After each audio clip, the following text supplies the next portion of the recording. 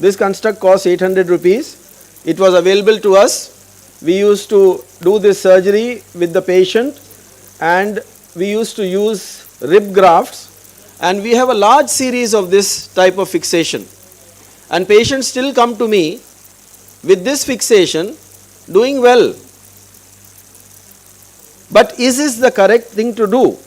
I think it is still valid in case you are not able to do certain screw placements in this, and that is what I am trying to take you through, that is no longer possible that we do not biopsy, and there is no role for treating low-grade gliomas with direct radiation. You have to have a biopsy, and for these infections where you may not operate, empirical ATT and empirical treatment is or can be catastrophic, like in this case which I published, where it was melioidosis and you would have kept the patient on antituberculous treatment and the patient would have died. So now the current standards of spine and thing is not only navigation but also neurophysiology, and these are our new microscope to take us to the future. Now as a technical note, it already appeared in 1993 that image guided spinal navigation minimizes much of the guesswork. So I am sure Murli will agree with me, there is a lot of guesswork and there is a lot of judgment, that is my navigation and my mind. You know, we have this intuition, but we have so often seen that that intuition and that navigation, mental navigation is not reliable. So image guided navigation does not guarantee accurate screw placement. On the other hand, the balance is it does provide the surgeon with a greater degree of anatomical information than fluoroscopy alone. The addition of fluoroscopy to this navigational technique provides the greatest degree of precision to the procedure. So the point is being made here is, don't think that navigation is going to give you things. That also has errors. It will reduce your presentation. So now this teaching of appropriate technology of V.Ramamurthi, this is appropriate technology. And more important, the navigation used in odontoid screw fixation and even endoscopic resection of odontoid by navigation rules is now routine. Navigation and robotics are making difficult easy and safe. And that safety factor is a very important thing. We have seen how because of our intuition we place catheters and the catheters go all different places. This is an X-ray which I have again put these pedicle screw. This is my first pedicle screw patient. This patient had to have instrumentation. It was done using X-rays. Recently also the patient had come to me and the implant has stood the test of time. So most screw fixation procedures, it is the position of the screw in the axial plane that is most important, and this axial view provided by image guided navigation makes it superior to fluoroscopy for spinal screw fixation procedure. The rate of penetration of pedicle cortex by an inserted screw ranges from 21 to 31%. It is the position of the screw in the axial plane that is in the cranial cases. The central skull base is one area where we have seen our trajectory. So we have a long experience of operating in this area. The rate of penetration of VHS, Dr. Ramamurthi, we have pioneers in this area, and we have seen that you can go all sorts of places. You can go into the anterior cranial fossa, you can go into the temporal lobe, you can go into the clivus, you can create a clival injury, you can create a brainstem contusion. So you name it and you have it, especially in redo surgeries. Especially in redo surgeries. And the margins of error are very, very small in this. You have very small thing. And so here, again, navigation, especially in redo pituitary surgeries or redo surgeries, is perhaps the ideal to realize that this is absolutely essential. In fact, I used to really convince Dr. Ghosh, because all the senior surgeons have so much of confidence in their own navigation that they do not use these navigation systems which are acquired, but as a rule, we should use them to make sure that we are perfect. In fact, so now I'll just go a little rapidly through this have so much of confidence in their own to just to tell you that the location. Now this, which are acquired, but as a it is possible. In fact, this image I have taken from the images given to me when we got the brain lab, and we never used it. So now We never used it. I never used this. In fact, the first time I used for C1, C2 is in VHS. location. It makes your life very easy. That is a very complex area. In fact, this And image I have taken remember that from is images given each to me case is a when we different got case. the brain lab. Each case is a different C1. and we never used it. And so if we study the pre-op We never images used it. and I we never used this. peroperatively we are able to get something like this. Is in VHS. I'm sure Murli will agree, being an Makes your expert life in very this easy. area, that is a very it is complex something area. which is essential. This is the And least we can do to our remember, that patients, is a- that we each do not case go is a because different the case. position of the vertebral Each case artery is a different and C1. whether this side So can if take we the study screw or the not. pre-op images and we So you see the peroperatively precision. This is we for are our able to get residents something like especially. this. You see the I'm precision. sure, This is Murli why I have will chosen these agree, being an images. expert And in I'm this. keeping these images from It is that something time, which is essential. This is the least we can do from to our 2012. patients, that we do not go because the position of the vertebral artery. look Look at that. and whether So this if I can side see can the take size of the screw or screw not. like this, come So on. you see the precision. This is So for now our what is residents neurosurgery especially. all about You see is the to make precision. sure that This is our why I have second year, chosen third these year images. residents And I'm can keeping these expose images from the that time. anterior cervical, and From probably the final 2012. years can place this. Navigation will allow you. Look The at that. safety margin So will if I drastically can see the increase. size You of the don't screw like require this. the experience of us Come on. struggling for so many years. So now what This is the neurosurgery all benefit about of, is to not make benefit, sure that our is the second year, essential third year thing of residents navigation. can expose the So now, anterior cervical, from the and microscopes, probably the final we can years keep on can going to place this. exoscopes, we can go to Navigation will allow endoscopes. you. They are Safety all margin becoming will essential drastically technology. increase. You don't require the experience. of us 4.9 of the struggling for so non-navigated many screws years. need to be removed This is the intraoperatively compared to benefit of- 0.6 not benefit, of the navigated the screws. essential thing of navigation. It is So also now, reported that a from the significant medial microscope, breach we can by keep on going 50% to excursion of the exoscopes, screw we can go diameter to was almost endoscopes. 8 They times are more all likely to becoming occur essential without technology. navigation.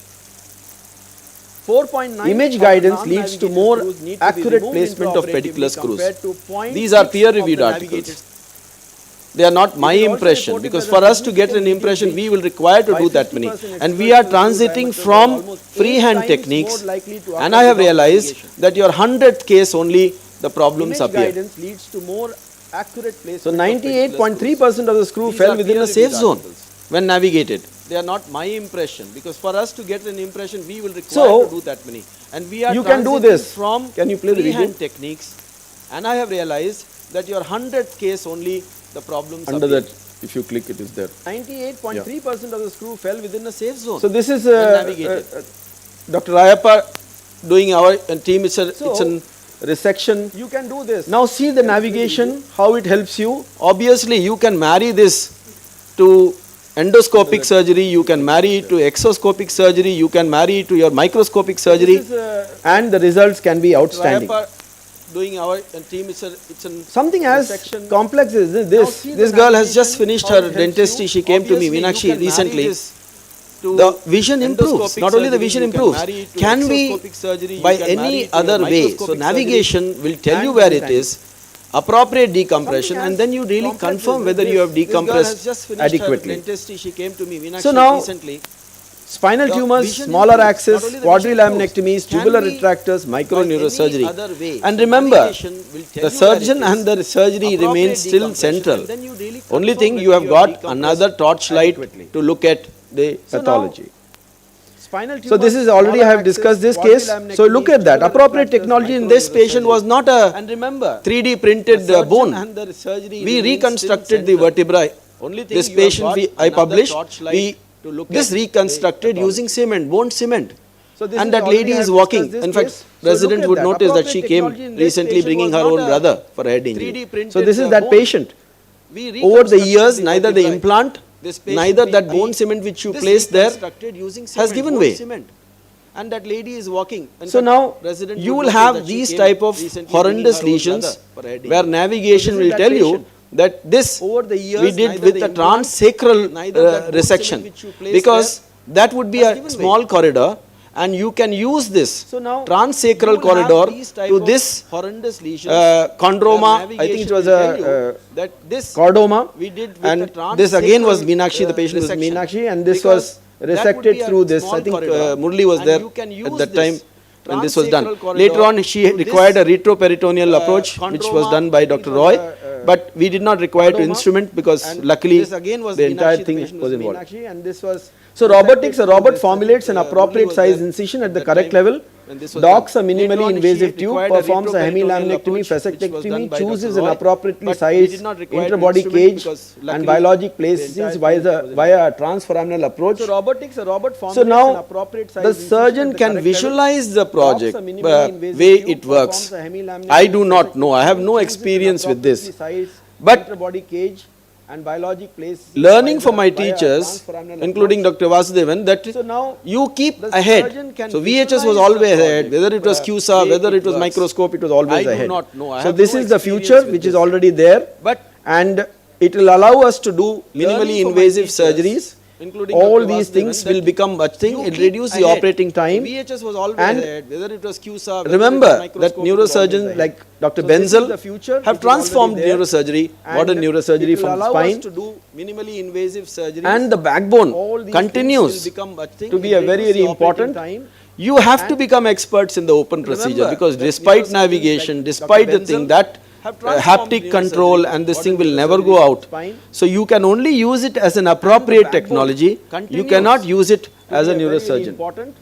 You So, have to become experts in The young open procedure, neurosurgeon because must, despite without doubt, be navigation, well trained despite in the thing latest that, technology. haptic The locally control and available this thing will appropriate never go technology out. should be fully So you utilized. can only use it B. as an Ramamurthi, appropriate technology for You neurosurgery. cannot use it as a neurosurgeon. See, if very rare So, surgeries young which are done neurosurgeon by must, experts who without have done a doubt, be large well trained in volume the may latest not come technology. down to the common The locally use, available and a lot of appropriate these technology surgeries, should be if fully done by utilized. inexperienced B. Ramamurthi, surgeons, appropriate can lead to technology for catastrophe. neurosurgery.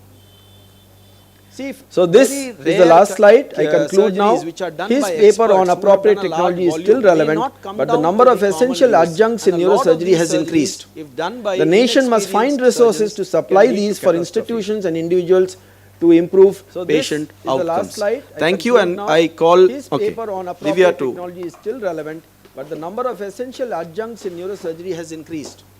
The nation must find resources to supply these for institutions and Thank you, individuals. sir. That was to really improve inspiring. patient Now I outcomes. request Ms. Thank you, Joshita to and speak I about call current relevance in Divya AI to- era.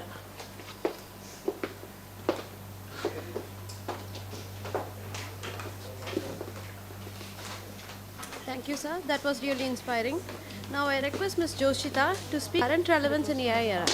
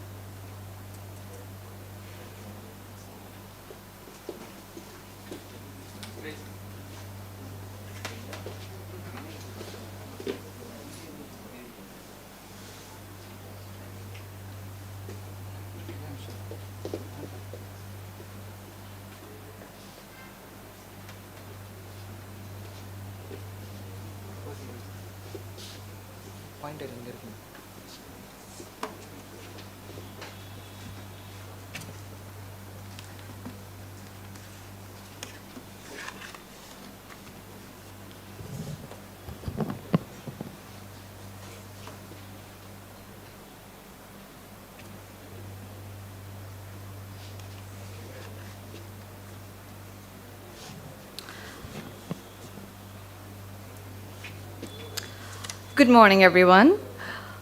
We'll be looking at appropriate technology for neurosurgery in the current era of AI. I'm Joshita Ramesh, and I'm thrilled to review this topic as a biomedical morning, engineer. everyone. We'll be looking at appropriate Harvey technology Cushing for once neurosurgery said, a in the physician is current era obligated to of consider AI. more than a diseased I'm organ, Joshita Ramesh, more even than the and whole I'm man. thrilled to He review must this view the topic man as a in his biomedical world. engineer. Professor B.Ramamurthi epitomized this in his long, illustrious career, and particularly in this article published 20 years ago. The central themes explored in this are the stratification of patients based on their socioeconomic status. He noted that most modern facilities advocated for unnecessary investigation and complicated gadgetry. He also observed that this had a rather demoralizing effect on the public, creating mistrust, perhaps owing to the high cost of these. And complicated gadgetry. He highlighted two major concerns in our country back in the day. One being that getting young neurosurgeons who are well trained in modern techniques to accept work in areas with minimal facilities were difficult. Second, providing appropriate technology and equipment to the neurosurgeons in the poorer areas was also found lacking. To accept work in areas with minimal facilities were difficult. Flash forward 20 years later, what the statistics say that every year an estimated 22.6 million patients suffer from neurological disorders and injuries that warrant surgical intervention. But still, up to 5 million people do not have access to safe and affordable treatment, the majority living in low and middle income countries such as ours. That warrant surgical intervention. A unified voice of neurosurgery is necessary to effectively advocate for all those who need neurosurgical care wherever, whenever. The Lancet Commission recognized that novel technologies are key factors in enabling the scaling up and strengthening of surgical care worldwide. The adoption of novel technologies will allow for reduced costs, optimize the use of resources, and improve the delivery of care and training. Scaling up and strengthening of surgical care worldwide.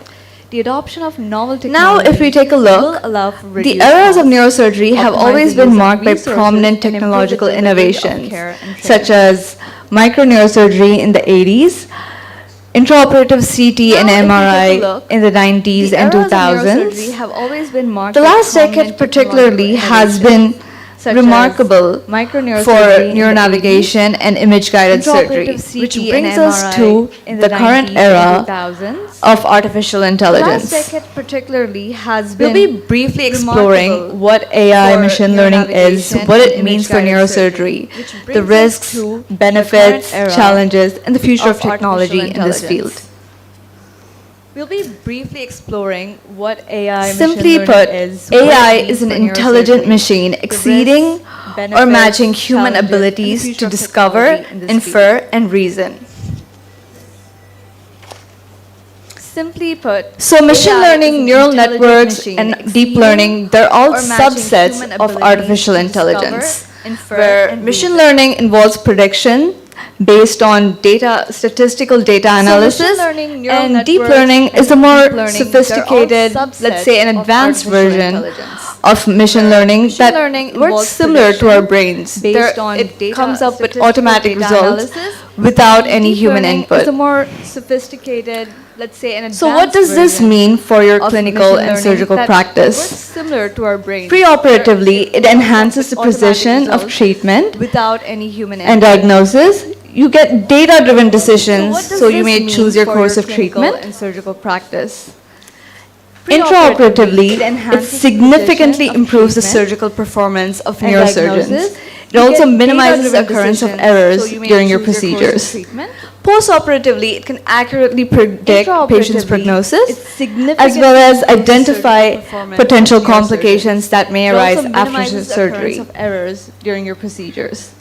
Postoperatively, it can accurately Neurosurgery in particular has always been driven by technological innovation. AI can advance this further with precise diagnosis, treatment, and long-term outcomes of patients. This is implemented with tools such as augmented reality, AR, robotics, and virtual reality, VR. Treatment and long-term outcomes of patients. So when we come to neuroimaging and diagnostics, deep learning can detect subtle malformations and abnormalities from clinical data as well as radiological images that may elude even the most highly trained human eye. Deep learning can detect subtle malformations and abnormalities from clinical data as well as radiological images that may elude even the most highly trained human eye.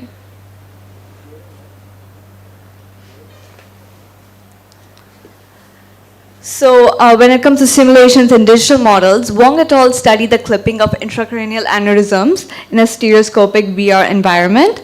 Clip placement was simulated from an array of different approaches to better understand the potential exposure and obliteration of an aneurysm. It was found that virtual models are more engaging and allowed improved understanding of spatial anatomy. When we pair this with real-time haptic feedback in terms of accuracy, this is the next definitive step in image guidance. Engaging and allowed improved understanding of spatial anatomy. When we pair this coming to the intraoperative setting, you can automatically predict diagnosis in near real time. In a study by Hall et al., they predicted the diagnosis of tumors in under 150 seconds, as compared to conventional methods, which can take up to 30 minutes. The overall accuracy was found to be 95%, and this is barely scratching the surface of what is to come in this field. As compared to conventional methods, which can take up coming to the post-op, AI can identify potential complications that may arise after surgery and carefully track and monitor patient conditions afterwards. Coming to the post-op, AI can identify there are, however, risks to this, as is the case with all other types of technology. Hardware and software malfunctions can cause errors in surgical procedure. Misinterpretation of clinical findings, reports, and scans can lead to mistakes in diagnosis. Over-reliance on algorithms can prove to be quite problematic. Misinterpretation of clinical findings. At this point, I feel obligated to remind you that AI does not possess human consciousness to take responsible and informed decisions. Coming to the challenges, generating and training algorithms require a vast amount of data, and access to patient data is restricted due to understandable privacy concerns. This brings up a need for ethical regulations in the usage of AI in neurosurgery. There's also the matter of initial training and operating costs that may raise concerns in underfunded areas. Next, I'd like to touch upon the black box dilemma, which we're currently trying to address in the field of AI. In this case, neither the surgeon or the patient understands how the algorithm arrived at its conclusion, at its decision.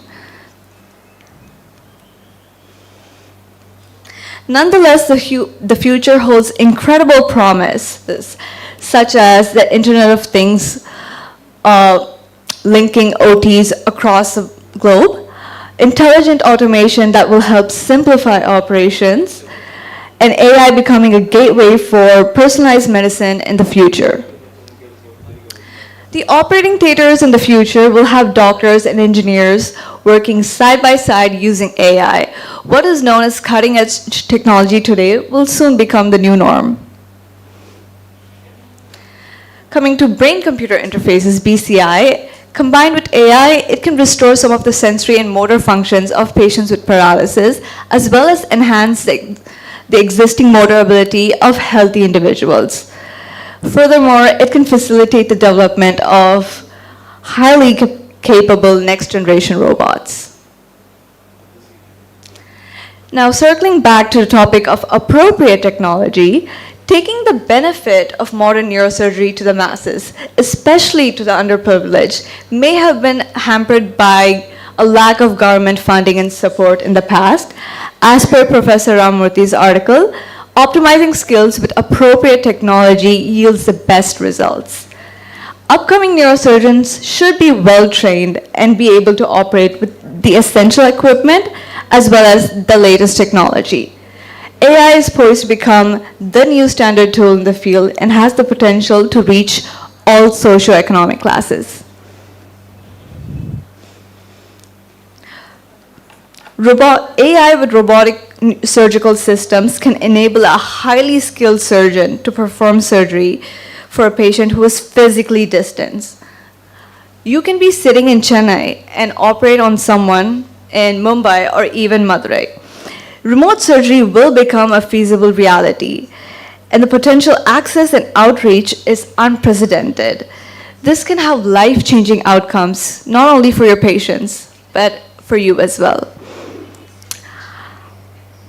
I'd like to conclude this on a positive, hopeful note by stating, neurosurgeons must use their natural position of leadership to promote policy change so that no person may experience undue death or disability from neurosurgical disease, regardless of location or socioeconomic status. The time to act is now, and AI can help you do this. Remember, AI doesn't replace your creativity, it empowers it. Thank you for your time.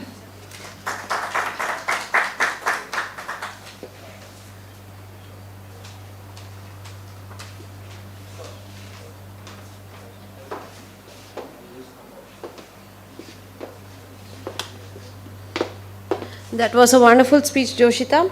Now we'll move on to our live surgeries. Display the cases. Cases, Pati sir.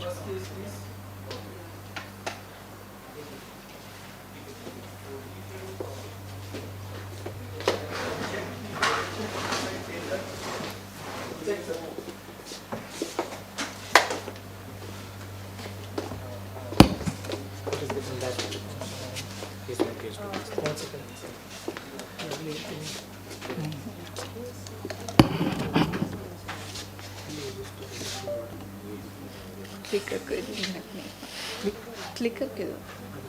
Okay.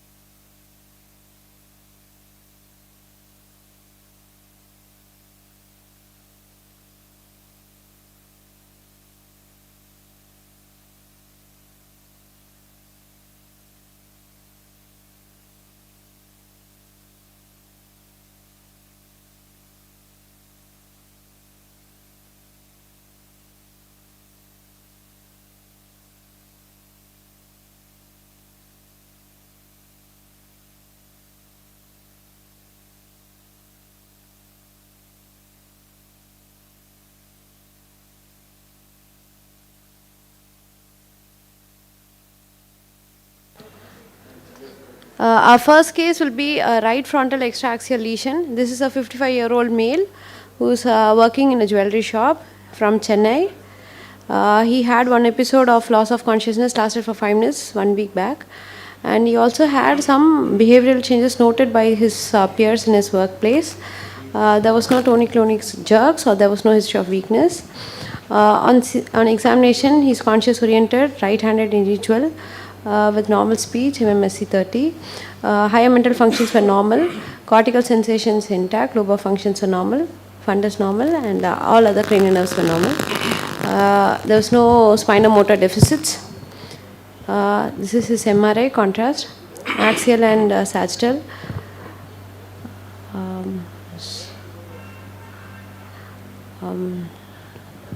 Anyone? What will be the plan and the other options available? Okay, I'll start with young surgeons like Soman first. Show the MRI first. Go back. Okay. What all you will see in this MRI, and how do you plan for surgery? Patient has just behavioral changes for 6 months.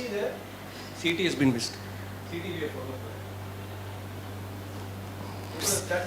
CT, there is a hyperostosis. I will give you the findings. There is hyperostosis on the CT. We'll just go by the MRI. What all you look in the MRI, and what you want to actually plan? By looking at the MRI, I want to ensure the exact location of the tumor, how far it is, how lateral it is from the superior sagittal sinus, and as you have already, it seems around there is a safe margin between the superior sagittal sinus and the medial margin of the tumor as well. And if we have any T2 sequence to look for any perilesional edema, whether there is a pile breach or not. Yeah, exactly. We can appreciate the dural enhancement. So in this case, I will, since you have already told me that there is a hyperostosis of the overlying bone, so we will plan is we will keep, position the patient in a supine position with head in neutral, and I will plan a right parasagittal craniotomy, approximately 1 centimeter. Will approximately a 1 centimeter extra margin from the tumoral edge, and we will, after the craniotomy, we will cauterize, devascularize the dura as well. We seems it is being arising from the frontal convexity dura. We will definitely coagulate the dural attachment, and after that we will make an incision and reflect the dura. Thanks. Okay. Yeah. You can elaborate on that. Yeah. If you don't mind. Sorry for that. See, you said frontal. It's clear cut. As sir told, Vasan sir told, this clear cut frontal. But you directly jumped into the thing that you'll go for craniotomy. See, basically, because that is the talk. 2 days later, I'm going to talk on the cranial tomography. If you see the thing, right? Pointer is there. Pointer. Say you should. Neurosurgeons basically should transpose whatever that is seen in the MRI CT to the intraoperative. Right? There are different landmarks. It is a frontal region. There is no. If it is slightly posterior, you may be between frontal and parietal. Next, previous one, please. See, this is what the most important top sections. This is the pre-central sulcus. You can see the knob. Yes, sir. That is the motor. That is the hand area. So just anterior to this is the motor cortex. So that is most important, which you need to recognize. Sometimes if this, for example, if this tumor is in the posterior aspect, somewhere here, this will get distorted. You will not be able to recognize. Then compare it to the opposite side. This will help you to localize the lesion. Always remember the knob, right? Or delta sign, like this it will come. This is the precentral sulcus. Anterior to this motor cortex, posterior to it is the sensory cortex, and the motor cortex is wider. The area is wider compared to this. This one you have to localize then. So this is automatically anterior to the thing. The next thing what you will have to localize is, that is coronal suture. So coronal, this is also anterior to coronal suture. So your incision should be just, need not go posterior to coronal suture. You can confine yourself to the coronal suture.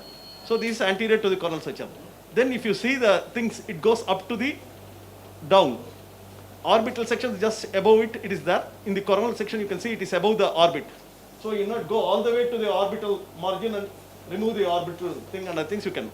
Then as you told, sagittal sinus. It is away from it. Sagittal sinus almost.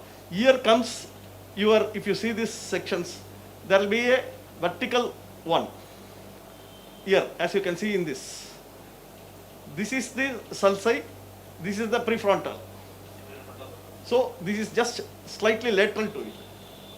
So you can be safe enough to excise it and other things. If in case if this tumor has been posterior, then you have to be very careful with veins also. You cannot afford to sacrifice. Here you have to take all measures, but putting the burrow, any meningioma as you know, you have to expose the all sides. It should be a wider craniotomy compared to the gliomas, at least 1 centimeter to it. So you'll have to plan according, you have to measure the size of the tumor. The anteroposterior, the mediolateral. Mediolateral is 1 centimeter. You cannot put the burrow close to the sagittal sinus. About at least 1 centimeter you have to give for it to prevent the thing, because sagittal sinus variations can be there. And even though it looks center, usually it will be shifted, but sometimes you cannot say about it, right? So all this you will have to take into consideration, and the burrow you will have to measure that thing. That's what I was expecting. What is the size of the tumor? What is the anteroposterior and other things? Yes, you just do a craniotomy, you will be able to expose it.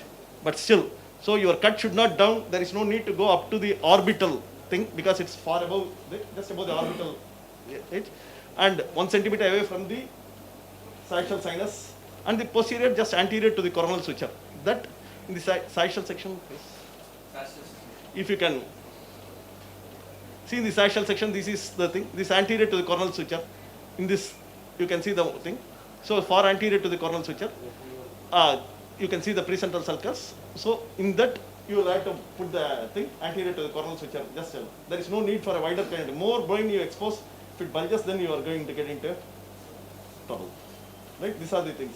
And anterior to coronal suture, you can sacrifice veins, but posterior to coronal suture, never, never, ever do it. Right?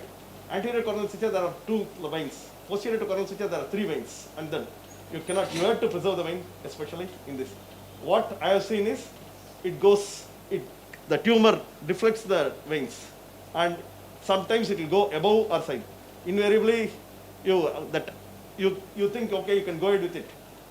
Sometimes it needs your problems. When you are opening the dura itself, you have to be careful in it to give 1 centimeter on either side and other things. Yes, when sophistication is there, you can do an ultrasound on all these things. Practically 99% of the neurosurgical centers, as far as I know, we don't have that facilities and other things. I did not have it, at least, right? So I used to transpose the things, and now today I can talk. That is different ball game, right? But when I started the career, I used to failure cases. I used to refer to Dr. Vasudevan sir for neurosurgery in 1997, 98, 99, right? He used to help me out, and I'm extremely grateful to him. So you have to transpose based upon CT scan and the thing. My kind advice to the youngsters is spend more time in the pre-operative workup, detailed workup, and spend more time in the theatre during surgery. Then you'll spend less time in the post-operative. If not, you'll spend more time in the, that's what is happening. Sorry to say about it, spending more time in the post-operative. Spend more time in pre-operative workup. Take the patient to the CT scan room. You've got facilities now. You can put a marker, mark it. The Wednesday, Tuesday I'm taking, I'll bring the cranial marker also. It's just 1,500 rupees. You can get it from Surgiware, or 2,000 rupees now. It gives a 2-dimension. No need for, even though I'm talking on neuro navigation, I did it. No need for it, right?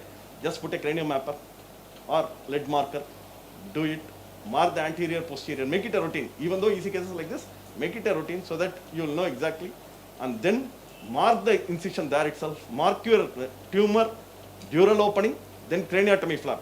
It should be like this, not the craniotomy flap, dural skull opening, and then the thing. Skin flap, skull opening and dural opening should not be there. When you are marking the thing, The tumor should be there. 1 centimeter, I say, will be the dural opening, and 1 centimeter, the outside is the scalp flap. All this you mark it with a thing. Best way is there is a what they say is use the marker, right? You can do it. Unfortunately, what I have seen is I mark it, and then when you do the betadine scrub, it will go away. It will go away. Definitely it goes away, right? So I used to use air dye, right? That I learned from my personal experience. I was using till 6 months before air dye. Now I am not using it. You take the air dye and mark it. It will never go. Only thing is be careful. Cosmetically, it will never go for at least 1 to 1.5 months. So see to it, it doesn't come in front of the hairline, right? And mark it, and just give it at least 1 to 1.5 hours, or the day before or morning, whatever it is. That will never go. That will not cause infections. When you scrub with betadine, it will not cause infection. Also, you not worry about it. Don't mark the day before with your needle. You are opening the skin barrier, leading to infection. I have seen certain institutes where they do the betadine scrub, drape the patient completely in betadine, and then send the patient to the theater in some of the central institutes. Say, and patient waiting for 2 hours, 2.5 hours, that the wetness is the cause for infection. You do the betadine scrub there itself. Most important in neurosurgery is prevention of infection. Take your own time. My anesthetists and my surgeons, colleague surgeons say, by the time Srinivasan completes the draping and the painting, the tumor will automatically come out. I take 1 hour. 2,500 consecutive cases, no infection. I am a very slow surgeon, to be honest about it. I don't mind about it. I take 6 to 8 hours for it. But 2,500 consecutive cases, no infection. Brain tumor and nothing. I paint. I don't allow my assistant to paint. I position. You position. Positioning is most important in neurosurgery. Painting and marking is most important in neurosurgery. That is 50% of surgery. If you do it, then your results are good. If positioning is wrong, then halfway through you cannot, when you put the patient on 3-point fixator, you cannot alter, then you ask the anesthetist, then you shout at the anesthetist, all these things, right? And painting. Proper painting should be done on marking. The day before, please do the transposition, take the thing, and then go ahead with any, whether it's spine surgery or any surgery, this thing. Thank you very much for giving me. Sorry for halfway through it. See,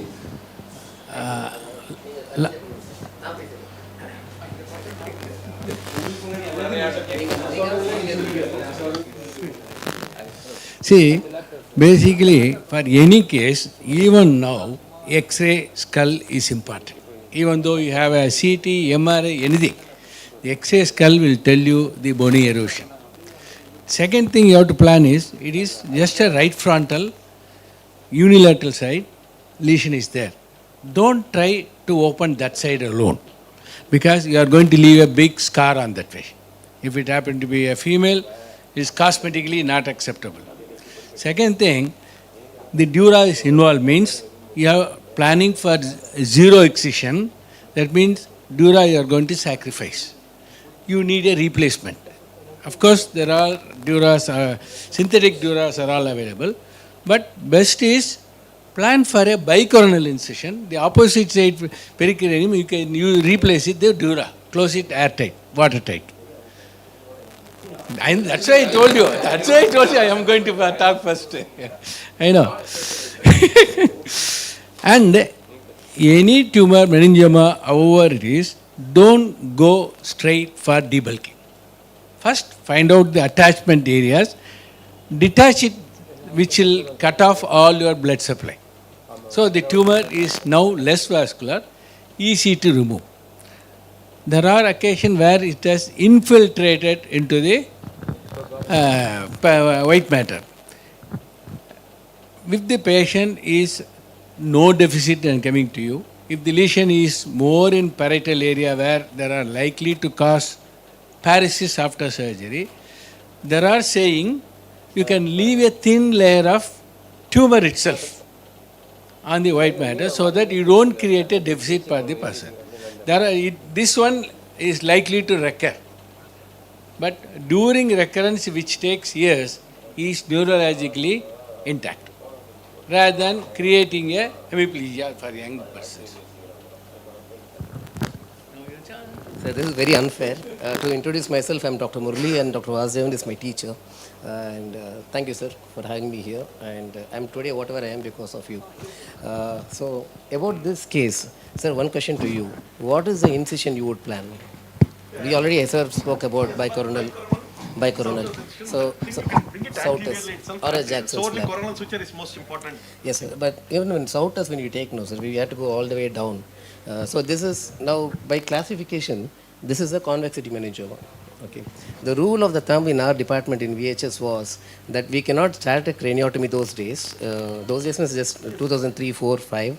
That without blood in the OT, we are not supposed to start the craniotomy. Reason is this meningioma derives its blood supply from the extra cranial vessels. Yeah. And we also have seen hyperostosis in the bone. Yes. That's a very valid thing because majority of the craniotomy are done by the youngsters. By the time the senior surgeon comes, patient can bleed to death. So whenever they have hyperostosis, means our craniotomy has to be planned. So before even... I am telling the past history. See, in the early years, in parasital convexity meningiomas, surgery was stopped after bone flap alone in the early stage because so much of blood we would have lost.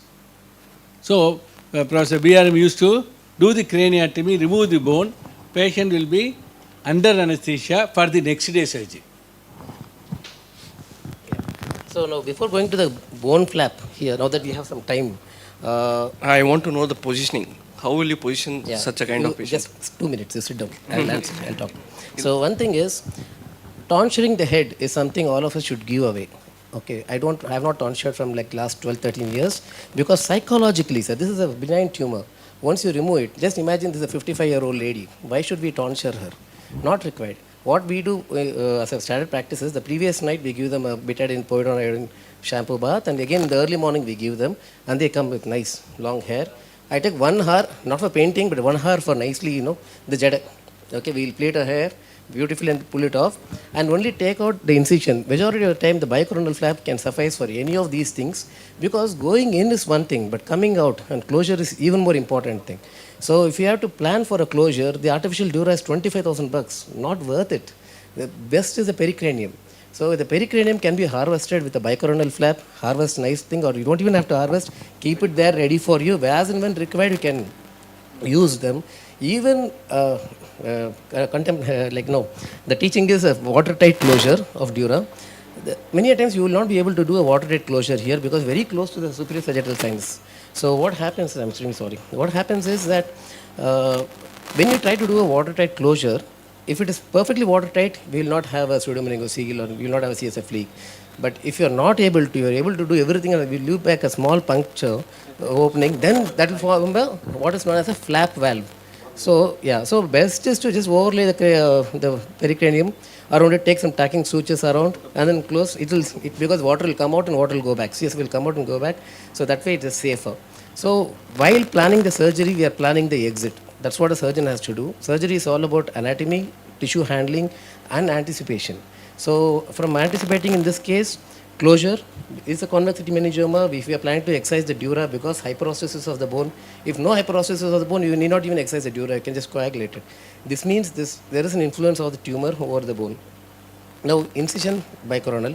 Position is supine, head mildly flexed on a head frame, should be good enough. But we'll take the pins. The ideal position of the head frame pins is similar to what a tennis player's band, the headband which they wear, it is the same thing because when you see the globe of the head, anything beyond the higher level would slip away, below would come to the eyes, so we keep it in the same level. But in this case, because it is in a very safe zone, right prefrontal cortex, surgeons usually feel we can excise the cortex, that many times frontal lobectomy nothing would happen. So since it's in the safe zone and it's very anterior, we can place the pins little behind so that the bicoronal flap becomes easy. That was one. OT is ready to show us something. Shall we relay the OT? I will continue afterwards. Sure.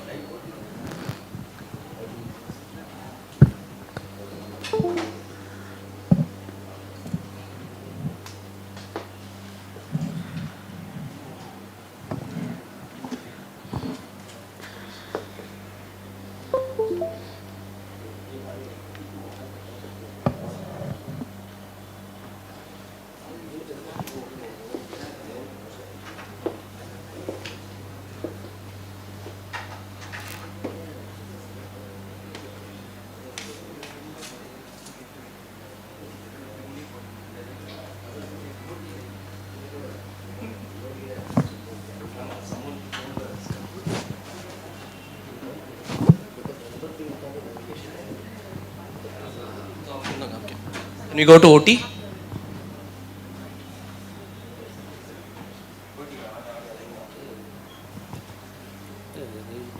OT, sir? Dr. Kuntal?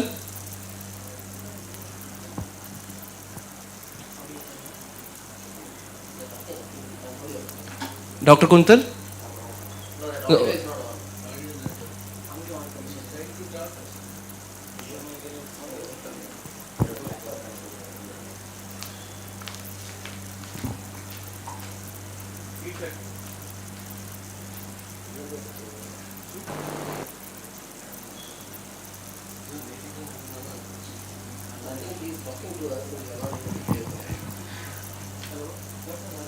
Technical team at OT.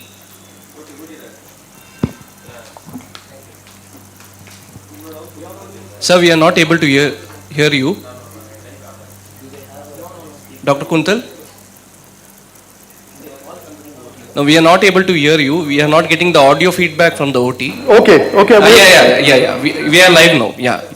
You are audible. Yeah. Okay then, good morning. I am Dr. Kuntal from the OT. So the first case today is going to be a case of right prefrontal convexity meningioma. And I'm sure the case has been discussed there. So the plan in this patient is a bicoronal incision because of the hairline mainly. As you can see, if you can put the camera on the patient. So the team here has already done the surface marking based on the coronal suture, the midline, and they have put a mark on the skin, which is supposedly the location of the tumor. And as you can see, the patient has a receded hairline. So this has to be taken into consideration when we are planning the incision, because in the pursuit of small incision and minimal invasiveness, we cannot leave a cosmetically bad scar. So here the plan is a bicoronal incision. As you can see, the tumor is on the right side. So the bicoronal incision here would start just above the zygoma. We don't have to go as far below the zygoma. On the side of the tumor, we'll follow the hairline. We don't have to be very behind because the work will be in front. And on the opposite side, we'll probably cross the superior temporal line. The very idea is we will have to reflect the skin flap anteriorly to be able to expose this area. As I could overhear the discussion there, the closure is pretty important whenever you're planning a surgery. It has to be done from the beginning. So here, since it is a convexity meningioma, we would probably, and we have to actually resect the dura as well. So we have to have something for dural closure. So we are planning to take a pericranium in this patient. So this will be a parasagittal craniotomy centering on the tumor. And as the principle of meningioma surgery goes, the bony opening has to be, the skin opening has to be large. The bony opening has to be larger than the tumor. The very idea is to expose the tumor from all around, as well as around 3 to 4 centimeter, if possible, of the adjoining dura mater. The reason is you have to resect not only the tumor, but also the dural tail. While the dural tail is controversial, it is more often than not, it will contain tumor cells.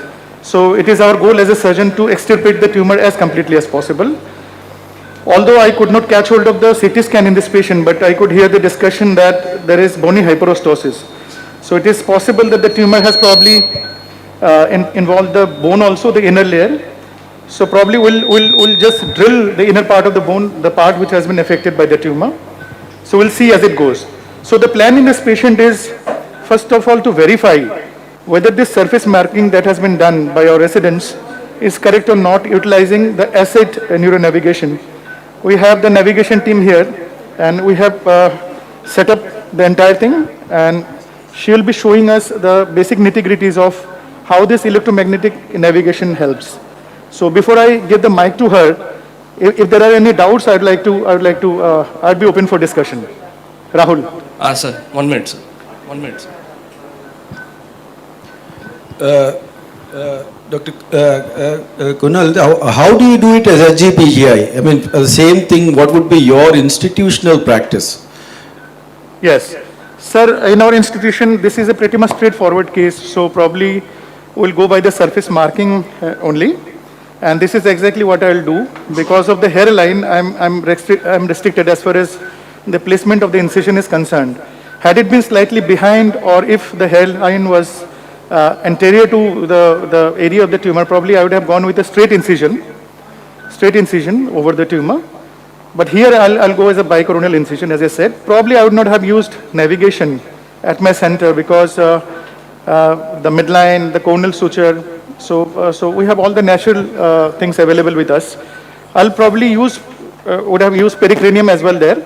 And I generally do not do cranioplasty. All I do is extensively drill the involved part of the tumor and send it for biopsy. Here, there is a learning which I took from Dr. Ghosh. Yes. And the protocol was that for every case, however small, however superficial, we use the navigation to build our own usability. You understand that it is like doing a frozen section for every small meningioma, for every glioma. Then the neuropathologist becomes trained. You understand that 10,000 hours to get excellence. So I mean, this is something which I encourage all the juniors to understand, that once you have a tool, for example, that was a dictum in the department from 94, that dural opening or dural hitch stitches will never be applied without the microscope. And it's a brilliant thing because the resident now gets to use the microscope for opening and for closure and builds his 10,000 hours. What's your take on that? Absolutely, sir. I think I couldn't agree more with you on this. In fact, in my institute, we generally ask our residents to close the dura under microscope, as well as open the dura as one of the basic procedures, because it is very, very important to have this hand-eye coordination. And let me tell you, this is not easy for somebody who has never used microscope, and suddenly one day you have to use the microscope for some deep pathologies like, intracranial tumors, aneurysms.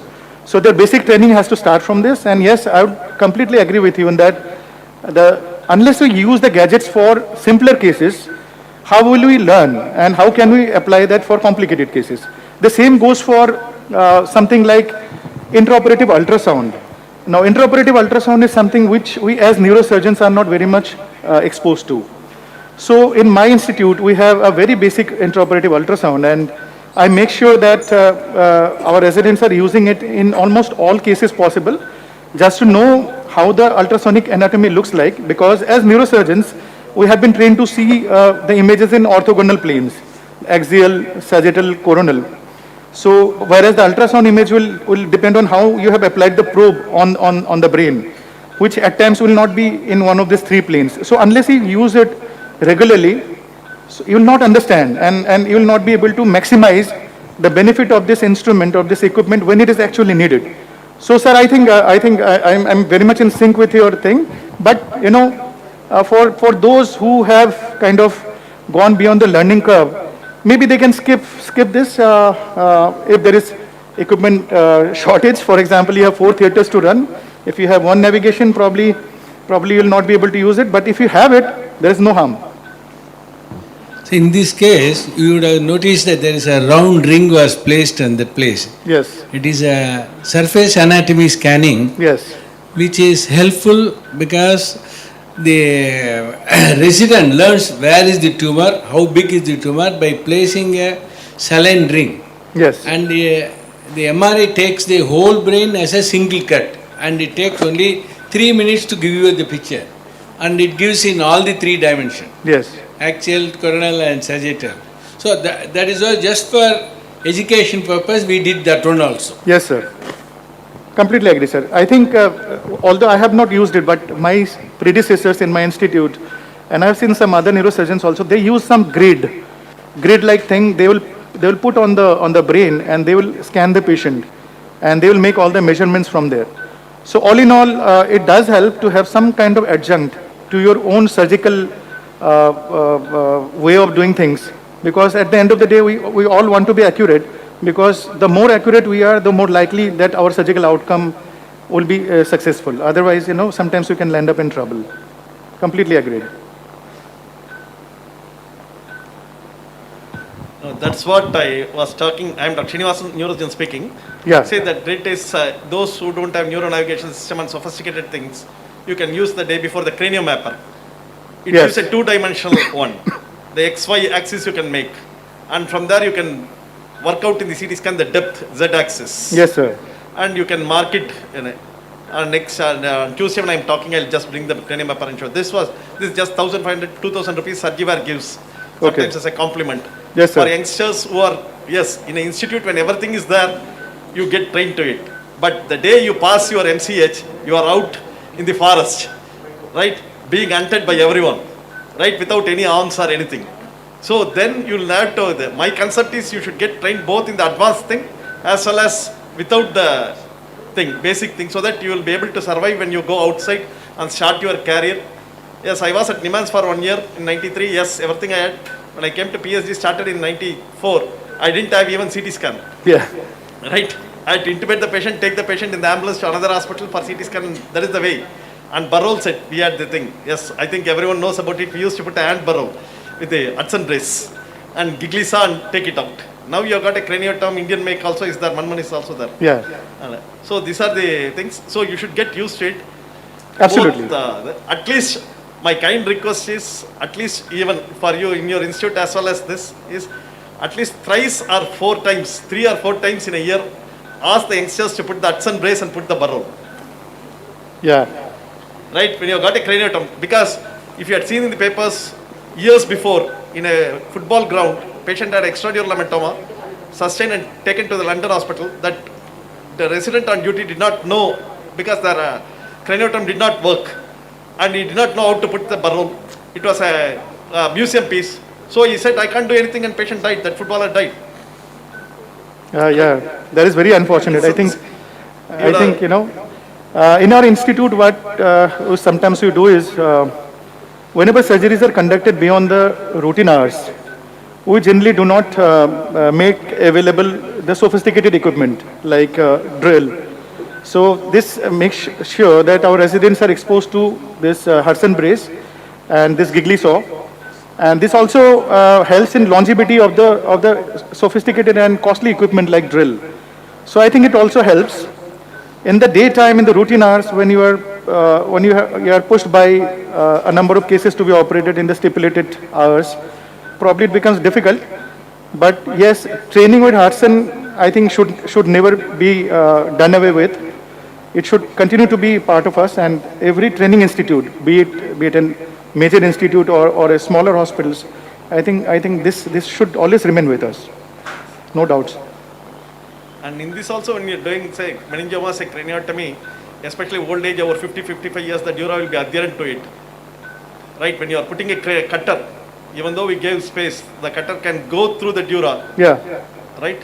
And if the bone has been infiltrated by the tumor, then profuse bleeding, unless if you are not properly planned it, you will go through the tumor, profuse bleeding can occur. Yes. So that needs to be looked into it. And they should know when they are putting the cutter, if it's not growing properly, that they have got, it is blocking. There is some problem there, and try to come out, take it out and try to nibble or whatever it is. But I have seen people forcing it through it, either the cutter blade breaks or they go through it and there is a thing, profuse bleeding and all these things. This especially with meningiomas, because your CT scan shows there is infiltration, hyperostosis, there is infiltration. We have to be very careful about it in planning the thing. Absolutely, sir. What worse can happen is, I have seen that you can end up cutting the bridging veins, especially if you are in the parasagittal area. And if it so happens, the brain can bulge immediately, and not only there will be bleeding, the brain can swell, and entire speed and pattern of surgery can get changed, and outcomes can get badly affected. So planning the craniotomy is paramount, and in a case like this, would like to do a bigger craniotomy than the tumor, as I said, because that will not only expose the adjoining dura, which we can coagulate as well as eventually resect. It will also allow us to cut through normal bone, because the closer you are to the tumor, the hypervascularity and tumor infiltration of the bone is likely to be more than when you are away from it. So the craniotomy in meningioma has to be bigger, and this has to be understood by the youngsters. In the era of minimally invasive surgery, when almost everything is done nowadays with small incision, keyhole, you have to realize that any surface lesion, particularly meningiomas, the craniotomy has to be bigger than the dural attachment. It has to be. And yeah. Can we start the navigation confirmation? Have they confirmed it? Dr. I think we have set up everything, Yeah. and Madam, who is there from navigation side, she'll be telling you what she is doing here. Then I'll take over. Can you-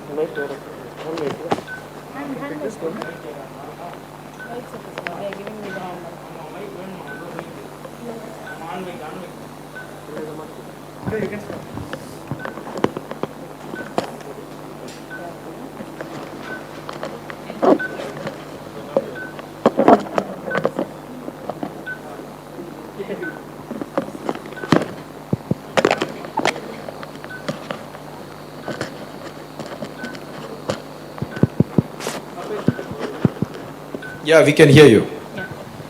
Hello, everyone. A very pleasant good morning to all my doctors, and other healthcare professionals.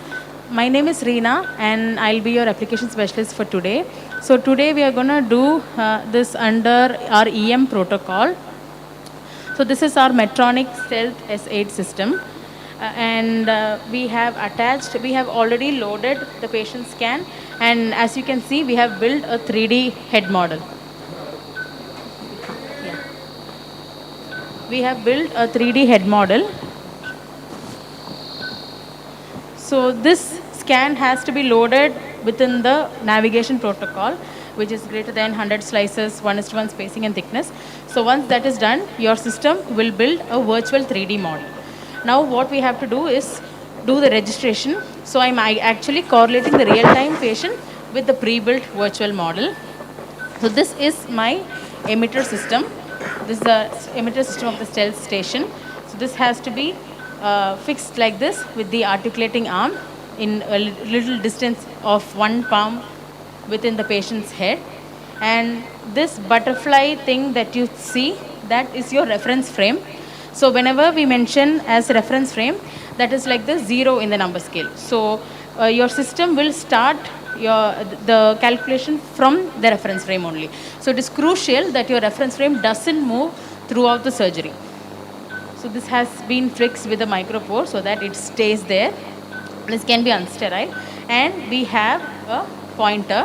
So this pointer, so everything in your EM has no line of sight issue. Everything is a plug and play. So there you can focus. And plug பண்ணிருக்கேன்.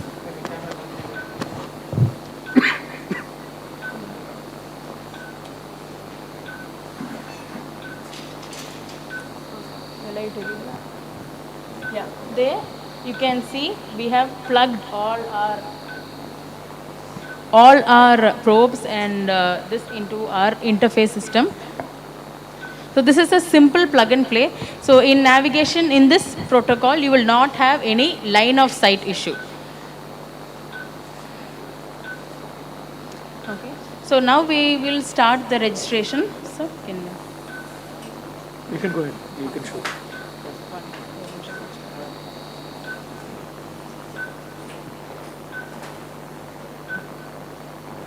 Am I audible there? Not yet? So as Madam is going to show it, I just want to highlight that compared to the previous generation of neuronavigation, this electromagnetic one has certain advantages. For example, you don't have to fix the head of the patient. As you can see here, the patient's head is lying on the table itself, and the frame is attached to the OT table. And the EM box is close to the patient's head. So the lack of need for head fixation is a major advantage, and it can be of particular value in small children, where endoscopy or shunt procedures are done under navigation, because head fixation can be a great issue there. But and secondly, another important thing is there is no line of sight issue here. As some of you may remember that the previous system, if anything comes in between your laser light and the patient's head, then the signals will be lost. But here it doesn't happen. But the disadvantage is the box has to be really close to the patient, as you can see here. And some of the equipment may have some issues with respect to navigation. Otherwise, this is an excellent system. As you can see here, in this patient, we are just going to verify the surgical plan, the surface marking, and once this is done, this patient will be shifted to the adjoining OT. Yeah. Can you show? Yeah. She is going to show us the registration now. I'm going to start the registration. So you take the unsterile probe and then trace only. So you can either trace or touch. So we usually suggest trace because it is easier. So start from the bony area of the skull and then so touch the skin and press your foot switch. You will hear an audible beep. Then you can continue to trace your head.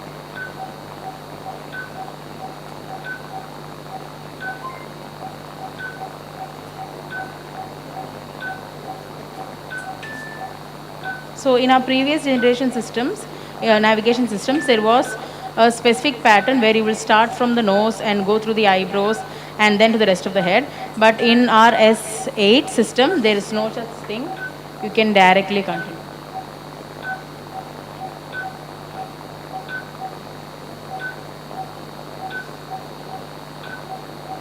So once you're happy, stop, release the foot switch, and then take the probe. Yeah. So as long as your registration accuracy will come here. As long as your registration accuracy is less than 2 mm, that is optimum for your cranial procedures. So you can go to verify registration. So you can verify, sir. Yeah. You can verify.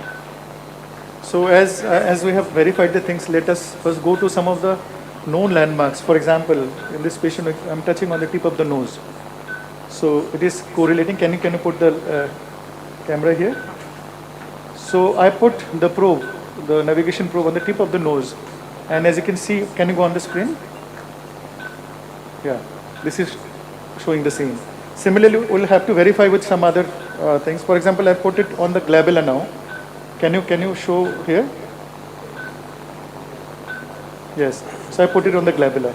Now I'm putting my thing on the left supraorbital notch. Can you go to the screen again? Yes. Fine. Then I want to put it on the superior temporal line, right side. Yes, it is there. So I don't think the image has been taken absolutely as per the parameters, because if it was taken, then the picture will be much clearer. Here you can see, you can't see all of the landmarks. So the protocol in which this imaging has to be done has to be adhered to. Which image has been used for the, can we see on the screen, which image has been used, which MRI sequence has been? I think since it is a contrast enhancing mass, I think they are using T1 contrast. Sir, can you keep the probe on over the patient's head? Yeah. It's a T2 thing. Can you change to contrast? Yeah. I'll be going into that. Just wanted to Sir, show. can you just change the position of the head and show us the same landmarks? Yeah. Just to check whether EM is precise enough on changing the head position. I've just tilted the head of the patient, if you can show here. Can you see? I've just tilted the head. We can see. I'm putting the probe again. And as you can see, it is maintaining its Show the screen, please. I put it on the glabella. Now I'm putting it on the tip of the nose. Can you see? Yes, we can see. So what we can see is, as long as this EM box is constant and the patient's head is within the EM zone, yeah. So any rotation in the head will not affect it. That is why you don't need head fixation. Correct. Right? Correct. It relatively moves with the bed and the patient head. Absolutely. What should not happen is this box and this should stand, not be disturbed. Their relative fixity has to be maintained. Okay. The head can move as long as it is within this arc of this EM box, right? Yeah. So anything else? Just one more thing, sir. Actually, this emitter box can be moved. So in the middle of the surgery, if you feel the accuracy is not good enough, the systems or they are not picking it up, then you can move this. So in your optical, this is similar to your camera that you see, because camera will be keeping on, will move it, no, and it doesn't cause the accuracy. So this you can move. Maybe you can go under the drapes and move it if needed. How do you make it sterile? How do you cover it? Because such close proximity, obviously it cannot be. So what is the covering thing which you do for this now? So this can be draped over. So like I said, no, usually you will not have any errors. But in case if you have, some person can go under the drape and just change the position. That's all. Maybe 5 centimeter or so. So, but sir, it'll be fine. what she's saying is, of course, if you have to use it during the surgery, performance of surgery, it has to be draped because it is too close to the surgical field. Yeah, it can be. It It can be draped. It can be draped. violate our sterilization. Yes, So, yes. it can be covered. So changing the position of the EM box during the surgery, can it, you have to verify it, register it again or just verify it? And No, sir. Here there is no point of like verifying as such. It is a plug and play system, so you need not verify. constantly, it's okay. It's just a simple plug and play system. But Rahul, I think I get your point. As a surgeon, I'll be more comfortable if I re-verify where I am exactly. Correct. You have to verify the landmarks again. So, Yeah, so yeah. I don't think it takes a lot of time. It can be done, and I think it Yes, should be yes, done. yes, Even though the verification system doesn't have this flaw. Yes. So here we have seen that the navigation is nicely registered. Is it clear to the audience there, Rahul? Yes. Yeah. So now we'll just see the tumor over there. So can you go to the contrast scan? Flare. Contrast, T1 contrast. I think second one. Yeah. Sir, you have to keep your probe over the patient. Yeah, I will. I was just now, looking. now the contrast scan is Yeah. visible. So Rahul, I'm on the midline, right? Yes. So I'm tracing the midline. Yes. This will be more apparent on the coronal scan. Can you see? Yes. Perfect. We can see it on the 3D Yeah. head also. 3D head also, and this is the midline. Yes. So we have to do it in at least 2 of the 3 planes. Yes. So this is in the coronal plane. So I'll start again from the front, just to know where the tumor is starting. Focus the screen, please. So I'm tracing the probe behind in the midline, Yes, sir. and as you can see, at this point, the tumor is coming to our view. Can you? Yes. Yeah. So can you come back to this patient's head?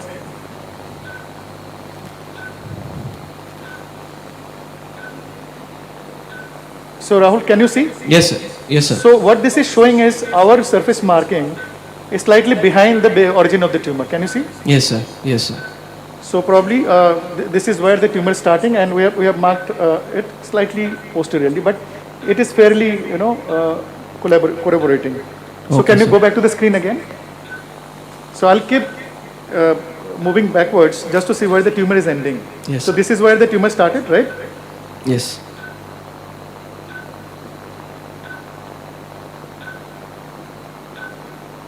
Yeah, it's. Yeah, and this is it's where a- the tumor is ending. Can you Yeah. can you come Yeah. to the come on here, please?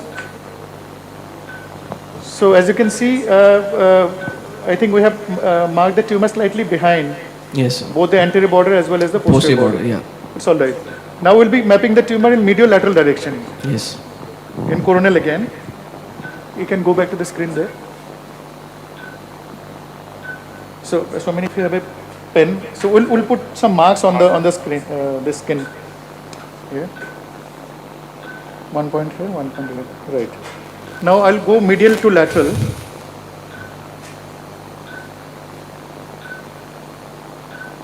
Yes. I think at this point I've gone beyond Lateral the margin. tumor. Yeah. So we can have a point here, and at the same level I'll be moving behind, and this is where the tumor is ending. Yes, sir.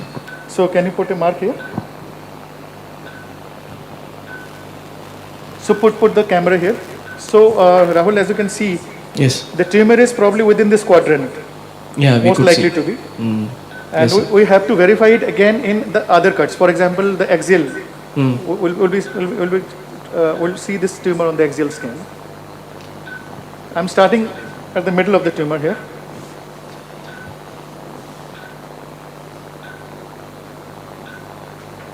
So this is where the tumor is starting tentatively, right? Yes. It is approximately 1 to 1.5 centimeter lateral to the midline. Okay. Can you put a mark here? Yeah. Then I'll keep on following it laterally. This is where the tumor is ending. Screen, please. Screen, please. Yes, sir. Yeah. Same thing I have to do from front backwards. At this level, this is where, that as you can see, the tumor doesn't have any dural base here. The dural base is somewhere here. Can you see? Yeah. Yeah. So from here, I'll keep tracing. Can you put a mark here? So what I want to tell you is the tumor's dural base and its polypoidal part are two different things, right? Yes. We have to keep tracing it laterally, laterally, laterally, and somewhere here, I think, we have gone beyond the tumor. Similarly, in the posterior aspect, yeah, this is where the tumor is ending. Yeah, you can put a mark here, and we'll keep tracing it laterally. I'll have to go slightly anterior. Yeah. Yeah, we got the point, sir. Yeah. So basically, if I have the pen with me now. focus on the patient, please. Yeah. So what I believe is the tumor is like this. Yeah, our mark is slightly. Can you see? Can everybody see posterior to that there? line. Yeah. We can So see it. it's a very important learning point Yeah. that, viewed from different windows, perspective slightly changes. Yes. And whether it is the SAS marking or whether it is the CT marking, each of these things over the years we have realized. And another very important thing is that, the sinuses, the frontal sinus, plus your superior sagittal sinus, all these things for the residents, it is very intelligent to sort of stay away from them. Absolutely. That is, you really do not want to get into a CSF leak or a thing which you will not notice, because a lot of these dural tears will not be obvious there. So navigation probably is very useful for that. Two other points I just want to make is, when you are making in this hyperostotic bone, you should always try to make the burr hole more away from the hyperostotic bone, because sometimes if you make it in the hyperostotic bone accidentally, then the depth of the bone is too much and you will not be able to put a cutter, and sometimes that can be a disaster, because then you will be having a lot of bleeding, you will not be able to see the bone, and you will not be able to place your cutter inside, and the giggly wire, it will not be possible for you to place the giggly wire. We have lost a patient once, I still remember. That's why these workshops are very important, because this is a take from a mistake for the next generation, that when you are doing it, even if you have the craniotome, you have the thing, please make sure that your burr holes are well away from the hyperostotic bone to avoid bleeding, and to avoid the fact that neither the giggly wire, neither the guide you can pass, because the depth of the bone is so much. So, sir, in this particular case, where would you want to place the burr hole? Yeah, very important question. I think here I'm going to put the burr hole right on the midline. The reason is the tumor is starting around 1 to 1.5 centimeter lateral to the midline. I will never be able to go around the tumor and take out or at least coagulate this amount of dura unless I have made the burr hole on the midline. So my burr hole here would be on the midline. We just lost the image, Dr. Kuntal, just a minute. Yeah. Yeah, now we can see it. Yeah. What I'm saying is, if you can concentrate on this patient right now, this is the medial border of the tumor that we have marked with navigation, right? And this is approximately 1 to 1.5 centimeter away from the midline. So if I put my burr hole here, then I'll not have the normal dura adjoining it. And since this is in front of the corneal suture, so I'll be less worried to put a burr hole on the suprasagittal sinus compared to a situation where the burr hole needed to be made behind the corneal suture. For obvious reasons, and as you know, the suprasagittal sinus is not as prominent in the anterior 1/3 compared to the posterior 2/3. So here, I'd like to place a burr hole lateral. I completely agree with the point just made that you have to make the craniotomy around the tumor. You cannot enter into the hyperostotic zone. If you enter there, there will be bleeding and your cutter will not go across the bone and you will not be able to cut it properly. Just wanted to show one more very, very good point made by one of the persons there is the frontal sinus. Here, fortunately, the patient's frontal sinus is not very prominent. Can you see on the axial scan? Can you? If you can put it on Show the scan, please. Yeah. Now I'm showing it on the navigation. Can you see? Can you see? Yeah, we can see it. Yeah. See, this is the side of the tumor. On the opposite side, the frontal sinus is practically absent. Yes, it is. But on the side of the tumor, this is the frontal sinus, right? And the frontal sinus is, this is the last point beyond which the frontal sinus is not there. So can you bring back the screen here? So basically what I'm trying to say is, the frontal sinus is somewhere here. Okay? Okay. And it is absent on the other side. So it is possible that in the process of making a craniotomy here, we can enter this frontal sinus here. So if this happens, we have to manage the frontal sinus. So how do we manage? Fortunately, this patient's frontal sinus is not very prominent. So there should not be much of a problem. If we happen to open the frontal sinus, the mucosa should be preserved. And what we can do is we can push the mucosa slightly medially towards the frontonasal duct and place a piece of fat in there. And as we'll be getting the pericranium, we can layer some part of the pericranium here also. This will prevent a CSF leak. But of course, another danger of opening the frontal sinus is there can be infection from the paranasal sinus. So we'll probably have to cover the patient with antibiotic, metronidazole, for a few days post-operatively. So potentially the frontal sinus can get opened, but the good thing is the frontal sinus is not very prominent here. Can I make a comment for the youngsters? Yes. As Dr. Vasudevan said, X-ray skull AP, the day before if you take it, you can measure the frontal, see the frontal sinus and measure the exact dimensions, which you can transpose it while doing surgery. Because frontal sinus is enlarged and larger means then you learn to placement of burr hole becomes difficult. You have to be very, very careful about it. You have to anticipate that you may enter into the frontal sinus. If the frontal sinus is small, then you can contour your burr hole placement and other things. And sometimes invariably the most important thing is interpretation of CT scan, especially when there is hyperostosis. Now, spend time to see where the hyperostosis is there in the CT scan, whether it's medially placed, because your cutter has to go through it. So whether it's close to the sagittal sinus or slightly away from the sagittal sinus. If it is away from the sagittal sinus, how many centimeters it's away from the sagittal sinus, so that will give you confidence during surgery to place your burr holes and other things. So only I told pre-operative workup is most important in these cases. CT is also necessary because MRI will not show the bony hyperostosis. As you know, MRI will show the tumor but not the bony contortion. But CT is also necessary for it. X-ray skull, CT and MRI all are complementary to each other, which is needed. Yes, sir.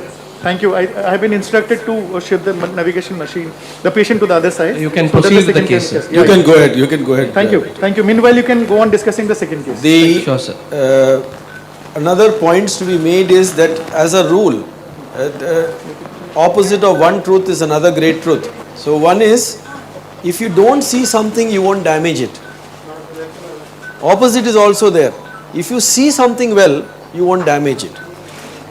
So here, I would probably err on the side of not seeing it, and I would make sure that my craniotomy does not anywhere go near the sinus, because that I can always manage with angling of the microscope, and I can, especially in the frontal area. So depending upon the anatomical area which you are going, you sort of judiciously realize, over the years of experience we realize that however good we may be, sealing and all that stuff, that is I actually lost a patient where I did a mini craniotomy, supraorbital craniotomy, and it was an elderly lady. And I realized that perhaps in the elderly, where your chance of your dura being thin, there it is better to do a conventional craniotomy rather than doing a mini craniotomy, so that you avoid that a small somewhere thinned out dura which will develop a leak later. So this is the thing. And number two is that whenever we make these burr holes in the front, in fact I had a pujari whom I operated about 24 years back coming to me, he's doing fine, very good. But you should see how horrendous that burr holes look now. Sunken skin. Yeah, that is, see, we are reminded of our youth that, we did that, but we gave him a scar which is going to last him his lifetime. So reconstruction, especially in the front. So don't make the burr holes. In fact, I always try to take the cut continuously so that you do not have a burr hole. And if I have a burr hole, then it is always better to put a burr hole button and make sure that otherwise whatever you do, however well you close the galea, there will always be a sinking and you will be reminded of your hands. So despite a good results, so this is what is called cosmetic neurosurgery, And this is going to become very central to our specialty, because it's very, very important for the patient not to have any reminders that he had undergone a surgery. So burr-hole button should be used, and probably navigation can be used to model your curve of your craniotome, so that you avoid placing burr-holes in very prominent places. Hide them under the temporalis, somewhere else, so that you know that disfigurement is not seen. Absolutely, sir. Completely agree. So how do you manage your frontal sign once you opened up frontal sinus? I agree with Professor Kuntal. I also nowadays don't. Earlier we used to remove the mucosa. Totally. We used to do that, but I feel that is an overkill. And as per the current standards, it is to leave everything intact as much as possible. Try not to enter there. Actually, don't strip the mucosa, because you will cause that. Reinforce it very, very well from the beginning, and make sure that there is a proper closure, and that should be done at that point. When you are entering itself, you close it. Before opening your dura, I repair the sinus. I will put the thing, I will put glue if necessary, and I will seal it meticulously, and I will make sure that that thing doesn't slip, because we have seen a lot of times that your thing which you place doesn't stay there. So probably I'll take a few stitches and make sure that is pedicle flap. Yeah, it should be. Yeah, ideal is a pedicle flap, which you can always rotate and keep it there. So this is what it is. You do it as you enter. What I do is exteriorization of the frontal sinus. Always you do it before opening the dura. Exteriorization. You can use the pericranium itself. Then put the your other craniotomy. You open the thing. Then take a little bit of bone, keep it in the frontal sinus area. Over that, reflect the pericranium. Suture to the edges of the dura completely. When you are opening the dura, you open the dura away from it. Exteriorization is a must. What some of them do is at the end we will do it. No, but the end, by the time the organisms will come from the nose and you risk of meningitis. Immediately do it. In case if you enter into it, you have to recognize that you are entered into the frontal sinus. That is the most important thing. Which if you recognize it, please do it. Spend time there and then go ahead with your further surgical. Your being very aggressive can cause further leaks, and that is why the transcranial approach and repair actually fell out of favor, because you could not be sure, you know, how posterior will you go, and so many things were there. So as both of them correctly said, keep that thing intact, be less, but do it that time itself, and do it very carefully, because you don't want to subject the patient to another procedure. Absolutely, and if the lateral recess of the sinus is opened, then it is usually not a great problem. The problem arises when you end up opening the medial part, which typically happens in bifrontal approaches, transversal approaches. I think that is a situation where you have to remove the posterior tibia, cranialize the sinus, strip off the mucosa and push it down till the nasolacrimal duct. And another important thing for the youngsters is we should never put in bone wax inside the sinus. You should use autologous tissue, for example fat or muscle. Even gel foam is not recommended because it will get absorbed pretty early. So autologous tissue and a vascularized pericranial graft is very, very important after you have blocked the nasolacrimal duct. But this is to be done only when the sinus has been opened in a larger percentage of its area. If only the lateral part is opened, which typically happens in supraorbital keyhole approaches, which we regularly do nowadays. Fortunately, we have the neurootology team as a part of neurosurgery at SGPGI. So we do a lot of combined procedures, including skull-based procedures. So what we have learned from them is that if the lateral angle of the frontal sinus gets opened, you don't have to be very aggressive. What you can do is just put in a small piece of fat inside, and it generally seals it. We have practically never seen a leak in supraorbital approaches. But the problem arises in transbasal approaches when you intentionally open the sinus. Then it has to be managed like it has been taught. But having said that, I think over a period of time, people have become less aggressive as far as the mucosal resection is concerned. You have to preserve the mucosa. Otherwise, mucosils can happen from whatever remnant mucosa you have left behind. These problems you will encounter in olfactory groove meningiomas. Yeah. Bifrontal approaches and other things. Yes, sir.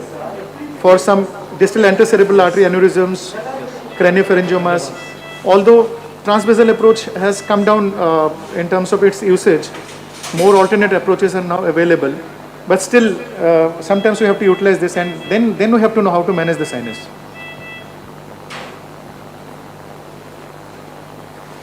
Well, then, if there are no more points of I discussion, think there is here, no more questions. Yeah, So we'll you go can to- proceed with the surgeries. Yes, yes. We will And then- discuss some other topics. Sure. right now. Thank you. Yes, thank you, sir.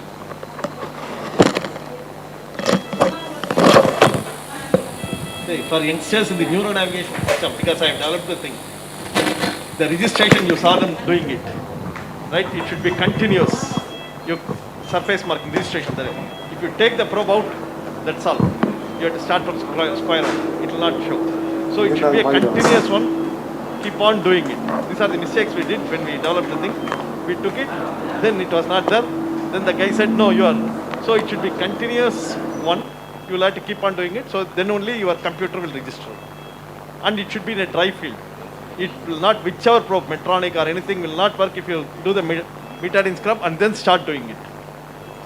You saw the thing in the dry field before scrubbing itself. You take the thing and do the registration and localize the thing. These are the two things, most important things while taking doing the registration. And again, the sections, as I told, most of the hospitals they do it, but we also nowadays, unfortunately, people come with the CT scan or MRI to us. We can't ask them to do it. So that sections taken in the other scan center may not correlate with the thing. We feed the CD and take the data and then do it for neuronavigation system.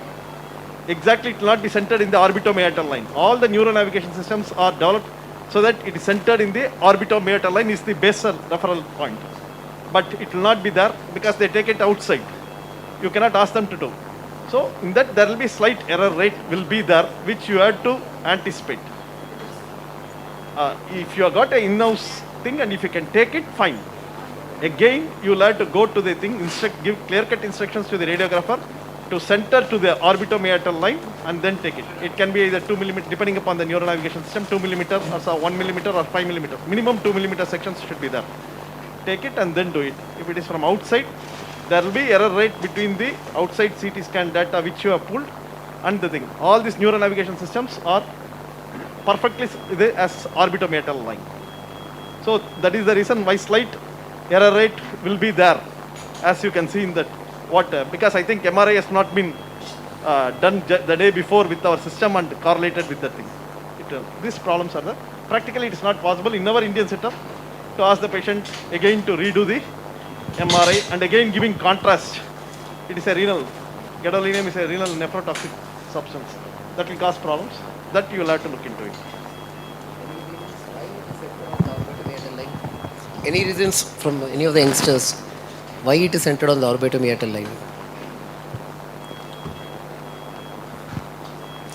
And two, the acquisition of the image after centering on the orbitomeatal line, there shouldn't be any volumetric loss between one slice and another slice. Conventionally, when single slice CT was there, posterior fossa used to be 5 mm cuts. At every 5 mm interval, there's a plane in which the CT is taken, and supratentorial is about 10 mm. Every 10 mm the CT is taken, and the entire CT process may take about 10 to 15 minutes.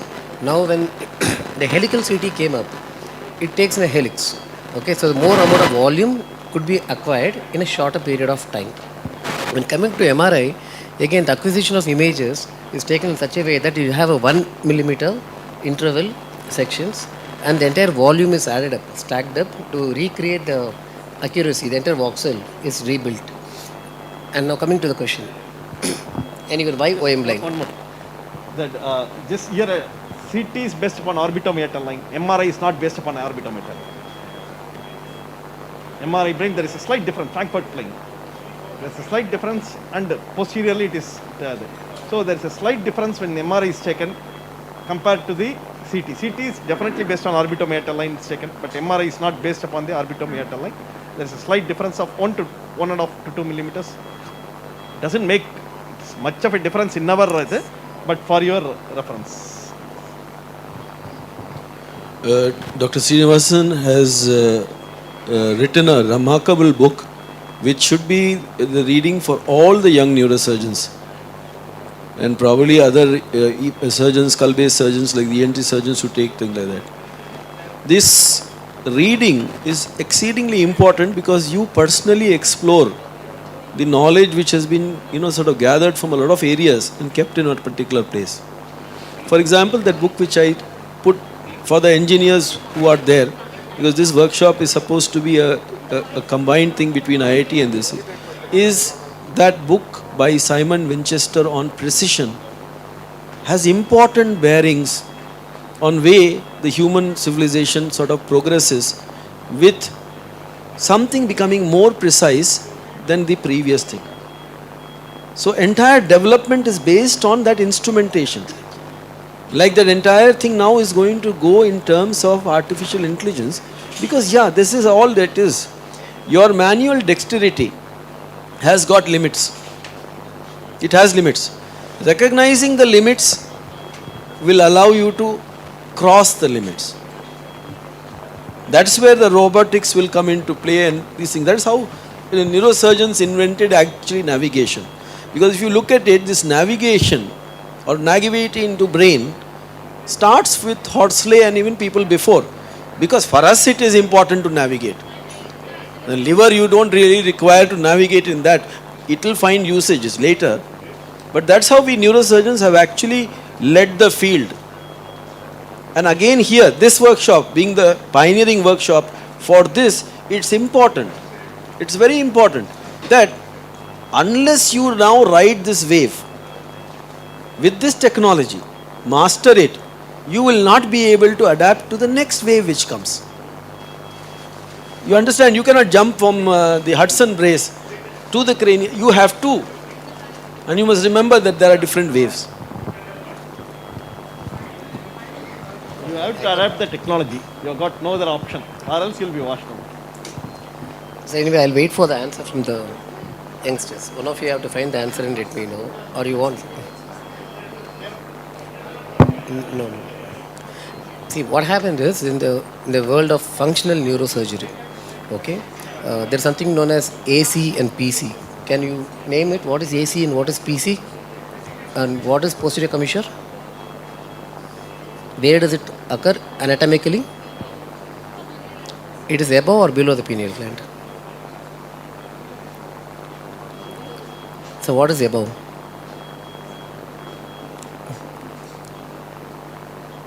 Habenular commissure. Yeah, the posterior commissure is just below the pineal gland, and it is apparently supposed to be connecting the two medial longitudinal fasciculars which runs across the brainstem all the way parallelly on either side, goes across to the posterior commissure, connecting the nucleus of Dakshavish. That's basically the center for the upward gaze and the lower gaze, that area.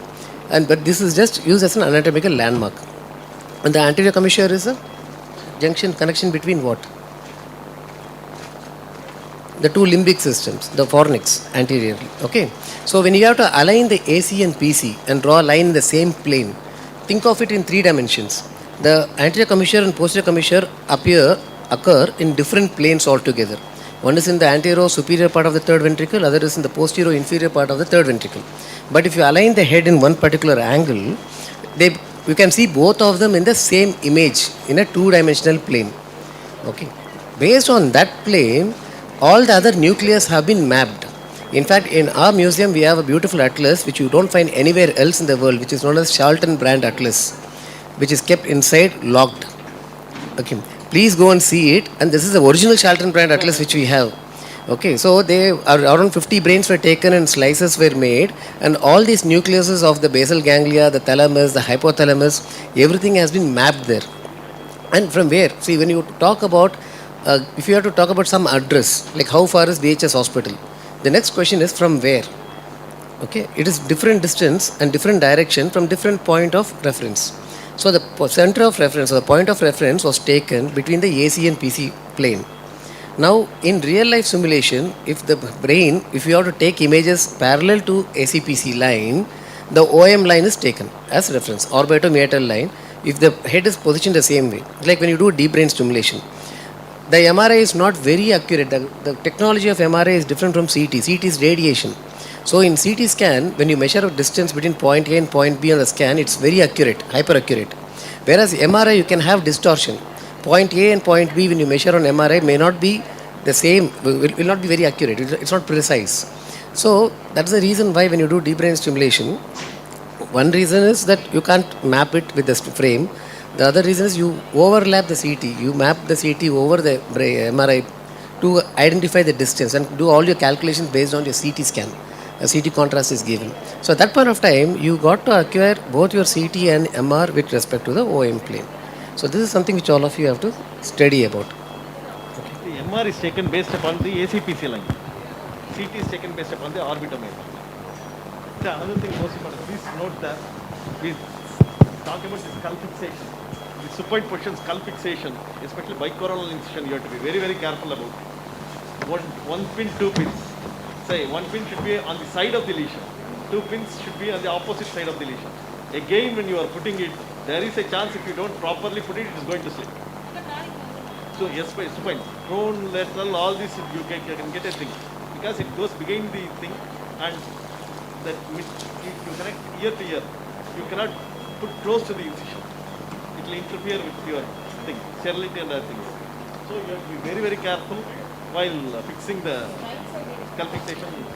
And a picture is worth 1,000 words. So this you can put vertically like this. You understand? It's vertically like this. You always think the head pin is to be like this. So you can put it vertically like this. How do you note this? So this Barrows used to give remarkable illustrations. So Barrows Quarterly used to come. So Barrows Quarterly, you know, is a remarkable learning tool. So they will tell you the skull positions. If you're day before you are planning for a procedure, you check that type of craniotomy which they are doing and see that, because they will show you the pin position. So here you must be very, very careful that there is an equator here. There is a bend of the bone. You must not put it at the bend, because the pin will not purchase, it will slip upwards, tearing the scalp. And it's a very horrendous thing, because it has to penetrate the cortex. And this is very important, people do not realize it. Can we go to the OT relay?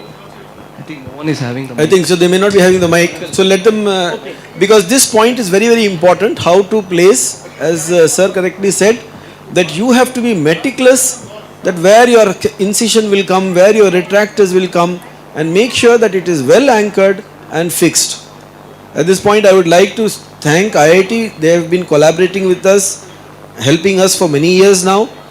For our bipolar machines, they have been, sort of keeping them functional. And recently, they have revamped 2 of our Doros. So now we have the unique luxury, which I don't even have in Apollo, of having 3 Doros, functional Doros in one theatre.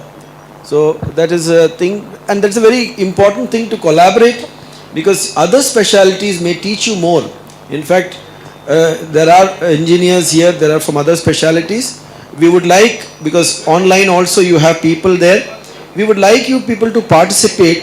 And I learned this from the Japanese, because the Japanese industry, not only the engineering industry, including the companies like Toyota, used to participate along with neurosurgeons, and out of that developed so much of their aneurysm clips, their armamentarium. The entire revolution took place because 2 different windows were opened simultaneously. So the engineer will be watching. They will be watching that. And a lot of neurosurgery happened because there was one engineer who became a neurosurgeon. Who is that?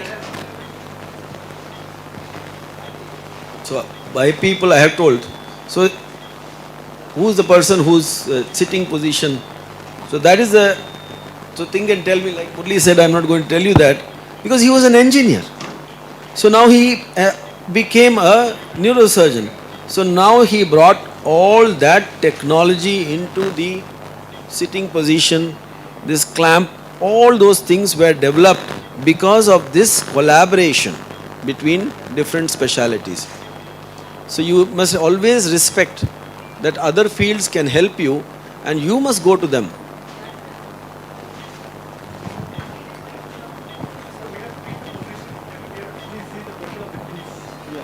Yeah, I asked them to give a mic to Dr. Kuntal to. So the answer is Martel. Martel.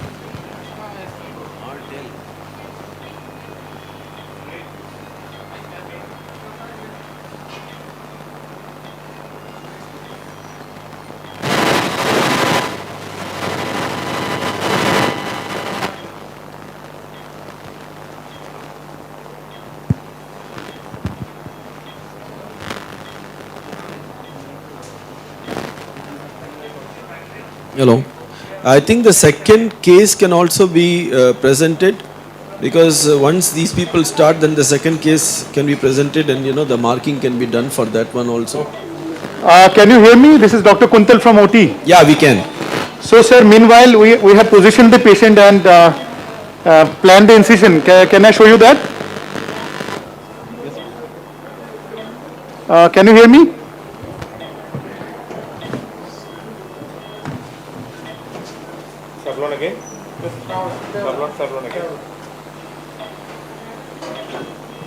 Yeah, we can hear you. No issues. Please go ahead. Please go ahead. Yeah. So we have positioned the patient, if you can show on this camera. So the patient has been positioned supine, as you see, and we have used the traditional position maneuvers. We have elevated the head. This is for the residents, that the surgical area, that is the head here, should be above the level of the heart, because we want the venous return to go effortlessly to the heart. It reduces venous bleeding. And at the same time, you have to also elevate the legs, because you do not want the blood to be pooled in the legs, because as the duration of surgery goes on, the chances of deep venous thrombosis can also increase. So we have ensured those two. And as you can see, probably, can you come on this side? The head is in neutral position. We have given a slight flexion to the head, although we do not actually need a lot of flexion here. As you go posteriorly on the parasietal region, you have to give that much amount of more flexion. Here, fortunately, the tumor is located anteriorly. And as discussed in the beginning, we have planned a bicoronal incision. Now, this is how the Mayfield clamp has been applied. As it was discussed in the morning, the Mayfield clamp is placed posteriorly so that we have a lot of space anteriorly to work around. And since the tumor is on the right side, the single pin has been applied on the right side and the 2 pins on the left side, with the hope that this will give us more working space on the side of the tumor. On the side where the tumor is not there, that is on the left side, the incision has stopped at the superior temporal line. So before we mark the incision, we did two important markings. One was marking of the natural landmarks, for example, the superior temporal line on both the sides and the zygomatic arch on the side of the tumor. And secondly, very, very important is the line of the hairline in this patient, because the incision that you want to place must be on or behind the hairline, because as pointed out very importantly by Dr. Pandey, that you do not want to give the patient a scar which will keep on reminding him what happened to him, right? So the incision that we have marked is just behind the hairline. The hairline was marked in the beginning before we did the local preparation. We did not go for an entire head shape. We have gone for a localized trimming of the hair after defining where the incision is going to be. So it is going to be a bicoronal incision. On the side of the tumor, we have gone down to the zygoma just above it. On the side where the tumor is not there, on the left side, we have just stopped at the superior temporal line. The skin flap will be reflected anteriorly, and this will give us generous amount of pericranium, right? The pericranium will also be available on the left side as well as on the right side, so that pericranium can be used not only as a dural substitute following resection of the dura, it can also be used to cover if there is inadvertent opening of the frontal sinus. So this is what we have done, and we are going to go ahead. If there are any questions, please ask. Normally in my practice, when I do this, what I do is this horizontal, what you have placed this horizontally, I place it vertically so that it is behind. Right. You understand, this just turns, you turn the 2 pins and place them like that, the security is adequate. Right. Somehow in my center we are used to applying the Sugita frame, the 4 pin. Yes, yes. Yeah, so I remember that. Yeah, this is something that we don't usually use, but it's all right. This is also a standard thing. So the basic idea was to have, there is one more thing that I want to highlight to our residents in particular, is that whichever pin you are applying, be it Sugita or be it Mayfield, just make sure that when you are tying or tightening the pins, the skin is pulled anteriorly. I hope you can get it. Otherwise, what will happen is, if you do not pull the skin anteriorly while you are tightening this pins, the skin will get drawn posteriorly. So what will happen is, when you make the incision, this is the anterior flap, the posterior flap will go behind. So it will be extremely difficult for you to close it later on. So this trick that I have learned is, whatever pin you are applying, just make sure that the skin is slightly pulled anteriorly. Then you apply it so that you have some extra amount of skin here, so that at the end when you have made the incision, whatever drag is there on the posterior flap doesn't shorten the skin available here. Otherwise, there will be difficulty in closing. I hope you are getting this point. Professor Kuntal, Yes. another thing is that if for the residents, if you can just enumerate what are the advantages according to you of the Sugita frame compared to this, compared to the Mayfield, because SGPGI always, in fact, when Dr. Bihari and Dr. Sanjay VK Jain came here, they brought the full frame because they were so used to that. We only had a Mayfield, so they brought it and came from SGPGI. Right. So, the answer would be difficult for me because I have mostly used the Sugita frame, but the advantages that are there according to me are the ability to apply the Lela retractors. It has a place for putting in the Lela retractors. Then it has a C-like arm where you can rest your hand, and the CR gives you a wide range of options, so it can be applied at different angles. So according to me, those are the main factors. But at the end of the day, I think it depends on the institute where you are working. I think most of the institutes are using Mayfield. Like I was there in Nimans for a month or so in my residency time, and I saw everybody using this Mayfield clamp. So it will boil down to what you are comfortable with. But I think the additional advantages that probably Sugita offers, but I'm pretty sure this system also has it, is the ability to apply, Lela retractors, which is attached to the frame, and maybe it's the range of movements that it can provide. And of course, you can rest your hand while you are doing microsurgery. Can I answer this question? Because I have used both Mayfield and Sugita. Sugita has got multiple slots. Mayfield is fixed one place. Sugita, if you see, there are multiple slots in which you can put the screws. There are about 8 or... Sir, I can't hear you clearly. In Sujitas, there are multiple slots in which you can put the screws. Right. That is the advantage of it. Here, it is fixed. You have to adjust the 3 pins only. Absolutely. There you can rotate the C and put the pins according to it. You not worry about the screw slipping or close to the thing. You can take the screws. You can put the screws just in the occipital region to give a support. You can put one more screw in the side. So 4 screws you can easily apply in Sujita. That is the advantage of Sujitas, and the C could be rotated in any direction. It can be rotated. That is the thing. In addition, you have got an additional frame, like C in the top C, where as Dr. Kuntal said, you can use Lela retractors and you can try that scalp hooks. Yes. All these things, scalp hooks. It has got multiple slots. Scalp hook, which I found it's of not much of use, but still you can put the scalp hooks and rotate, attach it. You can use the Lela retractors. You can rest your arm. There is a small suction cup, beautiful suction cup. This one, where you can put your bipolar, monopolar, all these things. Because sometimes you put this in this, it will fall down, right? And yes, there you have got a beautiful conical suction cup. You can put your monopolar, bipolar. That slots. That is very good in that. And especially lateral position and other things, Sujita is, because I have used both the frames, I find it. Yes, so one more point to add here is that apart from the Lela retractor, the length of the Lela retractor can be shortened in Sugita. So thereby the pressure on the brain is not much. And apart from that, sir, when you do a skull-based procedure, the scalp hook becomes a beautiful accessory to have, because that way you get extra exposure. And Dr. Kuntal and everybody, one major technical difference between the Mayfield's frame and Sugita frame is when you apply a 3-pin you are applying it on the equator of the cranium. Whereas in Sugita, you also give a base support from back. So you can reduce the pressure on your lateral pins, and you can tighten up a little more of the base, because which is occipital bone is much more thicker, and here a parietal bone. Then you don't penetrate into the temporal bone. But you can still get a very rigid fixation, apart from all the benefits of other whatever you mentioned.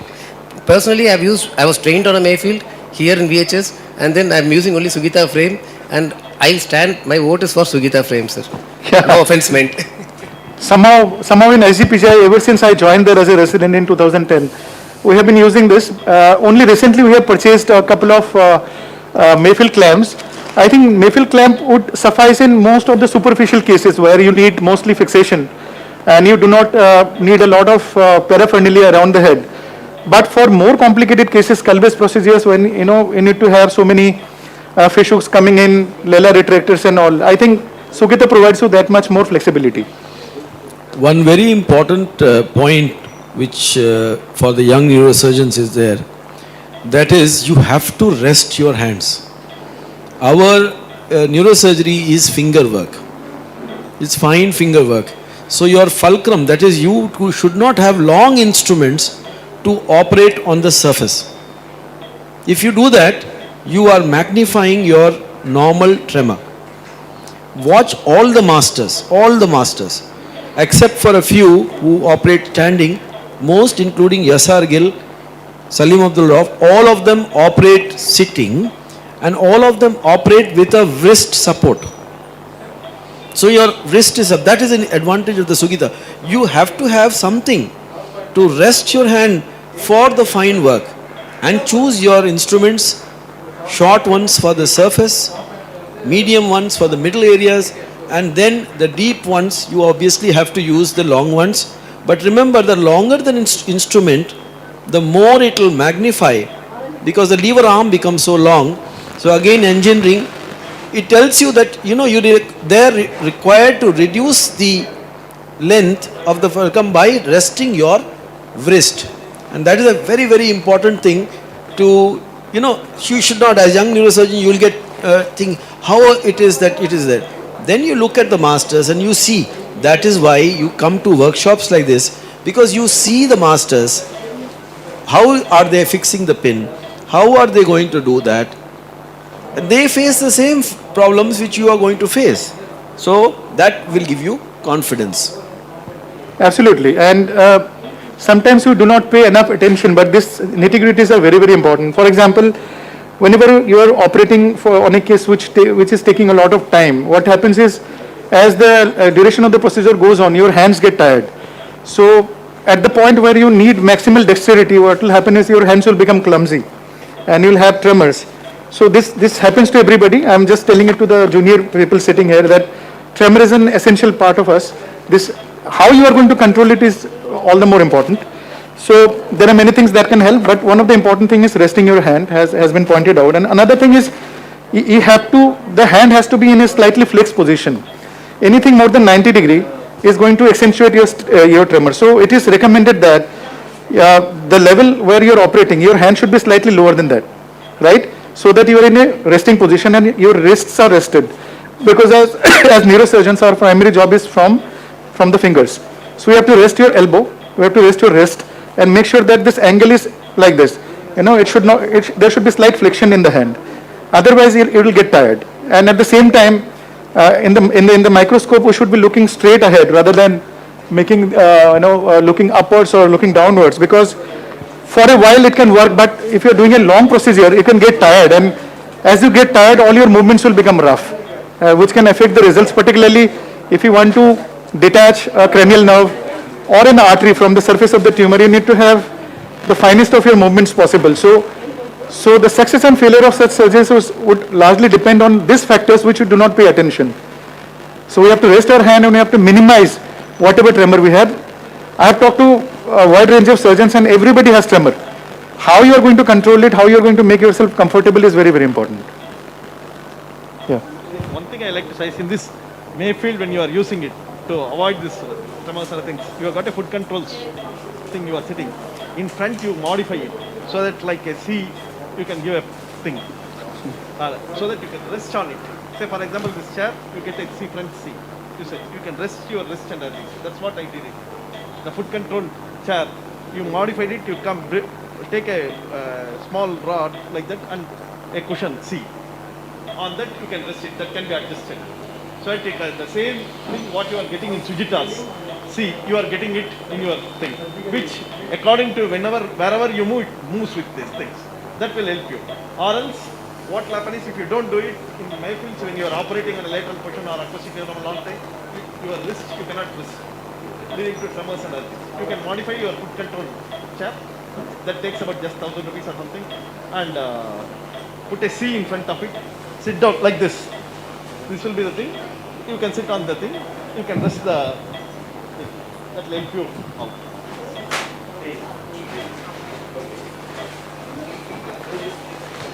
So I think you can go on with the next case, and we can start this case and get back to you once we have proceeded. This question was Which is better? See, ultimately, Yeah. it's a comfort of the surgeon, sir. It's a comfort of the surgeon. We need to be very comfortable using whichever product. But having an exposure to both is better. Personally, I use Sugita frame. What happens is the pediatric, more than the frame, it is the pin which matters the most. So when you talk about the concept of the pin, how should a proper pin be? The logic of the pin is it should cut the skin and it should go and impact on the bone. Any pin which is blunt, which is going to be bluntly pressing on the skin, means the skin will undergo atrophy, pressure necrosis, and it will leave a very bad scar and the wound will not heal. So the pin has to be sharp. Now in adult we have a very pointed pin. Whereas in pediatric we don't have. We have three kinds of pins in Sugita frame. One is an adult one, other one is a little pointed with a base, with a flattened base, and the third thing is a proper pediatric pin. The logic there is that we don't want to penetrate the bone and get into the bone. So the flat surface will oppose it. So pediatric pins have to be used. But the tip is always pointed so that it cuts the skin. In Mayfield also, this. Yes. By the way, there is a line, 5 years and below, avoid it. Avoid. Because you will create depressed fractures. And this is in, so many reports are there. That's a guideline there. And you must think about something else. But you cannot use a pin there because I have seen catastrophes. Personally, we have seen issues whenever we have made this error of, trying to apply. And again, that 5 year is a, for an Indian child with an Indian skull, I have no idea. Because this is again data which is extrapolated from a Western skull where the child's skull may be much more stronger than the Indian. So we really do not know the age. What to recommend? Sir, personally, I do a lot of pediatric surgeries, and I have always used a pin for a child about 2 years because I am comfortable with a head frame for the Leila retraction, and it takes away another person to hold the head and the mobility of the head and all that. We need to be very careful where we apply the pin. But yes, as Pandey sir just told, that if the skull is not fused, then obviously there's no role for a pin. But 4 year and 5 year of age is a decision which a surgeon has to take. But personally, sir, I have not had any major issues. And if you keep the duration of surgery short, and secondly, you don't over tighten the pin. That what happens is we always tighten it up to your strength. It is not our strength. It's not our finger strength at all. What is required is totally different from what we actually apply. The thickness of the skulls differs between Caucasians, Indians, Americans. Because I worked in Oman, that it was different. When I used to see African people, that was different. So thickness of the skulls differs. Yeah, even among Indians, areas to area it differs. So in pediatric, you have to be careful while applying the pins. And when you are applying the pin, see to it that there is a space between the skin and the pin base. What happens is we apply it, the pin base goes and sits on the skin. It causes necrosis. There should be a space for it. Right? Normally, less than 3 years, I don't apply it. I put plasters and all these things and do it. More than 3 years, yes, provided CT shows a good skull thickness, then Mayfield also has got a pediatric pins. Sugita also has got pediatric pins. Invariably, what mistake we do is while applying the pin, the staff nurse gives the adult pin to us while applying the thing for pediatrics because they are used to it. You have to be specifically, you have to see to it and apply it, and you should not sit on it. If you have got a doubt, and when ask the anesthetist if there is bradycardia or anything, because extradural lymphomas have occurred, inside it has gone, and you put sometimes the pin in the temporal thing. Be careful, mark the sagittal sinus midline, mark the superior temporal line, and then palpate the parietal eminence, and then put the thing. Coronal suture, mark it, and then put the pin.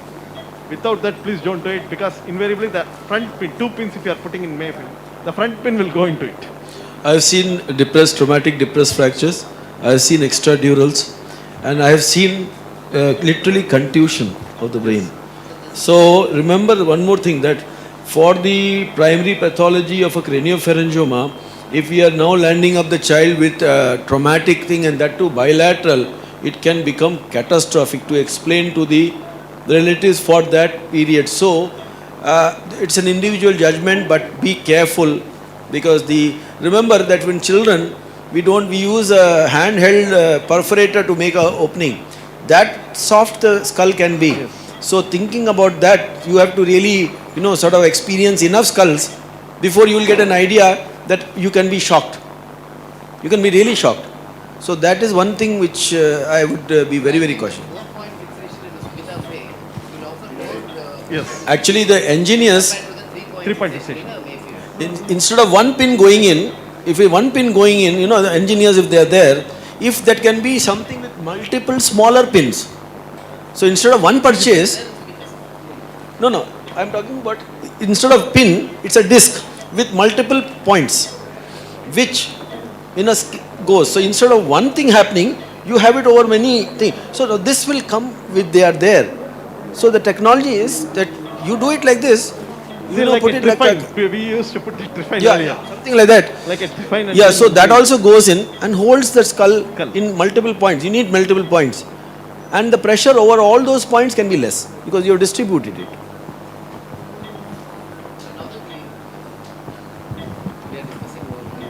Sir, if we encounter a lot of bleed while doing craniotomy, okay, so what would you do?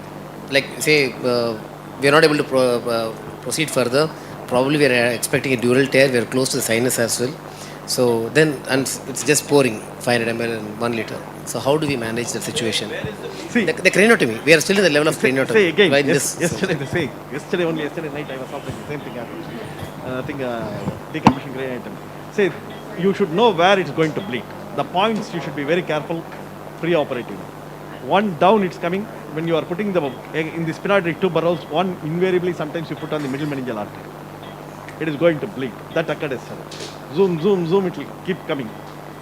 Don't worry about it. Put the suction, put a bone wax and close it. You cannot till you complete the craniotomy. Right? And if needed, pack it with gauze piece. It will stop. Right? You do not worry about it because that burrow, arterial bleed. It's coming out like this. Second, don't keep on sucking, clearing. You will never be able to reach the things because middle meningeal artery will retract, go inside. So put the bone wax, take a thick bone wax. No question of try attempting with that will not work with bipolar coagulation. Put a bone wax, thick bone wax with your index finger or thumb, completely lock it. Then put a gauze piece, it will stop. Finish the other thing. Finally come to it and ask your assistant to be ready to immediately find out and do that. Next aspect is close to this midline, sagittal sinus. Sometimes, unfortunately or inadvertently, we put the burrow over the sagittal sinus. Or the vessels, the burrow would have entered into especially in the old age, it would have crossed the dura, thick or thinned out dura, injured a traversing vein to the sagittal sinus. It is going to bleed. Bleeding is not going to occur from the bone edges. Things are very clear. Right? In the cut edges, and it will not be so much bleed unless you have injured some structure, a venous structure or anything, or a sinus. These are the areas. Then what you do is, if there is, don't try to coagulate and other things. You will not be. If you are able to find. If not, then put a surgical there, pack it. Pack it, that area, again put a gauze piece. That's what I do it. Surgical, because, and pack it with a gauze piece so that the blood doesn't, I have not encountered any time where I lost heavily about not more than 150 ml in a craniotomy. I am very careful about it. Things.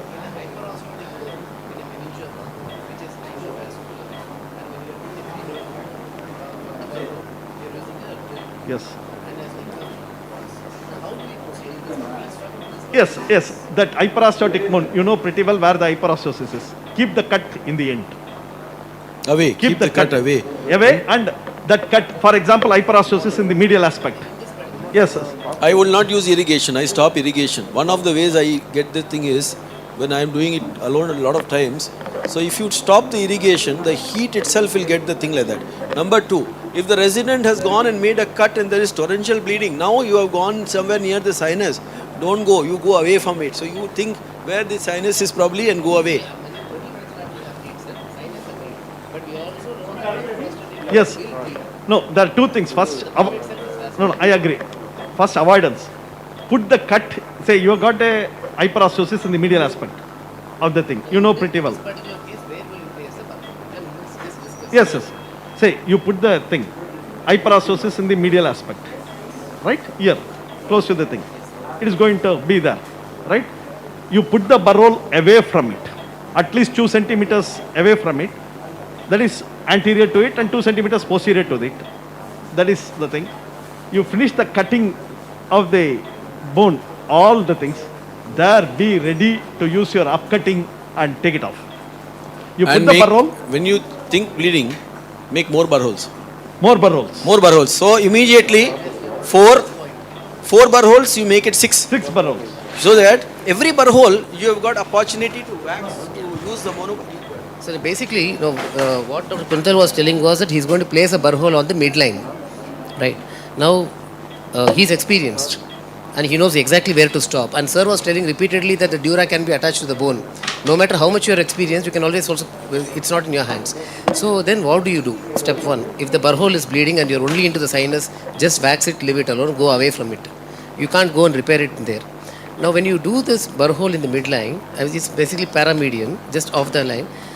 What I would personally do is take 2 burr holes, one in the front and one in the behind. The first cut of the craniotomy is away from this, all around, and go and correct other burr hole. Once you cut all across, the last cut is what you do towards the sinus, okay, with the craniotomy. So thereby you are very quick enough to open the flap and then you can address the bleed. Just imagine if you stab the first cut there, then you can never reach that place. You can't turn the craniotomy flap. You can't attain hemostasis without opening the flap. Second thing is about hyperostotic bone. As we do the cut and if it is torrential bleed, because hyperostosis means what? It's highly vascular. So the bone is being fed by the bone only, all across. Okay. So when it bleeds, you can just stop there, make a trough of it. Like just don't go with the same line. You can widen it like a strip cranectomy. And then you can apply wax. You can go sector by sector. You can go laterally this, wax it. Make a small trough. Go trough all across. Thereby you devascularize the bone. This is a very rare thing. Because you can have purely meningioma occurring only in the bone. Such kind of cases where there can be very torrential bleed. Though general craniotomies it wouldn't. But if the bone is very vascular, instead of just taking it away in a single cut, we can make a small trough, wax it and go around. See here, when you clinically it's important because if I have seen some meningiomas come protruding out, right? Like idu mari, konda mari irukum. Appo you know it, you add it. And then what you do is put 2 burr holes away from it. Externally use the drill system. Don't use the cutter to connect the 2 burr holes. Externally use the drill system to drill it and make a trough. Then you use the upcutting, quickly you can use it. If you don't have the drill system and other things, finish off all the things, 2 burr holes away from it. Use your 3mm or 4mm upcutting, quickly finish it off. Even if it is bleeding, ask the assistant to put the thing and bone wax intermittently or gas and connect the burr holes. As Pandey told, multiple burr holes you put. If you can put 3 burr holes, 2, 1 here and instead of 1, 1, 2 and 1. First 2 you connect, you are able to connect, you are safe. Then last 2, you know pretty well you are going to, don't use the cutter. If you try to use the cutter and starts to bleed, then it will not also go. Hyperostosis it will not go, you will try to fight it. So, stop there, use the upcutting or drill it completely, then break it and take it off. Again when you take it off, it will not come because dura it will be. I will show you the case. Tumor would have infiltrated into the tumor, it will into the bone, it will not come out. You have to slightly elevate it with your assistant elevating with a periosteal elevator or anything. See and write, sit down comfortably. Don't get panicky. Right? Sit down comfortably, see the dura, use the dissector and dissect it out and take it out. Meningiomas you are going to encounter it and I think so only pre-op thing you should be prepared. See the CT scan whether there is infiltration or not. If there is hyperostosis, be prepared, exactly localize where it is. Not only the tumor, hyperostosis area also you localize and put the burr hole. So these are small things, but intraoperatively when you face the thing, you know your BP shoots up, your pulse tachycardia shoots up, anesthetist will be shouting, things, all these things. So, it is there. See, when you are opening the dura itself, again, coming step by step, right, it will bleed, right? Once you remove the bone flap, you know that thing. It has infiltrated and other things. It will be reddish in color. That will be vascular and other things. Coagulate it with monopolar. Oh, sorry, bipolar. The thing. Then you give enough space. And especially parasocial. This is slightly away from the sagittal sinus and other things. Mid-third parasocial meningiomas. Close to it. You cannot sacrifice it, sacrifice wise or anything. You coagulate the thing, then open it. Don't try to pull it out. Open the dura away from it, at least 1.5 centimeters to 2 centimeters, like a semicircle. Open it, see the thing, see the normal brain. Most important thing is see the normal brain in meningiomas. There will be a clear-cut plane of cleavage between the meningioma and the normal brain. At least 1 centimeter. Don't give 2.5 or 3 centimeters. I don't, because the brain will bulge. And never put your retractors on the normal brain. Put your retractor when your brain spatula or anything on the tumor and retract it. Identify the plane of cleavage. Open the dura. Don't pull it out. Please don't pull it out. Despite temptation, please don't pull it out. Just lift it. Normal brain and other things.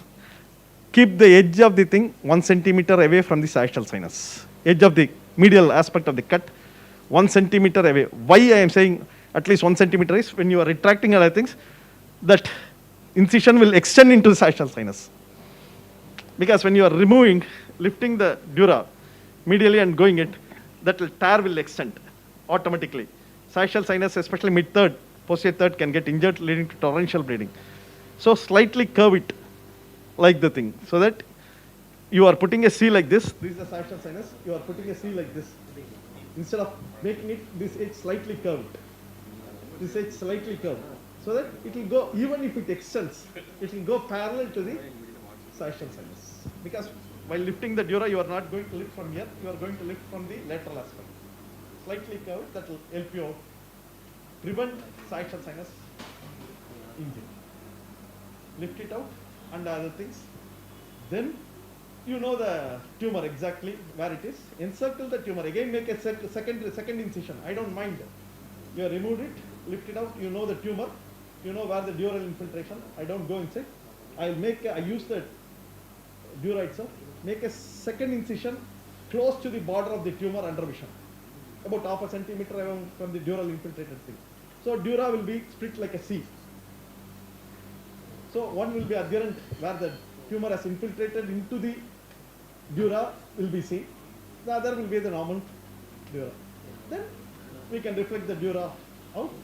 This I use it as a to retract the thing. Go ahead. Delineate the plane of cleavage between the tumor and the normal brain.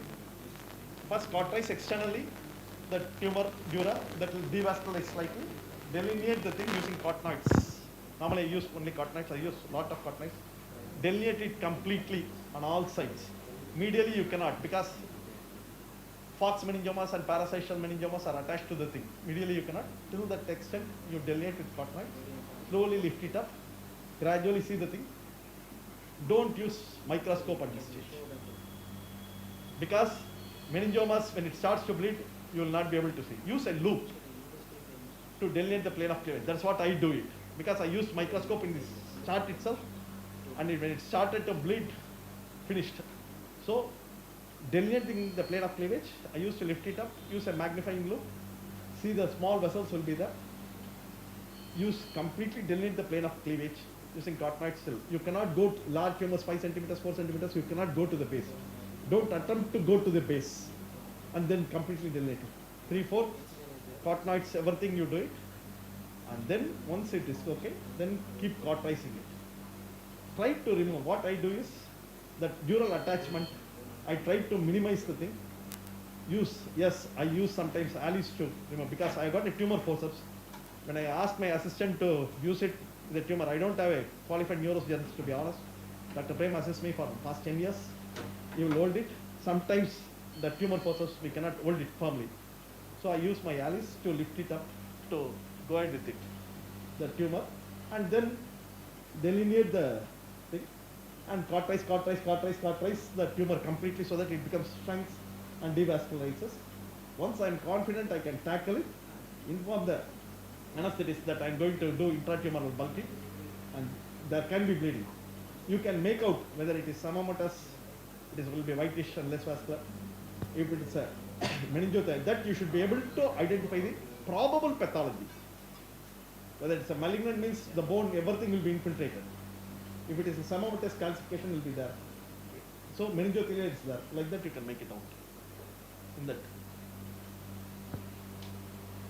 For the dural venous legs, having the ligature in hand is very clear ligature tips.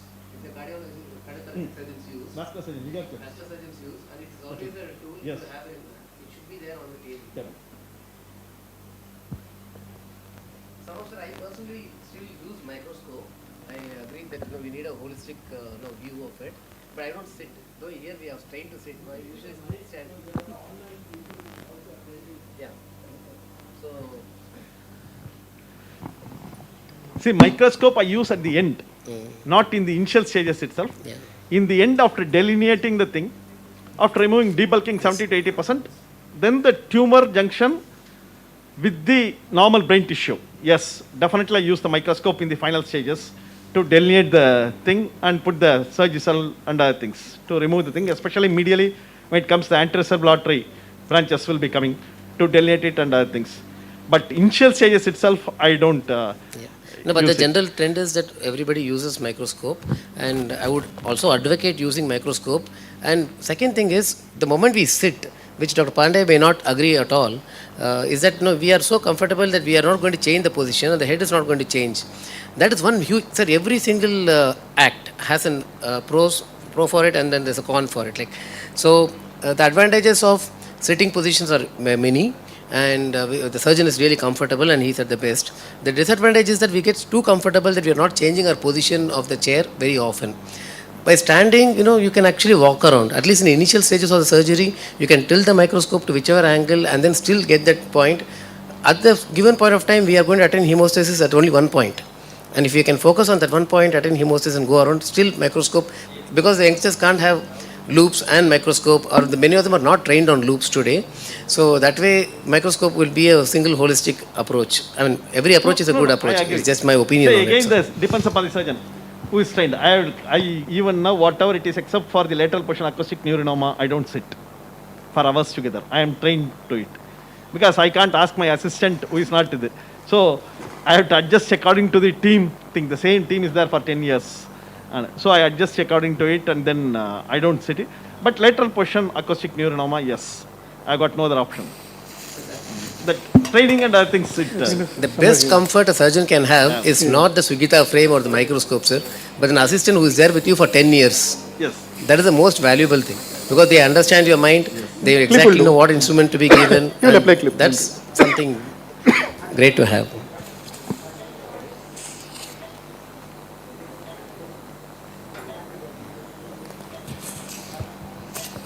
See, it starts from here, applying that. There is some oozing here. Clips. Right? Dissecting and applying that. Apply one here. Achhe se lena, full thickness here. It starts from This point. area. Okay. When you dissect it, dissect underneath the scalp to give the space and apply the ranny clip. Give it to me.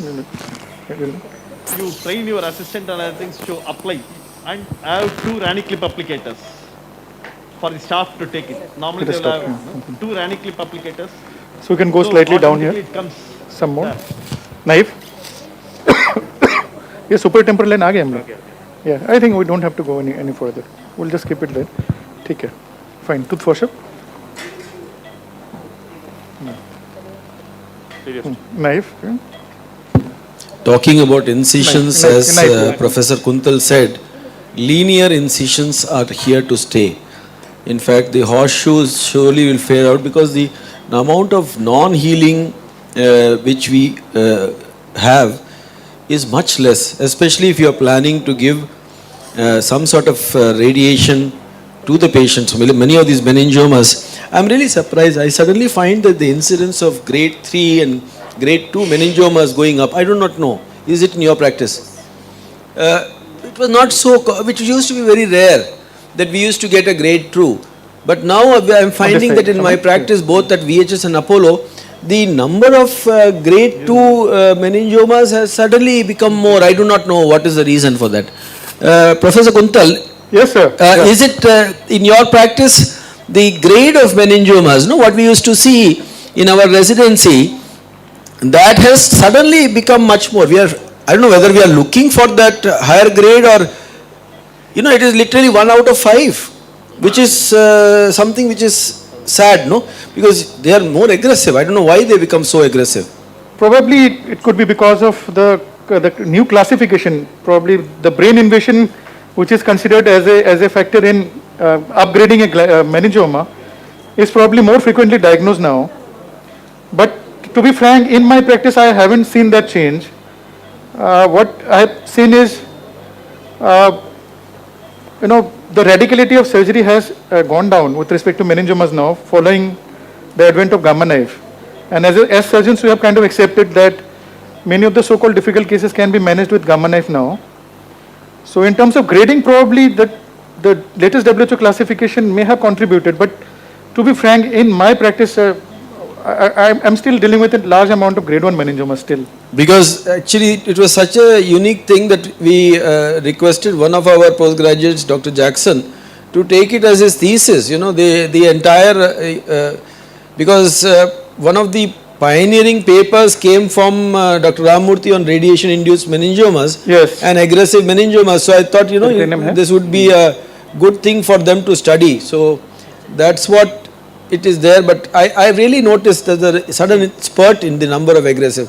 And that's what Dr. Murli and Dr. Srinivasan also feel, that, their practice also, they are seeing a little increase in that. Okay.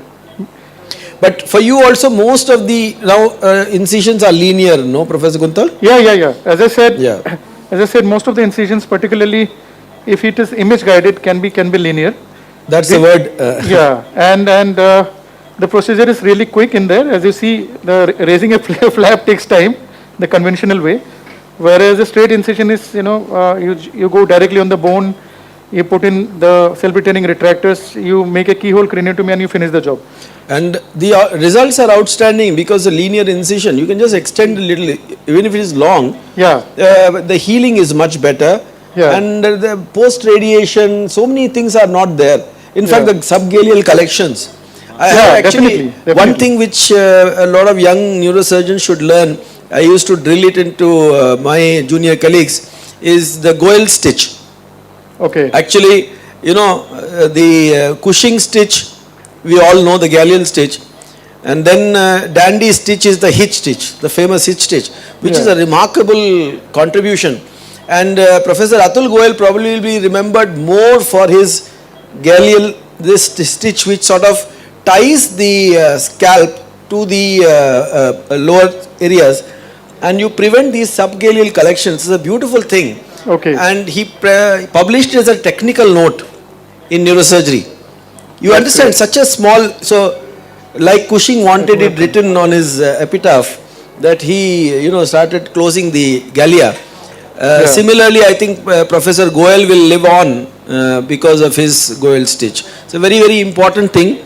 And in the linear incisions, probably that problem is less again, because your typical horseshoe tends to, give a pseudo space for the collection. Temporal line. Yeah. We have fish hooks or something. Fish hook. But fish hook कहाँ पे लगाओगे? We'll take sutures also.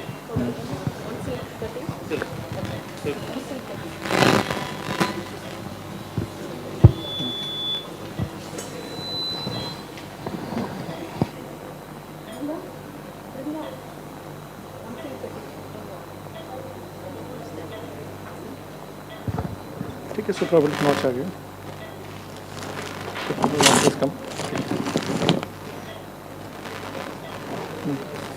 Is it being transmitted there? Can you see the skin flap? Sir. Yes, sir. So okay, we have raised a bicoronal skin flap now. We're going to retract. Anil sir, can you hear us? Sir, yes, sir. Yeah. So we did this intentionally, as I said in the beginning, Can you discuss? we need to have pericranial flap, so we have preserved the pericranium. Yes, sir. We have gone bicranial, so like bifrontal, so we have got a huge amount of pericranium with us.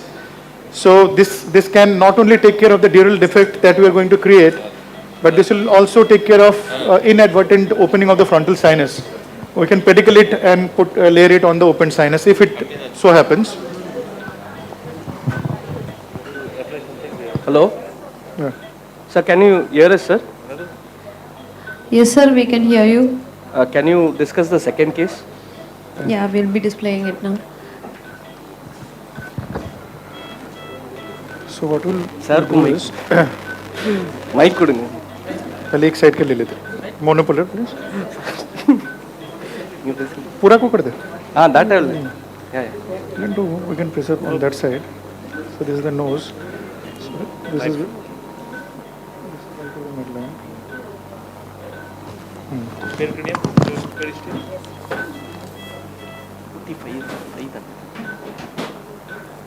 OT. You can start like. Just cut it here. करो it. Divya, can you discuss the case? Hello? Knife you have? Knife?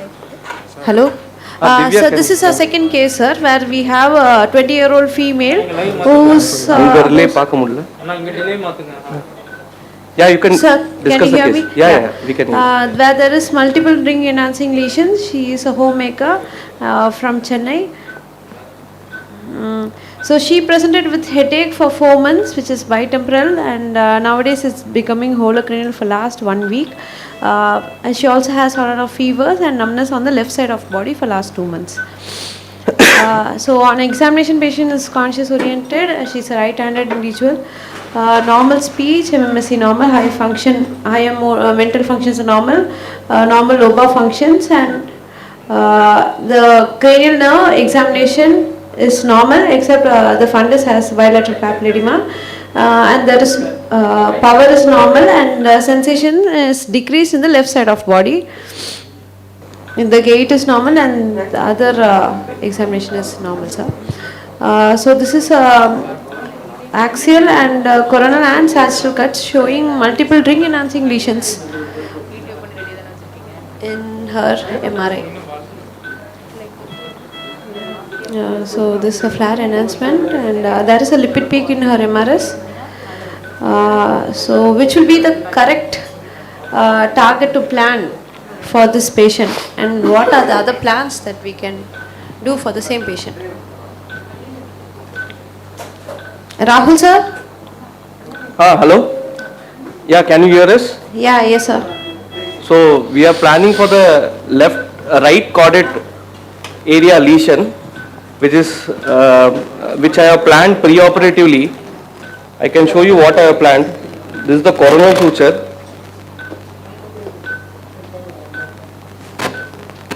Are you able to see the screen? Can we have the camera on the incisions or the focus? On the patient? Yes sir, yes sir. Yes sir. Seen sir now. Yes sir. So thing is, we are planning for the right side thing. Yes sir.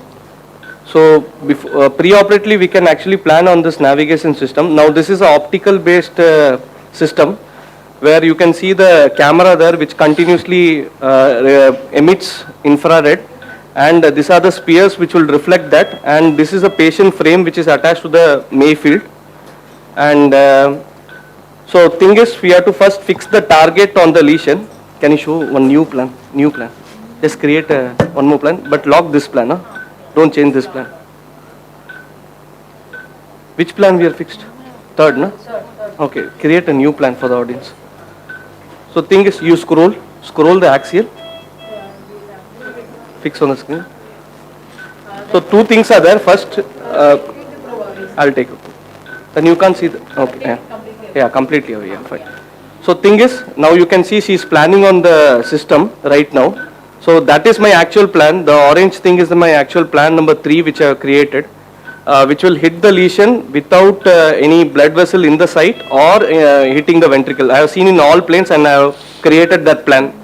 So thing is, when you create a new plan, you have to select the target first, and then you have to select the surface entry point. Then the system will give you the trajectory, and that trajectory you have to visualize that you are hitting any vessel or ventricle. That is the 2 point you have to look. Can you create a new plan now? I have taken now. So she is creating a plan. Create on the other side, opposite side, so it doesn't disturb. Can I come? Yeah.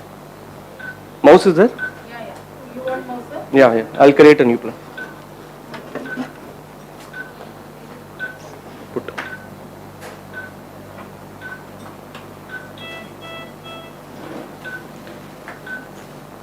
So suppose if you are creating a plan for this right caudate big lesion, so that's the point now I have selected. Now I can give it as, just take this away, So you can see that I have to set a target, I have to select the center of the lesion, and I have to give set target. Now my target is set, now I have to select the entry point. Entry point you can plan on the 3D skull itself. Here the suture is not visible, you have to create a bone window to see the suture. Now approximately coronal suture should be somewhere there. So I am creating one here. So that will be my set target. Once you click on that, you have to select set entry. You are able to see the screen, no? Yes, sir. Yes, sir. So now you have a set target and set entry. Now you have to just play and see whether it is crossing any ventricle or Any blood vessel Yes. in any of the thing. Now you can see that it is actively playing. It is not hitting any ventricle or any vessel. You can see that pink plan which is there for the right side now. Yes, sir. Same thing I have planned for the left side caudate lesion. It is in the center of the lesion. Here you can see just bit forward to the center of the lesion. You have to set both these things and then you have to start. So I have fixed on the head frame, Mayfield clamp, and then you have to give a linear incision, make a burr hole, and then use their trajectory kit. There is something called a you have that? Yeah. I hope I'm audible. Sure. So after making a burr hole, There is a trajectory we kit. have After making the burr hole, you have to give a small incision over the dura. Okay, otherwise your probe will have resistance. Okay, she will explain about the trajectory kit So which this we have is your from trajectory Medtronics. kit from Medtronic. You will have two base. The grey color thing that you see is the base, and you will have, so this is sterile, we have not opened it, and then this transparent tube that you see is the guiding stem, the transparent tube that you see. So the first, you will have to make a burr hole which is not wider than 14 mm, and then you will have to fix your grey colored base, and then fix your guiding stem and your reducing tube. So you will have three. Once you put that guiding stem, which is a transparent tube, then you have a lock.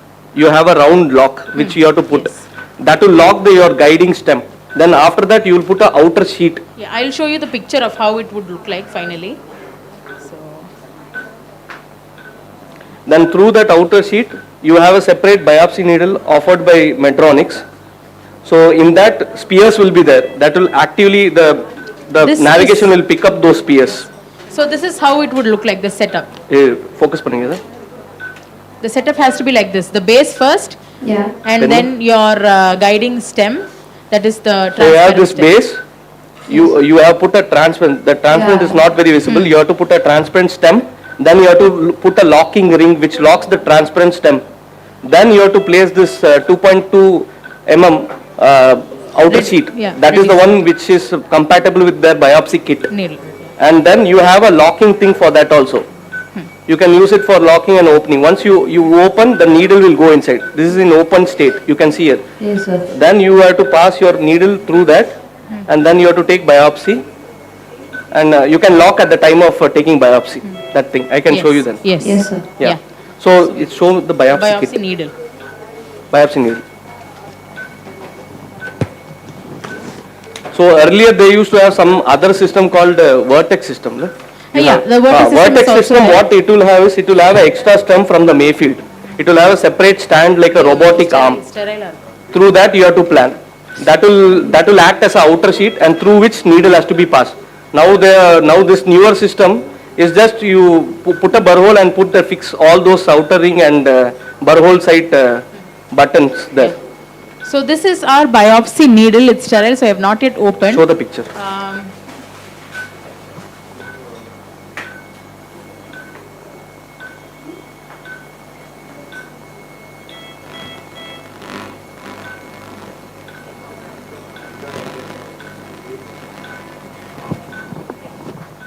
So this is our needle. Yeah. So as you can see, we have two gluons. So you have a scale there. Yeah. So that I told you the trajectory, it will give you a millimeter, what millimeter you will hit the lesion. Suppose it is 45 millimeter. So you said that 45 millimeter, according to that you have a lock here in the needle. You have to lock that. And this two spear will be detected by the camera. So in live, you will be detecting where you are actually going. It will give you a trajectory view. Yes. It will actually show you where your needle is moving Yes. towards the lesion. So our biopsy tip is navigable and the aperture is also visible in the software. So you can exactly see What which depth part- you are going, what depth you are going, what you are where passing on live. That's what you're passing, exactly. Yes. Oh, okay. Any doubts in this? I think this can be done only in optical. Only in optic. Biopsy Only in can be optical. done They in- don't have an option of performing EM. this similar biopsy in EM. EM. No. So this I asked Dr. Kuntal had traced surface marked this one. Similarly, I did a surface marking for this and I got an accuracy of 1.3 mm. 1.3 mm, yes. I Okay. can maybe Something show less than 1.5 is acceptable by their industry standards. our For biopsy. accuracy is 1.3. Biopsy for biopsy. For biopsy, Yeah. yeah. So once you target the lesion, you have to take little. You have to go little forward and take some more biopsy, and while coming back also you have to take little more biopsy. And once you take off the biopsy, you have to instill some air in that so that it will be visible on the CT that you have hit the correct target or not. Yes, sir. So that will be the end of the procedure. Yes, sir. So we'll come back to you after doing the burr hole and I will show you the steps. Can you Any feel- doubts? Till now, no, sir. It's clear. Can we have the Plan 3. Plan 3 OT4? OT4 Plan 3. feeding? Plan 3 la navigate panna. Plan 3 da நம்ம confirm பண்ணல. Plan 3 navigate pro. Is it back to my OT? Is OT4? OT4? Yeah, can you hear me? Sir, we can hear you. Yeah. So basically this is what we have done. Yes, sir. So this is what we exposed, right? Yes, sir. Bicoronal incision. We have elevated the pericranium here Yes, sir. on this side, and I've taken a small cuff of this temporalis muscle as well, Okay, sir. so that I can make it as big as I can, given this exposure. I have preserved the pericranium on the other side, Yes, sir. so this I can use depending on how much of the pericranium I require here. Yes, sir. There was not much changes on the bone, except there was a slight elevation and irregularity here, as you can see, in the center. Yes, sir. So I had marked it. So I have considered it This tentatively the center of the tumor. Yes, sir. And as we had initially marked, this is the tentative outline. Although I would have liked to use navigation right here, but it is reasonably safe to say that the tumor is somewhere here, Yes, sir. because this is the midline, Yeah. and yes, the tumor is located around 1.5, centimeter yeah, away. laterally. Yes, sir. So what we have done is we have marked the tumor, and we are going to make a craniotomy which is around 1.5 to say around 1 to 1.5 centimeter bigger than the tumor, because we want to see the adjoining dura as well. Yes, sir. But as discussed in the pre-op discussion, this is where exactly I expect the frontal sinus to be, Yes, sir. anterior medial portion, anterior inferior. So what I'll do is I'll willfully make the bony opening here slightly shorter, like it will not be as wider from the tumor as it will be at other places, because I would like to avoid The sinus. whatever is possible opening into the frontal sinus by, I can angulate my vision, or there are other means of doing it. So after having planned this, I have placed my first burr hole. The burr hole I placed it on the midline. Yes, The reason is, this is the most problematic area, and I want to do it under vision. So I have been able to cut through the bone, and the dura is exposed, and I can see the bluish sinus which is lying underneath.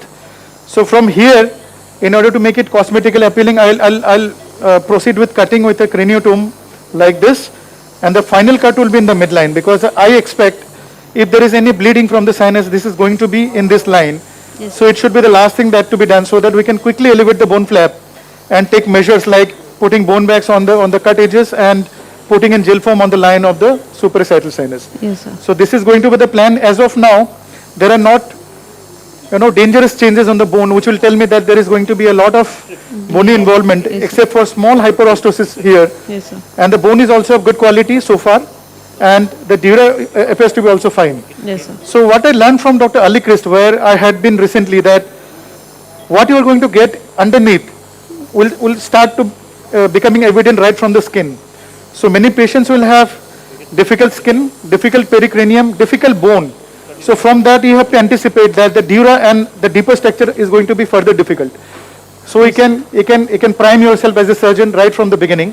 Yes, sir. So as of now it appears that the dura is normal, and we'll see as we go ahead. So I'm going to make a craniotomy and I'll get back to you once I'm done. Thanks. Yes, sir. Can we have the video of the other theatre 5? Do you have any artery forceps with you? For the biopsy video.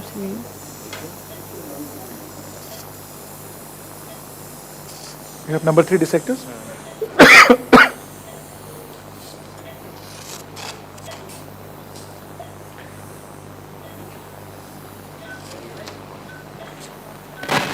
You have bigger than this?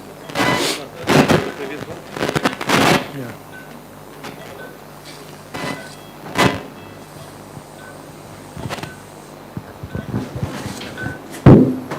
Hello? Yeah. So we have marked the incision. You can see a linear. You on the camera? Yeah, you are on the camera. No, it's not. I want them to zoom in. Come, zoom it.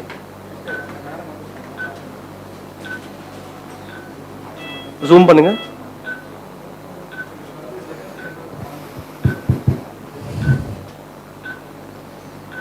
So you can see the incision which I marked. It's a straight incision, and this is the.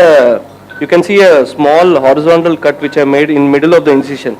So that is our set target. Set entry for the target. But why you have to round a little, incision is a little long, why do you want to have? No, we can reduce the incision, sir. For that is helpful for retraction and burr purpose, but we can reduce the incision, not a problem. Yeah. Yes, sir. This, stereotactic biopsy, Professor Vasudevan was expert, and we all learnt it. I could never understand it because for me mathematics is the thing. So when I saw this for the first time, I felt that it was much more easier. Yeah. And probably there are, for example, this lady, it's a classical case where you probably should not be at all attempting. She's totally intact. Yeah. So this is the ideal case, and no neurosurgeon should be without this type of a navigation guided biopsy. Even if it is surface, it allows you to reduce the size of your incisions, and it really is helpful. Zoom out panna. Yes, sir. Yes. So we'll drape the patient and we'll come back to you, sir. I have removed the patient. Come here. So that frame will be changed. Okay, there is a new sterile frame which will come to me, and new sterile probe which will come to me post draping. And while removing that frame, it has to be very, very careful that you should not disturb the articulating arm. If you disturb the articulating arm, you will end up in problems. Will you have to recalibrate or? No, sir. No, sir. No. That is already, it's been registered. Once you just put this frame and once you put the new probe, it will automatically, it will show me the thing. Same trajectory.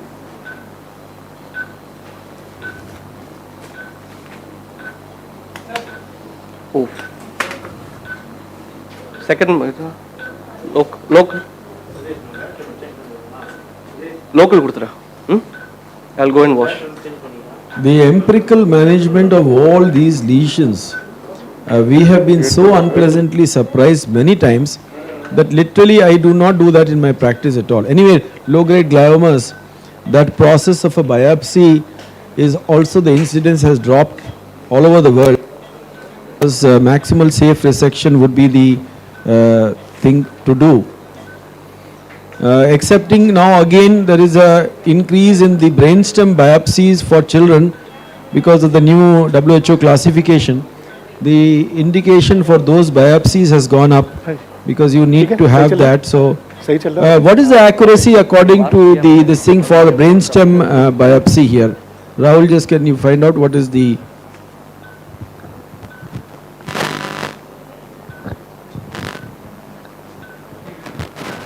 Do it quickly.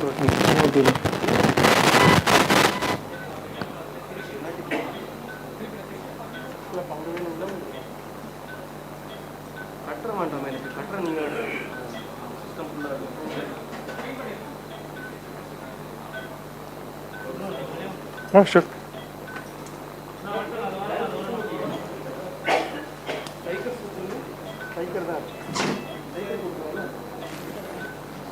Just keep it covered. Keep it covered with moist gauze. Pericranium dry हो जाएगा, समझ?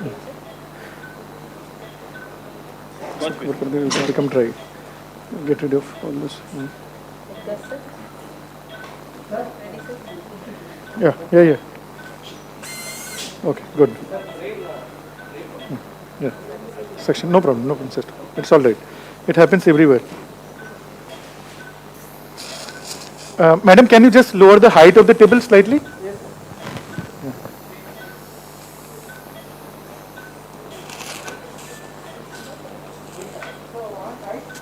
Yeah. Reduce the height. Lower the table. Whole table, yeah.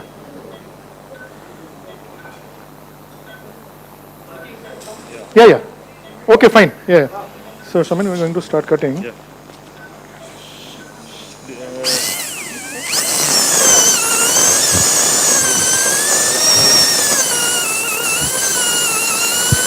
So in the rare situation, if you find it very vascular, it's very intelligent to stop the irrigation. And you will realize that as a rule, this acts like a hemostat.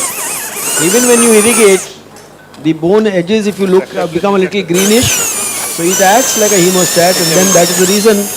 And now see how intelligently they have not put the burr-hole in the front, so that there is no deformity and it is behind. And this one burr-hole is enough. You don't have to make 4. Because if you make 4, then you have to go around cutting that.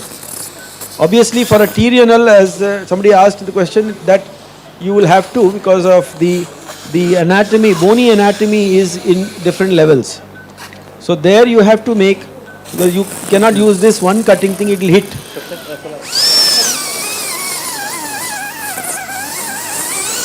The bone will fly, huh? Because excellent.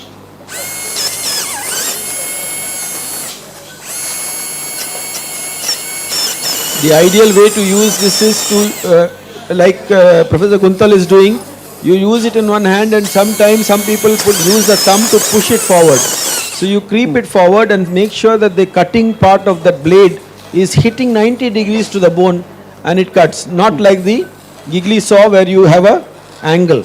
The sawing angle is there. So we have the dissector.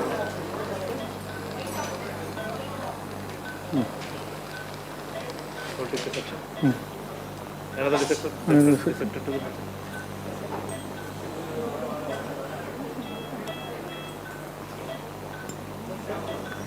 Yeah. Be careful, the bone may come out.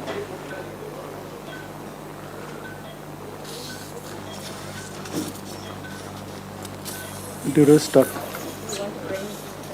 No problem. Yeah, can use that. The dura is stuck there. From lateral side. Yeah.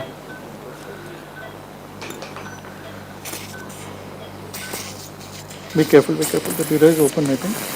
Isn't it? Hi, how are you?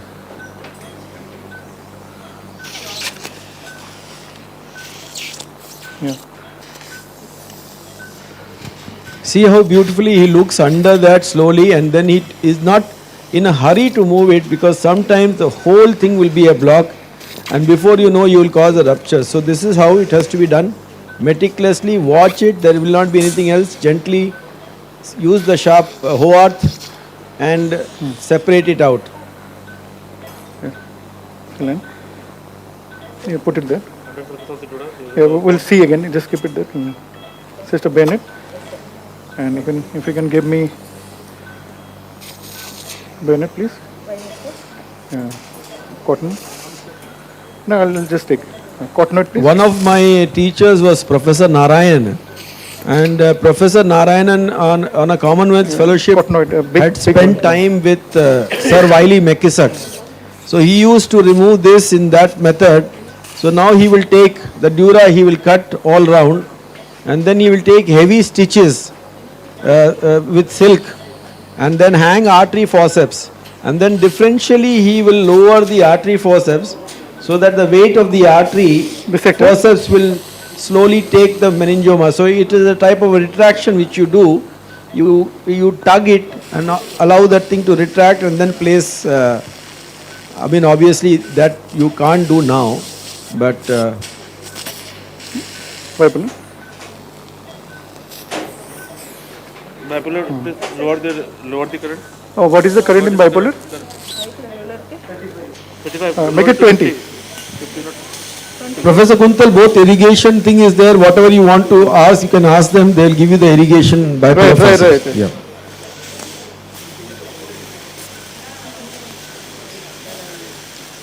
I actually, for the gross work, I prefer to use the Covidan, the Valley Lab. It's not working. And then once I go to the intradural part, I use that because it saves you time. I mean, each one is own.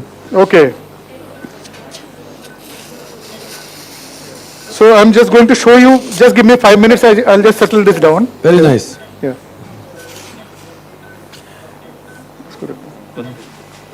Professor Kuntal, it is not easy. I am very well aware. You know, I'm sure I won't be able to do it. I have to go to some other person's operation theatre, and so thank you very much. It's all right, sir. It's part of the deal. Benny. Thank you. Can you reduce the suction a bit? Wait. Yeah.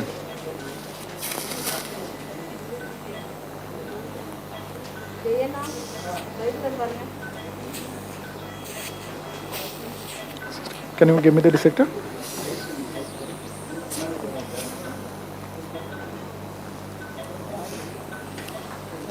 Dissector. The bigger one, yeah.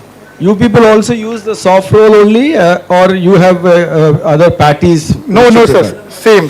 Yeah. Only thing is that ours would be shorter than this in length, and of different sizes. We'll make it small. We'll make it heavy. So as you can see here, inadvertently we have ended up dividing the dura also with the bone laterally. Yeah, that would have got stuck. Dura it is. But it was smooth in the beginning, but somewhere in the middle probably it happened. But the good thing is it has done our job because of durotomy. So it's a bone wax, please. Yeah. No, the brain is good. Yeah. Can you give an applicator, please? No. This bone wax. You will be very pleasantly surprised with the range of bipolar forceps. I think we have got around 80 plus. Okay, that's so great. You have different types. So whatever type you want. Okay. This fine. Dr. Vasudevan takes personal. In fact, he has made sure that you have the entire spectrum. Right. So they'll give you whatever you want. Sure. So what I'm trying to do is, I'm trying to separate the dura from the cut edge of the bone, because I'll have to eventually close the dura there. So whatever brain I can see across this defect is looking fine to me, not swollen. Yeah, Bennett. Can you take this out? Yeah. Yeah.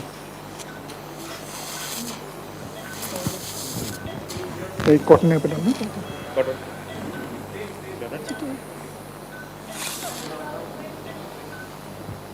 Can you give me gel foam, long strips of gel foam?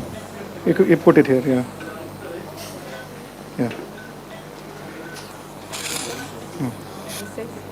Yeah, Bennett.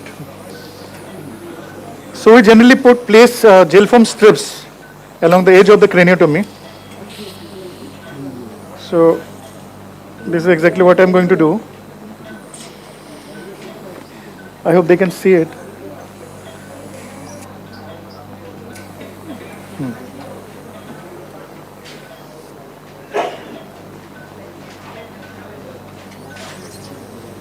Yeah.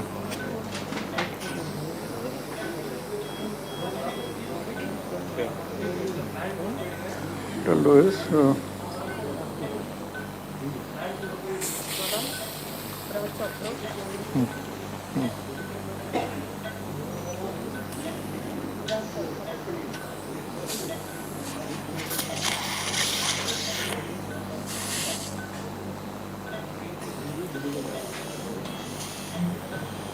can you reduce the section further? Dissector.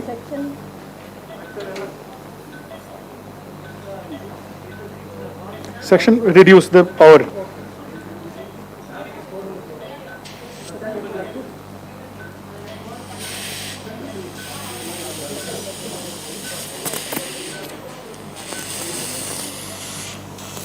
The middle meningeal artery.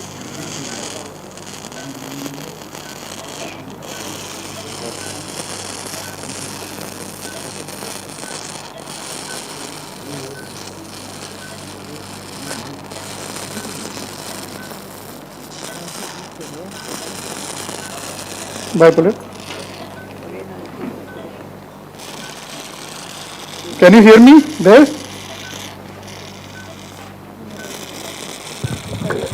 Yeah, we can hear you. And we can see you too. Yeah, so there is a middle meningeal artery here.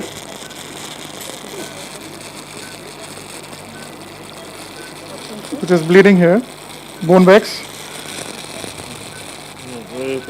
Yeah, bipolar again. One of my glitches has been always telling the residents is, you are as good as your hemostasis. Yeah. And the day when I say Increase the no, section. I have become a master of it, then somebody will defeat me. In fact, I remember when Asha Pandey was there, it was a hemangioma of the cavernous sinus. Yeah. So I took a biopsy, I lost a liter. So I called Dr. Vasudevan inside. Then he took a biopsy and he lost a liter, and then we closed up the patient Bone and wax. sent the patient for radiation.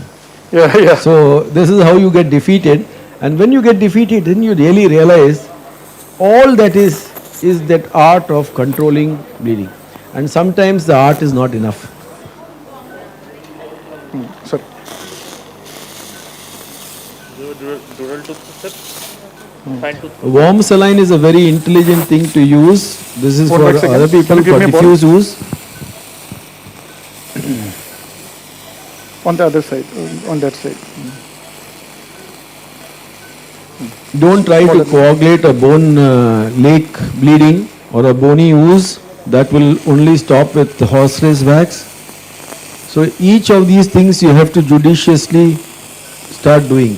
Yeah, absolutely. So here there is middle meningeal artery bleeding beneath the dura that we have opened. Yeah, just take it.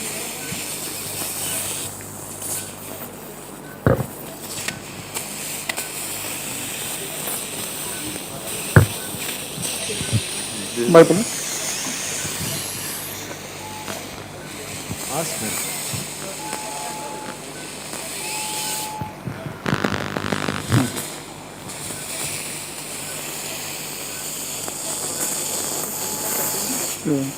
Also, I'm using cutting.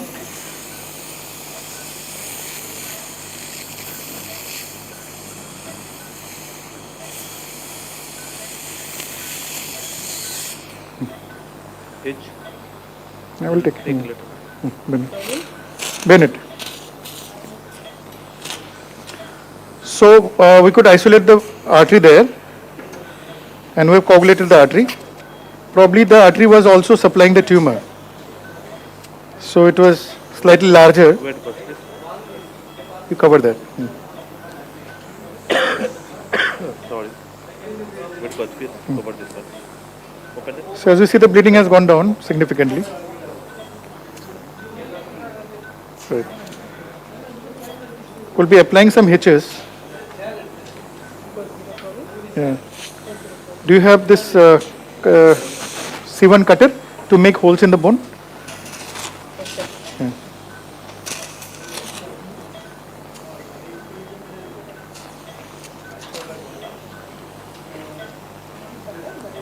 Yeah, yeah. Cutter. Yeah. No, no, cutter without this footlet. To make hole. Yeah, to make holes in the. No, no, no. We only need only this one. This without this thing. Yeah, yeah.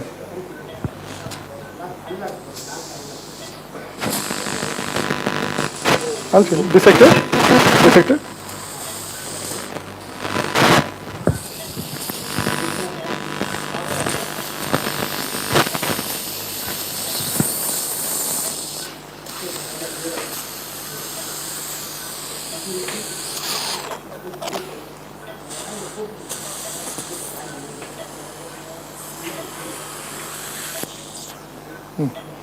Brilliant. Take this. Can you cut it into shorter?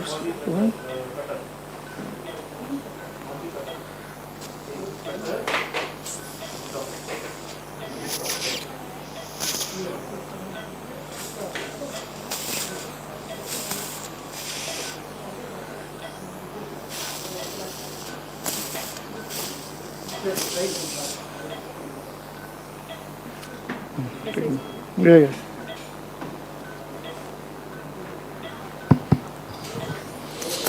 We all learned, including me, learnt our meningioma surgery from Dr. Vasudevan. So he is the meningioma man. Okay, okay, Meningioma man and the, what shall we say, acoustic person. So there was a specialization in Dr. Ramamurthi's unit from the very beginning. Okay. And he was very fond of, doing spinal dysraphism. Right. And so everybody had something particular, like Dr. Ravi used to do the transcallosals and vascular, bypass, STMC bypass, Okay. which was very rare, but yeah, he was trained in that, so that was it. So that everybody in the department, so now Dr. Rahul, who has joined us, he has just completed his fellowship in spine and he has joined us. Yeah. So adding to the thing, so that we sort of always have encouraged from his time that we allow younger people to specialize in smaller areas and then do that. Obviously, the rest of surgery has to be also be done. So Yes, yeah. I think subspecialization is the need of the hour. yeah. If we really want the science to progress, we have to have specialists. So what I'm basically doing is, I'm trying to undercut the bone here so that I can visualize the dural edges well. So basically I'm planning my closure from here now only. Whatever exposure I need for removal of the tumor, I already have that. But what I'm doing is I'm trying to visualize the cut end of the dura because that I'll require for closing. Can you take this out? Yeah.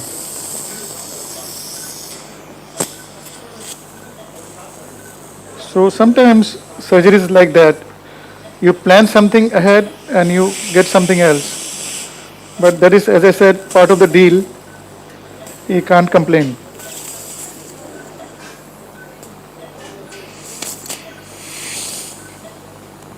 For the younger people, actually the earlier part of this training, and actually should be encouraged, that everybody once he finishes his residency, they should go, because for example earlier from the United States, Harvey Cushing would come multiple times and do a continental tour to go to different centers in Europe and pick up some subtle nuance from different surgeons.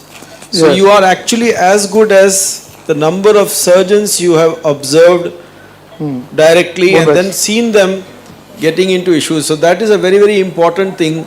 And this is the reason why these workshops, although a lot of times we have issues with logistics and this thing, these workshops are so important that they allow for the growth of the surgeon who comes, plus all the residents, everybody, sort of benefits immensely from these workshops. Absolutely, yeah.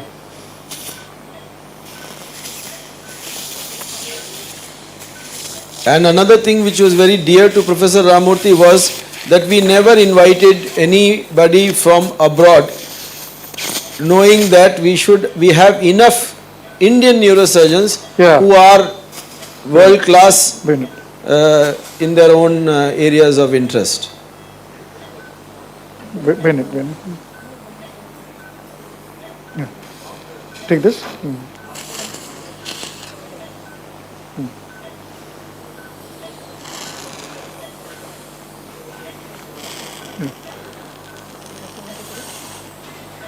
So there are some bleeders here. We'll catch hold of those.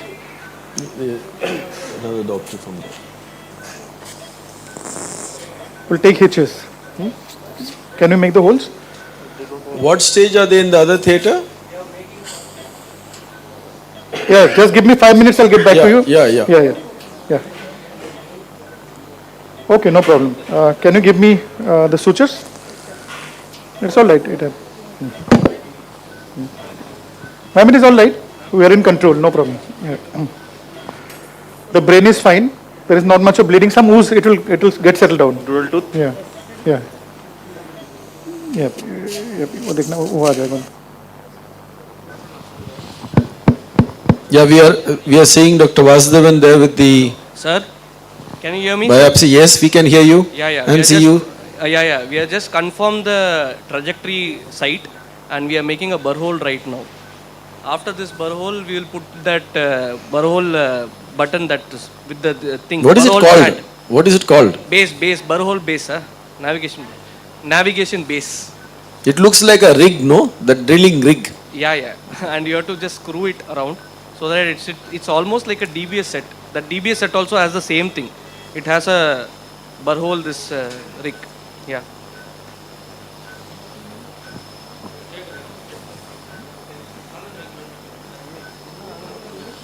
How much of accuracy, ask them, that it gives over freehand navigation?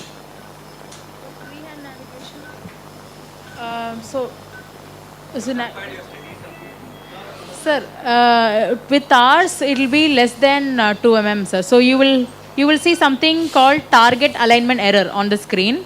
That should be less than 2 mm.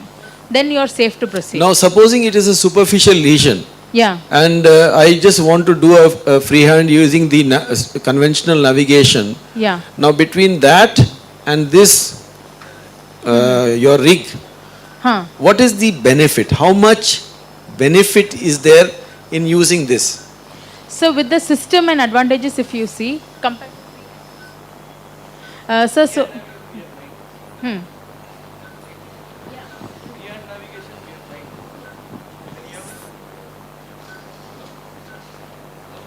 Yeah. So first thing, like Dr. Rahul said, in freehand navigation you are blind, sir. But if you, now here virtually you can see everything. But with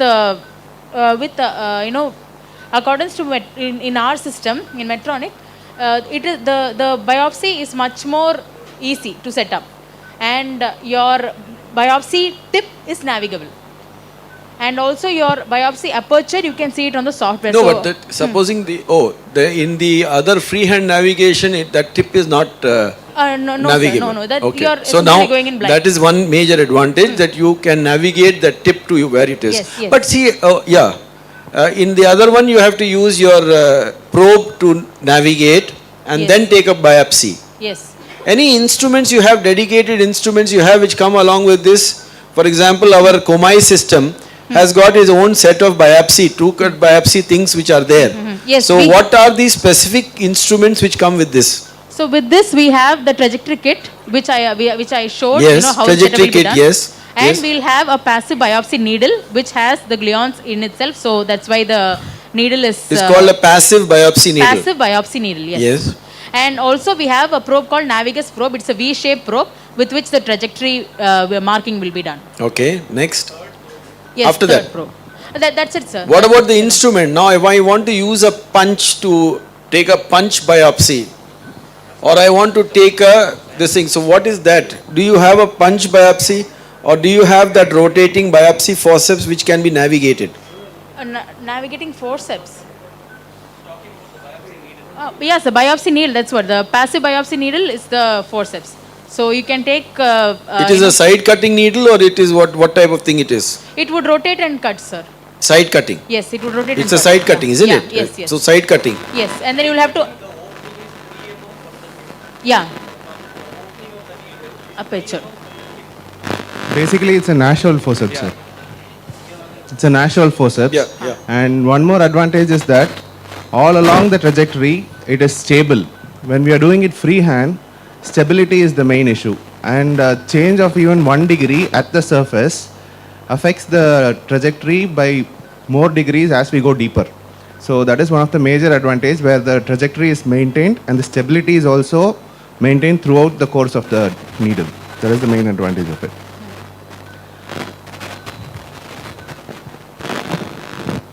Can we stimulate? Is there any electrodes for stimulation? Can we have a component functional to stimulate and see when we are taking a biopsy, are we taking a biopsy from something eloquent? I don't think it is available in the current system that is there with the Medtronics, but I have no idea, sir. Maybe the company person will be a better person.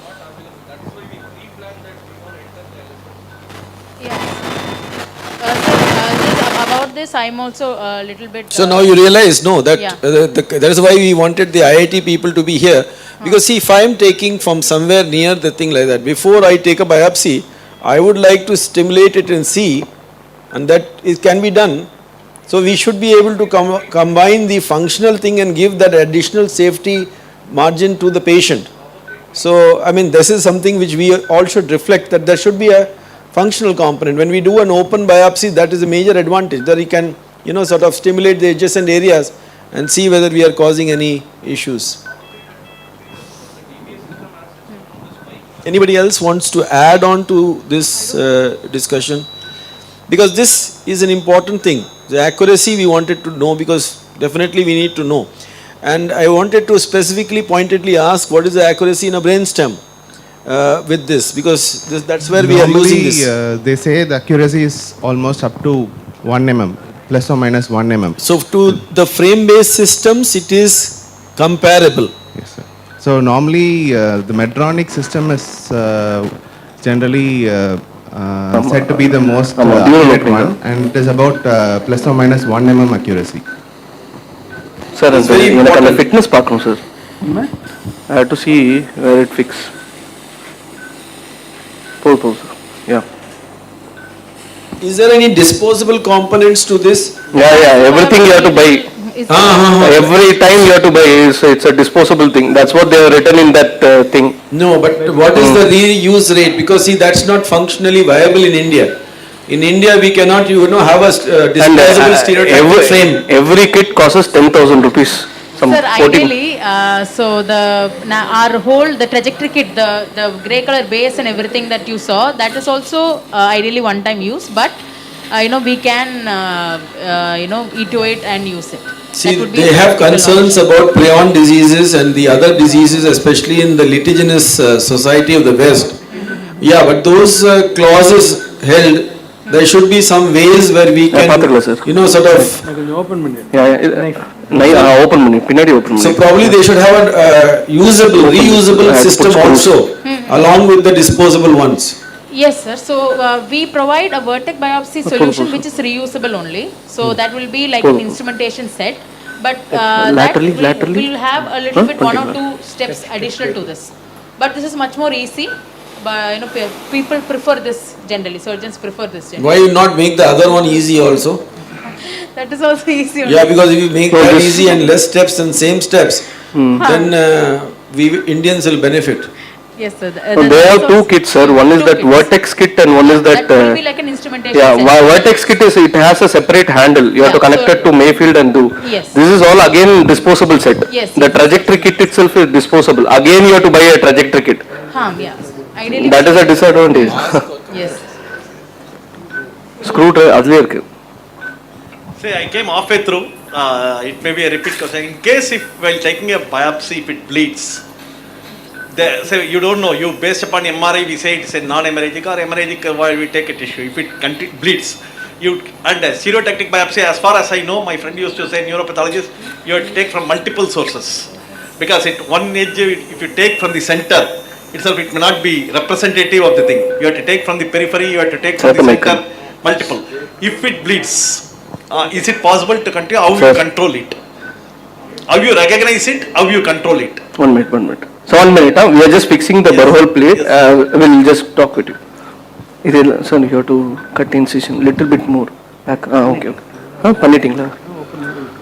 We have a very rich experience here. In fact, earlier on it used to be much more stressful. No, sir. So after the biopsy was done, we didn't have in-house CT. Now we have the luxury of in-house CT, in-house MRI. But earlier on for Malar, the patient used to go to Rai Memorial where the frame used to be fixed because CT was there. Malar's CT was in Rai Memorial. And so the entire patient used to go there. It used to be really stressful. And one of the reasons why I am very upset with and I never went into this direction was that because I accompanied a lot of patients with the frame fixed to the Rai Memorial and back. And supposing something happened, so then you also had to be, as a resident, ready to intubate and go ahead. It was a very, very stressful thing. I used to be very stressed out with that. Suction. With the sterility parameters, with patient, whether the patient deteriorates. So we would repeat a CT immediately after the procedure ideally. You should do that, and I think after about 6 hours. That is the protocol which has to be done for that bleeding part. Normally when with the Komai, when Dr. Vasudevan used to do the biopsies, if we used to get a blood from the things, the various ways of controlling that was to inject powdered gel foam and just keep irrigating it and wait. You are really, because sometimes on basis of a CT scan, once we decided to do a biopsy of a splenial lesion, screw complete up. then we insisted, I remember insisting that we should have an MRI, and it turned out to be an AVM, a corpus callosum AVM, and that lady, every pregnancy she used to bleed. Every pregnancy she used to bleed. So the AVM had that thing, and we were, so now remember that every splenial lesion is not a AVM, but it can be an AVM. That is why stereotactic biopsies from a very high drastically dropped, that if you really need a stereotactic biopsy, then you really need to do cytoreduction and take an open biopsy. That's how it happened. So that is one still terrifying thing. What do you do for hemostasis? That is what I was saying. Posterior conjoint. And we've been taught that we can inject this flow. Give a small retractor. Give a small retractor or some. Sir, pinadi problem. Yeah. So actually we've been taught that we can keep the natural forceps open and inject flow seal if there is excessive bleeding, but we've never had an instance where we've tried that, but it has been found that See, I don't have the experience of I did not have the stereotactic apparatus. Tanga? You press it, click. No, this is a 1 minute. She said that side has to go first. No, while I was in Coimbatore PSJ, I did not have the stereotactic apparatus, to be frank. I did a freehand thing. Dr. Rajshekar of CMC Vellore used to do it. I came here and then 1 minute, wait. my guru mentor is Professor Thomas Joseph of CMC Vellore. He was in Coimbatore. Then he Rotate said, why can't you panamudla. compete with him? I said, how can I compete with him? Rotate. And here See, a this final locking was cap is big. Trilateral Locking cap is big. I am not able to rotate. Then I devised my own technique. Took the patient to the CT scan. Master retractor. Marked it. Retractor. Brought the patient to the theatre. Put a bundle. Holding. 1 Put minute. the patient back Take it off. to the CT scan room. Yeah. There, I Bipolar. used your Suction. central line. Catch this. You have got the Catch outer this. sheet. Bipolar. Central line, outer sheet. Bipolar. You introduce the outer sheet On. through the burrow. It is a very small one. And inside you use a bronchoscopic forceps. Bronchoscopic forceps is very thin. You can take multiple things. And the CT scan, as CT scan is taken, you exactly position the central line. It will be seen beautifully as a circle. Patient will be lying, it will be lying this. On, sir. On, sir. Set gown, everything I'll be wearing. Then put the central line thing, exactly localize it. Then use a bronchoscopic forceps. You can see the tip of the bronchoscopic forceps in the. Take a CT scan continuous. I had access to the CT scan. Give a forceps. Give a forceps. Thumb forceps. CT scan will show that thing. Thumb Take a forceps. biopsy. from multiple Suction. things, exactly Suction, where it is. suction. If it bleeds, you can see On. that blood coming out through the central line, that On, sir. cannula. I used to pack it with Surgism. Pack Oh, 3 or 4 on. sizes. Wait for 10 to 15 minutes. Again take, it's not increasing and everything. Gauze You pack piece, it tightly. Then take this thing. Use the central line forceps itself to gently pack it, press it over. On. Feeling. Yeah, sir. And if in the central line you can use a monopolar tip also. Use smaller. Bipolar will not go into it. Monopolar I don't tip want the you blood can go inside. அது உள்ள situations போறது I blood. use. Give me the 25 plastic cases we tube. did not have anything. Give Much lock. bleed and things. Give lock. Unfortunately, I didn't publish for everywhere. I had coordinates without causing pineal gland, brainstem, everything we have taken it. Trilateral retinoblastoma we published it. Give the Navigus Pro. That is free hand. No Navigus Pro. navigation and things, but CT scan Movement. doesn't get Navigus Pro. no infection. Angle Not பார்த்துட்டுல. Only thing is you will have to take precautions. அது உள்ள போடுங்க. அது உள்ள இல்ல verify பண்ணனும். In the theater, come back. It is like doing you can ask me how dare you do a biopsy. Clean பண்ண hands. ஆமா. அது உள்ள காவிங்க sir. Room. It is not a LP you are doing in the It will show you the trajectory. You are painting it and you are doing a LP. Removing the CSF, you don't take it One to the minute, theater. அது வந்து இப்படி வச்சிட்டு remove, leave 2 sutures there. அங்க பாருங்க. Yeah. Put the camera, Okay. come back. அது பாரு அது. It is like doing this. Bronchoscopic forceps is very thin. You got easily you can take multiple. You can got a bronchoscopic scissors also very thin. You can take it longer one. Lock பண்ணு sir. Lock பண்ணனும். This is what I was doing. Lock பண்ணுங்க கம்ப்ளீட்டா. Miat also I did it. After Okay. that I left it as it is basically. It's a free hand technique. Yeah, one thing is that. Another thing that used to be taught to us is normally after biopsy, we'll inject 1 or 2 cc of air just to localize in the CT that we've taken the biopsy there. So they say if you're suspecting bleeding, inject little more air so that the tamponade effect will be there. So inject immediately, close and come out. So more amount of air will have tamponade effect. So that is also one of the techniques that is being taught to us.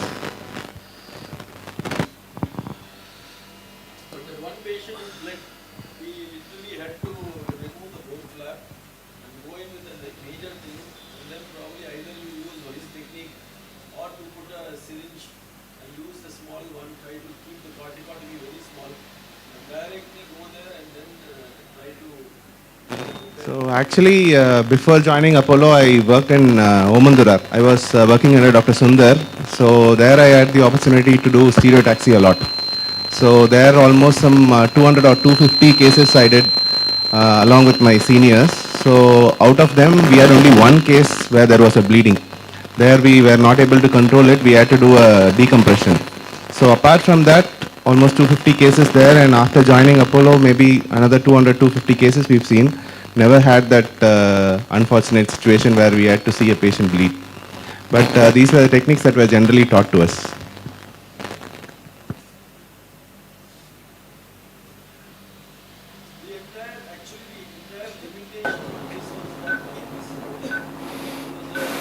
Sir loose பண்ணுங்க. Loose பண்ணுங்க.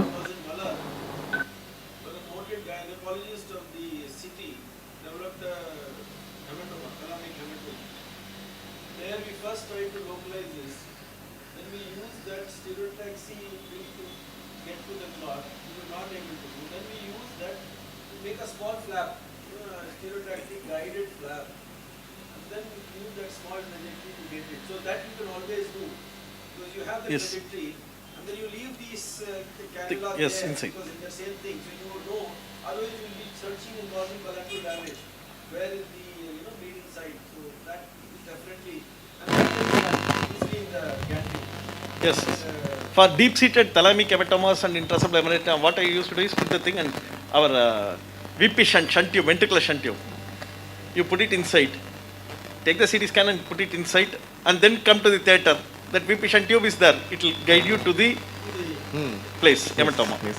Exactly. I mean, little bit cortectomy, you can put the thing on either side of the thing. But before that, you should know that you are not going through speech area and all these things. That trajectory you will have to make out. As far as possible, go straight. The VP shunt tube, ventricular thing, I used to pass it, keep it there, take it, and then. What I feel is going to increase the number of hematomas you are going to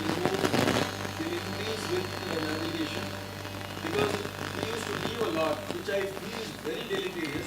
It always prolongs their hospital stay and it is always better. See, basically it's a mass. No, actually with the navigation, even the endoscope can be navigated. Yes, So with that you can localize it better and take it out better. Endoscopic evacuation happens, it's better. Hematoma, it is causing additional pressure. And once it liquefies, it increases also. Further, the solid hematoma is better. As it liquefies second and third day, it causes more pressure, more edema. And in one of the cases, we had a instance where we had a extradural hematoma after a stereotaxy, and luckily the patient did not require surgery. It was a small hematoma which settled down, but invariably after that, we used to analyze the CT when the feet inside, and we never generally give importance to that, but after that we make sure that we see it through and through from the entry site to the biopsy site, and make sure that there is no bleeding anywhere else also.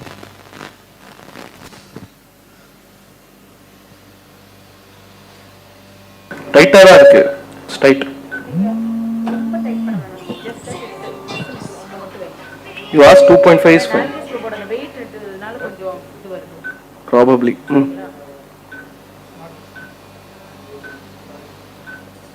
Yeah, lock. Oh, wait.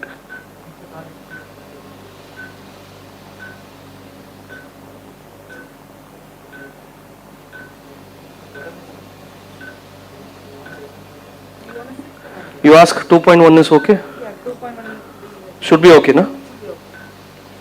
Okay. It is because of this weight of this instrument. Huh? Maybe you want to sit down and try? No, no, it's okay. I think it is a lesion, it can be targeted. Okay. Sir, we have put the base now. Can you see, sir? Yes. Just focus on this. Pandey sir was asking about the incision. Sir?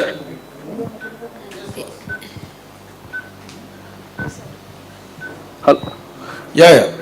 Sir, you were asking about the incision. What I planned, same incision only I made. Otherwise, your base won't sit. This base is very thick and bulky, and the burr hole that this they are given. What we make the burr hole, you have to make a little larger than that. No, it's a 14 mm. Larger than that, you can't screw it. If you make larger burr hole, you can't. I am talking about the incision only. Incision, okay, fine. Now we have got some 2.2 mm, we are not able to get below 1.5. So that is probably, I think, because of this navigus weight of the navigus probe. That is why we are getting, but lesion is good enough to be targeted with this. Less than 2 is acceptable, we got something around 2.2. In spite of locking the cap multiple times, we are getting, this is a good precision, this is what we are achieving, this accuracy is what we are achieving. So we will go ahead with this one, sir, biopsy, sir. 2.2?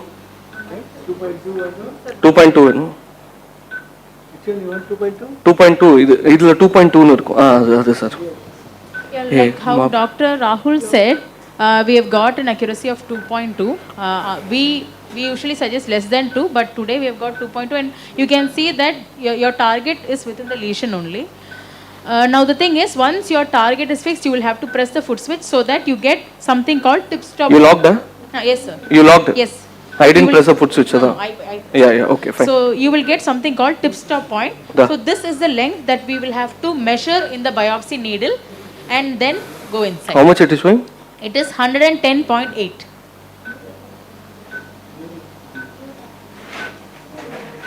Can 110.8 mm. Scale biopsy needle kit. No, needle scale varum. Adu kuda scale varum.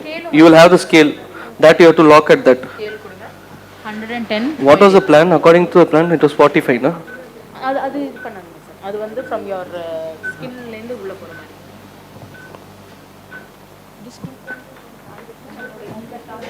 That orange and Yeah, that I know too. That should be okay. That should be. Sir, adla 1 சொல்லுங்க. 110.8. 110.8. You have to take this thing. ஒரே நிமிஷம் இங்க இருங்க. இது loose பண்ணல. இத எடுத்துருங்க அப்படியே. எடுத்துடலாமா? இல்ல இல்ல இது வந்து இங்க லாக் பண்ணும். எங்க இருக்குது 110 மூவிங் பட் இது 0 0னா ஆப்போசிட்டா பண்ணுங்க சார். ஆப்போசிட்டா பண்ணுங்க. அதுதான்.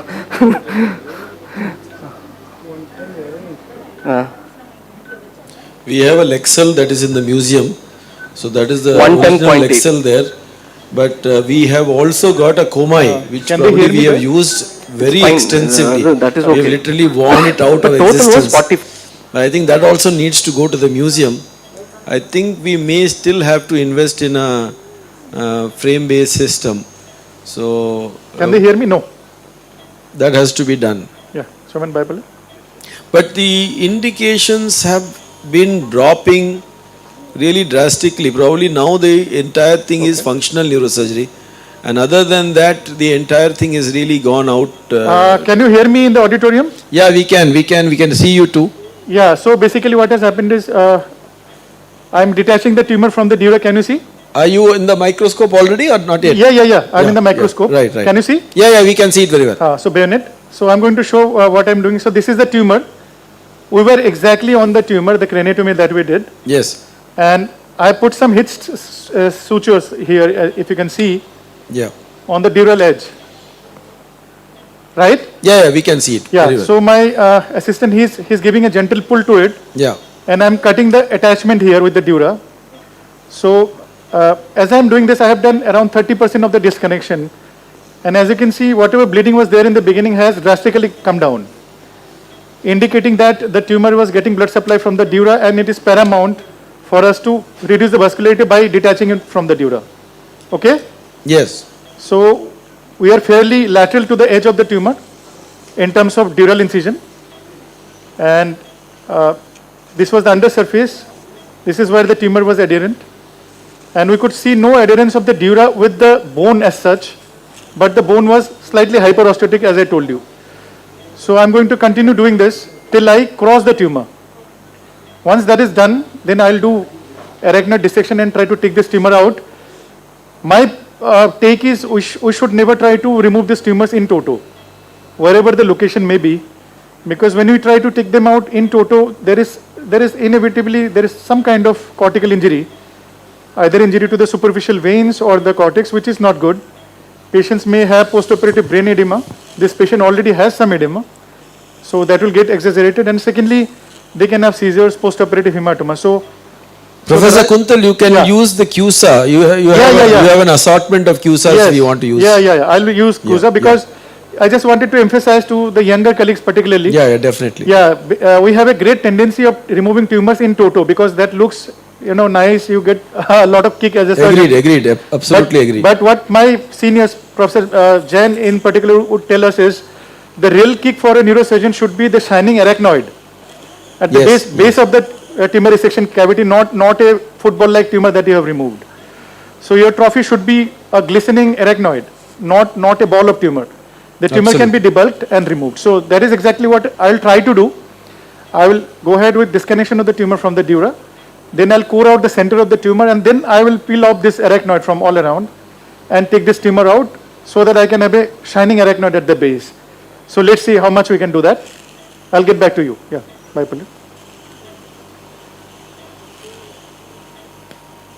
Yeah.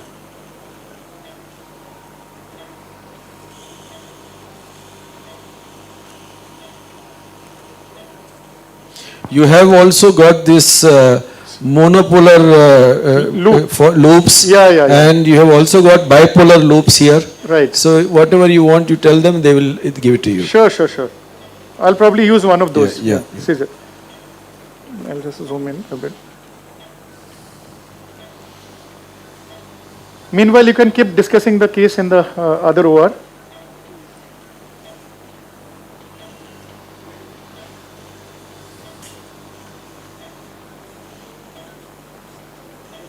Bipolar, please. Yeah. Bye. Right. Bye. Good. Bye. Nice. Actually, we are fortunate to have Dr. Akila, who has got a very, very huge neurosurgical anesthesia experience. So I actually am never worried, especially when I am losing a lot of blood or this thing. She actually never panics. It is Anil Pandey who panics. Obviously, Dr. Vasudevan doesn't panic also. In fact, I must compliment ma'am. The brain is in perfect condition. Hello? Yeah. Sir, can you hear? Fully aware the challenges that we had, Hello, including hello, sir. a very small possibility. So we are ready with the biopsy, sir. Yeah. So this, you can see this, we have attached the base. This is a base lock, this is the transparent tube. Through the transparent tube, we have put in the outer sheath and locked here. Right. Clear panna, precise. This is the base ring, sir. Right. And this is the transparent sheet. Over that we have a sheet here, and that can be used to lock the system. And this is the biopsy needle, sir. Inge coming, Vasudevan sir, kaila. This we have measured through trajectory, that is coming as 11 mm. That is taking into account this outside projection part also. Initially it was 45 mm, 46 mm in the planned pre-operative that phase we have planned, that was 45 mm to the target lesion. Now that is taking into account the projection also. So totally it is coming around 110 in that range. So we are fixed at 110 in that range. They have a scale here, that is you can just adjust it according to that. And this is that you can put the aspirator here and syringe will be here. And the thing is that the needle, how the needle is open or not, how we will know, that is based on the projection here. Light on, light inge kamipa. So can you see the tip which is open now? We can see the tip. Tip is open, tip coming, inge coming. Yeah, this is the same, even for a Komai, the same biopsy forceps. Professor Kalyan Raman, along with Gillingham, so tip is has open been now. instrumental in discovering all this. Actually, people don't pay credit to that, but all the stereotactic biopsy instruments have been Kalyan Raman and Gillingham. Gillingham was his teacher, and both of them published. The entire thing is Kalyan Raman and Gillingham. So this, all these instruments which you are holding in your hand, owe their thing to Professor Kalyan Raman, who was one of our teachers. So you can see this alignment, sir. If the projection is, if the base projection and the outside projection is in the same alignment, that means the needle is open. If that is been turned, that means the needle is closed. You have to go in a closed, you have to close the needle and go to the target, and you have to open at the level of the target, sir. And this you can attach to syringe and take the biopsy. You can see here, syringe coming here. Yeah, gentle suction with that. Yeah, sure, sir. Now we are inserting the thing, sir. It will show the live on the monitor. So that has to be seen on by the camera navigation. Go inside. Is it verify panuma biopsy needle? He probably will blindly also do it because of his experience. Madam will be using Kusa right now. I'll open it. I'll open it. I'll open it. Madam, You are can you able to slightly go? lower the patient's Closed, head? closed circuit. Open button. Lower the head of the patient? Yeah. I also thank Dr. Satya, who is my neuroanesthetist at Apollo. He has been kind enough to come and help us. And we really miss Dr. Vasudevan, who was a long time neuroanesthetist, a young gentleman Slightly lower. whom we lost recently. Yeah. We really miss him. 2.2 da use pannu. Needle ponum. I'll check. So I have, can you hear me in the auditorium? Yeah, we can hear you. So basically what I have done is I have completely disconnected the tumor from the dura now. Can you show us the Professor Kuntal side, please? So tighter.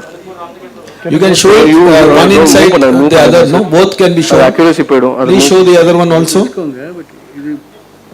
Let me know when you can see the. Yeah, we can see it. We can see it, Professor. Why? So basically this is the tumor. Why it's not moving? This is the tumor, you see. And we have been able to completely disconnect this tumor from the overlying dura. Can you see? Yeah, we can. So you can see there is a bridging vein right behind. There is a vein running on the cerebral cortex. Right? Yes. Right in front and middle to the tumor here. And there is one more vein which is running on this side. Can you see? Yes, we can. So, but the good thing is there is a arachnoid overlying it. So if we are able to preserve that arachnoid plane, none of this structure should get injured, which should be our aim.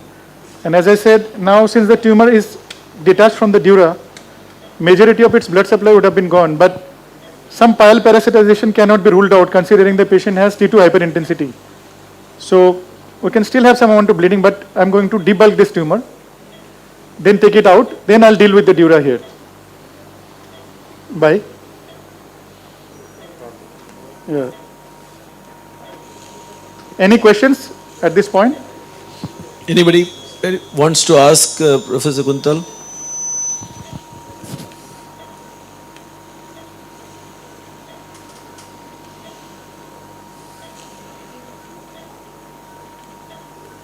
Scissor. Yeah.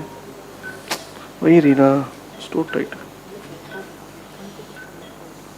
Tighter. There's some locking here. Why? You know, it always my curious, some of these fibrous tumors where the QSA doesn't work. Yeah. I used to think whether this debrider with these ENT fellows use, whether we can use that. Yeah, some people use it. Huh? Have you seen it being used? Yeah, I have seen it being used. Yeah. Particularly while shaving the tumor from the dura. Yeah. I've seen it being used. Appears to be quite useful to me. Because you realize, no, that in this one, I think it's quite tough and fibrous. Yeah. Where a debrider would be the ideal thing to do. But and it's not vascular, so this is probably the debrider tumor. Yeah. Some people use it. I have never seen it, but I always used to contemplate, you know, I would be happy if there was something which could, you know, cut and be a little more aggressive and reduce the tissue bulk. Yeah. I've seen it being used. Yeah. Okay.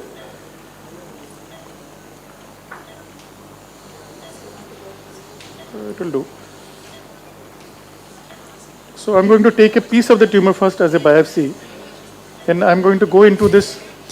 Dr. Divya wants you to tell her which is the anterior, which is the posterior. She is. Yeah, sure. I'm sorry, I should have done that. No. So, Bennett.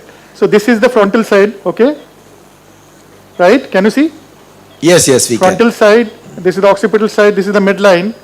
This is the lateral side. So I have elevated the dura and kept the dura intact where it is becoming part of or going on to the sinus there. I'll deal with that part later. And Professor Kuntal, you can ask her a question now because she is exam going. So we'll bug her in return. Yeah. So, you know, I think I'll leave it up to you to ask her there.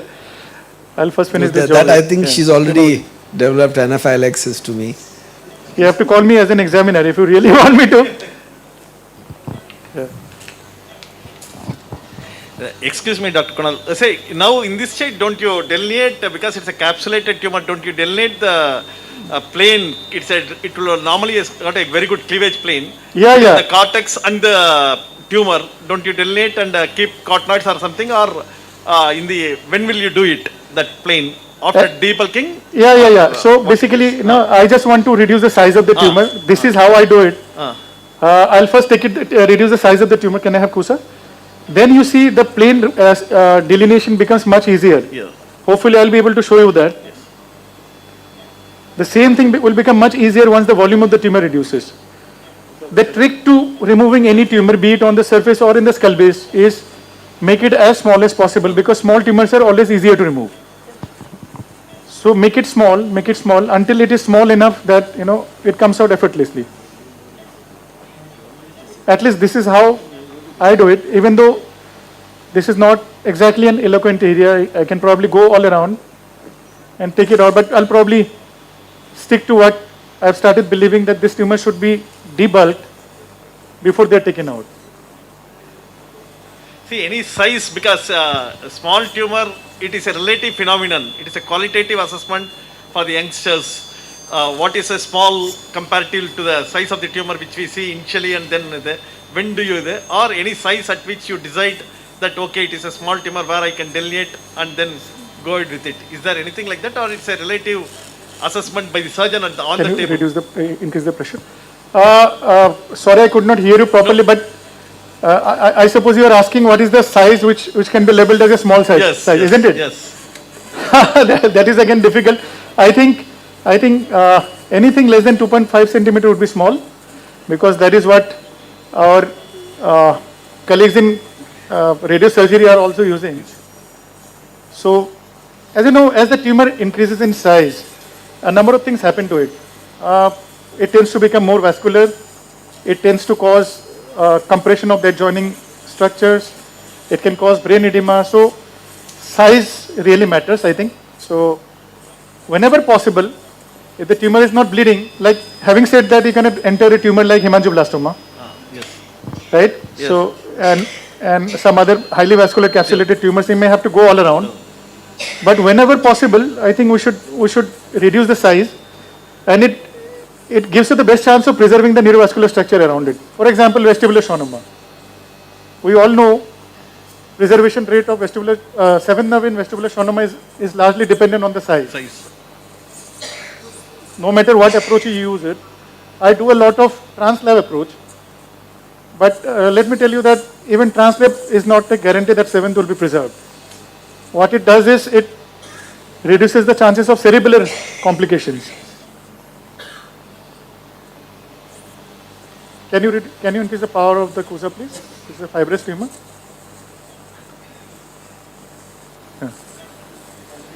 See, what do you think the likely pathology in this case? Yeah, probably a fibrous or a transitional, I think. Grade 1.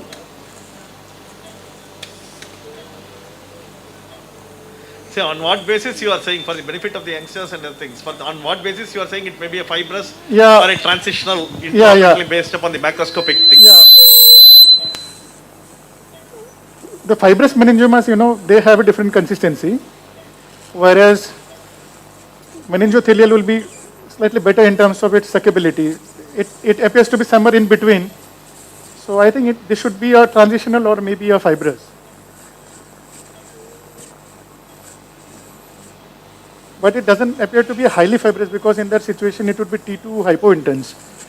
So T2 image is a very, very important image in tumor surgeries.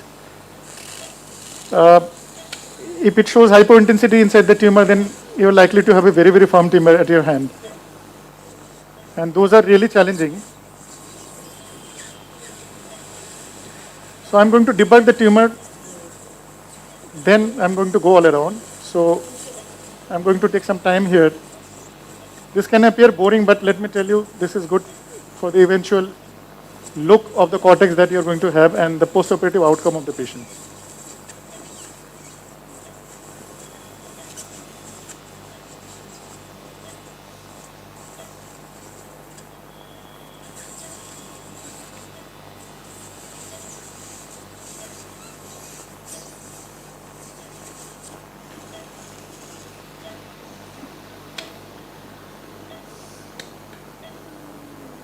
Yes, sir.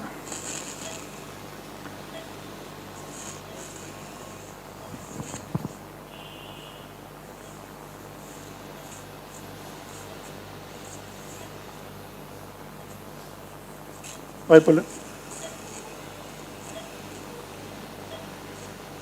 Yeah. Okay.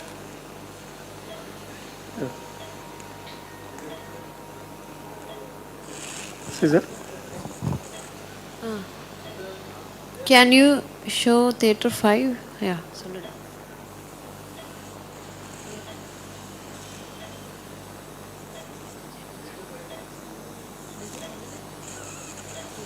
Remodeling.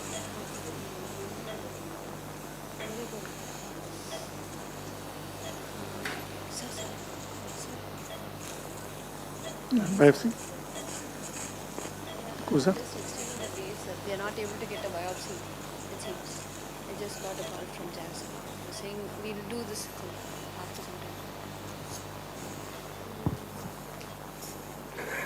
Apply some saline on the exposed. The technique which Professor Kuntal is using is classically shown how you scallop the tumor from within. So Harvey Cushing used to draw the operative notes as soon as he came out with a cigarette in his hand. Actually, there's a lovely book showing his art, you know, all his post-op notes. And this is what they will do. They will just make sure that they leave a shell of tumor using different things. Once the shell is there, then it is easy for you to do dissection.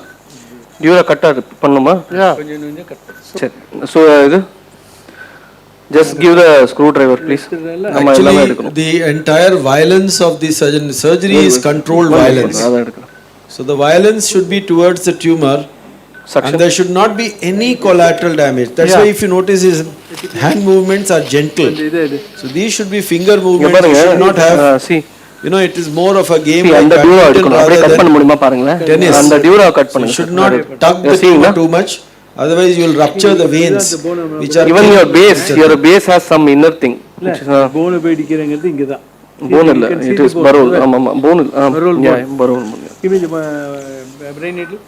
If the same tumor was posterior, then it is ideal to do a venogram, a surface venogram, and to see whether there is a large draining vein which is pushed posteriorly or at the end. So literally you have to track that vein and be very, very careful that you do not damage it, because veins are unforgivable. In a meningioma surgery, you would have done a remarkable job, and as Professor Kuntal said, that if you did not leave that pia arachnoid, that vein will be pressed, and you will think it's a tumor vein, but it would be it's just pressed by the tumor, and you should be able to separate it. So once the tumor debulking is done, then the arachnoid you peel away, and you make sure that this extra axial lesion you remove it. Otherwise, a venous injury can be catastrophic even in the most superficial of meningiomas. Later on you will see a venous infarct, and that would be due to that small vein which you thought is small, because that is because of the pressure. You did not see the actual, and that was the only draining. Even the frontal lobe, like the temporal lobe, is actually a very vein paucity area. And sometimes a small vein in the frontal this thing can cause very big venous infarct, and you will be sitting with the patient because the patient will have so many symptoms. Still it will hit that. What is that? Bone? Bone dana? Sir, drill pannunga please. Drill panna mudiyuma? Kerosene punch vechu ama adha edukra. Adha edutara. In such cases we develop complications like DVT, pulmonary embolism. Why? You cannot also give heparin, but venous infarct you have to, hemorrhagic infarct you have to give things like say. So you get into a real catch-22 situation, right? Edema increases, then decreases. If you don't give it, venous infarct increases. So you have to be very, very careful, right? And also don't take for granted that anterior to coronal suture I can just sacrifice the veins. Always make it an habit to preserve the veins. That will help you in the other surgeries. Yeah.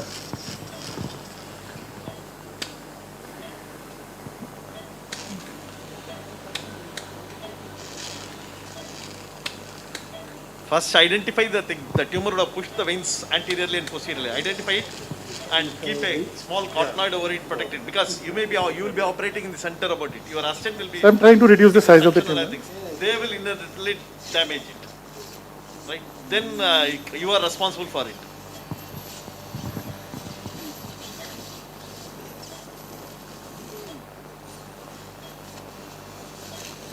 So this is a tedious job.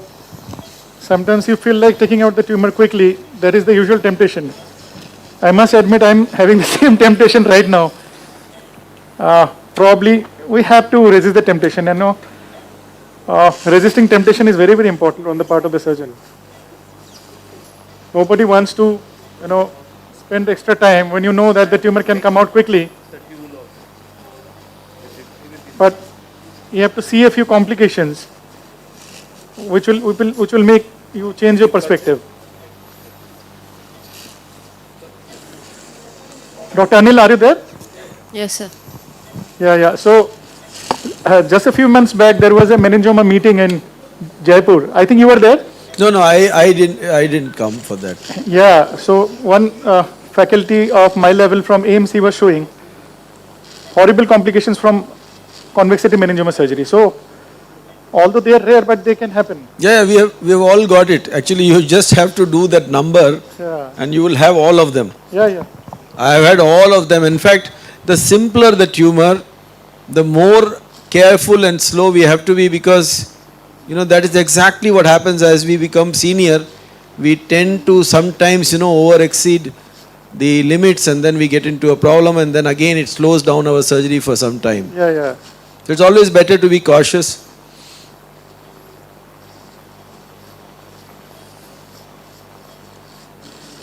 One of the senior faculty, probably Dr. Sunil Patel, he visited our department and he told us that,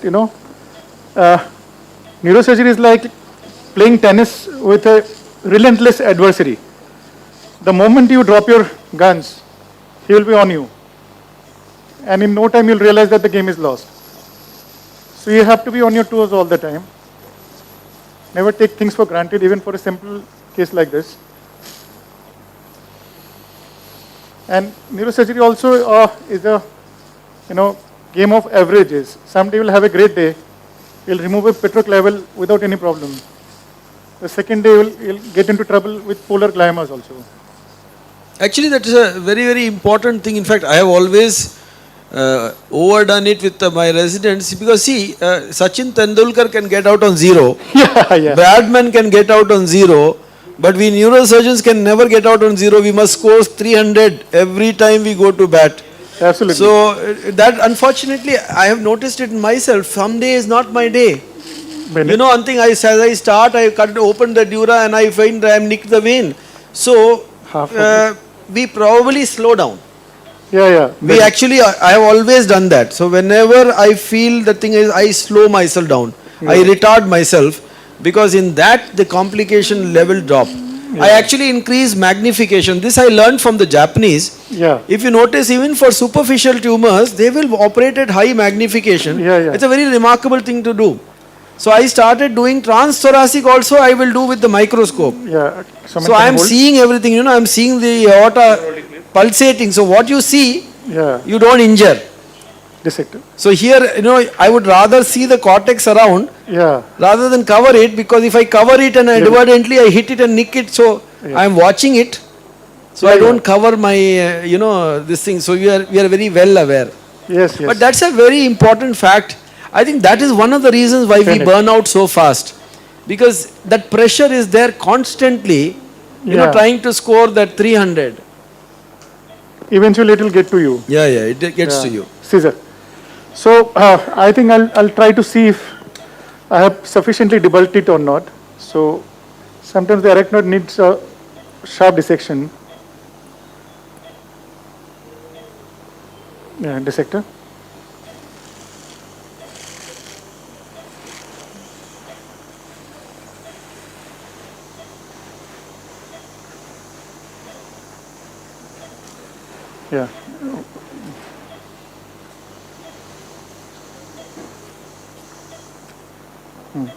Caesar.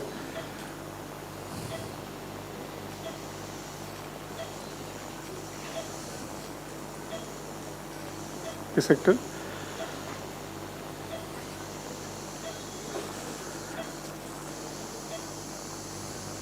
Can you see the arachnoid? Yes, we can.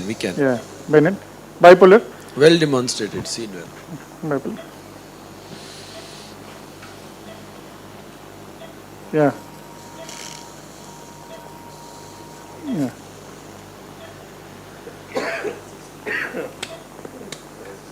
Caesar. I am very fond of the irrigation forceps. Somehow, because we have got all types. Recently we have got again different types of thin ones, fine ones. So in case you want, you can try those. Pull. Slightly retract. Summon.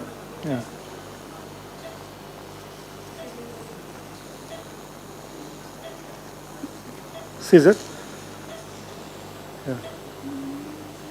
Slight traction. Laligam Shekhar has a remarkable book on microneurosurgery. And there are some things which you should read. The first chapter, where he credits Dr. Ramamurthi for encouraging him to become Laligam Shekhar. He also says certain things which young neurosurgeon needs to have. So if you have a theatre worker who is not good, replace him. If you do not have instruments which are good, don't make do with them, because that one forceps which is problematic will rupture that one aneurysm which you struggle to save. So your instruments In fact, here we have a aneurysm set which I do not allow to be used. It has a Lila also which is separate. That's for the aneurysms. Yeah. I can't have a compromise on instruments which we should not have for anything else. Yes. So that is very, very important, message. If you are obsessed with the quality of your surgery, be obsessed with your instruments, because all of them contribute. The anesthetists contribute because they allow the brain to bulge when you are doing this. That's it. Yeah, absolutely.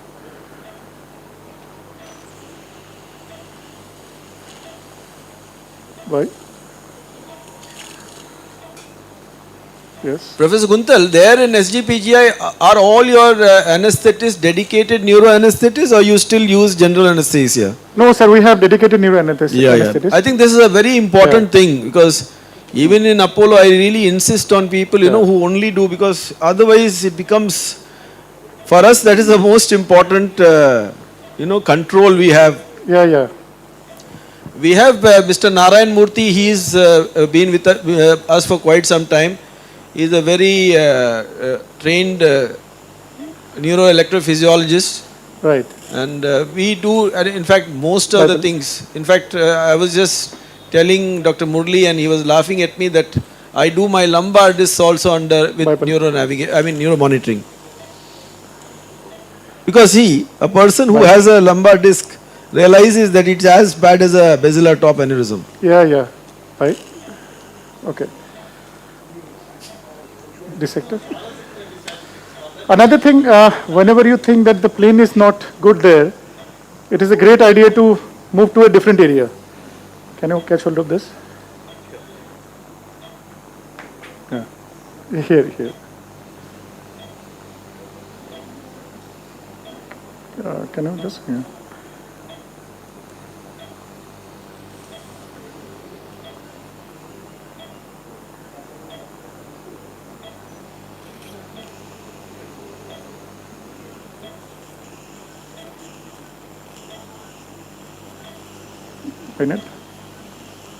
Slightly pull, gently pull. What is the percentage of meningiomas you embolize, and how many days prior to the surgery do you do that? Or Sir, meningioma embolization, I would say, is very rare at our center. Yeah. More than embolization, the real purpose of doing a DSA preoperatively would be to know whether the artery is, don't do bipolar, whether the artery is encased or not, bipolar, and whether we need to do bypass scissor. So embolization very rarely. We are doing embolization mainly for glomus, that too extensive glomus which has gone inside. But if we have to do embolization, it will be followed by surgery, say within 3 to 5 days, because this is what people say, that maximum ripening of the tumor happens. The very idea is to reduce the vascularity and make the tumor ripe. It will soften. Okay, can you catch hold of it here? Yeah. It will soften with time, with embolization, and the ideal softening, it happens around 5 to 7 days from the embolization. Yeah. You can see that the plane is not great here. I'll come back to this point later. Yeah. Scissor. Yeah. Someone, can you? Yeah.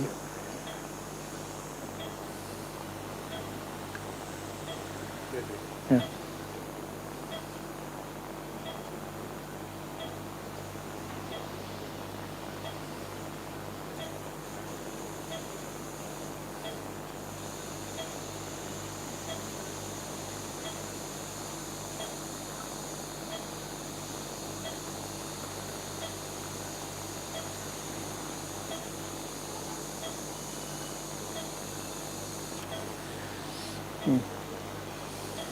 So sharp dissection is something that I prefer a lot.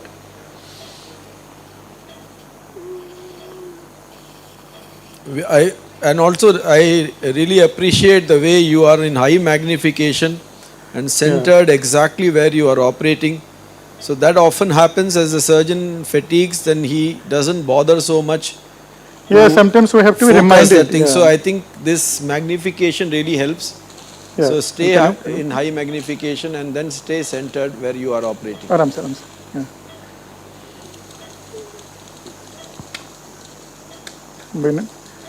Or, Professor Guntal, are you using the exoscope or it is just a passing fancy? Sir, I have used exoscope. We do not have an exoscope, but fortunately we had one thing sent for demo. And I think it is good for people who want to transition from microscopes to endoscope. This is a kind of hybrid. In fact, we have started negotiating for that Kinevo which has all the three, no? Which has the endoscope and an exoscope and obviously the microscope. Because I personally feel that it is going to be hybrid and there may be some places where that will help. Yeah, but, I think this is good for procedure like spinal AVM. Okay. I have used it for spinal AVM, so I'll come back to this area later. This is one way of tackling hemorrhage. Whenever you have it and you know it is venous, it is not thing like that, just put a little thing, then go to another place, and by the time you come back, a lot of times it settles. Yeah. It's a very, very nice way, and actually the younger people should learn it and realize that you must give every vein its respect it deserves. Someone, can you hold this?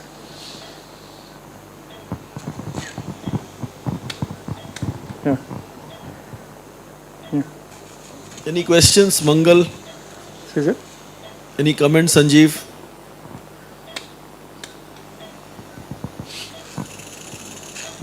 Show it here.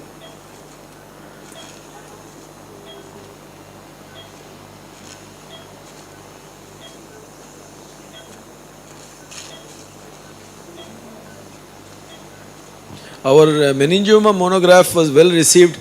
I tried very hard to get our publishers to be interested in having it in the meningioma conference, but probably I had to be more Anil, was not that insistent. Yeah.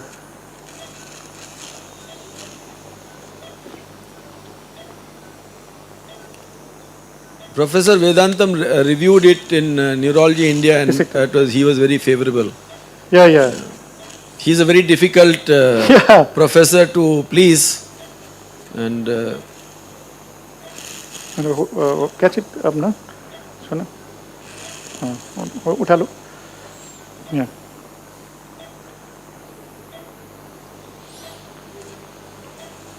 So maybe in the meantime you can see what is happening on the other OT so that I can.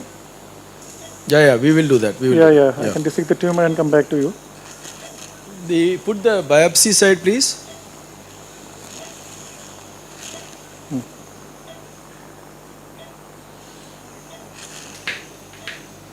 You don't have a fine bayonet, no? This you have 3-pin fixation.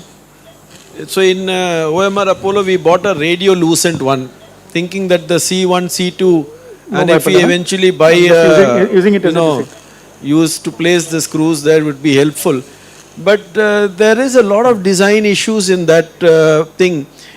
We used it for probably 3 or 4 cases, and it is totally unused. I now don't know whether it was the usability we couldn't get over, but it had issues about durability because it is made of some other, I think carbon fiber or something like that, and the strength is not. But I'm surprised you have these automobile machines, I mean cars made of carbon fiber, that's sports cars which are going. So the strength is quite remarkable, but maybe that type of strength which is required is not there. So you have major wear and tear around the thing, so that the engineers should have you think about other materials. Probably carbon fiber is not the thing, radiolucent material for a 3-pin fixation. No, but what I'm saying is that it doesn't have the strength Sir, we are ready, sir. Hello? Yes. Mic on பண்ணுங்க. Yeah, we can hear you. Mic on பண்ணுங்க. Yeah, Dr. Rahul, we can hear you. We can hear you, Dr. Hello? Rahul. We can see you Hello? too. Can you hear? Yeah, you hear we can me? see and hear you both. Can you hear me? Yes. On பண்ணுங்க. Divya? Yes. Hari? என்ன பண்ணலாம்? Hello. I think we have to use the cell phone. We can see you all.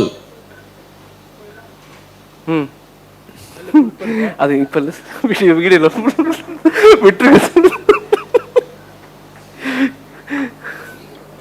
Can you hear? Yeah, Hello? we can. Divya? We can. Pandey sir? Lunch break பண்ணிட்டாங்க போல. Dr. Time என்ன? Mangal, good morning. Lunch. No, we are not eating as yet. Lunch போயிட்டாங்க sir. Pandey sir. Sir, Pandey sir? We can hear you. We can see Pandey you. sir? Hey, what is this, man? Hello? Mangal. Pandey sir? We can hear you, my dear. It has never happened No one in is the on the past. mic, Somebody has gone for lunch. It's not us.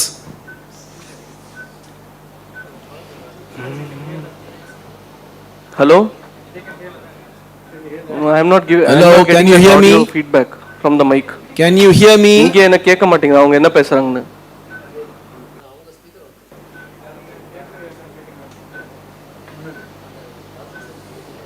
I am not getting that feedback. இது mic on இல்லையா? அந்த ஃபீட்பேக்லாம் கிடைக்கவே மாட்டேங்குது. Feedback correct. Hello, can you hear me? Hello. So that Hello. this Barol cap, this is the problem. Because I don't think it is dura, it is bone. Hello. No, but அவங்க feedback. Hello. Hello. Hello.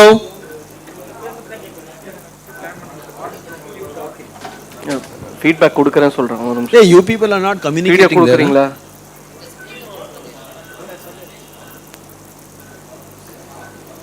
Hello. Okay, I can talk then. Hello. Audio feedback from there, from the auditorium is not coming. Tell them.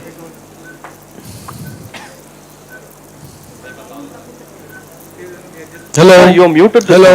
Just open. Hello. கம்மி பண்ணுங்க. Hello. Hello. Gel form பரோல் சுற்றி ஒரு gel form வேணும். அதை வச்சுக்கோ. Biopsy வந்து cos பீஸில் கொடுக்கணும். ஆமாம், காஸ் பீஸில் கொடுக்க சொன்னாங்க biopsy.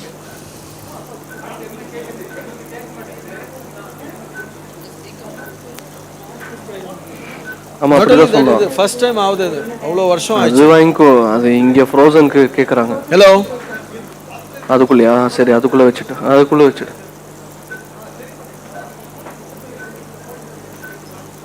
Rina, this you should report, I think.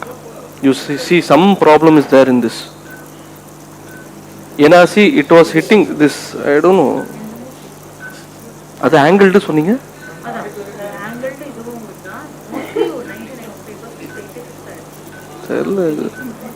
இன்னைக்கு இந்த ஆங்கிள்லயே பார்க்கலாம். Hello? Hello. Can you hear me? Sir, we are taking the biopsy. We are not getting your live audio feedback from the auditorium. So they can focus on the screen, navigation screen.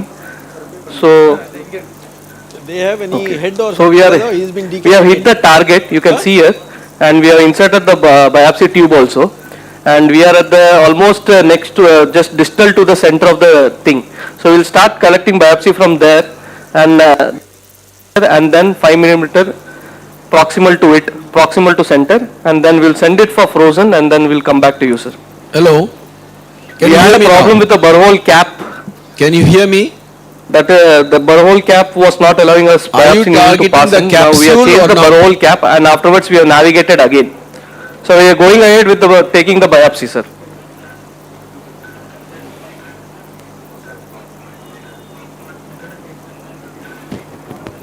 Hello. Open. Hello.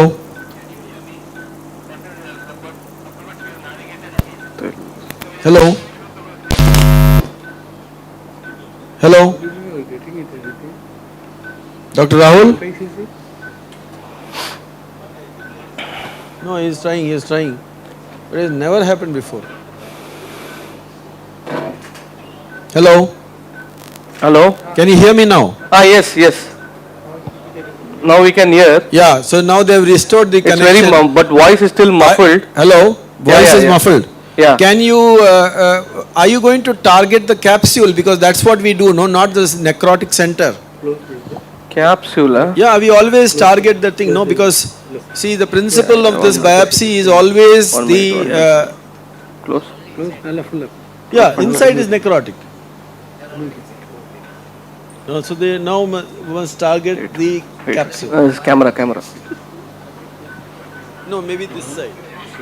This end. No, ventricular end adike. 5 mm distal podunga. Konjam. Ama full podunga. You do frame based? Wait. No. What about you, Sanjeev? No frame based. Not many people. Everywhere, wherever I have seen it bought, even no, some Apollo, biopsy was there. It is just there. Collect the biopsy. It's not used. Collect the biopsy. After this, collect the biopsy. Nobody uses it. Collect pannuma. I used to tell that 25 years back. That's aspirate பண்ற அளவு cyst la we have got the biopsy. அவ்வளவுதான். அதெல்லாம் aspirate அது சென்டர்லாம் போ sir கேப்சூல்லாம் போதே இல்ல sir. I think we have got the capsule, we have got the biopsy. You're not able to. Yeah, now we lost your image. We can hear you. But We have got the biopsy. Anchire adu. Unnu or 5 mm sir. No, what is this? How many millimeter? It is 107 up as cut it. Cut. Scale coming. Junior consultant. 108 less, no?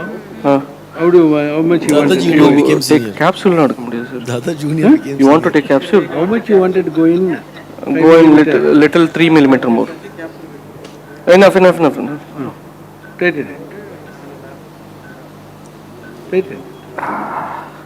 Okay, go. I'll take the aspiration கொடுக்க தேவல. You take the aspiration. I'll give wait one minute. Give the syringe ta.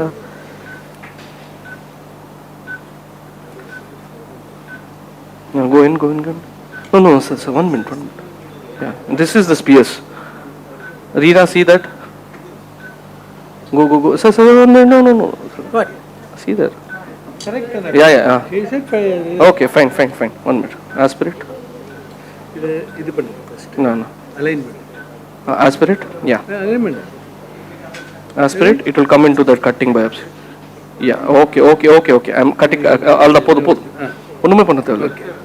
Close. அல்ல close. Now pull out the needle.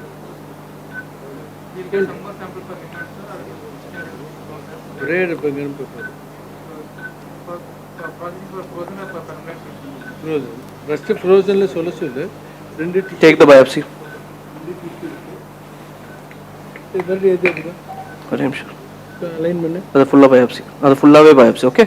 All bad tissue. ஆமா. Align பண்ணு. Align. Okay, this is the biopsy. கொஞ்சம் proximal எடுத்துக்கோங்க அவ்வளவுதான். வந்திருக்கு அது வந்துரும். கொஞ்சம் ஃப்ளஷ் பண்ணுங்க. அவ்வளவுதான் விட்டு கொஞ்சம் ஃப்ளஷ் பண்ணுங்க. ஃபுல் இதுல ஃப்ளஷ் பண்ணிக்கோங்க. எஸ் வெரி குட் அவ்வளவுதான் போதும். இல்ல. இப்போ 5 mm the other way. இந்த ஸ்கேல் தான் பிடிங்க. Come back 5 mm. நேரா வெச்சுக்க. லூஸ் பண்ணு. அப்படியே வெச்சுக்க. திருப்பிக்கோ. ஒரு நிமிஷம். வெச்சுக்க. லூசன் எவ்வளவு வேணும் உனக்கு? எனக்கு இது போதும். 105 போதும். எவ்வளவு இருந்தது ஆக்சுவலி 10? போதும். லாக் பண்ணுங்க. அது போதும். போதும். ஓகே. சரி.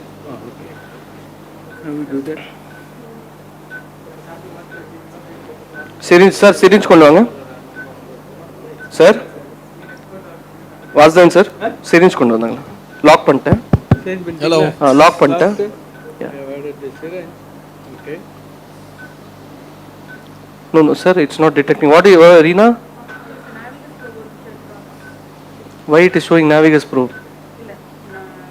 So I was very critical of the Comai also. And I am not. Don't lock it. You lock it. NBT.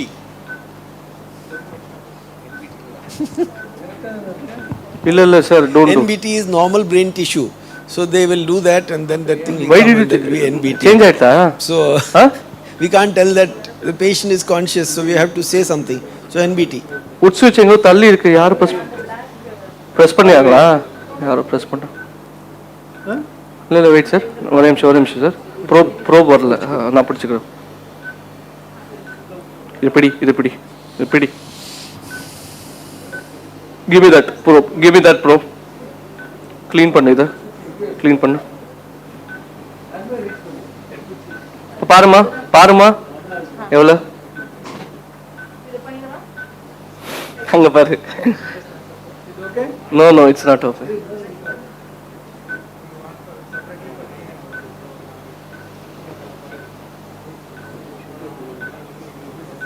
Sir இங்க வந்து லாக் பண்ணுங்களேன். இங்க வந்து லாக் பண்ணு. எது லாக்? இந்த சைடு வந்து லாக் பண்ணுங்க. அது யாரோ ஃபுட் ஸ்விட்ச் பிரஸ் பண்ணிருக்காங்க. Yeah, lock. Yeah, enough. விடுங்க sir. A lot of this technology has got long way to go. You understand that I have seen that from the earliest navigations I am seeing, the errors are still, they have got a huge amount of hump they have to cross before it becomes that usability factor becomes better. Sir, and the spears clean பண்ணு. biopsy மேல spears கொஞ்சம் dry gauze வச்சு clear பண்ணுமா? You agree? No, that இத clean பண்ணு. அந்த biopsy frozen கனுப்புப்பா ஒன்னு. எவ்வளவு வருதுன்னு பாத்துக்கறேன். இல்ல அந்த ஒன்னு frozen பண்ணுங்க. சரி. எவ்வளவு பத்தது ஜீன் எக்ஸ்பர்ட்.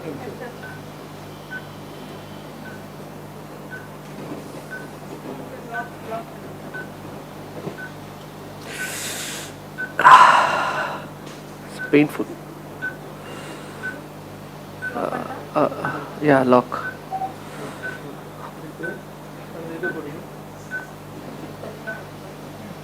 யாரோ பிரஸ் பண்ணிட்டாங்க. 105. சார் 105 போடுங்க. Show me in coronal. Just அது காமிங்க. sagittal coronal காமிங்க. Okay, fine. தாங்க சார். 105 தாங்க. 105 இல்ல சார் இதெல்லாம் க்ளீன் பண்ணுமா? ஆமா அதனால தான் அதை ரிஃப்ளெக்ட் ஆக மாட்டேங்குது. ட்ரை அது வெட் பண்ணிட்டு ட்ரையால க்ளீன் பண்ணு.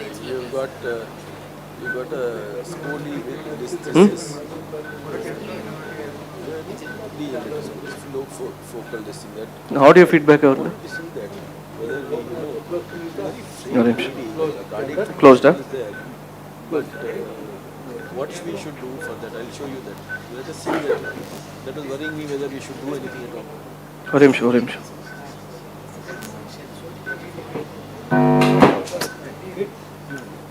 So that's you see, that is. Okay, it's okay. We are in the target. You do lock. ஒரு நிமிஷம். Open பண்ணுறேன். Aspirate. Little bit aspirate. Ready? Yeah. Okay. Enough. I'm closing it. Closed. Yeah, closed. பண்ணலாம். Frailty index. What is frailty index? Da. வெளில இருக்கிறப்ப அந்த இது மேல blood வருது. நல்ல டிஷ்யூ.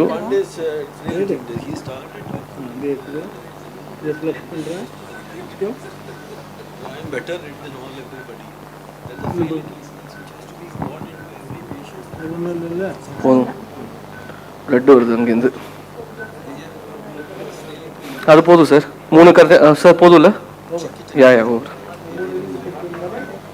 அதில் ஒன்று சின்ன பிட்டாக frozen கனுப்புங்க. Ask her to decide what she Hello. wants. Yeah, sir. Yes, sir. We have taken 3 punches from different sites, and now we are sending for frozen, sir. Punch biopsies you have taken for, not punches. Sorry. Nobody punch punched you. Thanks. Dr. Professor Kuntal, please. We are seeing you.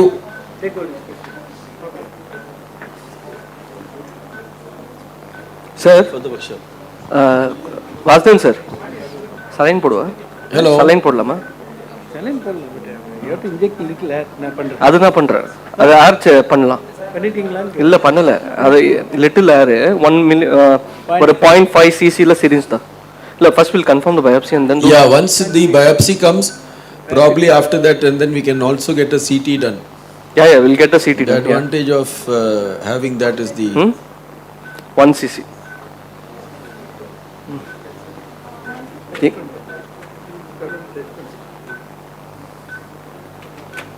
வேற glove தருவாங்க.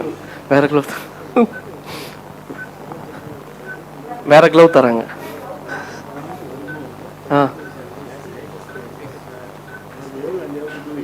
அது வேண்டாம். One more இல்ல ப்ராக்சிமலா எடுக்கலாம் பாருங்க.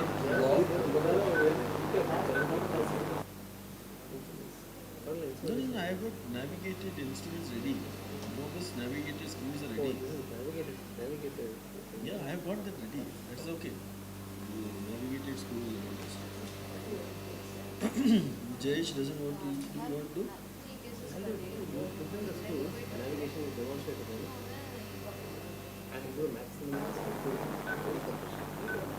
Close.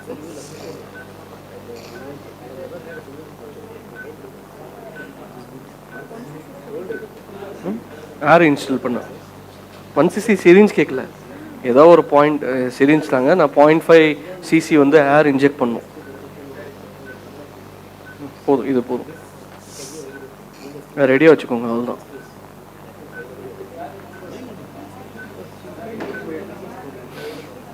I am telling you that burhole cap only I think better to use angled base because it will give you more thing.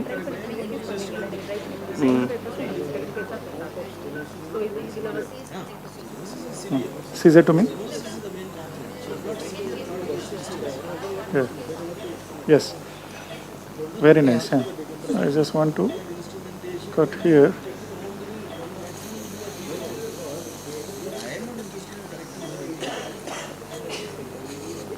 Minute.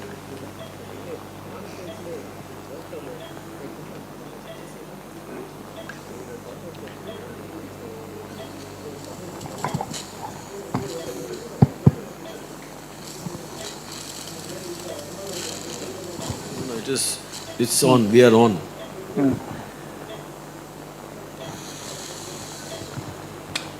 Yeah, bipolar. You want a micro? Just make the tumor flat here. No, not yet, not yet.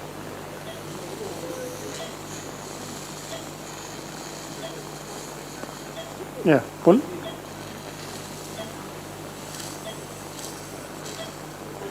Just leave it there. Yeah. We'll come back from this side. Can you pull it up from here? Sure. Rahul, I'm just dissecting it.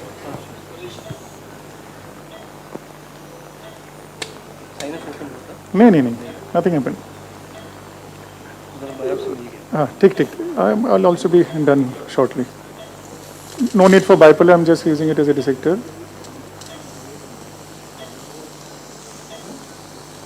There is some pile bridge here, so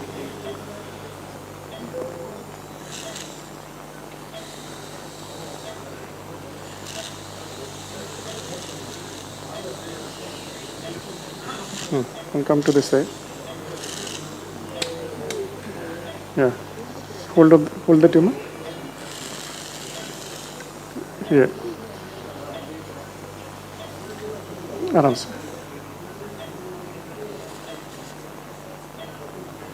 यहाँ पे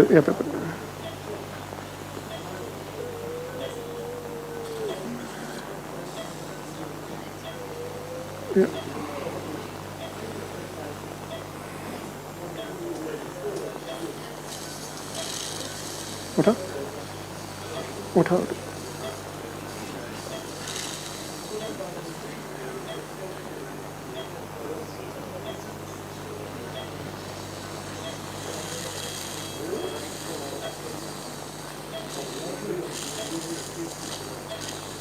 Bipolar. Give the bipolar to me. I think he has to move before. Can somebody give the bipolar to me? Yeah.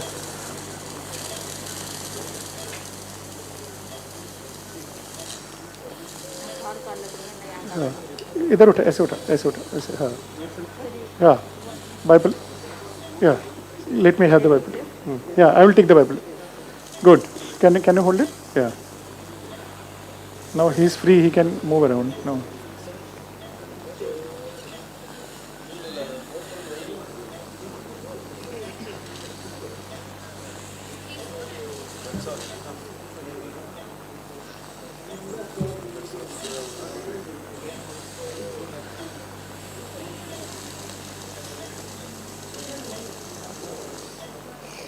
Okay. Hold करके उठाओ. Yeah, this is brain, I think. No. Lift it up. This is tumor.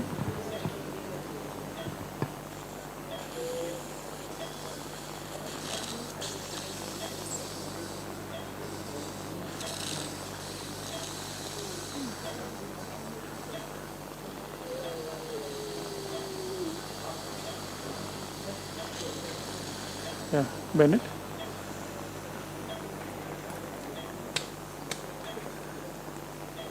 Bennett.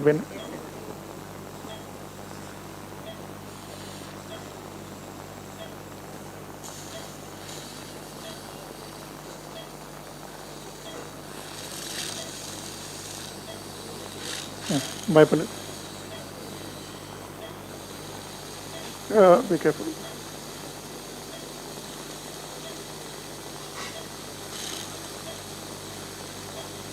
Yeah.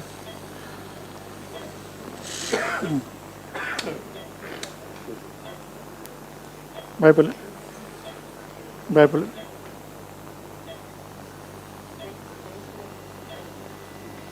Yeah. Caesar.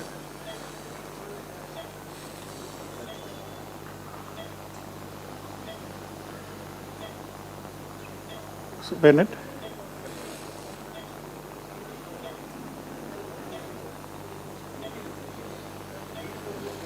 Counter-traction.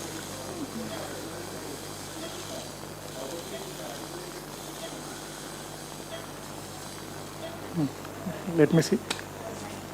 इधर से दिखाओ.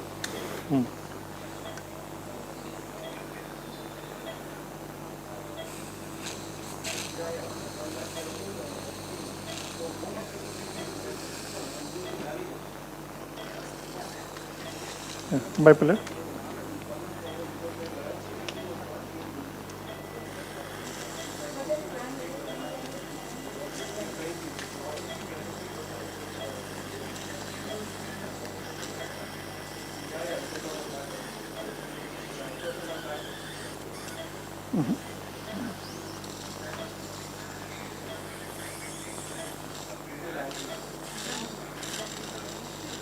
Yeah.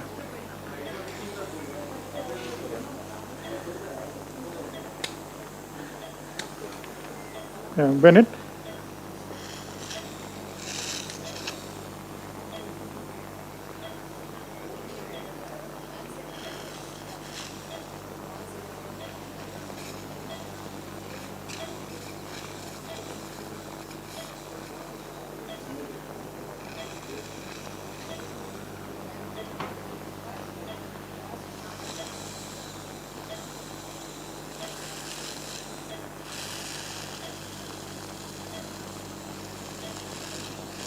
Can you give me the bipolar?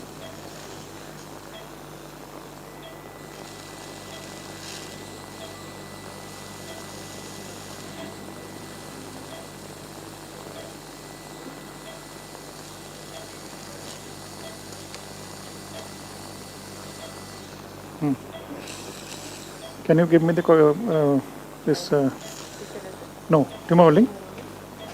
So मैं छोड़ दो. Yeah.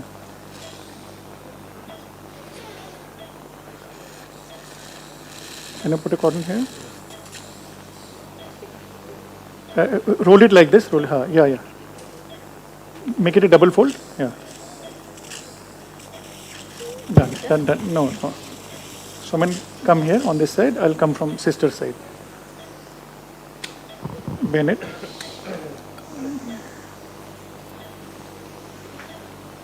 Yeah. Roll the tumor like this.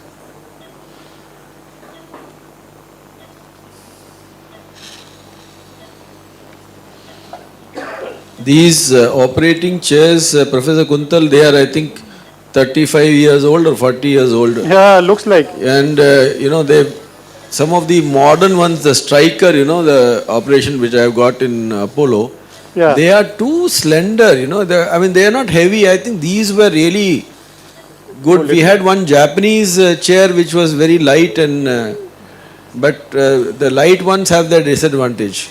Yeah, yeah. What do you use there?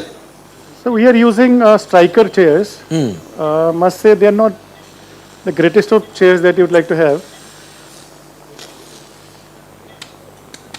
Is there any Japanese company which, a lot of their products are really very good? Very good.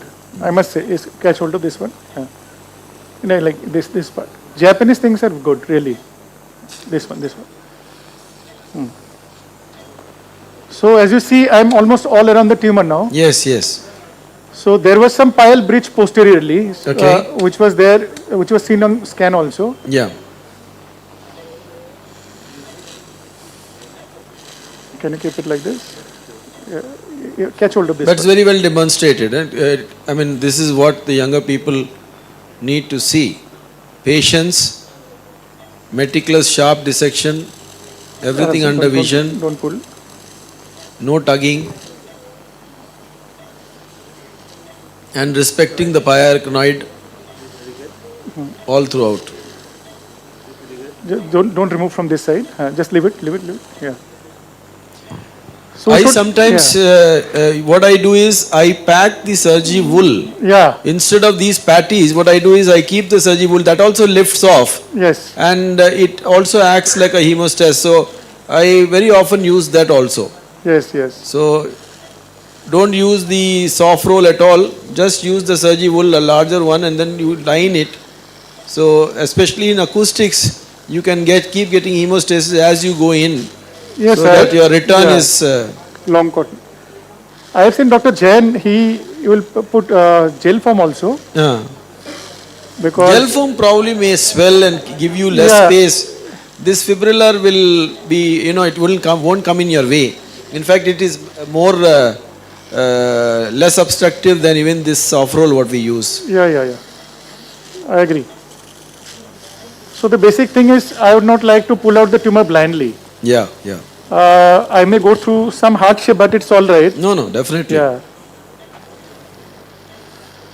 So there is a vein here which I saw, so I don't want to pull it out. Yes. I think most of the tumor is detached now, except probably here. So tumor holding to me.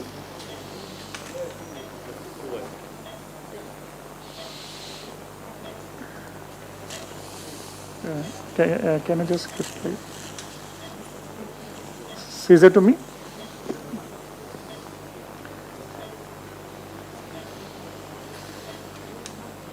And all this gentleness will reflect in the post-op gentleness of the patient. They do very well because, Why? Actually, there is a lovely, in Kuh's vestibular schwannoma, there is a lovely diagram that's called the bank robbers approach. That is, you must enter, rob the bank and come out. So nobody must know the neurosurgeon came and took all the booty and went out. Yes, sir, I think. So there is a beautiful thing. I like that cartoon very much. I put it in a lot of my presentations. The bank robbers, ways of removing a vestibular schwannoma. Can you just give it traction? Yeah, absolutely. I think that should be our endeavor, and it may not materialize all the time. Just be careful here. Yeah, but I think you have done it very well here. What I realized, sir, is that during surgery there will be moments where you will be frustrated and you will think otherwise. But ultimately, as long as the end result is good.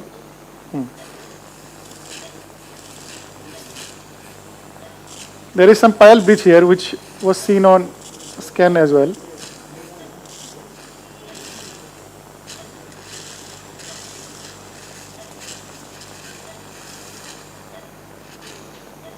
Yeah. Hey, Rahul, all well? Yeah, I'll take out some. Pile breach. Yeah, there was some pile breach. But it's all right. It happens. Tumor holding to me? I did. ठीक है. Yeah, someone can you leave it? Yeah.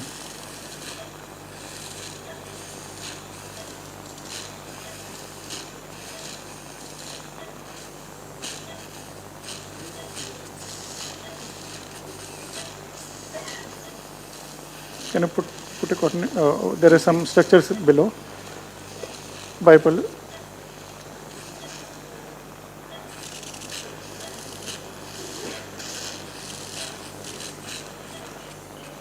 By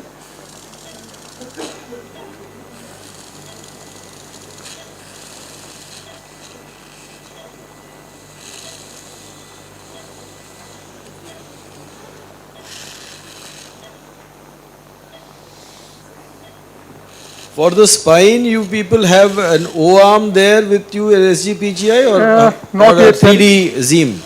No, sir, we don't have the CM yet. Bipolar. Like we don't have the OARM yet. Okay. We have the CM, so we are doing it that way, and we have the still 7. My colleagues who do spine, they are using that. In fact, Dr. Jayesh, who is coming, he was my colleague at SDPGI. Yeah. Before he left. So he used to do a lot of, in fact, he used to do a lot of spine surgery there. So I suppose this is the pile feeder. Yes. As I told you in the beginning, that any tumor which has T2 hyperintensity, you can suspect some pile feeder into it. So even if it is a convexity meningioma, T2 hyperintensity has several implications. For example, it increases the chances of seizures. This is what the papers say. Secondly, intraoperatively, you can expect some internal carotid supply coming from the pia. This is exactly the area, if you see on the scan, which had hyperintensity. Bennett.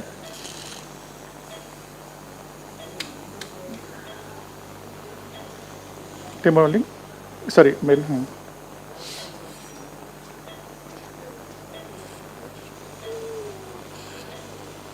Yeah, I think that was the last part of the thing. Yeah. Can you give me See, all these things, if he would have been careful or careless and then removed it, these things are the ones which rupture and then they retract into the cortex and then give you that post-operative hematomas which are seen. Sir, this is exactly what N-toto resection does. You keep on putting cottonoids all around, Timberling, and you never know how many of these vessels are getting torn and getting retracted. Yes. So those vessels will lead to post-operative hematoma in the surgical cavity. So this is the tumor. Yeah. Very well done. Yeah. Congratulations. So we are going to inspect the cavity. It may not be as shiny as I promised to you, but let me tell you, I did my best. Yeah. To do what I thought I will do. It's very well done. Very well done. Yeah. Can you take this?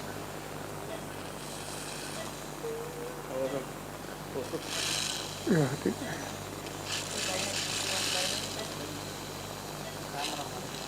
It is very important to pour in saline, as my assistant is doing, when I am taking out these cottonoids. Because what happens is, because of bleed, fibrin, everything gets stuck, and removal of such cottonoids can itself lead to morbidity.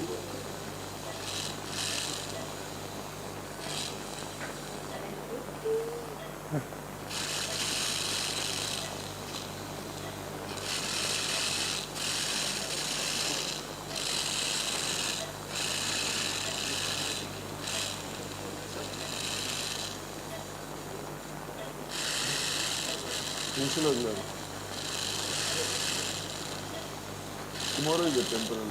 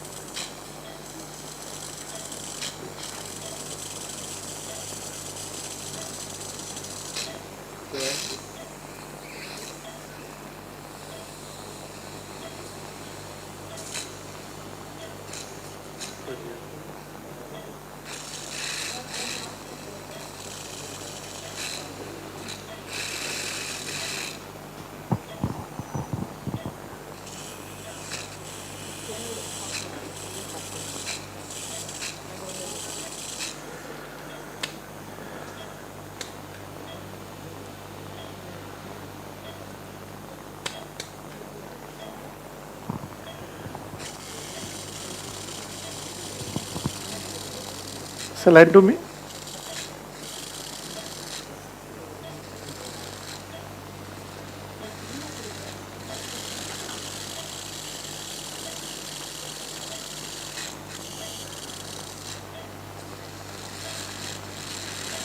Can you give me surgery wound?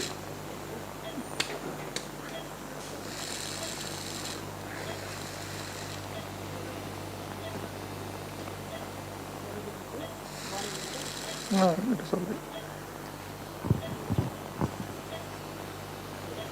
Professor Kuntal, how much of the patients are done free of cost there at SGPGI, or everybody is charged to some extent? Sir, unfortunately, our hospital is a semi-corporate kind, meaning although it is a government hospital, but the patients have to pay, and there are different package systems.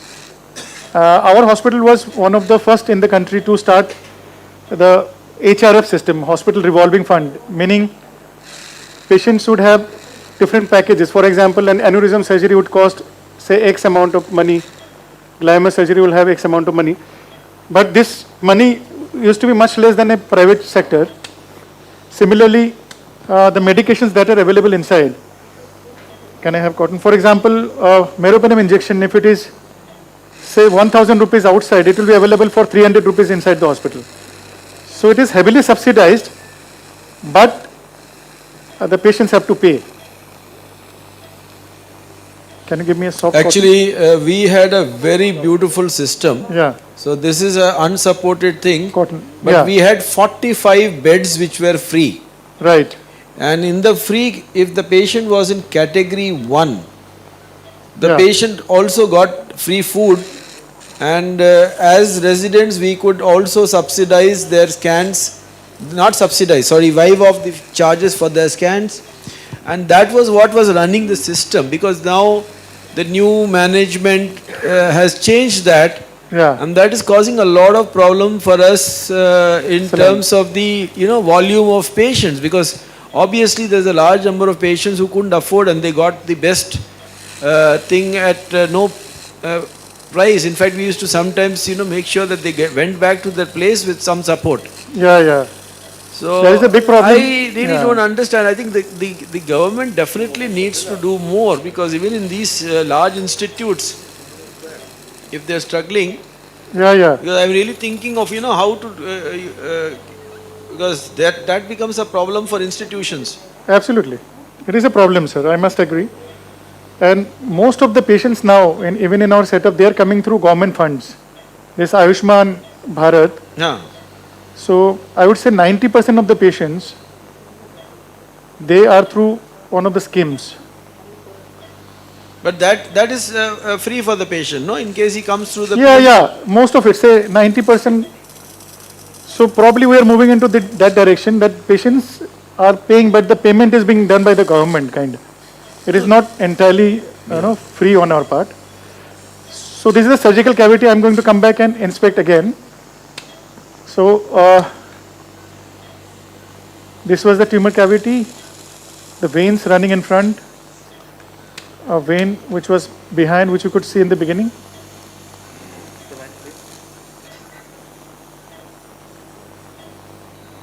This one, can you see? Yeah, we can.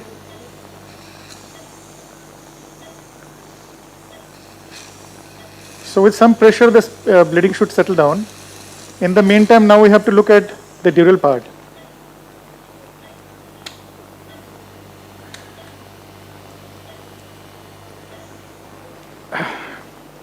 Can you give me the scissor?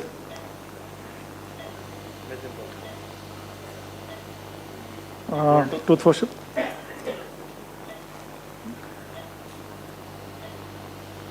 We have to see how far are we from the suprachiasmatic sinus. Because as I said, my radicality of dural dissection on the medial side will depend on how far I am from the suprachiasmatic sinus. Can you take it home? Yeah.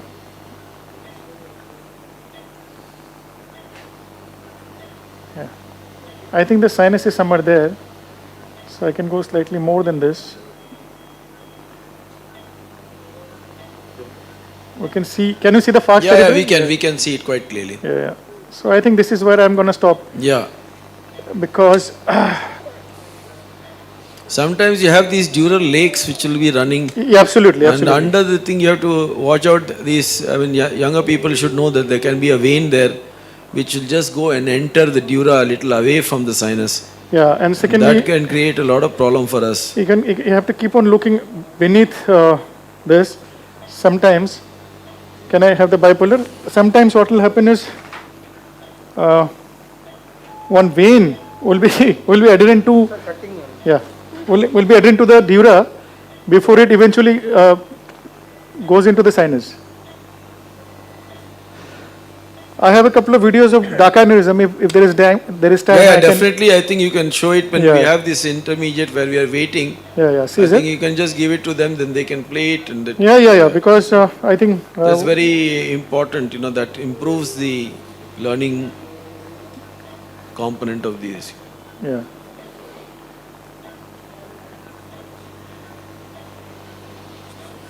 So as you see, there are no veins below it.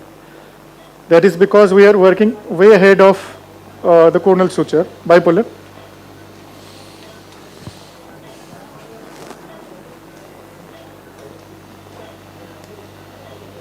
Yeah.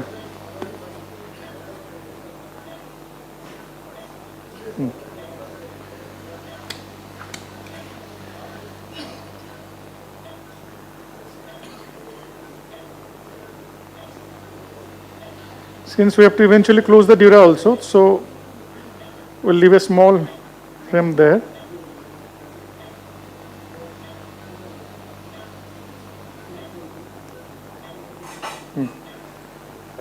So this is the dura, can you see?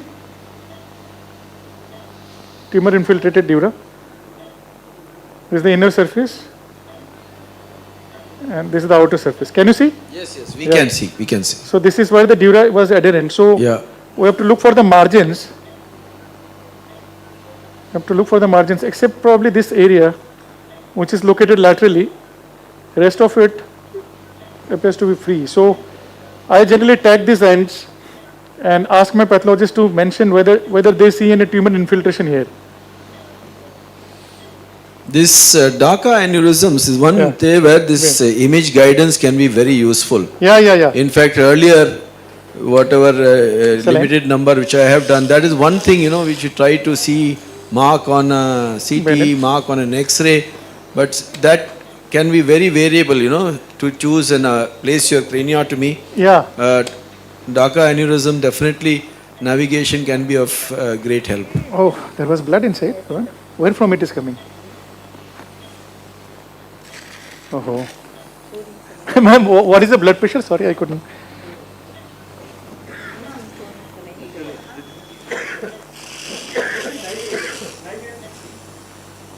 How much is the blood loss? Not much. How much is the blood loss? Saline?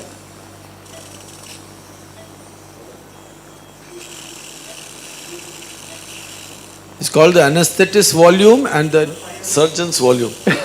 It varies by quite a lot. Huh? Okay, around 400 ml, right? Bipolar. Anesthetists or surgeons? So Dr. Akila will be telling me all that, and I have to say that. And Dr. Satya also will keep scaring me all the time. I must really thank them. No, they are really good. To bear with me. Also the theatre staff, the Saraswati, all of these, because see, they have been, these two dedicated theatres where you are operating are neurosurgical. Yeah. So we have been very fortunate to have very good set of people.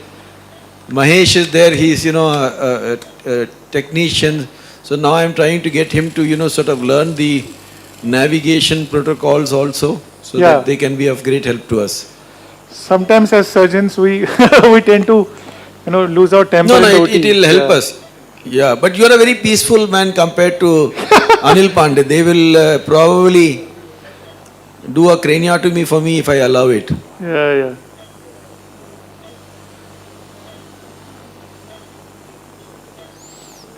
And Dr. Vasudevan is exactly the opposite. Okay. For him nothing, he is absolutely peaceful. Sajul. I think that largely depends on our personalities. We cannot be a different person in the OT. We will exactly be what we are outside OT, I think.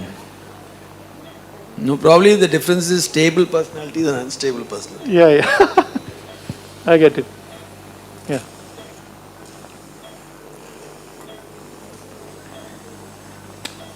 Saline, please.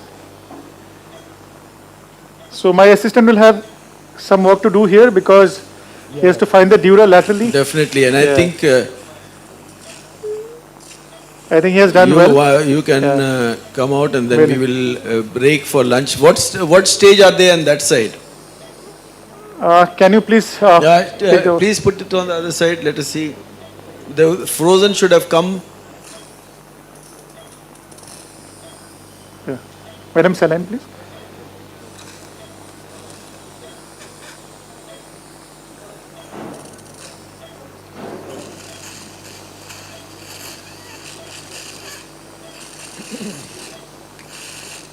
Giri, that in your new hospital, that King's Place, are you people buying the robotic or what are you buying?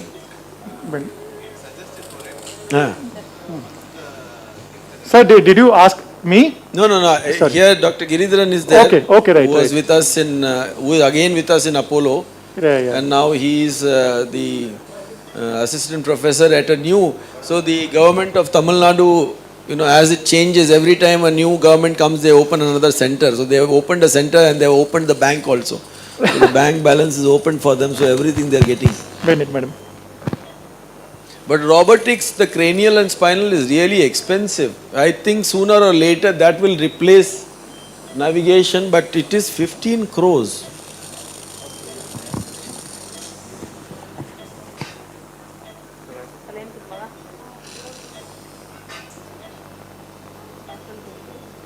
So I think the technology is here to stay. Only we just need to optimize their use and use it to our advantage rather than playing into the hand of the technology. Actually, that article of Professor Ramamurthi, I put the abstract in the back cover. It was very appropriately written. Yeah. And actually, one of his books, which I have got now, is Brian Jennett. This Jennett and Teasdale, that coma. Yeah. So he was a neurosurgeon, and he has written a remarkable book. Actually, that was an oration which he gave. Yeah. It's on technology, and what they say in that time really holds good. You have to say these are all become essential. I'm sure when the bipolar coagulation came, people would have said the same thing, You can have the same thing with monopolar cautery. But there are certain things for which that is good and there are certain things for which is there. Yeah. On the long run, eventually the results will become better as technology helps. I think artificial intelligence itself would be a big boon. A lot of these decisions, which are so difficult to take, would become easier if we have evidence, and that sorting out is definitely not what we can do individually or even as a unit. Definitely. I also feel, rather than being skeptical, we have to realize that technology is here to stay, and we as scientific people must try to gather evidence rather than relying on promotion by the companies to get lured into buying one. We should try to gather evidence.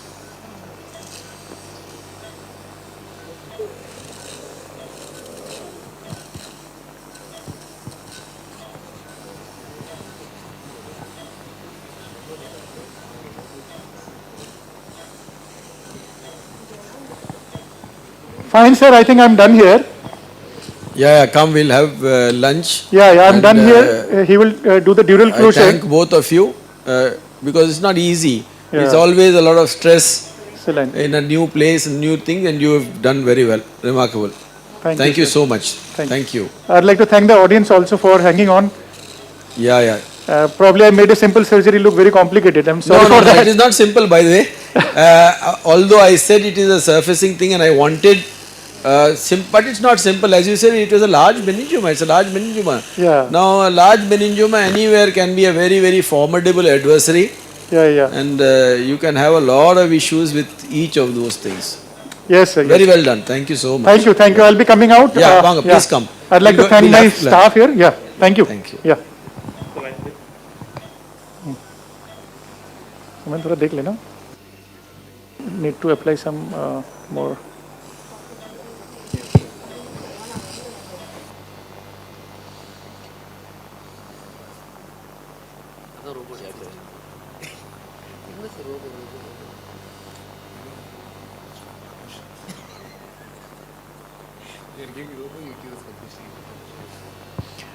What is happening in the other theatre?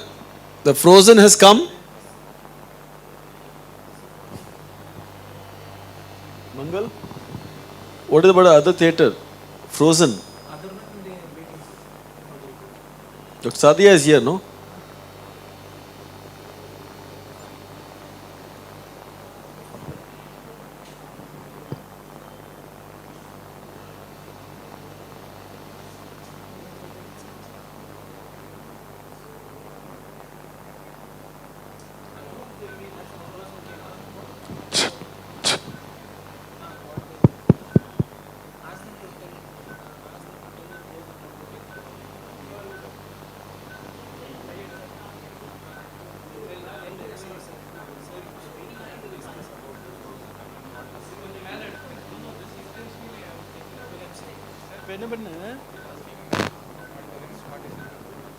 Hello? Yes, sir, we can hear you, sir. Hello, can you listen? Can you hear? Anybody there? Yeah, we can listen to you, sir. Anil? Yeah, we are hearing you, sir. Please go ahead. Okay, biopsy, we have taken 3 bits of tissues. Yes, sir. They are abnormal. There are changes of gliosis noted and no Langerhans cells noted, but abnormal tissue. They wanted us to take another 1 or 2 bits of tissue and send it for regular full pathology rather than smear study. But she's not, so it's not tuberculosis from that. Anyway, you didn't get any caseating material or anything like that, no, sir? Are you going to target the same one or are you going to target another lesion? Through this burr what else can you target? 0.2 cc. Hello? Yes, sir. There is no Langerhans cells. Yeah. Okay. But it is abnormal. Gliotic changes noted. Few histiocytes seen. So are you going to take the same trajectory or you are going to take another one? Say, same 5 millimeter away from that area, we are taking one more biopsy. And she wants it to be for regular pathology, not for smear study. Is there any larger lesion which is superficial which can be targeted through the same burr hole? That is on the opposite side. If we are going to take that one now, that means we may not be able to do the neck case now, because that will take another. Anyway, you got some representative thing which this is there. Some representative so we tissue can has go ahead come, with that we have other to one. wait and watch.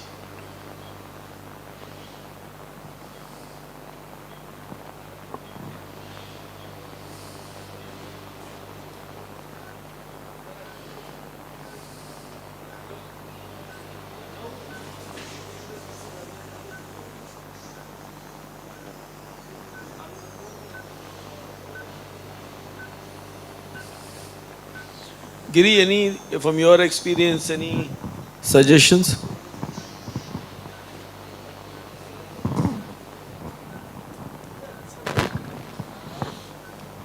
How frequently do you get this NBT in your normal brain tissue in your this thing, because you have done a lot of these? Most of the time we target the contrast enhancing portion of the tumor. Yeah. So in that case, most of the time it gets reported properly. Only one time we had a condition where we were in the margin. So only part of the... But remember that in a stereotactic biopsy, generally it is that margin. So you will have gliosis, but that margin only in fact you target the center part of it, you're not going to get anything. That's the area of necrosis. And this is typical. For me, this could be a tubercular abscess. Yes, sir. An abscess is different from a tuberculoma. This is a tubercular abscess. Yes, sir. This is how they present with totally asymptomatic despite having such large lesions. It cannot be anything else. And that's why they are not getting the giant cells and all that stuff. So this is what it is. And the other thing that we used to use in Apollo is that sodium fluorescein. So we used to inject sodium fluorescein and take the biopsy and look for the fluorescence in the biopsy specimen. So that used to give us a fair idea whether we were on the tumor or not. This is at Tenampet. Yes, sir.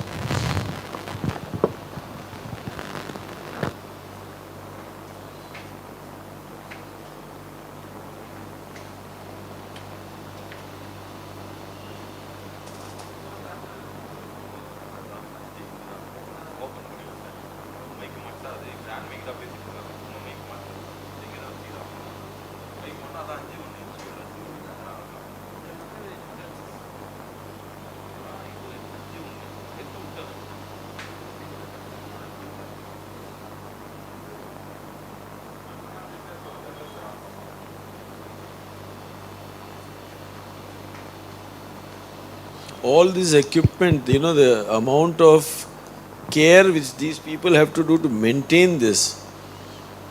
I still remember the monopolar and bipolar in the endoscope which came was stuck in the box itself. Till one day I say, what is this? And then we found that we have not been, we didn't even take it out of the box. So this usability is another very important thing, that any equipment has to be not only be maintained, but should be sort of kept, and we should know the use of every particular aspect.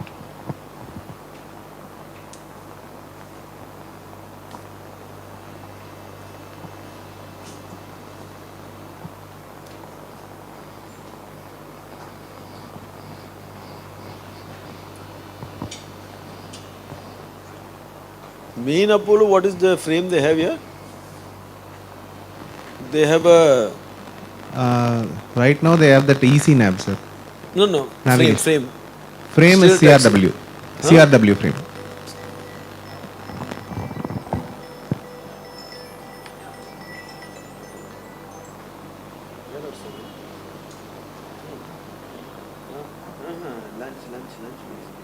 Hello, lunch.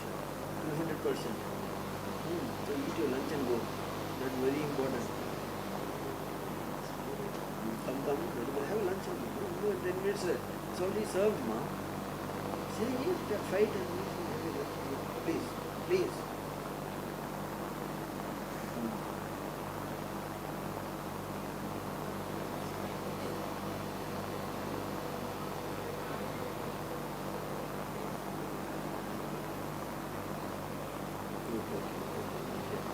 Would you have been happy if for 5 minutes you would eat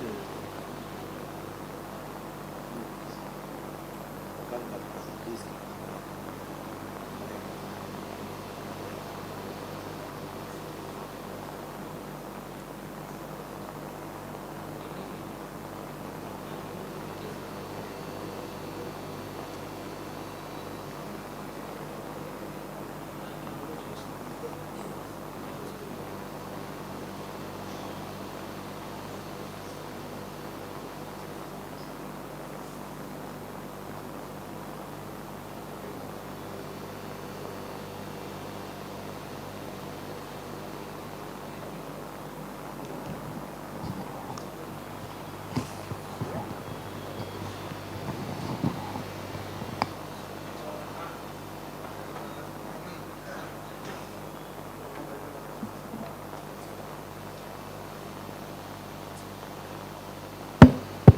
Dr. Rahul? Hello? Hello?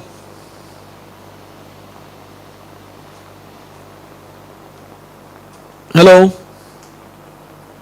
Yes, we'll all tell them, no? Hello?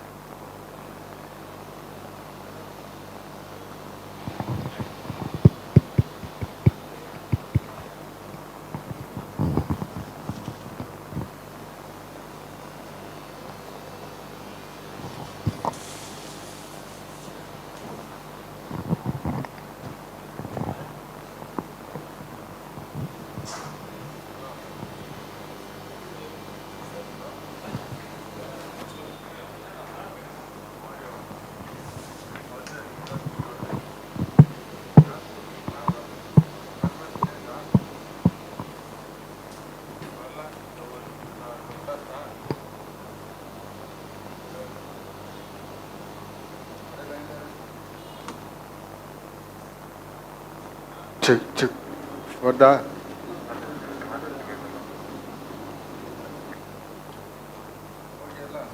Check check நான் பேசுறது நீ பேசு ஏன் நான் பேசுறதுக்கு check check 1 2 check check 1 2 3 check check நீ open பண்ணு speaker எதனா பேசு ஆஃப் பண்ணிட்டியா இல்லை அந்த டைம் போயிட்டாங்க Check, check, check, check. Varda. Check. Check. Check வருதா ஹலோ அன்பே கேக்குதா ஹலோ தெரியல உனக்கு கேக்குதா ஆ சரி ஃபோன் பண்ணு இல்லை இல்லை இப்போ பேசுறது நான் கேட்குது நான் பேசுறது உனக்கு கேட்குதுல்ல கேக்குது கேக்குது நீ பேசுறது எனக்கு கேட்குது நீ வெய் ஆ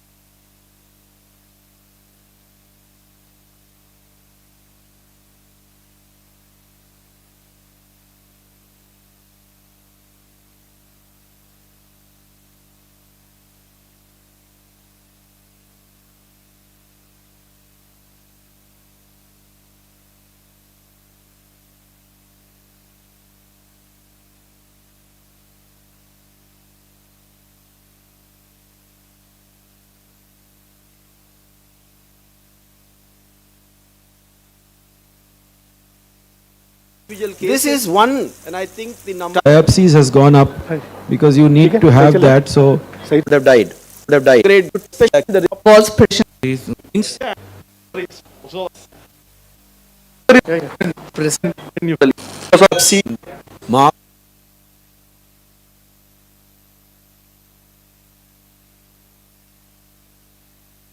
This is one, and I think the number type of Amount of care which these people have to do to important thing that any equipment has to be not only be maintained but should be sort of kept, and we should know the use.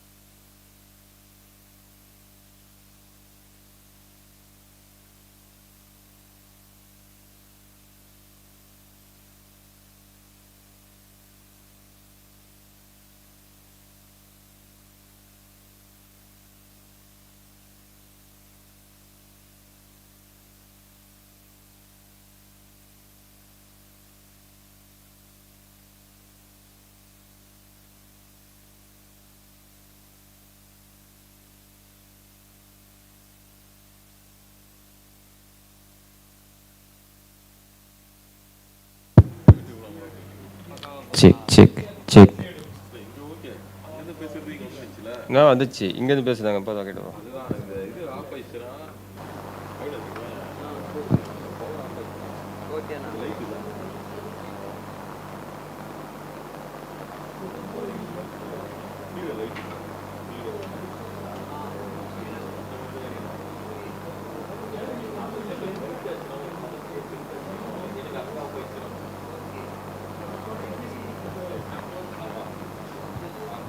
ஆயிடுச்சுன்னா டக்குன்னு அந்த aux இது பண்ணிட்டு aux எடுத்துட்டு அந்த ஃபோனை ஒன்று single phone வந்துச்சுல அதை கொடுத்துருங்க.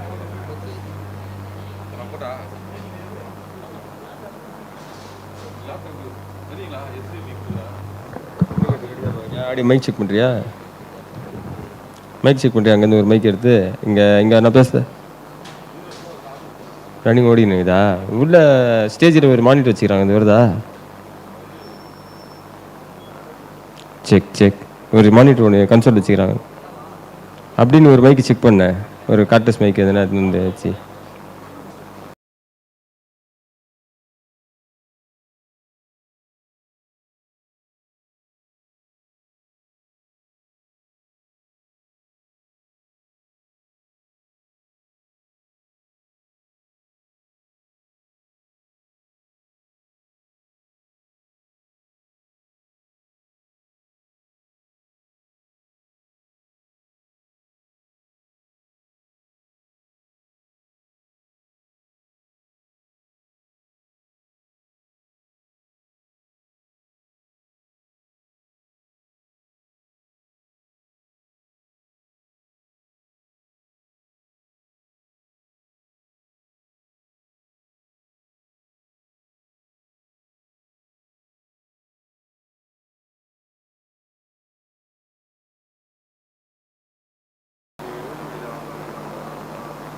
நான் அங்கே ஒரு ஆடியோ இல்லை அங்கே ஒரு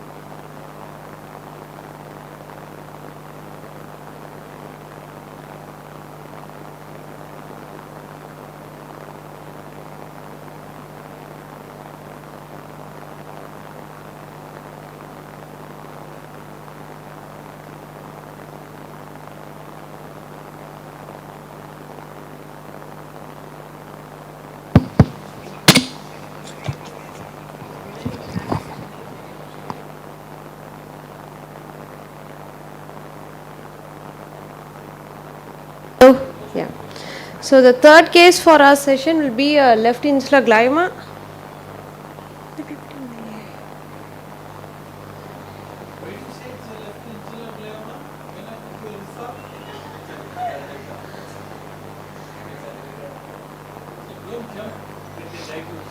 It's a low grade lesion, sir. Yes, sir. So this is a 25-year-old male who is a hardware engineer from Vellore. It's not working.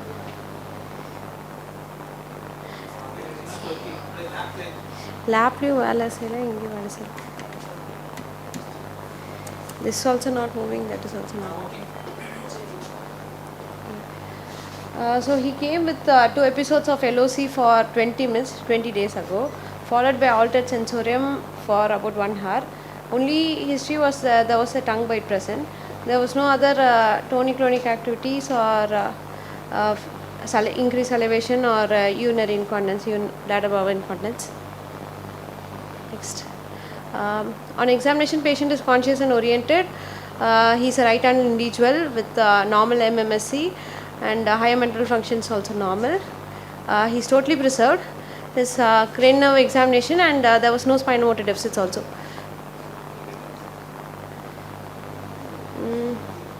Yeah, next slide.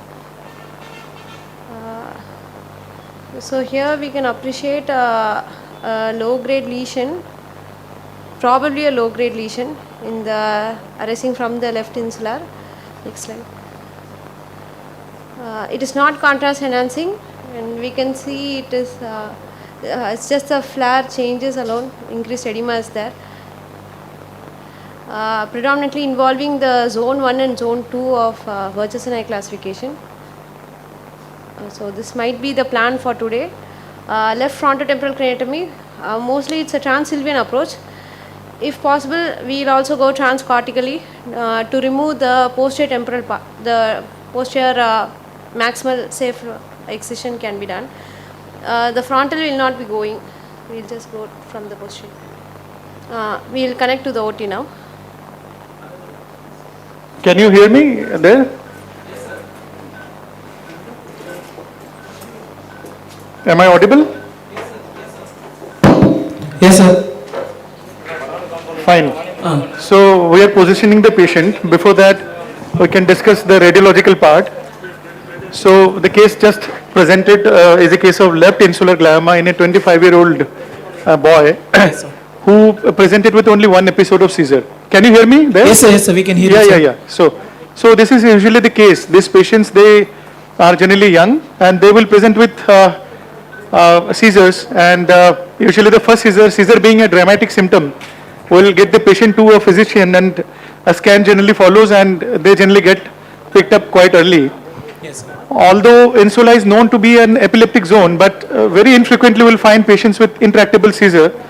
The reason being they, adult onset seizure, they will generally get scanned early, and it will get detected. So this is usually the mode of presentation of these patients. Okay, sir.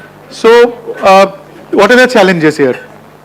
As you see the T2-weighted images, that the tumor is quite ill-defined, right? Can we focus So the camera we have on the insular images? gliomas which are well-defined. We have insular gliomas which are ill-defined. So this is a case which is an ill-defined tumor. You can see you cannot clearly make out its borders, both the lateral side as well as the medial side. We can see that there are some cystic changes inside the tumor, and the tumor is extending beyond the insula. Can you see it there? The tumor is going into the Sir, can you ask the camera person to focus on the images, sir? Can you put the focus here? Yeah, just give me a second. Yeah.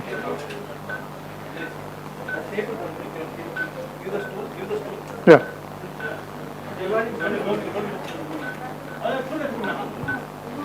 Yes, sir. We can see, sir. Yeah. So yeah, just keep it there. So can you see it now? Yes, sir. Yeah. Right. So if you look carefully, this is the insula here. Yes, sir. The insula is demarcated by peri-insular sulci, right? So this is a Sylvian fissure. Yes.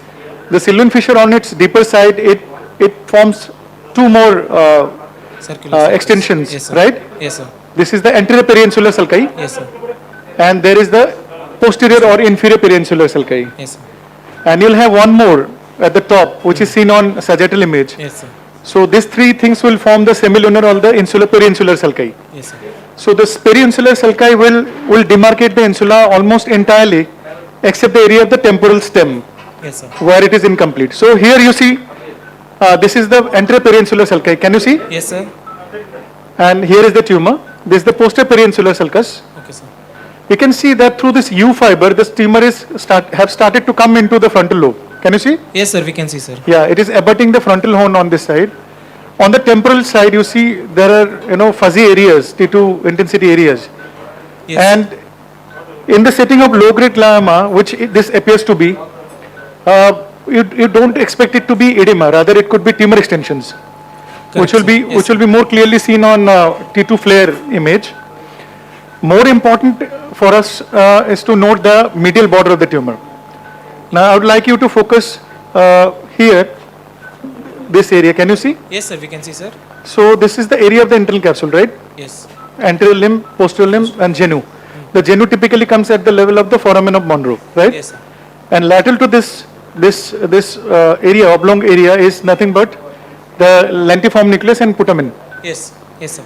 And lateral to that lies several intervening structures, after which lies the insula. But when the tumor is present in the insula, it expands this space, and it is only the basal ganglia which prevents it from infiltrating into the internal capsule, right? Yes, sir. So we have to exploit this during surgery.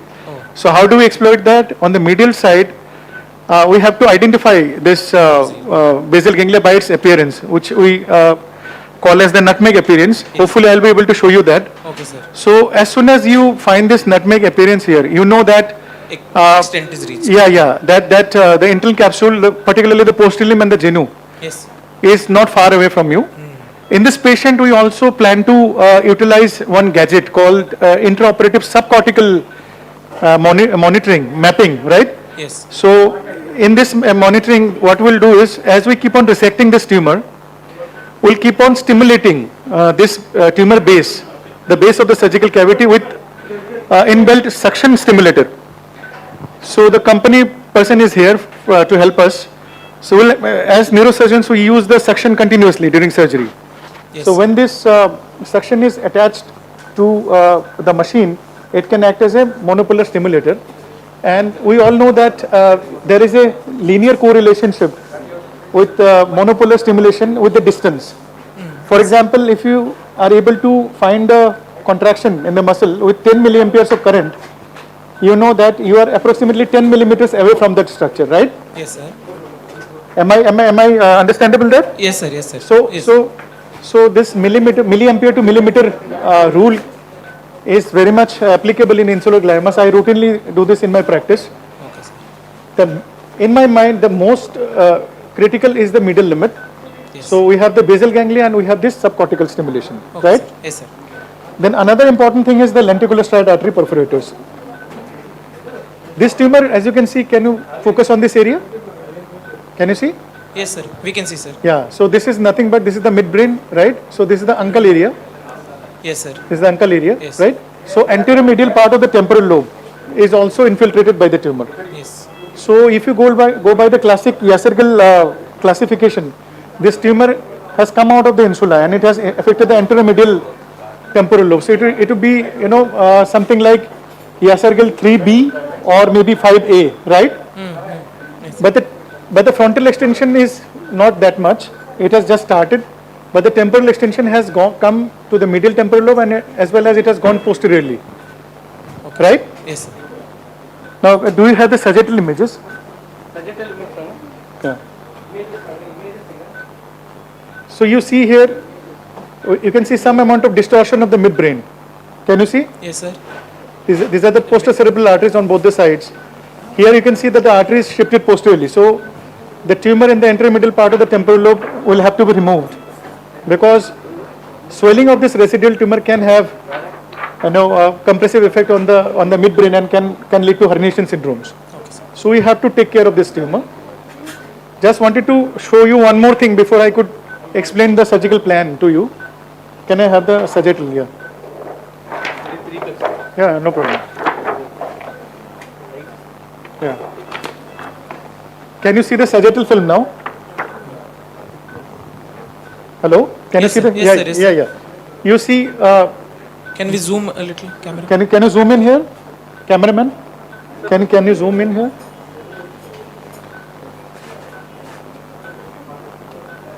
Yeah. Yes, sir. Clear, sir. So this is the sagittal image I was looking for. So this is the tentative outline of the insula, right? Correct, sir. Yes, sir. But this tumor has come out of the insula and is occupying part of the temporal lobe also. Yes. Anteromedial temporal lobe, which we'll have to remove. Most importantly, the tumor is going almost up to the most posterior part of the insula. Yes, sir. So this is what is known as zone 2 in Burgess-Sinai classification. Yes, sir. Posterior superior, right? Yes. It is above the line of the Sylvian fissure, and in axial plane, it will be behind the level of the foramen of Monro. This portion. Okay? Yes, sir. So the posterior superior part of the tumor is a very difficult zone to be removed for different reasons. First of all, you know, if you look at this image, this is the basal ganglia I was talking about, right? Yes, sir. Antral limboventral capsule, posterior limboventral capsule. Fine. If you see, the basal ganglia protects the intral capsule here, but not on the posterior part. Okay? Yes, sir. So any insular glioma which goes posteriorly, and when you are trying to remove it, the basal ganglia cushion is not there, and you can injure the posterior part of the posterior limboventral capsule. Okay? Yes, sir. So they have inherent surgical risk. Number 2, how do you expose this tumor? There are two ways of exposing the insular tumor. One is by opening the Sylvian fissure. Another is removing the overlying operculum, which is called transcortical. So all of us know there are two approaches to insular gliomas. One is a transsylvian, one is transcortical. Yes. In transcortical, we remove the cortices overlying the insula.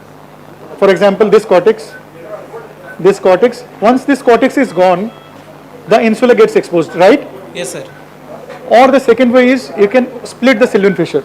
Now the problem is Sylvian fissure splitting, particularly on the posterior part, is not very easy. The space is quite limited. There is interdigitations of the frontal and the temporal lobes, and presence of vein, particularly on the left side, will affect our ability to open the fissure widely. So this difficulty of inability to open the Sylvian fissure widely. Number 2, this part of tumor being very close to the internal capsule without any interposing basal ganglia. And thirdly, the need to remove this part of cortex, which is nothing but continuation of the motor cortex here, to access this tumor. So these are the three factors which are detrimental in removing the posterior superior part of the insular glioma.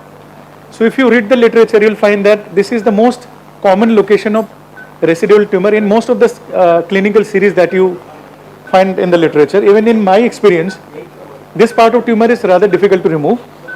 Yes, sir. And the second zone is, you see, do you have, yeah, we have the coronal. I'd like you to focus here, right? Yes. So the same thing if you look here, fine? So, if you can make out, these are the end of the peri-insular sulcus, right? Yes, sir. So if you draw a line like this, then the medial structures can be divided into 3. Just imagine this. So this horizontal line is at the level of the insula per se, okay? Yes, sir. The portion above it is above the superior peri-insular sulci, Yes. and the portion below it is the inferior peri-insular sulci. So remember this thing. So the medial border has 3 areas: uppermost part, middle part, and lowermost part, right? The middlemost part, you have the basal ganglia before you find the internal capsule. Superiorly, what happens? The descending corticospinal fibers are coming. Yes, sir. Okay? Got it? Yes, sir. Yes, sir. So whenever you are removing tumor from the base of the superior peri-insular sulcus, here, you have to be careful. You have to do monitoring, subcortical monitoring, because unless you know where exactly these descending fibers are, you can damage them. Okay, sir. So upper story, monitoring; middle story, monitoring plus basal ganglia look; and the lower third. Here what happens, you know, we have the middle cerebral artery, right? Yes, sir.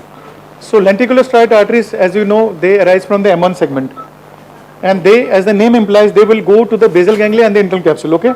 Okay, sir. So these arteries, they are located on the medial side of the tumor in the lower part, okay? Yes. So these arteries can get injured in the process of resection of the tumor in the lower third of the medial part, Okay, sir. okay? Yes. And it can lead to post-operative infarct of the basal ganglia and the internal capsule and cause severe hemiplegia. Okay, sir. Okay? Yes, sir. So the medial part of insular glioma is very much problematic, and that we have to keep in mind. So in this patient, what are our plans? In this patient, our plan is to maximally resect the tumor and try to avoid a complication. So this will probably be a 70 to 80% tumor resection. So why do I suspect residual tumor to be? I suspect it to be at two places. One, the posterior superior part, Yes, sir. and secondly, this area overlying the lenticular striate artery, okay? Yes, sir. So what am I going to do? How am I going to approach it? Ideally, this patient should have been operated under awake conditions because the tumor is located on the left side. Although we did not do functional MRI, Soman, can you slightly, although we did not do functional MRI in this patient, but the patient is right-handed, and most such patients will be left hemisphere dominant, right? So considering this is a dominant hemisphere insular glioma, ideally you should have operated the patient in awake conditions. But we are unable to do that, it's all right. So we cannot monitor the language function. So only thing that we can monitor is the motor function in this patient, right? So since we do not really know whether the operculum contains language function or not, I think I'm going to go trans-sylvian in this patient. You got it? So, can you hear me there? Yeah, we can hear you. Yeah. So what I'm saying is, when you have a dominant-sided insular glioma, and when you are not able to do awake craniotomy, then it is our preference should be to go trans-sylvian. Okay? Because if you resect the cortices without knowing their functions, post-operatively the patient may have language deficit. Okay? So here we will be planning to go trans-sylvian, knowing it very well that there is a great deal of difficulty in opening the sylvian fissure as we go posteriorly. But one good thing in this patient is the patient has temporal tumor extension. So probably we'll add anterior temporal lobectomy, polectomy rather.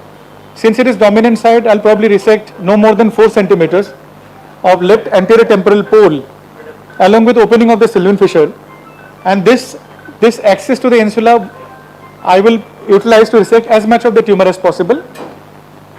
I am not sure whether I can remove the posterior superior part because, as I said, that part will have real risk, particularly in this patient.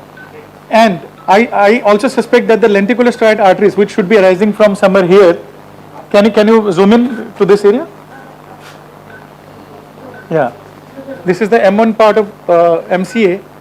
This vessel that you are seeing is actually projection of the posterior cerebral artery. So this lenticular striate arteries are very small, and unless dedicated imaging is done, it is very hard to see them. But in a tumor like this, which has fuzzy borders, which has a tumor extension into the temporal lobe, one can safely assume that these arteries will be engulfed by the tumor.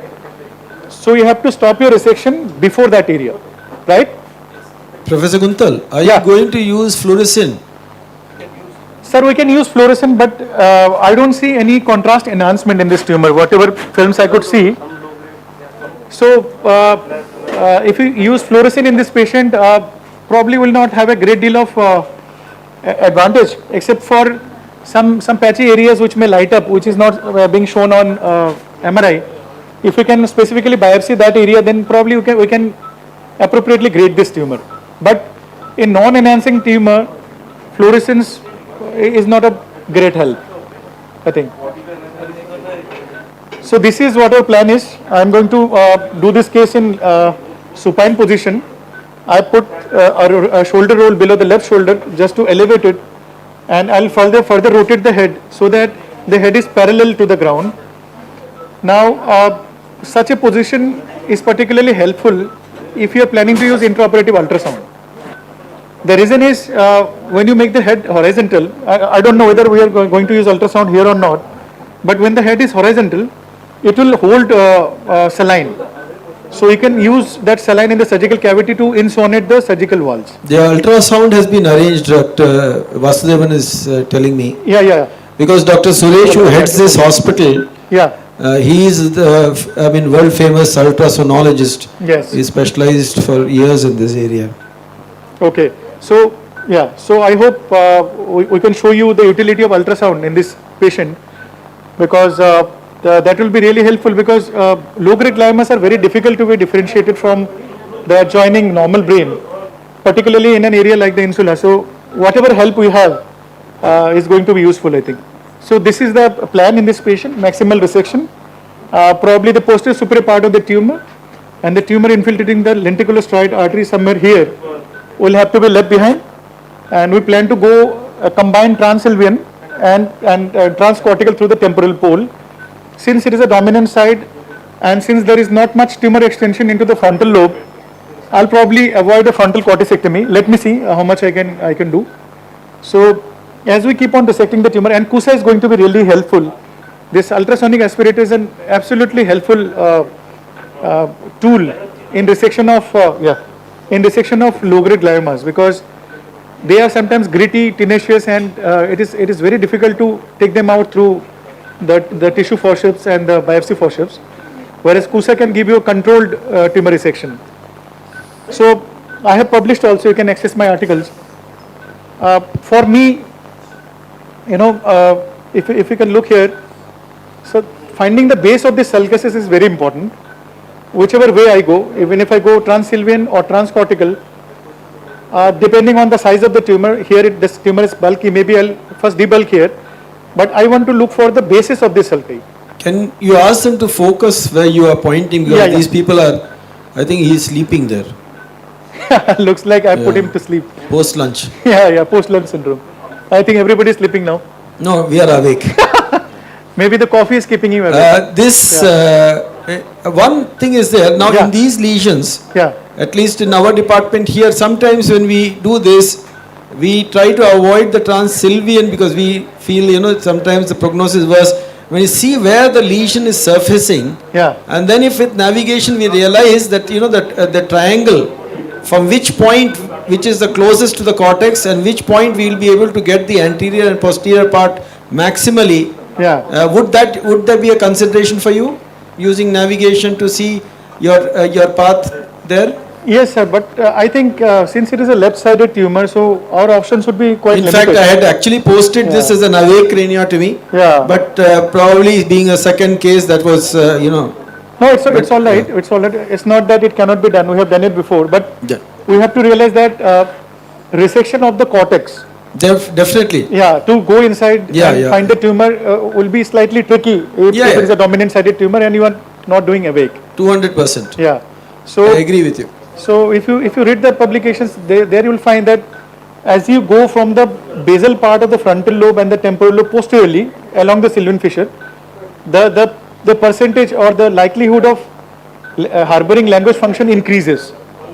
Okay, so whatever resection of the cortex you carry out should be closer to the base, means pole of the temporal lobe and orbitofrontal gyrus. The pars triangularis and pars opercularis are absolute no, because if you resect that, then the patient can have expressive aphasia in the postoperative period. So here we have two problems at hand. The patient may have language deficit postoperatively apart from this motor deficit. As far as the motor deficit is concerned, it is rarely because of injury to the main trunks. You see, main trunks are clearly visible during surgery also. The main problem is because of the perforators. So we have two sets of perforators here. We have this lenticular striate, lateral lenticular striate artery perforators arising from the M1 segment, which actually forms the medial limit of the tumor. You see, the tumor is somewhere here. By definition, insula is the part of the brain which is medial to the ascending part of MCA, right? So this is the ascending part of MCA, and this is the insula, and the lenticular striate arteries are located medially. So medial part of the tumor is very, very important. And then there are some other perforators which people call as long perforators. So all in all, what you have to realize is any sizable vessel in and around the insula, it should not be divided, and you should be extremely careful not to cause inadvertent bleeding. That is why people say that whenever possible you should try to stay below the pia, subpial. So if you preserve the pia, you are likely to preserve most of the blood vessels.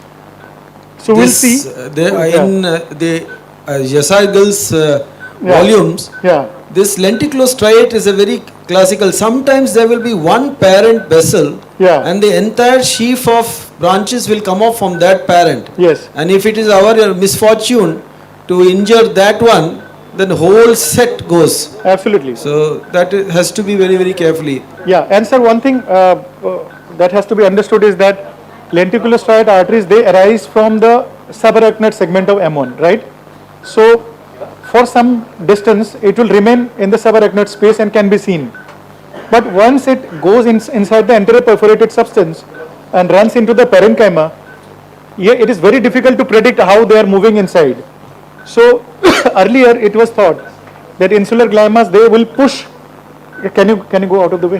When this lenticulostriate arteries are pushed by the insular glioma, so when you remove the tumor, the lenticulostriate arteries will remain preserved as the middle limit. But now the recent evidence says that in around 1/5 of these patients, particularly patient like this, where the tumor margin is irregular and there is some temporal lobe infiltration, then it is likely that those arteries will be engulfed in the tumor. So don't be disillusioned that after resection of the tumor I'll see those arteries. The arteries may be running through the tumor. So it is very, very important that you have to willfully leave some tumor there. And there are different ways, like one Russian group has said that before you get onto these arteries, you will find some veins running in there. So medially, as we go on resecting the tumor, as probably I'll be able to show you, if we encounter some venous bleeding, it is prudent to stop it there because you know that the arteries are probably lying just beneath. So leaving some amount of tumor over the lenticulostriate artery is no shame, and from my experience I can tell you that that amount of residual tumor with an intact patient will make you much happier than a completely resected tumor with an infarct in the internal capsule. Absolutely. So two areas for me, this area, the area of the anterior perforated substance and the posterior superior part probably will be very difficult to be removed. More so knowing that the patient is young, he has a lot of executive functions to perform, like he is an engineer. The tumor is located on the left side. We are doing under general anesthesia. So probably we have to be circumspect and not be too aggressive and see how we can go. We'll try to open the sylvian fissure, knowing it very well that it is not going to be easy. We'll remove the anterior part of the temporal lobe so that we can access the tumor from below. So utilizing all these openings and dynamic retraction with the help of a spatula, which I commonly use. I do not put fixed retractors. I will use dynamic retraction, then probably I'll be able to see this tumor and keep on, layer by layer resecting the tumor from there. Medially I'll stop when I see the basal ganglia and when I get stimulation at 10 milliamps of current. So people say you can resect up to 2 to 3 milliampere of current, but I generally stop at around 5 to 7, max 10, which means I am approximately 1 centimeter from the internal capsule. So subcortical mapping is going to be very, very important here. And I am also going to do MEP in this patient, transcortical MEP. Now, how MEP is different from subcortical mapping? Mapping, is like focused stimulation of that area, right? So it is like, just imagine a compound where there is a watchtower and some sniper is sitting over there. The sniper is your MEP. It will keep an overall vigil. On the other hand, the foot soldiers who are combing that area are like subcortical mapping. So mapping will be focused on the ground, in this case the area where we are stimulating, but what is happening to the entire area will be seen by the sniper who is standing at the watchtower. So that will be our MEP. So this combination of MEP and brain mapping is what many people call as triple motor mapping, cortical, subcortical plus MEP. So this is what I frequently use, and we are going to use it in today's patient. So this is the plan. So if you can show here, Mr. Narayan Murthy and his assistant Yogesh will give you that good backup. They are quite good. Yeah. But at some times they have done it and given me normal this thing, and eventually I've had significant paresis. So I'm warning them before itself that they better not do this now. Yeah. will be extremely careful. So this is the position that I have made. As I said, this can be done in the the traditional terminal position, that is 15 degrees head rotation, or it can be done this way as well. Here, as you can see, the patient's head is nearly horizontal. The reason is with this position, the surgical cavity that will create will hold saline inside it. So we can put in the probe and we can see the walls. Okay. So putting in saline inside the cavity is very important to insonate the depths. That is very important. If the patient is in oblique position, the saline will trickle out. So this is one advantage. Secondly, since this is how the Sylvian fissure is going to be, okay, and we'll be doing a temporal polectomy here. So with dynamic retraction, it will be easy for me to look at the upper portion of the tumor like this.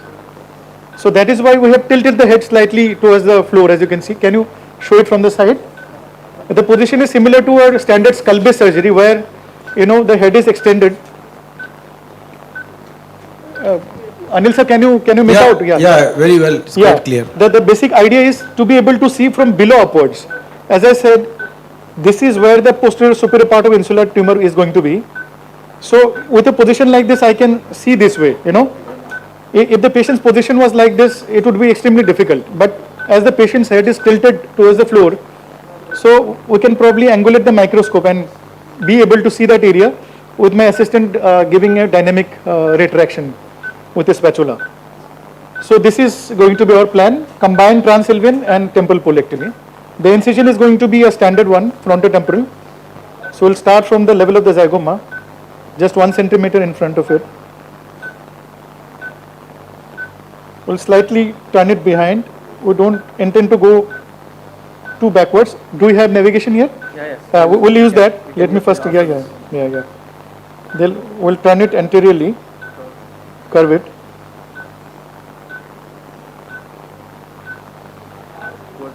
Yeah. Mid-pupillar line is good enough. So this is how it is going to be. So we have the navigation also, madam. Yeah. So we are using a frame-based system here. Yeah, no, like the EM? No EM. Yeah. No, we have to verify. Yeah, you have to verify. Yeah, go on. Yeah. Where is the Will you mark the Sylvian fissure? Can you build with this navigation now? Yeah, sir. We'll see. We'll try. Yeah.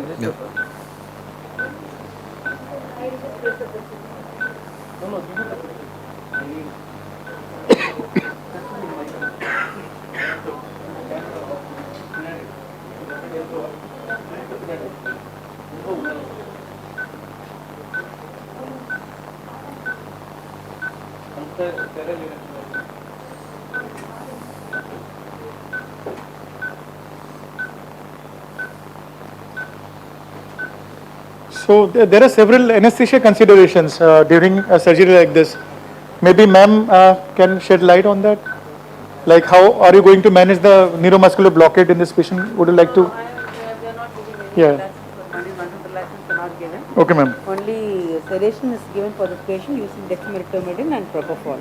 Right. And analgesia, of course, we are adding fentanyl also. Sevoflurane MAC of only 0.8 is given and no nitrous oxide is given, as we don't use for any neurosurgical procedure. Okay, ma'am. Do you have any consideration regarding the depth of anesthesia in this patient? Yes, ideally bispectral are you doing? we should use bispectral monitoring. Yeah. We are planning to get one. So once we get that, maybe the depth can be measured more better. Yeah. Thank you. Yeah, of course, when they are monitoring the Dr. What's his name? Murthy, Narayanamurthy. He will tell us whether if the patient, he is also having that EEG there. So he will let me know whether the patient is deep enough or not. We have monopoly? Yeah.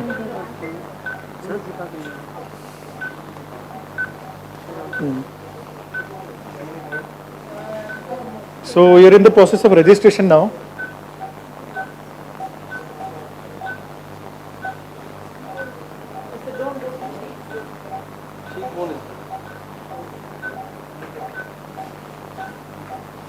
How many points?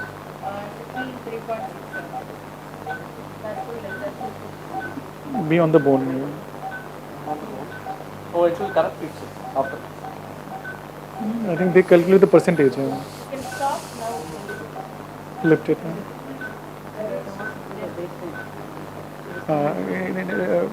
Just let them know. It will show 3.6. Approach it. Yeah. 1.9 is fair enough. Yeah. Can you show this area? This area. So Adil sir, we have registered the navigation system. Can you see? Yeah, we are here. Yeah, can you see the corkscrew electrodes here? Yes, we are seeing that. Yeah. So these have been placed to provide stimulation, supraphysiological stimulation to the motor cortices, so that we can generate a MEP, which will be recorded from the muscles. We have chosen different sets of muscles, including the face, on the opposite side, that is on the right side, and we have kept a couple of electrodes on the left side as a control. Okay, because of fall of MEP, loss of MEP, maybe because of actual damage to that organ structure, or it could be because of generalized factors like reduction in blood pressure, the patient's temperature going down. So the control on the opposite side will let us know whether it is a systemic cause or whether it is a surgically induced deficit. Okay. So we have used both the sides. So this is where the corkscrew electrodes are placed. It is placed on either side of the midline, and it has to be placed in such a way that it doesn't come in the surgical incision. So we have registered the navigation. Dr. Jayesh is also here now. Yeah. He has reached. Yeah, is he there? Thank you for coming, Dr. Jayesh. I know it has been trouble for you. 1 minute here. Hello, Jayesh. Hi, Kuntal. How are you? I'm good.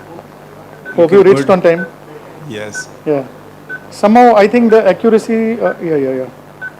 So first of all, you have to see whether it is correlating. Yeah. Kuntal, are you going to plan all the positive and negative neuromonitoring function to test? To define the language and motor area. Yeah, Jayesh, we had just discussed that since the patient is in GA, we'll probably not be able to do the language part, but motor, yes, particularly MEP and subcortical motor is what we are going to do. So we have the navigation now. I put the navigation on the glabella and it is coinciding, right? Yeah. Put the lateral canthus. Tip of the nose, yeah. Lateral canthus. Okay, so fine. So, yeah.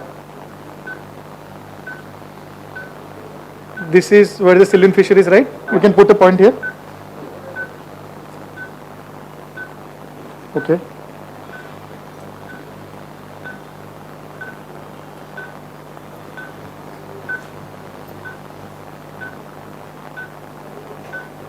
We're going superiorly. Yeah. Another point here.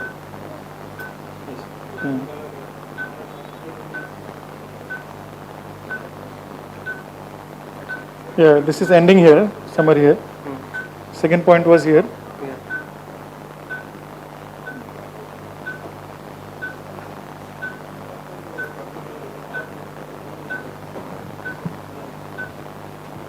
Yeah, somewhere here. So tentatively, this is the line of the Sylvian fissure, right? No, where marker? Marker? Yeah. Yeah. Can you see it? Yes. So this is likely to be the line of the Sylvian fissure. Okay. So in this patient, probably it is slightly below, I would say, because this line should have met the 3/4, 1/4 line. Probably because of the tumor mass effect, this position has shifted probably. So this is how the exposure is going to be. Here we expect to see the temporal lobe. Here we'll probably find the frontal part, and the insuloglama is likely to be along the Sylvian fissure, somewhere here. Yeah. It's also important because you need to find the most posterior aspect of Sylvian fissure. Yeah. Your incision would be, your craniotomy line would be behind that most posterior part of Sylvian fissure. Yeah. So you open it completely. Yes. So based on the information that I have now from navigation, I have slightly altered my skin incision. I will go slightly posteriorly. So as you see, navigation does help, provided the surgeon is willing to use it. I was not willing, but it has made me change my incision. So I'll make the incision slightly behind than what I initially thought, because I need to cover both the sides. Okay? So this is how the incision is going to be. So we'll go ahead with the case now, because it is already 4 o'clock. So I don't want people to sleep here. Most of them are already sleeping. That is, my cameraman is sleeping here. Huh? He needs a dose of coffee. Yeah. The professional sleepers. This question mark flap, this semi, this is really, a lot of times you get surprised that you open too much on the frontal. Absolutely. You don't have this thing, and it varies, and most probably it is because we don't mark the Sylvian fissure there. So with navigation, I think that problem, whether we need to take the thing behind the ear, you understand, because the Sylvian fissure varies in every patient. Highly variable. So I have noticed that a lot of times we sit and we open too much in the front. Exactly. And then we open too much this side. Yeah. So a lot of time the textbook thing doesn't help. Sort of fit in to our practice. Sir, then there are several other issues also. For example, you see, this patient has a receded hairline here. So ideally this incision could have come and ended probably somewhere here. Yeah. But the issue is, if I do that, they need to leave a cosmetically bad scar. Yes, yeah. So either I have to go down to this area or I have to go here. So I'll err on the side of slightly better exposure. Yeah, larger is better. Yeah. So that is another reason. But yes, if we use navigation, it improves our surgical decisions to a great extent. This is for the younger residents who are there, and that once Anil Nanda was telling me that he kept on asking the candidate, how will you mark the flap? How will you mark the flap? And that chap kept on bringing the incision to the forehead. Okay. So you wouldn't believe it. He said they failed him. Okay. They failed him because that important it has become to make sure that the surgeon is concerned about the cosmesis of the patient. Patient should not have a scar which comes right on front of his face. Acha, could you see these twitches on the patient's face? Yes, we can see it. Is it neuromonitoring? Yeah. That is because our team is doing a baseline MEP. They want to see the potentials. They want to see at what voltage the response is coming. Yeah, but some of times they are very aggressive. Huh? Yeah. Especially in my spine patients, they really make the patient jump. Yes. I do not know why they do that. Actually, the stimulation milliampere is very important. Yeah. So you should, if you give a 5 mA and then it like jump, and then you make it 4, 3, 2, and if you give a lot of particularly insular glioma, patient may develop the seizure during the surgery. Yeah. We should be careful. Yeah. Absolutely. Yes. Actually, that has to be emphasized. Now you are lucky that both the senior people are there. Yogesh is there, but some of the juniors who come, sometimes they are on that, and then the stimulation is very strong. Yeah. And then I also get very stimulated. And sir, secondly, what we probably don't pay attention to is that it is the minimum current that produces a satisfactory, polyphasic MEP. That is most important. So sometimes, as a rule, we'll use 300 volts, but that same response may be coming at 200 volt. So what we have to do is we have to see at what minimal current you are getting a proper MEP wave. Okay. Right. So that should be the baseline. Any fall from that point during the course of the surgery should be considered as abnormal. Suppose the patient had a good wave at 200 volt, but 2 hours into the surgery, you are requiring 300, 350 to generate the same response. It means you have done some damage. Okay. So it is very important. See, the patient is twitching again because probably they are playing with the current again. So whatever they are doing, my request is please use the minimal current. Use a minimal. This is something they need to work with. Yeah, minimal current that produces a good polyphasic MEP wave. That will be our baseline, and we will be using the same current throughout the procedure. Professor Kuntal, what is your antibiotic and anticonvulsant protocols at SGPGI? Sir, most of these patients are already on antiepileptic by the time they come to us, particularly dual or single, especially if you have an insular lesion. Mostly single, because as I said, only about 10-15% of these patients would be drug resistant, truly drug resistant, Mostly they would be controlled on single antiepileptic, and in that situation we tend to continue that, except that some of the medications are not available in injectable form.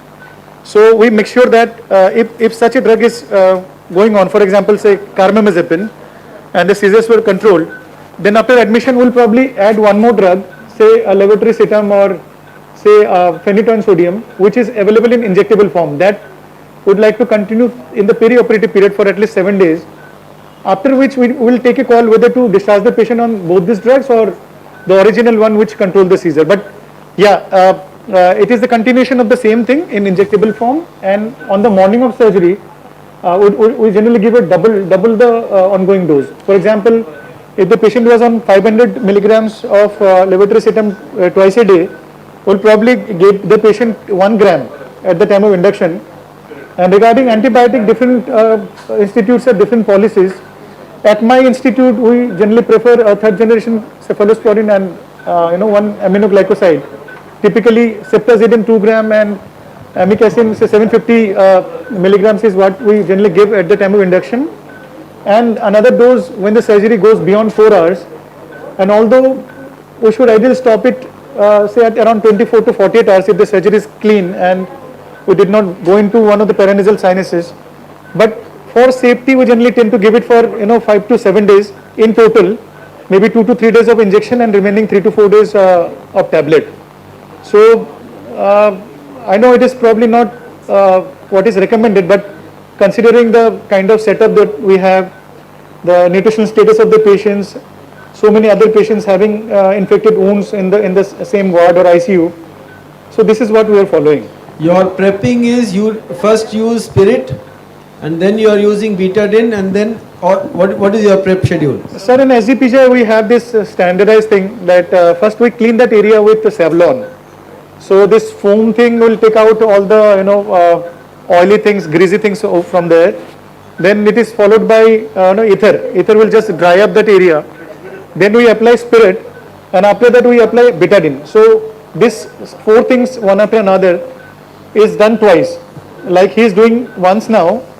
Now we'll allow it to dry for some time, and when we come back again, say after 4 to 5 minutes for the final draping, we'll do one more sequence. Actually, we had this for some time in the department because one of your student, Dr. Krishna Kumar, had joined us for a brief while. But we use the scrub, which we use about 7 things, and then we use AHD.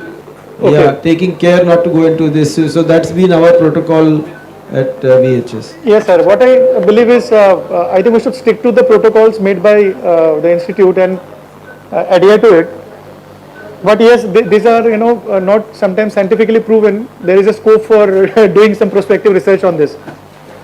Kuntal, I remember. Yeah. You had also published a study of seizure outcome after insular glioma. Yeah. Can you summarize that?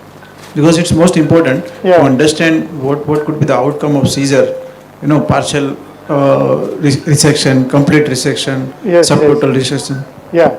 So Jayesh, as I told you, almost all of the patients of insular low-grade glioma will present with seizures, right? And around say 40% of high-grade insular gliomas will present with seizure.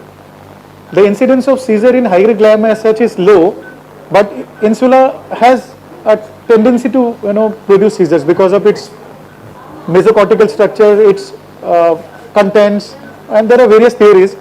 So seizure is pretty much a common companion of insular gliomas, more so in low grades. But fortunately, only 10 to 15% of these patients will have the so-called drug-resistant epilepsy, means their seizures are not controlled with 2 properly chosen drugs, at least given for a period of say 2 to 3 years or whatever the definition is right now. So what the recommendation is, what people have studied is that extent of resection of the tumor is one of the predictors of postoperative seizure freedom. So many people have tried to volumetrically analyze the extent of resection and correlate with the seizure outcome. And what the larger groups have found is that if you resect at least 80% of the tumor volume wise, then the seizure they get controlled. Now sometimes I think you have also published one nice paper that if the seizure has become intractable, then probably only resection of the tumor is not good enough. You have to also probably remove the anteromedial temporal lobe. Yes. Exactly. Because of repeated seizures and kindling, the medial temporal lobe becomes epileptogenic, and even if you remove the tumor, the seizure will persist.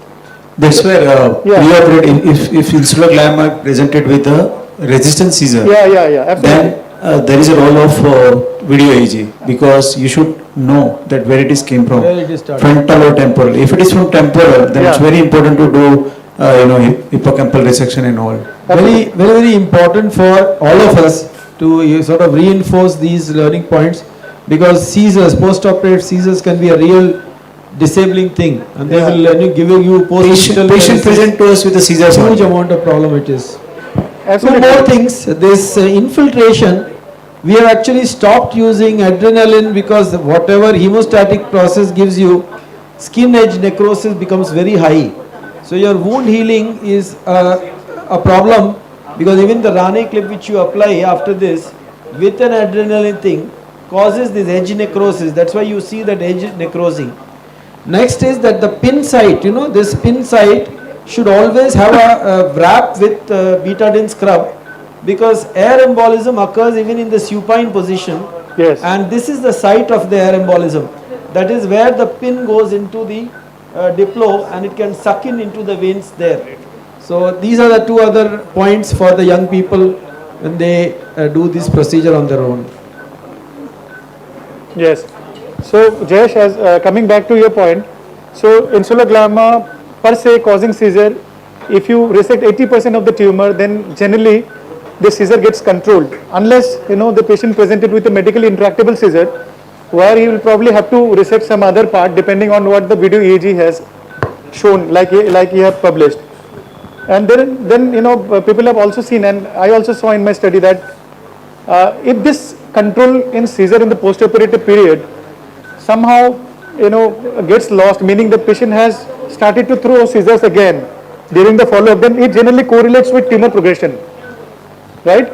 So people have found that reappearance of seizure in somebody who had seizure and got relieved after surgery, it precedes the radiological progression by around 3 months. So seizure is both a friend and a foe as far as insuloglamas are concerned. They will bring the patient early to you.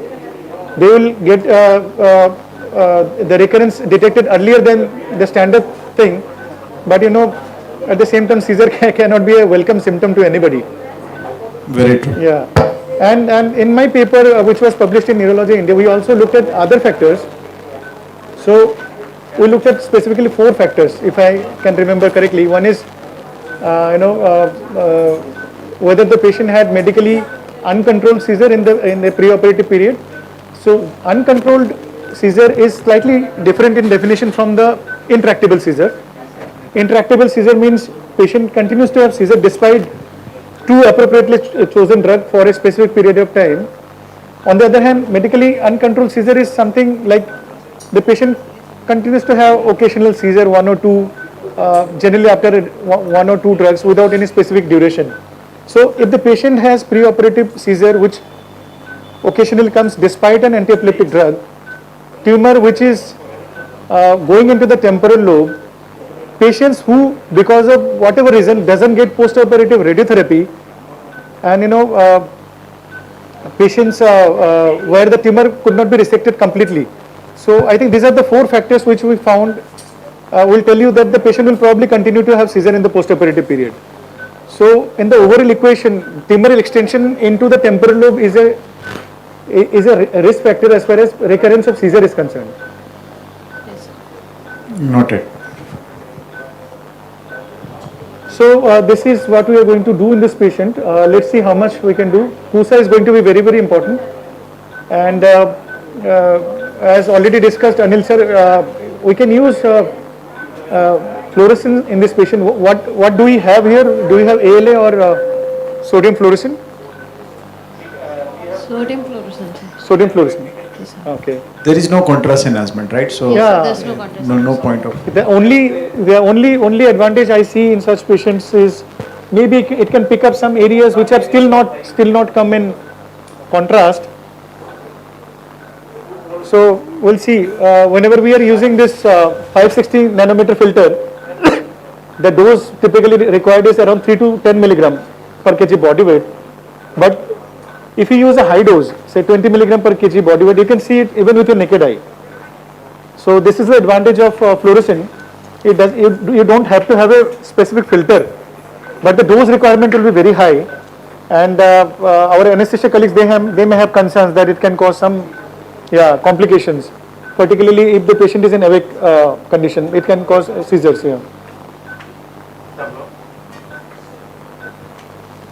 Are we waiting for something, or we are starting the procedure? No, we're starting. We'll be draping the patient right now.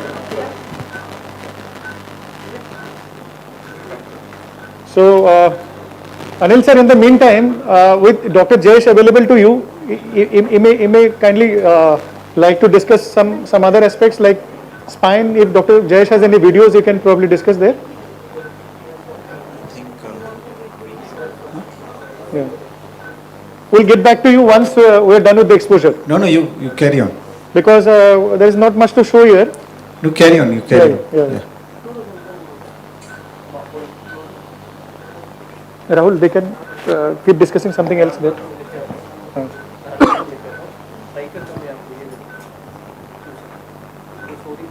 ठीक मैं तो sodium का habitat का striker ले लेते, कोई दिक्कत नहीं, इसको ट्रांसमिशन बंद कर दे, उनको कुछ डिस्कस करने दो, नहीं तो पूछते रहेंगे.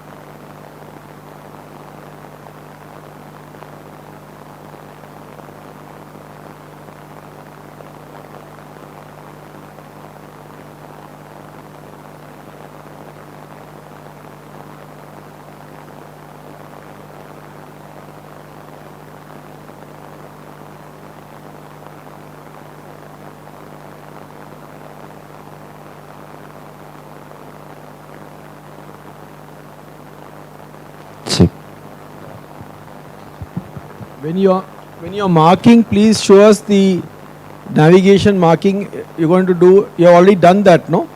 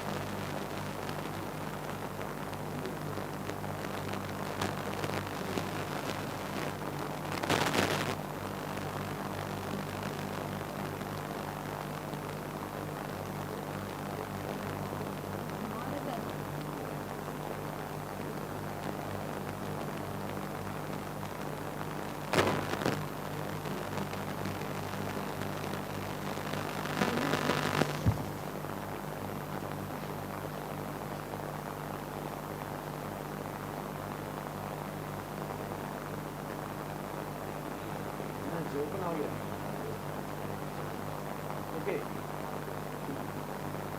Yeah, start.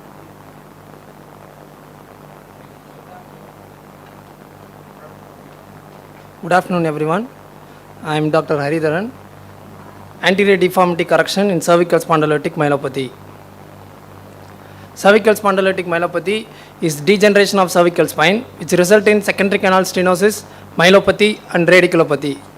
It is most common cause of spinal cord dysfunction in elderly patient more than 55 years of age. It is also most common cause of acquired spastic paraparesis and quadriparesis in adults. Factors causing cervical spondylotic myelopathy.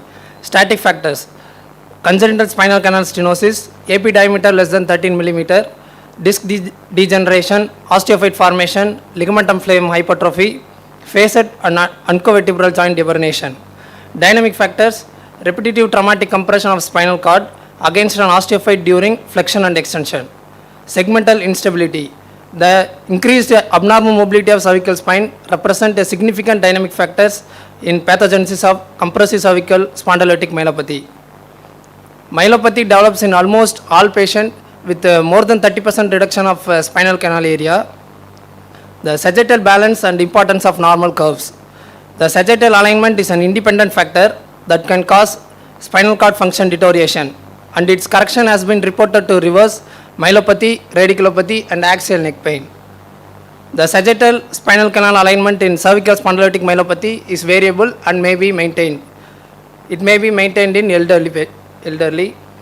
These are CT and MRI images of patient with cervical spondylotic myelopathy. Surgical management continues to evolve. Congenital canal stenosis, body disc degeneration, osteophyte instability are the dynamic and static pathological correlates. There are various strategies for the optimal individualized neurosurgical treatment of anterior deformity correction in cervical spondylotic myelopathy. Sagittal measurements included C2 to C7 angle utilizing the cob and posterior tangent methods, as well as a straight line method to measure effective spinal canal lordosis from the dorsal caudal aspect of C2 to C7 vertebral bodies. The absolute rotation angle of C2 to C7 according to posterior tangent method between the tangents drawn from the posterior aspect of C2 and C7 vertebra. In this X-ray, we can see the measurement of C2 to C7 cob angle between the C2 and C7 inferior end plates. Although they are reliable traditional method used to make angular measurement of sagittal cervical spine alignment, they do not take into account ventral obstruction of the spinal cord. Effective lordosis. The effective lordosis of spinal canal was calculated by drawing a line from the dorsal caudal aspect of C2 vertebral body to C7 vertebral body. The effective lordosis measurement method provides a simple and reliable means of determining clinical significant lordosis because it accounts for both overall alignment of cervical spine as well as the impinging structure ventral to the spinal cord. This method should be considered for use in treatment of patient with cervical spondylotic myelopathy. In this X-ray, we can see the loss of effective lordosis due to anterior listhesis of C4 vertebra on C5. The posterior wall of C5 vertebral body is projecting dorsal to effective lordosis line. Anterior deformity is common in cervical spondylotic myelopathy and is often seen in young and middle-aged people also. Surgical corridors: anterior approach, posterior approach, combined approach and minimally invasive spinal approach. Anterior approaches: anterior cervical microdiscectomy, anterior carpectomy, partial carpectomy, disc saving surgery, minimally invasive surgery, microendoscopic anterior cervical laminoforaminectomy. Positioning of patient for surgery: patient in supine position with head over the head ring to maintain lordotic curve. Shoulder should be strapped in case of lower cervical spine involvement. Types of incision: horizontal incision and vertical incision.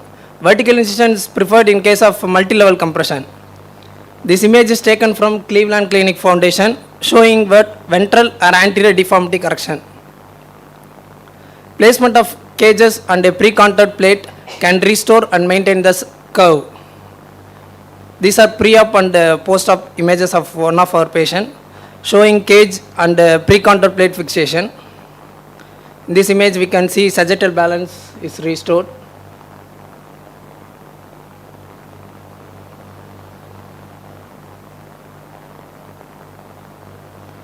Majority of our patients had improvement in their myelopathy, axial neck pain, and there was no neurological deterioration. Post-operative hoarseness was seen in very few and resolved in post-operative period.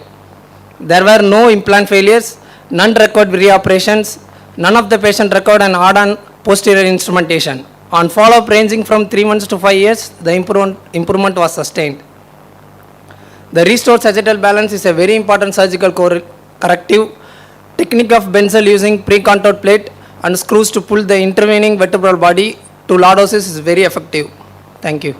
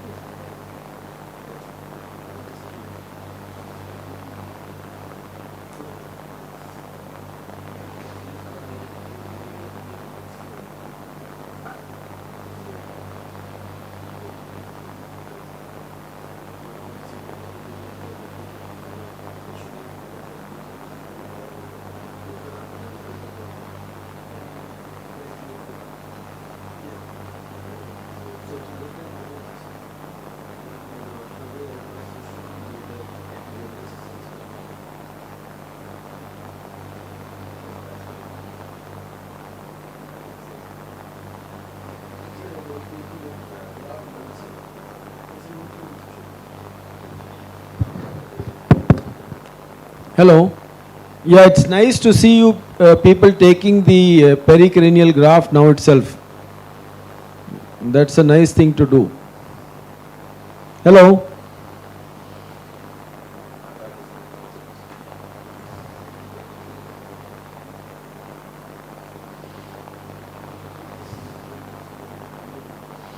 This will be on the.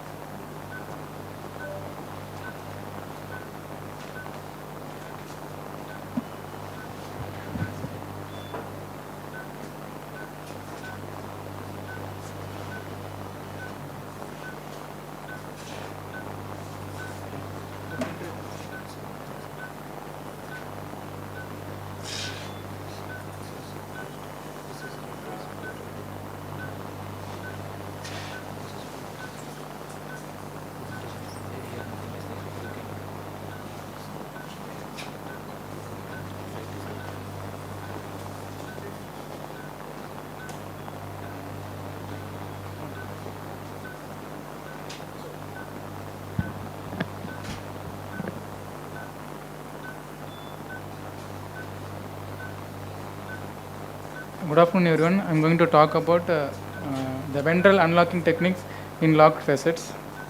Myself Dr. Anil Jackson, neurosurgery resident. Jump, locked and purged facet injuries are caused by complex force vectors, the understanding of which can help us unlock this jump. The understanding of the forces and the biomechanics of how it locks helps us to unlock the locked facets.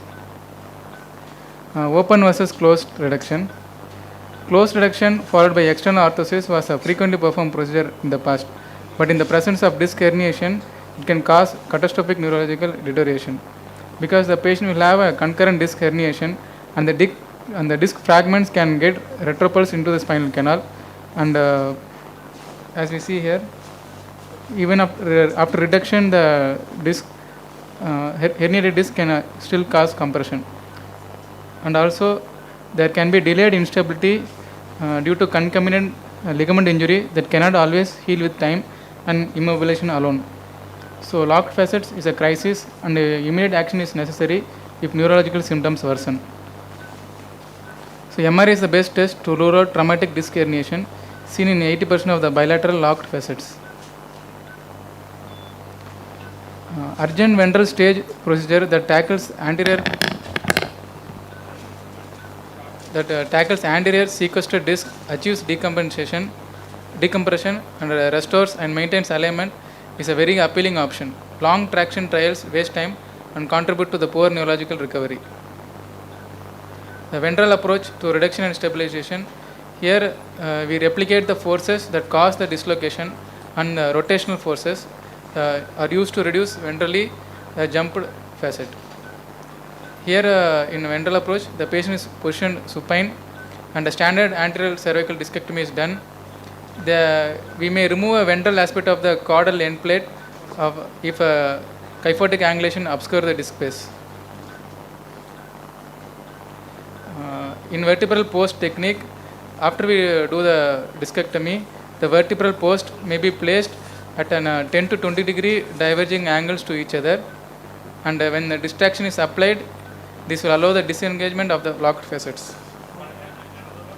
We can reduce the rotational component of the deformity by applying torque about the long axis of the spine. In manual or osteotome technique, the rostral body may be reduced manually by pressure. Most of the time, while giving anesthesia, the muscle relaxes, and with manual pressure only we can reduce the locked facet.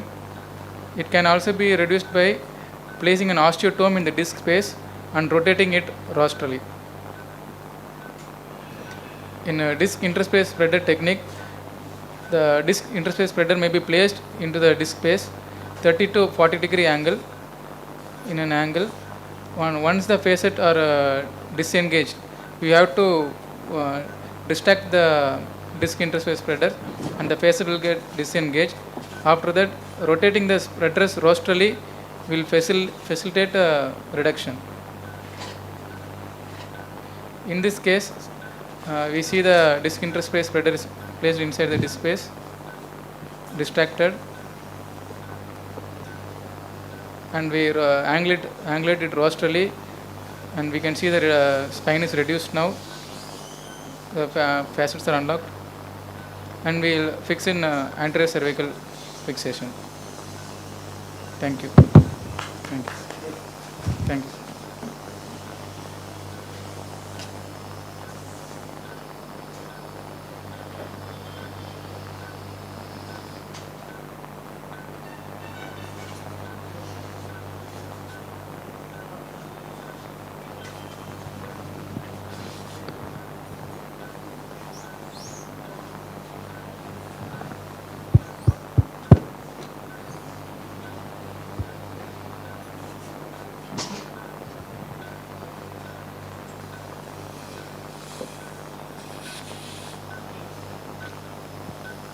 Hello.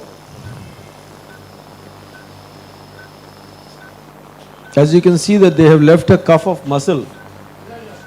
For Dr. Jackson, you should see the cuff of muscle which has been left there, so that when it close, can you see that we also do that? The cuff of muscle which is there, so for which the suturing later will all be done. Huh?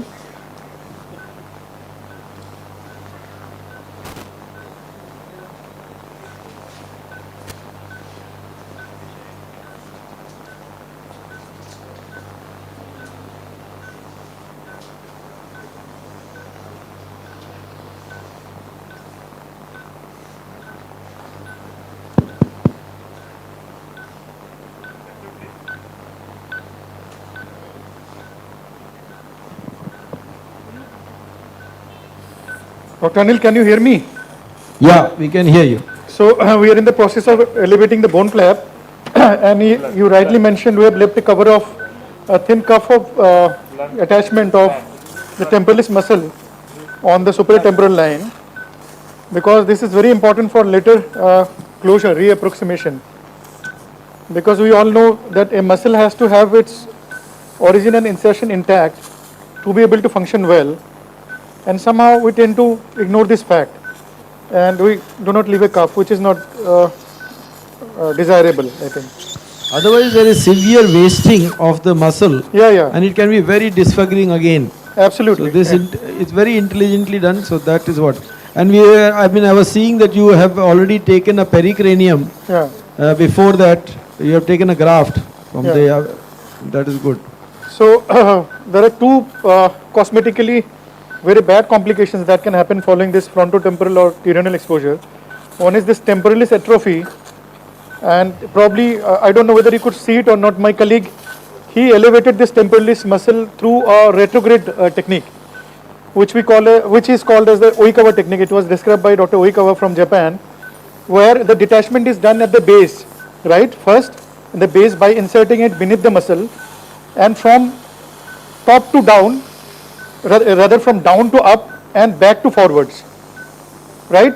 So normally we elevate the muscle from top below, but in this technique we elevate it from below upwards and backwards to forwards. So what it leads to is, it leads to this preservation of the deep temporal fascia on most occasions, and this is the layer which has the blood supply of the temporalis muscle. So temporalis muscle, if you want to avoid the atrophy, you have to utilize this technique, you have to minimize the use of monopolar, and so that this muscle can function well, you have to leave this cuff of muscle here. And the second complication that can happen is the palsy of the frontalis branch of the facial nerve. So that has to be taken care of by this interfacial dissection, which is sometimes not done and can lead to facial palsy. That can also lead to very bad cosmetic outcome. Can I have the craniotomy, please?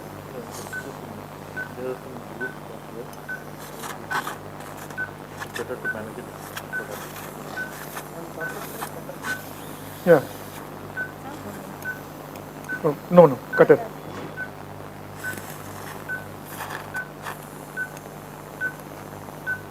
Another one? It's all right. Bipolar to me. Bipolar. You take this fascia also. Fascia ko pakdo.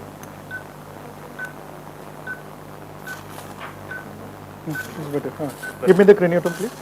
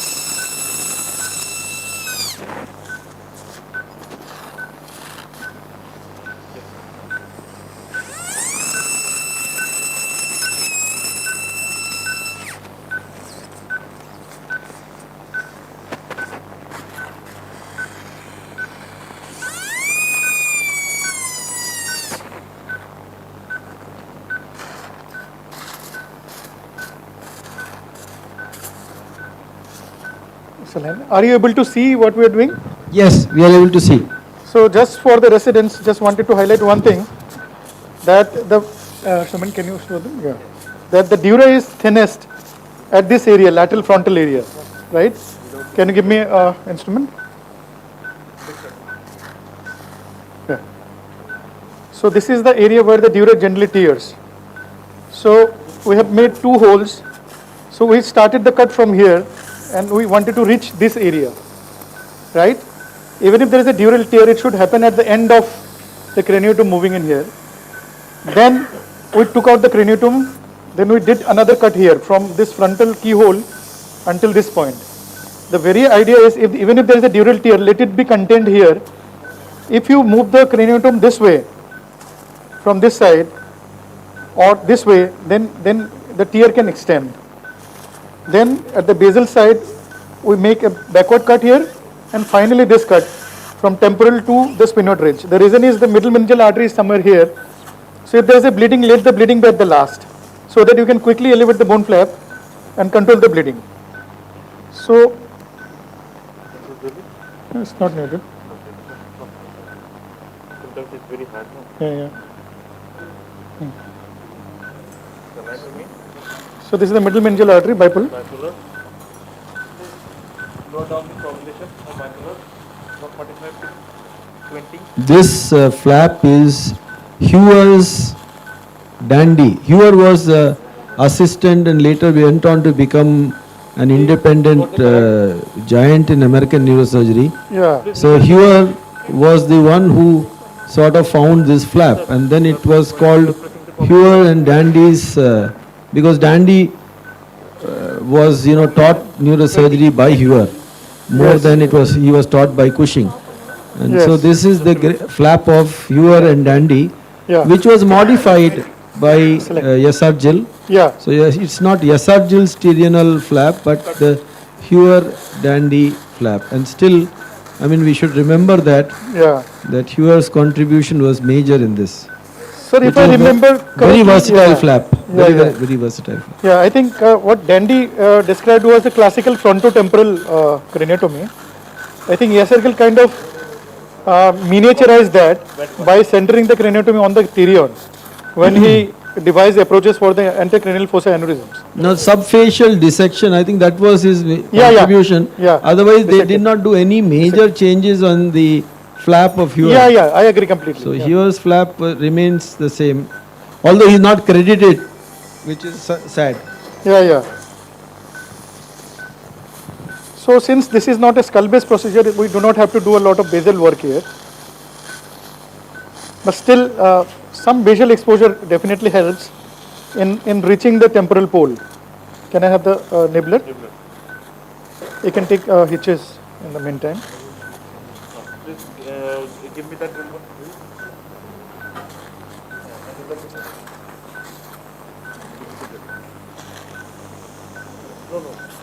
No.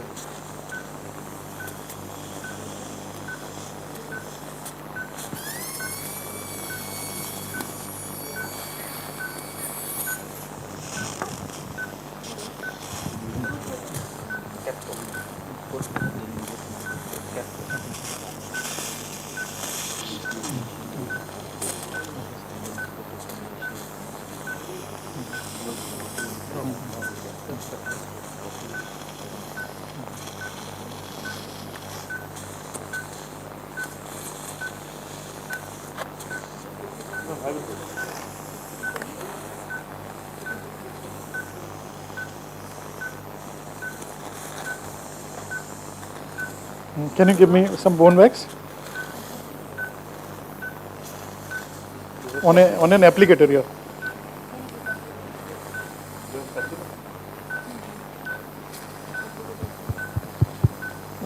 To him. Yeah.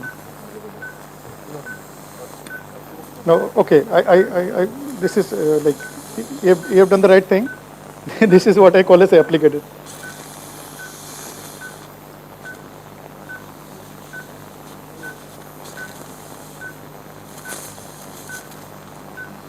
Yeah.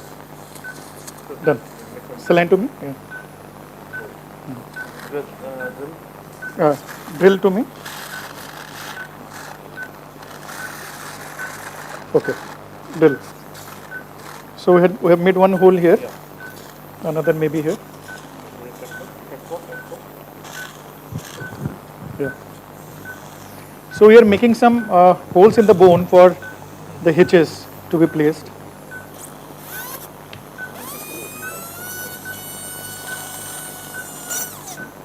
Yeah. One more here. Can you shift the base here?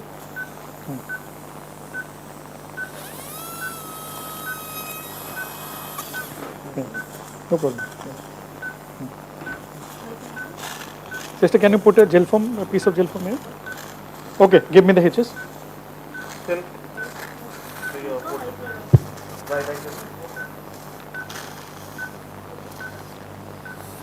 Yeah. Lulu, give me some gel foam strips. Do you have the ultrasound ready? Yes, sir, it's just outside. So if it is there, so I can show how the tumor looks across the dura.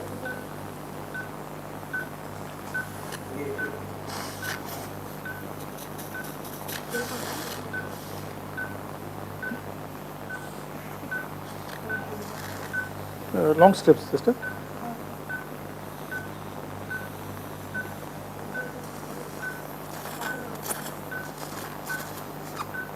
Yeah. Like this.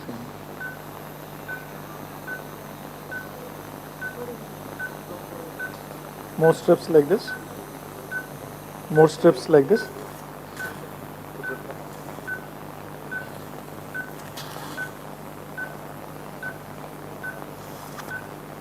Good.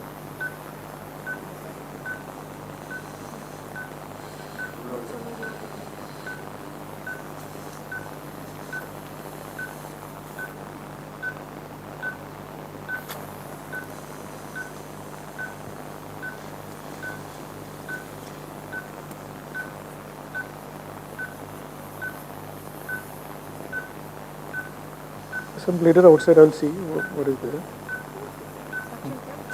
No problem.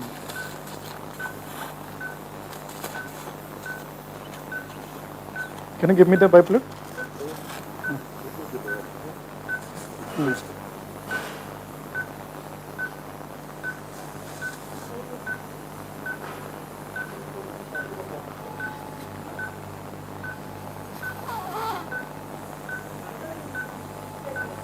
Am I pressing right? Ultrasound machine has just come inside, I believe, sir. Okay.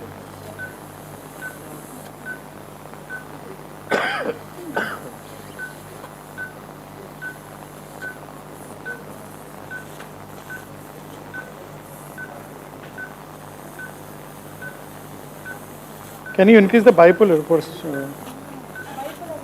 Can you make it 20? 20, it is on 20. It's taking some time.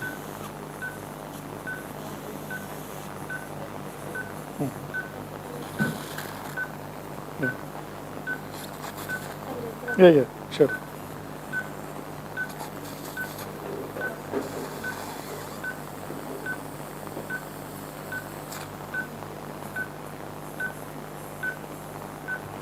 Bennett sister.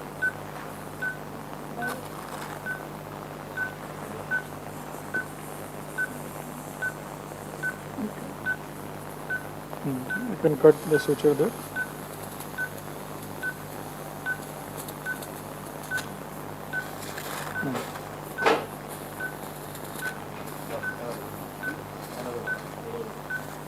Here.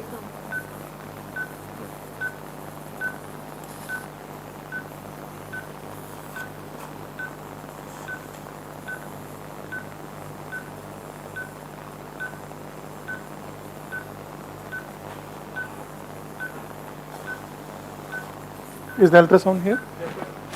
Okay.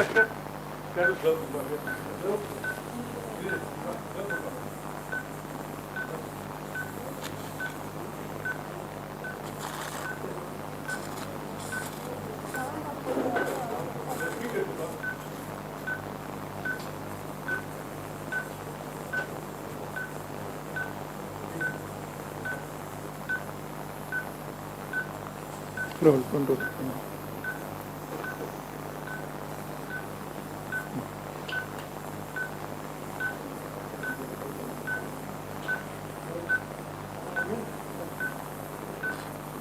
देखो अभी surface से कोई bleed है तो मसला पकड़ लो.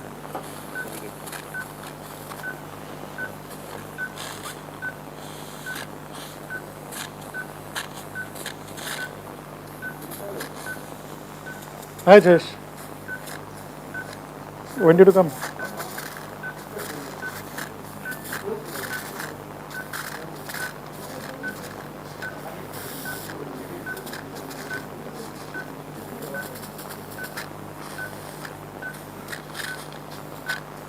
Yeah, do you have the ultrasound, Rahul?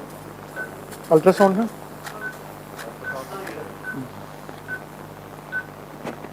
कब आया? नेट गया तो बोलता हूँ. चलेगा, कोई बात नहीं, देख लेंगे.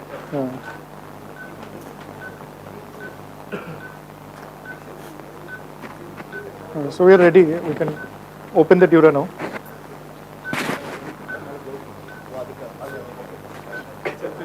कब पहुंचा तू? रात को बैठते हैं. हाँ. ऑफ कर दो.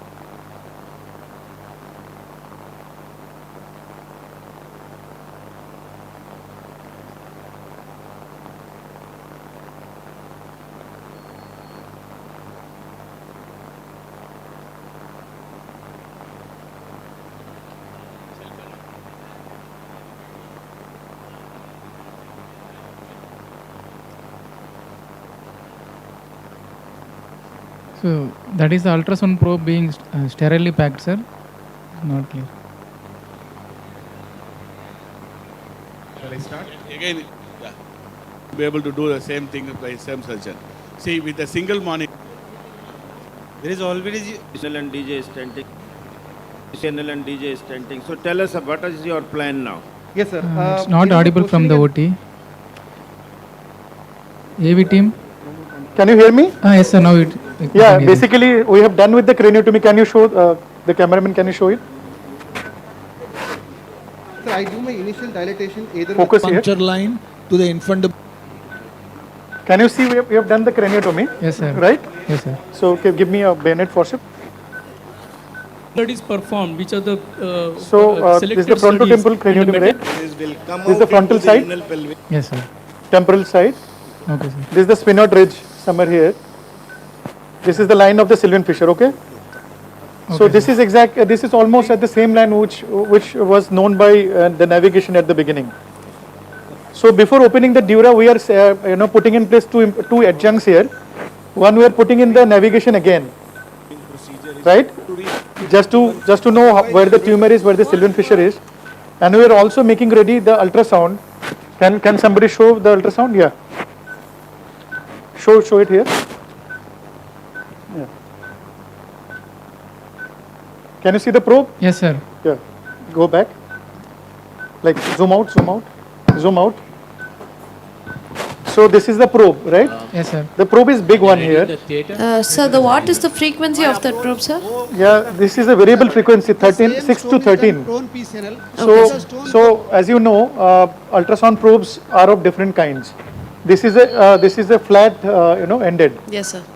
So or it is also called linear probe. Yes, sir. Then there are certain probes which are curvilinear, rounded. Yes, sir. Yes, sir. And you have phase array probes, which generally have smaller foot plates, right? Yes, sir. So in neurosurgery, we need, the need is variable. See, if the frequency of the probe is high, it means its resolution is going to be good, right? Yes, sir. But the problem is its depth, penetration reduces. So yes, sir. Anything more than 5 centimeter deeper than where the probe is, it will not be very well seen, right? Yes, sir. So this thing has a variable, as you can see, 6 to 13, right? Yes, sir. Yes, sir. So it has both low frequency as well as high frequency. So it should serve our purpose. The only thing is the size of the footplate is big, but fortunately we have a craniotomy with us. Yes, so had it been a keyhole procedure or a burr hole, it would be difficult. Yeah, it would be difficult. Yes, yeah, right. Yes, sir. So this is the ultrasound. We have put in lignocaine gel inside it because Yes, any ultrasound probe, it requires an interface. Yes, sir. Yes, sir. For the light to pass through. Otherwise, there will be scattering. Okay. Yes, sir. And for example, on this surface, the trapped air particles will cause problem. So it has to be flushed with saline. Ideally, the cavity should hold saline through which ultrasound will pass.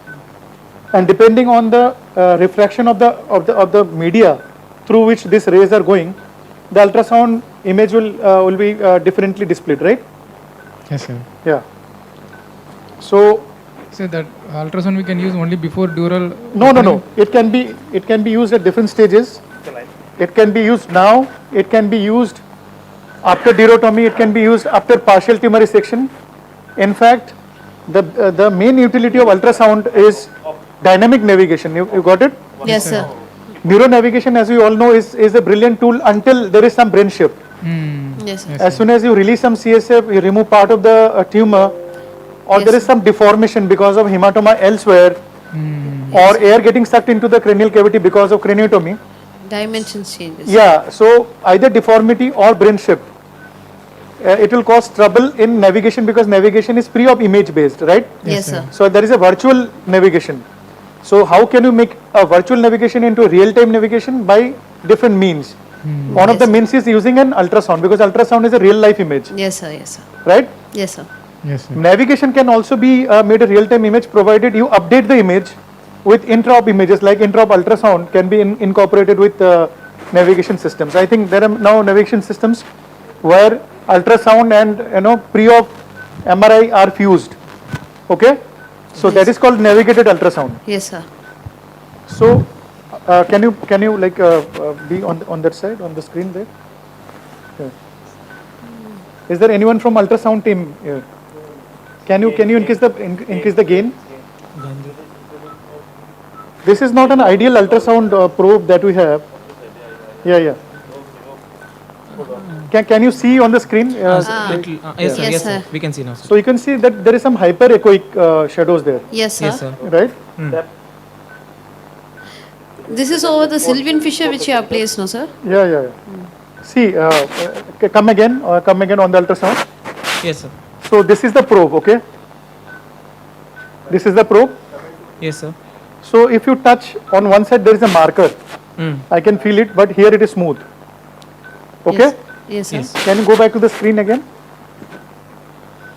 On the screen, can you see the blue dot there? Yes, sir. Yes, sir. Yes, sir. Yes. So this blue dot and this should coincide. Like if otherwise the images will move in opposite directions. Yes, sir. Okay, sir. Okay. So here images are very much magnified. So can you reduce the zoom? Depth, can you reduce the depth? So there are certain knobs. No, depth can be reduced. So there are some knobs that you need to be. No, opposite is happening. Depth? Increase the depth? Yeah. Keep on doing that. Yeah, maximum. No? Can you now increase the gain at the depth? Gain.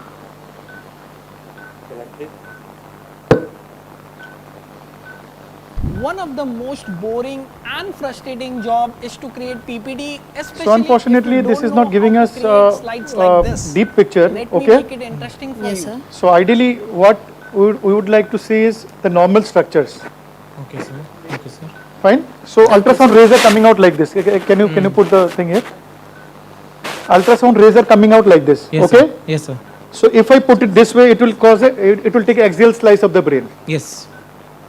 As neurosurgeon, we know this is the axial slice, right? Yes, sir. So in this position, I should have been able to see the axial section of the brain, including the ventricles.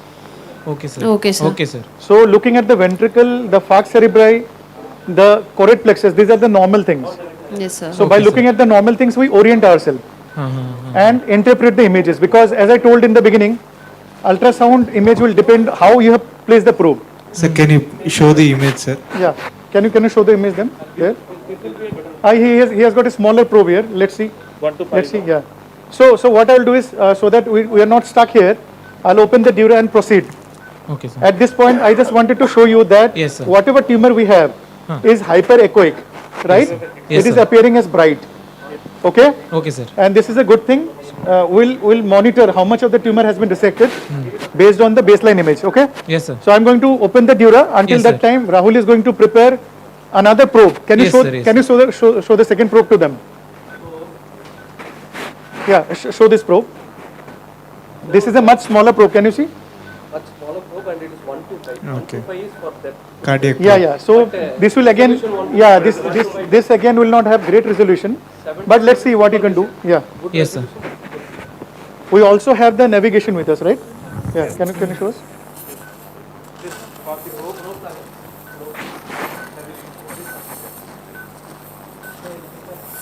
See, ultrasound is a very, very important tool. At least I find it very useful, because in low-grade gliomas, it is very difficult to know where the tumor has ended and where the normal brain has started. Okay. Yes, sir. So ultrasound can give you some guidance with regards to that. Can you see now? Yes. You can go to the screen and show them. See, this is a Sylvian fissure. Okay. I can now see the dural groove. So the Sylvian fissure is pointedly shown here. Can you see? Yes, sir. On the screen? Yes, sir. Yeah. And our team had already made a 3D model of the tumor. Yes, sir. So You're able this is to the trace posterior end of the outline. craniotomy. Yes, sir. So our craniotomy has given almost total exposure of the tumor, see? Okay? Yes, sir. Yes, sir. Yes, sir. I would want you to focus on the 3D model, right? Yes, sir. Okay, sir. So in the 3D model, at the posterior end of the craniotomy, I have placed my probe, okay? Yes, Okay, sir. So I am almost there, Yes. although I am not totally out of it, but by angulating the microscope, I can reach that part. Yes, sir. Fine? Yes, sir. Then the Sylvian fissure is very well seen here. Yes, sir. Okay, this is the line of the Sylvian fissure. So if you intraoperatively verify, this tumor is mostly above the Sylvian fissure, okay?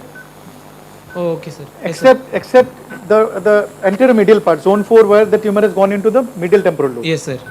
Now let's see in coronal section, yeah, where the top of the tumor is. Yes, sir. Yes. Yeah. I think Yes. this is the top of the tumor, so my craniotomy has exposed the top of the tumor as well. Yes, sir. Yes, Okay, sir. fine. So posteriorly I'm okay, top I'm fine. Yes, sir. Let me see how much temporal I can go from here. I can already see the base of the temporal lobe. Yeah, I think Yes, I should be able to reach that area. Infiltrated place. But the problem is, as soon as I open the dura, some amount of air will go inside. Yes, sir. And As soon as I CSF. open the Sylvian fissure, some CSF will come out. Yes, sir. As soon as I remove the tumor, so all this pre-operatively registered accuracy will be gone. Yes. Yes, sir. Yes, sir. So from now onwards, what I need is a dynamic navigation, Yes, ultrasound. ultrasound or an intra-op MRI, Yes, sir. or a combination of pre-op navigation and intra-op ultrasound. Yes, sir. One of the advantages of a navigated ultrasound is the ultrasound images will be interposed on the pre-op MRI, right? Yes, sir. So Yes. we'll be able to interpret the images better. Okay, sir. Because as neurosurgeons, we have difficulty in interpreting oblique images. Yes, sir. So navigated ultrasound has that advantage also. Yes, Yes. sir. So we are going to open the dura, right? Yes, sir. Yes, And go ahead and show you the ultrasound images if we are able to set it up. Yes, sir. Okay, fine. We'll open the dura system. Yeah. In the meantime, you can keep asking me Sir. so that I don't go to sleep. Sir. Sir, any perfusion changes we'll be able to see, sir? Yeah. After opening dura, Yeah. perfusion, any changes we'll be noticing, sir? Yeah. With the Doppler, with the help of the probe, sir. Probe, I really don't know, don't have that experience. Probably we won't see a lot of increased perfusion because it appears to be low-grade tumor. Yes, sir. So, Yeah, but definitely we are going to see surface changes. Okay, sir. Tooth washer. Okay, sir. We are going to see surface changes, right? Yes, sir. So I'll be opening the dura and then come back.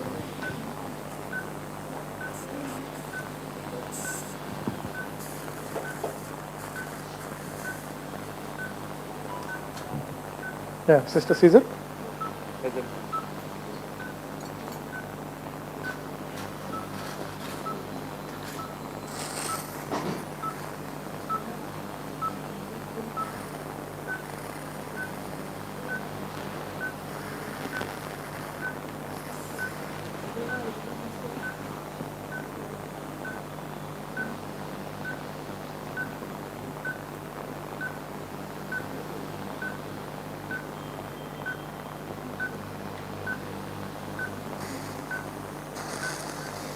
Bleed करेगा bipolar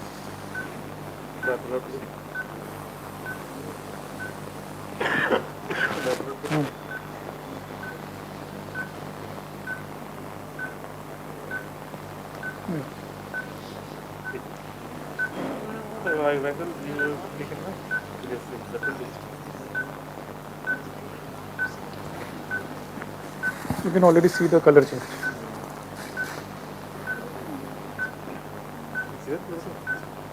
Not yet, really.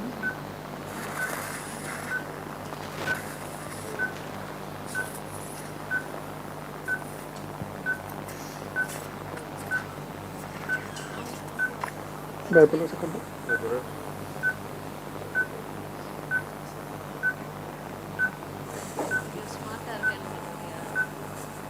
We can already see some surface changes, okay? Yes, sir.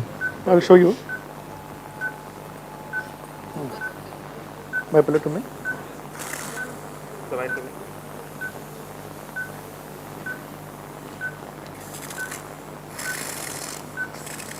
Can we get the microscope next?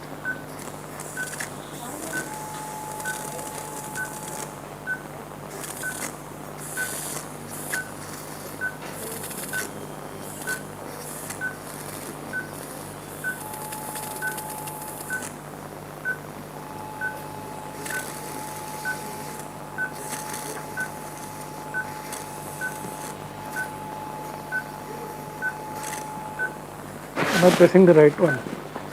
Yeah. I get it wrong sometimes.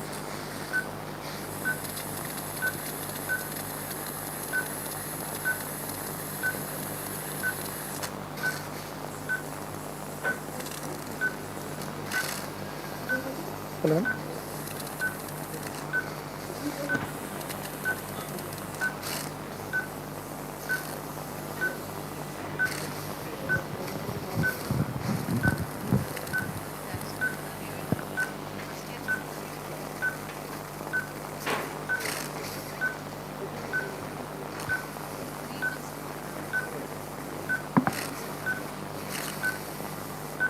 Hello?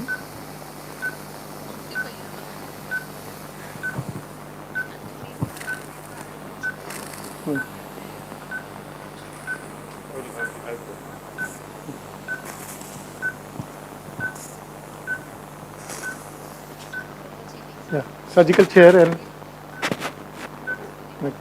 microscope is getting ready. Can you focus the light here?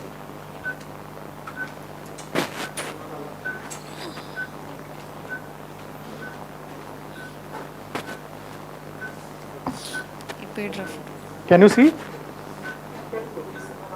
Yes, sir. I don't know whether you can make out there. Can you reorient us, sir? Yeah, but definitely there is color change. Did we give fluorescent? Yes, sir. Yes, sir. There was a fluorescent And I have, going on. Yes, sir. Actually, it is going on?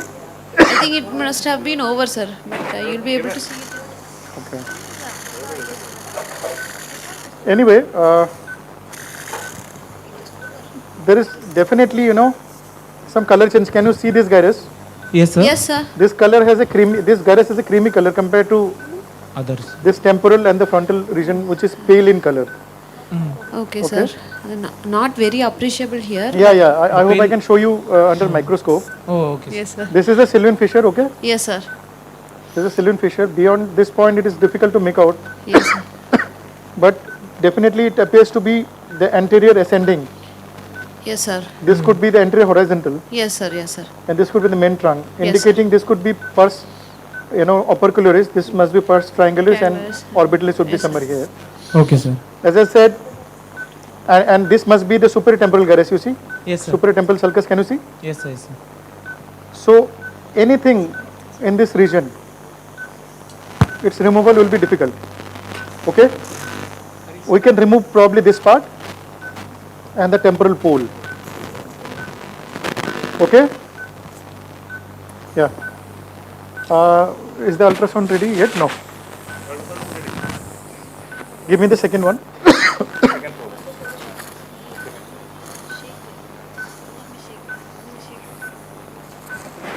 We can do cortical stimulation now. I'll just do ultrasound and then cortical stimulation. Cortical stimulation will have the leg and the hand area and the face area only. So you have to particularly look for that. Yeah.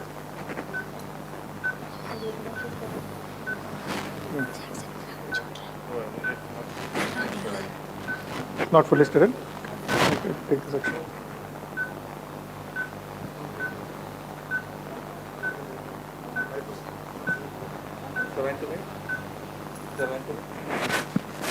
Can you increase the brightness? Huh?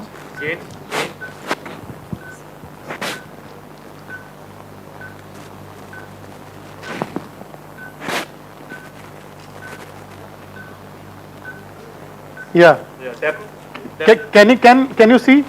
Can you just Yes, sir. Sir, we are not able to see the ultrasound. Yeah, I'll show you just a while. Can you freeze the image? There's a freeze option somewhere. Freeze. Okay. Can you bring the light focus here? So can you see this image? Yes, sir. So these are the two ventricles. Can you see? One focus. Imagine this is the axial section of the brain. Yes, sir. Yes, sir. Clear, sir. Can you see the two ventricles? And can you make out the parts here? Yes, Midline? sir. Yes, sir. These are the two ventricles? Yes. This is the hyperechoic thing. This must be the tumor. Okay, sir. Yes, sir. Fine? Yes. So we can reduce the depth and see. Upper one. Upper one.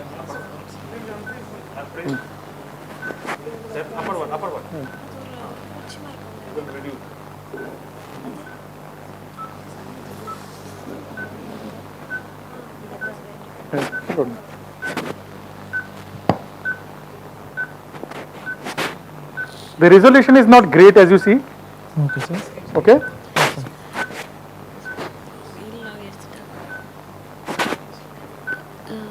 Can you make out? Focus on the ultrasound machine, Screen. please. Screen, on the ultrasound screen. There.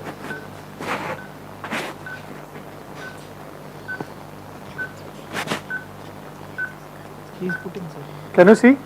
Yes, sir, we can make out. Yes, sir. Yes, sir. Yes, sir. You can probably make out the ventricles, but Yes, sir. Yes, sir. as it is a very low frequency probe, you can see. Yes, sir. You can see the deeper structures, but the clarity of the superficial structure is lost. Yes, sir. Yes, sir. Yes, sir. But you can make out that we are dealing with a hyperechoic tumor. Yes, yes, sir, it yes, is sir. And you same, can sir. see the ventricle. Okay. Yes, sir. So ultrasound is a great tool, but unfortunately it looks like we'll not be able to use it well. Okay, sir. Still we'll see. Can you lower the table? I'm going to bring in the microscope now.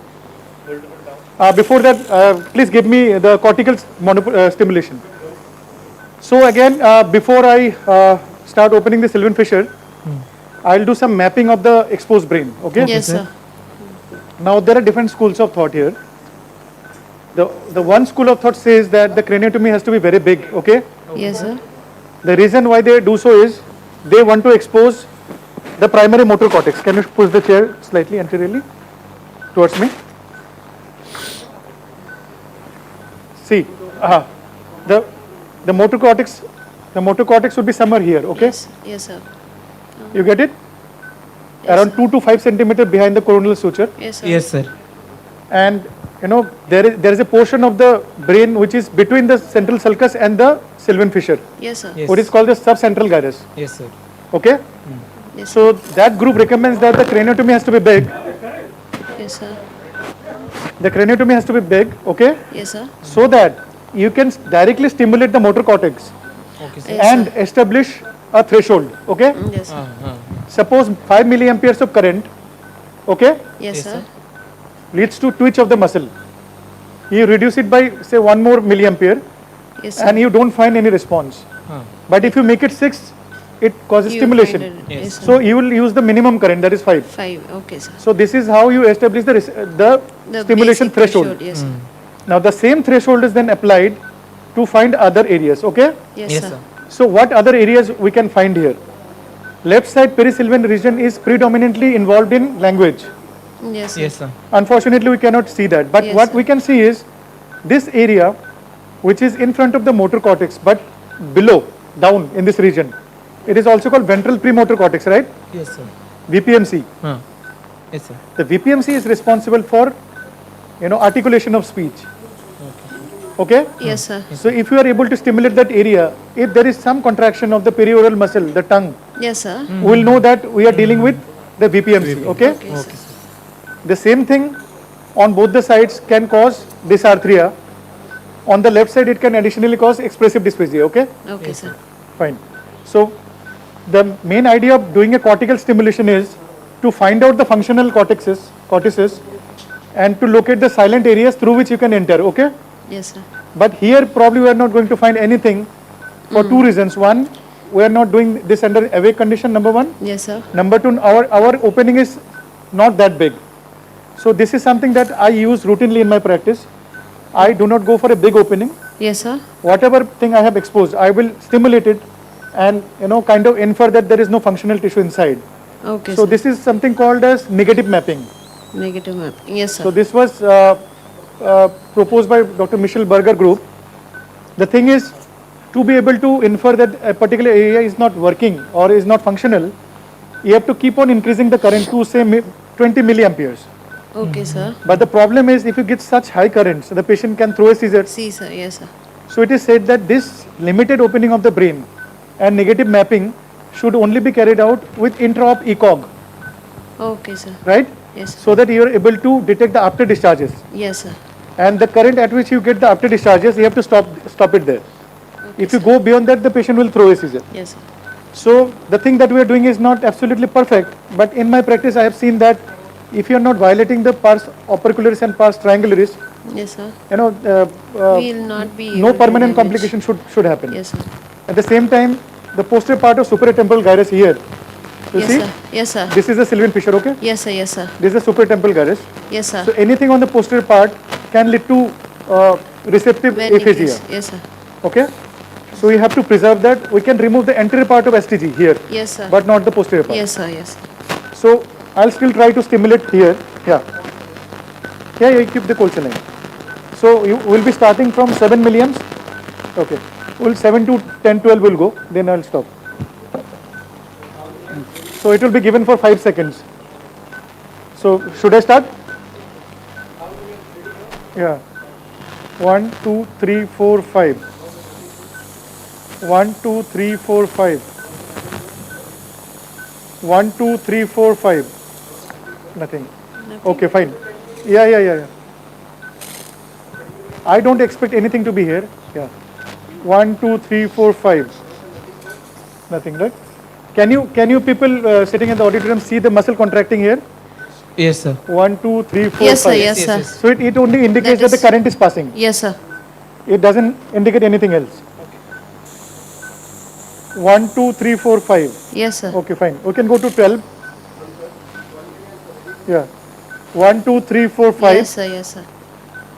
1, 2, 3, 4, 5. Yes, sir. 1, 2, 3, 4, 5. Yes, sir. So this is not a perfect method, but still, at least if their oropharyngeal muscular area is here, Yes, it sir. should have contracted. Yes, sir. Going beyond this point will probably not be appropriate without a after discharge monitoring. Okay, sir. By and large, I think the opening that we have created is sufficient enough, and we'll try to take out the tumor through this. Yes, sir. Subcortical mapping is going to be very, very important. Yes, sir. Because we are going to monitor the corticospinal cord. Yes. Okay? Yes, And sir. intermittently we are going to do MEP. How is the MEP going to help? MEP is going to detect the entire pathway. So many a times, ischemia because of MCA manipulation can lead to decreased perfusion and corticospinal dysfunction. Yes, sir. So this will not be detected by subcortical mapping. This can be detected only by MEP. Okay? MEPs. Okay, sir. So that is why MEP and cortico-subcortical mapping should go hand in hand. Okay, sir. Many people may ask you what is the need for, say, mapping when you are doing monitoring and vice versa. Yes. But they have different purposes. So when you combine the two, you are doing a holistic motor mapping in a particular patient. Okay? Yes, sir. Yeah. Can I have the microscope?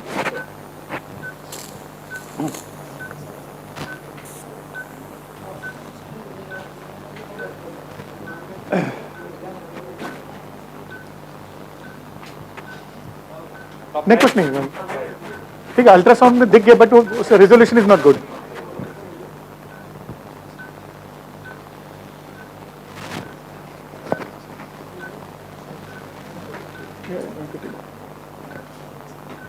Kusa is ready, right? Sister, Kusa is ready. Kusa. Ultrasonic aspirator. Madam, can you slightly lower the table?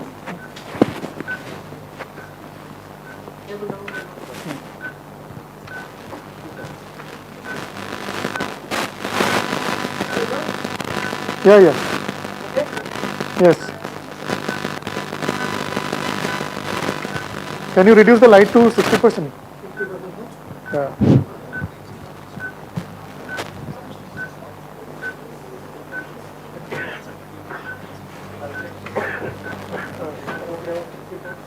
Yeah. Bennett section.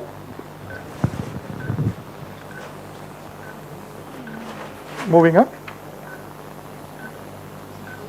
Can you appreciate the color change? Yes, sir. The color of this gyrus. Yes, sir. Yes, sir. Yes, sir. And color of this gyrus are different. Yes, sir. isn't it? Yes, sir. Yes, sir. Yes. And you can also probably appreciate the triangular gyrus here. Yes, sir. Where my focus light is. Light is focusing on that.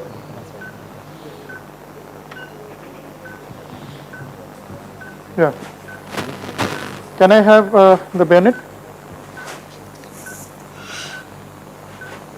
Yeah. Can you see this area? Yes, sir. Yes, sir. Yes. Sylvian. So Yes. this is a gyrus here. Hmm. Fine. Yes, sir. So yeah, this must be the Sylvian fissure continuation. Yes, sir. Right. Either this or this must be anterior ascending. Okay. Most Yes, probably sir. this one. Okay. Yes, sir. So this is the purse. Yeah. This is the continuation of the Sylvian fissure. Okay. Yes, sir. Since we have not caused CSF leak yet, can I have the navigation? Navigation again. Just to confirm. This is not a typical Sylvian fissure. Yeah. Yeah. You were on the Sylvian fissure. Okay. Yes, sir. So this is the Sylvian fissure. Okay. So this is a Sylvian fissure. Now, one horizontal gyrus is coming and bifurcating here. Yes, sir. Supposing this is pars orbitalis. Orbit. Oh, okay, sir. Okay. This must be pars orbitalis. Orbitalis, yes, sir. This must be pars Triangularis. triangularis, and this has to be pars opercularis. Opercularis, yes, sir. So these two are really important zones. Okay. Yes, sir. Can you make out the superior frontal Yes, temporal TG, sulcus yes. here? Yes, sir. So it has to be the superior temporal gyrus. Yes, sir. Yes, sir. So we have to kind of preserve this area and work below it. Okay, sir. We're needing a lot of retraction. Can you lower the head slightly? Can you lower the head slightly? Head and lower the head and slightly. Do you have arachnid knife?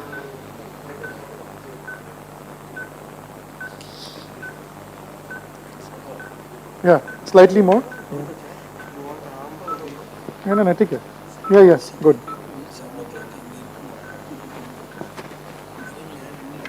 Fine.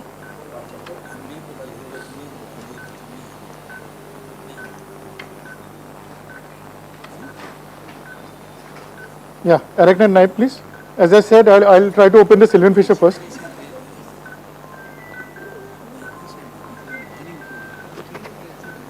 Arachnid knife.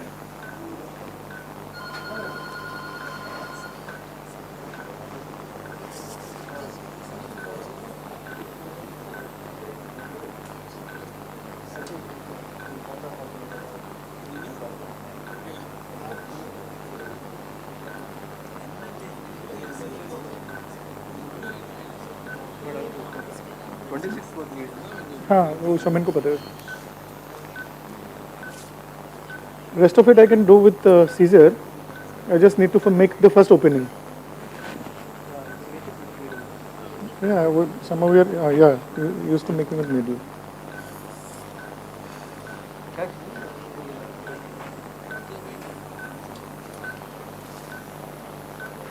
Just mount a needle on the top of the BP handle.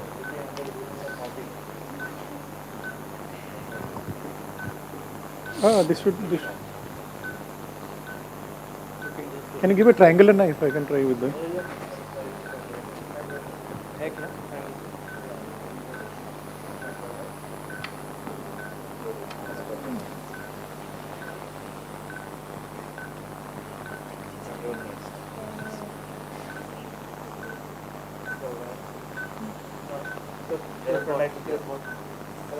Okay.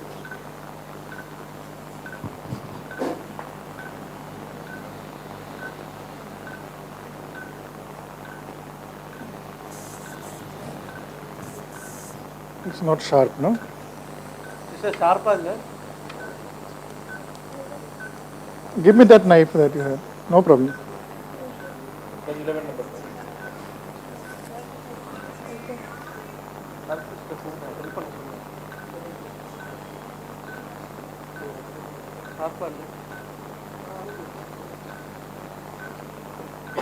Yes, Caesar.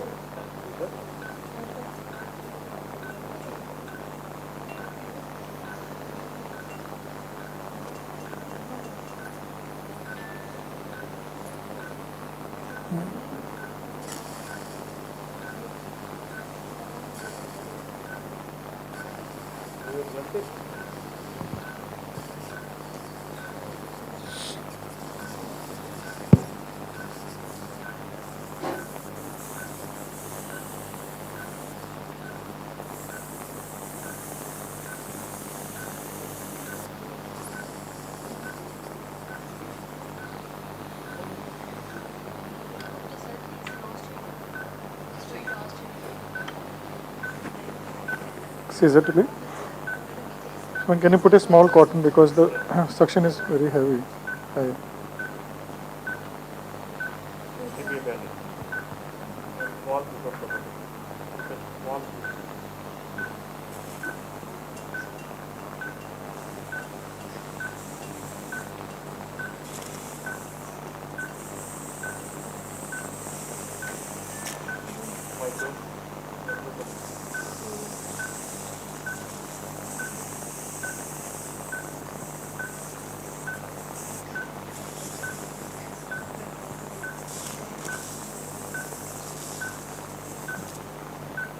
Bend it to me. Fine, bandage.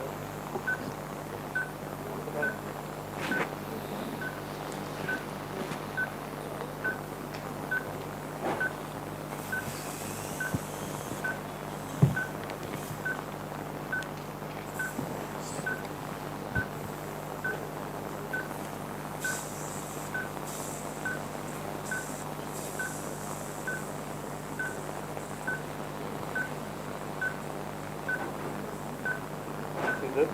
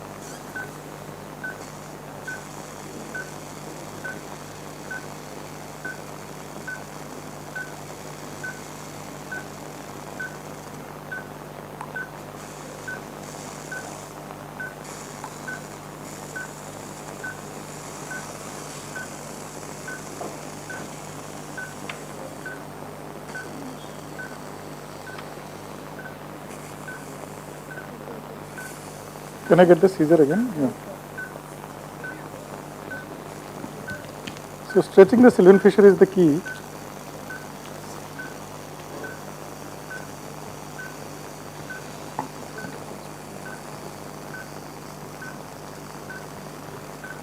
Do I have a bayonet?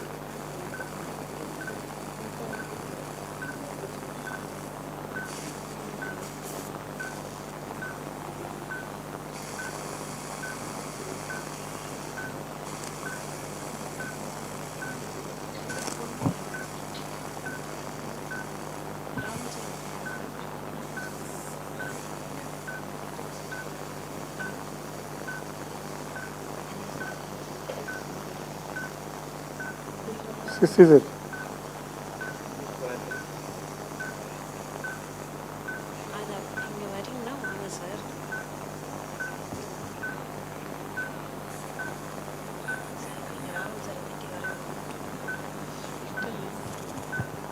Can you put in saline, sir?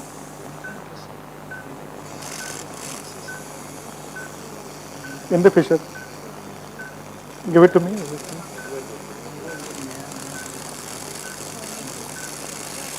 Bend it.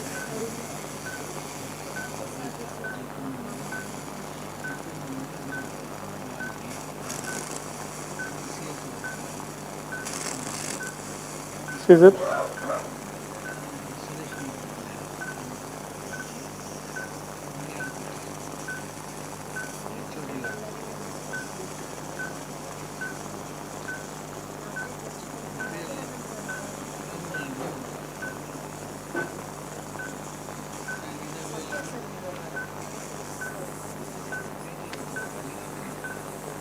Bennett. Can I have a small soft cotton? This is quite hard.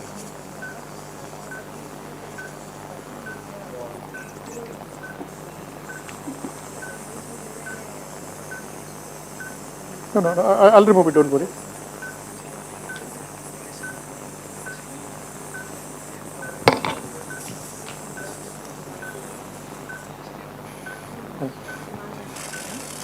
Hold it.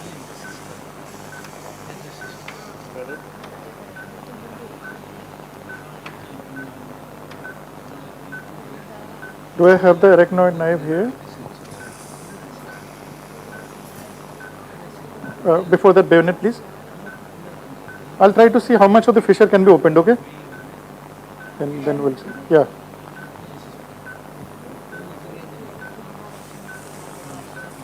Yeah. Can my this thing go down slightly?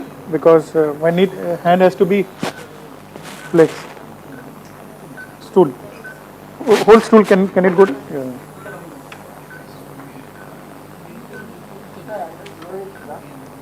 Maximum low? So can you reduce my hand? Height of the left.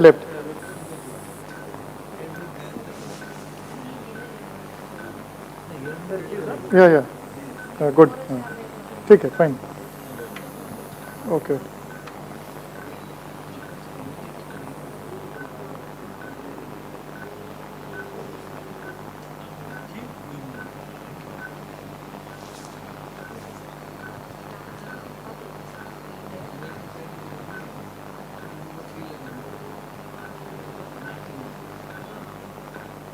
Dissector, fine dissector.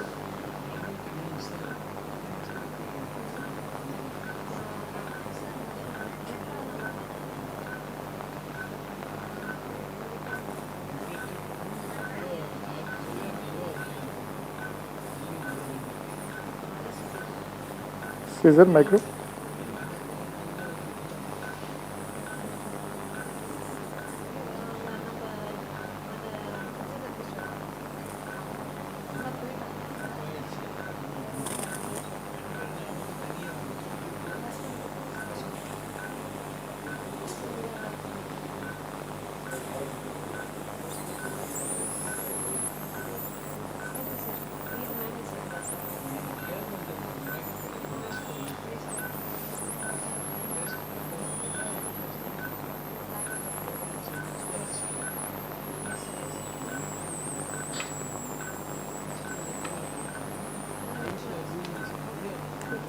Scissor again.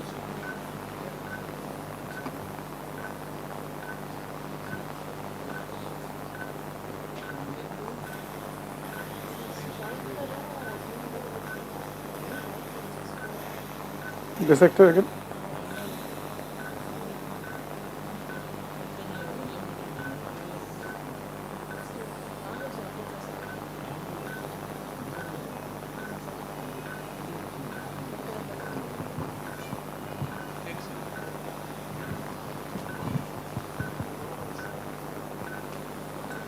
Scissor.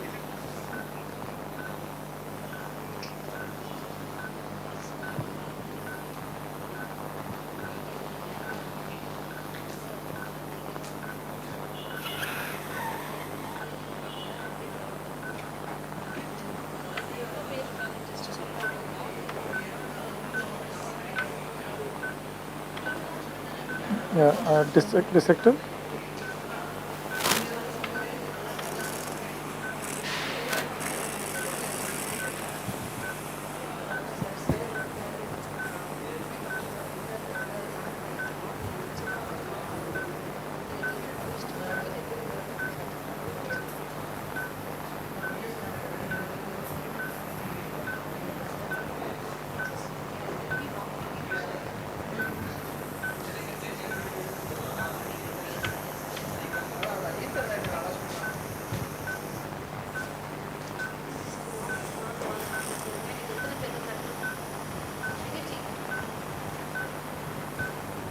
That's it.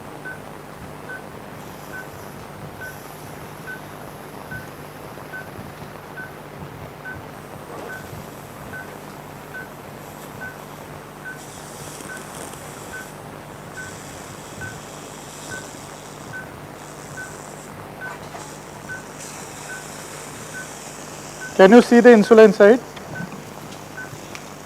Is anybody there? Yes, sir. Yes, sir. Can you see the pale color? Yes, yes, sir. Seen, sir. So I have retracted the temporal opercula. Yes, sir.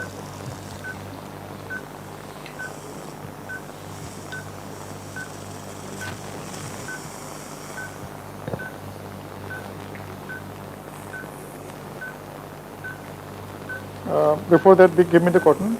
Sorry, Bennett. I'll realign the cottonoid here.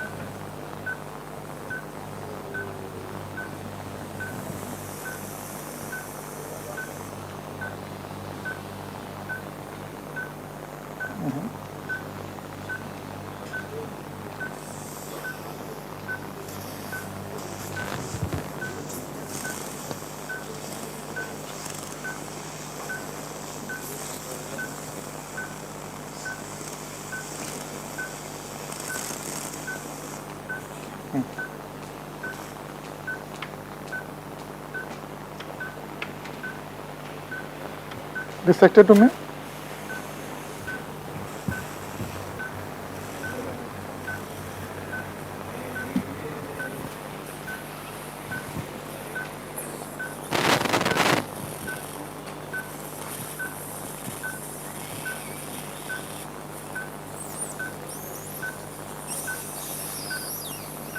Bennett.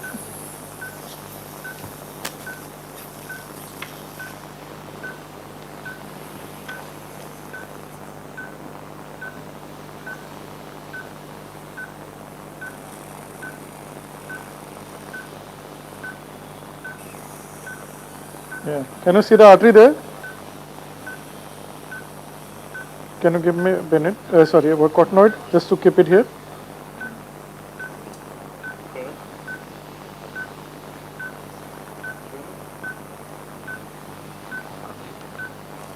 No, not like this, not like this. Tail from my side. Yeah.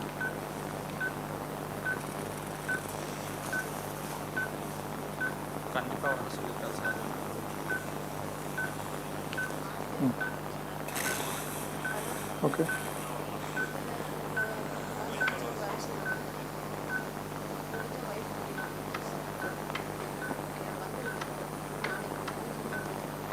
Okay. Dissected to me.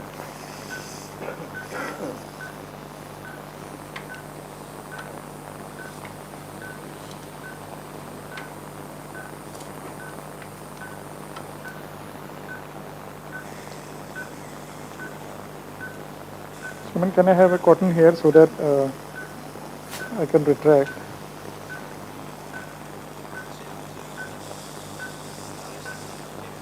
Here.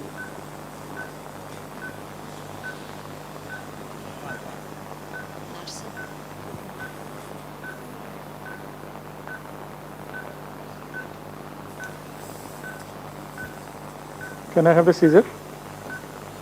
So I have to detach the frontal and temporal lobe. Yes, sir.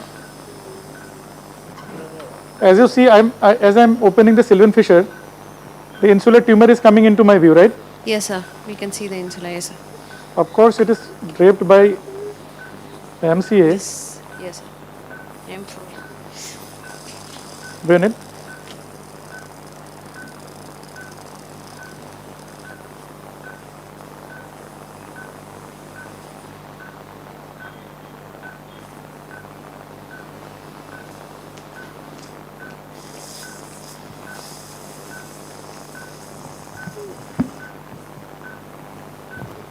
Yeah, sees it.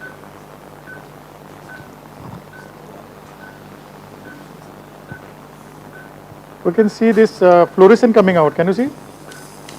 Yellowish.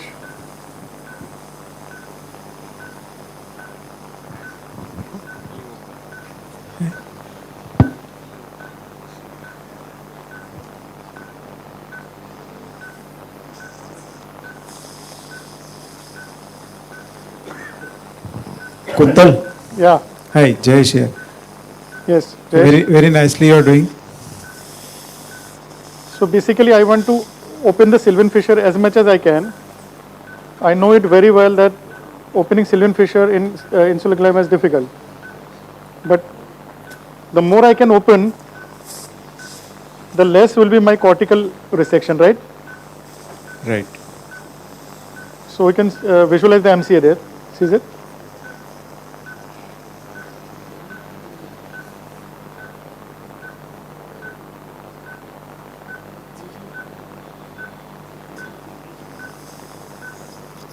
So I'm so sorry. Yeah.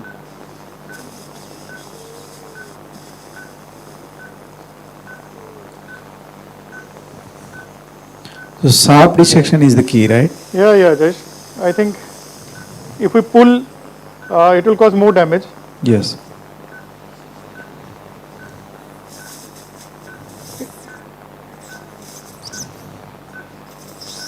MCA. Yeah. So it is said that MCA, the artery will pave the way for Sylvian fissure. Unfortunately, our suction is very, very tight. It's all right. Bend it, please.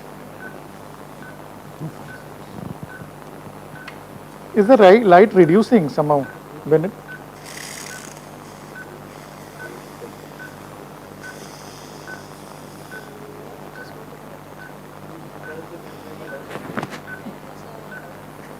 Just a little more of Sylvian dissection, Jayesh. Yeah, what? After that, I will start removing the tumor. Okay. What you can see here now, what is coming into my section, Jayesh, is actually the tumor, because if you see the scan carefully, the tumor has infiltrated into the temporal lobe. Oh yeah, it's a opercular infiltration. Yeah. So I'm becoming subpile here, but I'm not entirely unhappy though. I'm happy that this is eventually has to be removed. This is tumor only.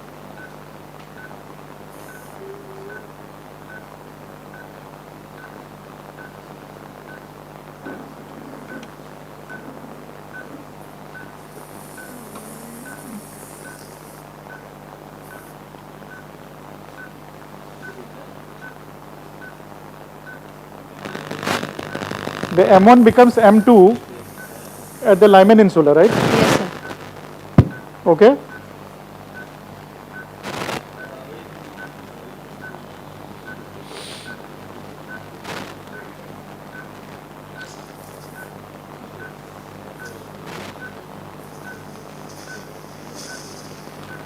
Yeah.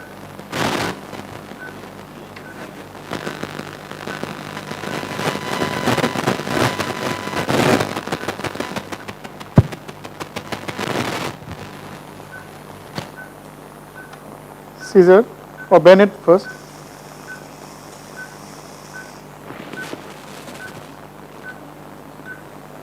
Keep the Kusa ready, sister, because very soon we are going to use it.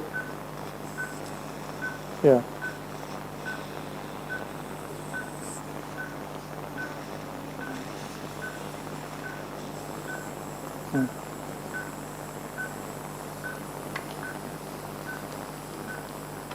Bennett, please. Yeah.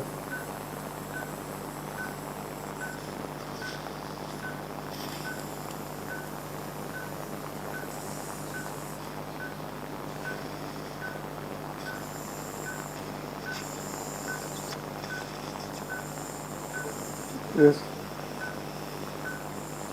Can you give the scissor to me?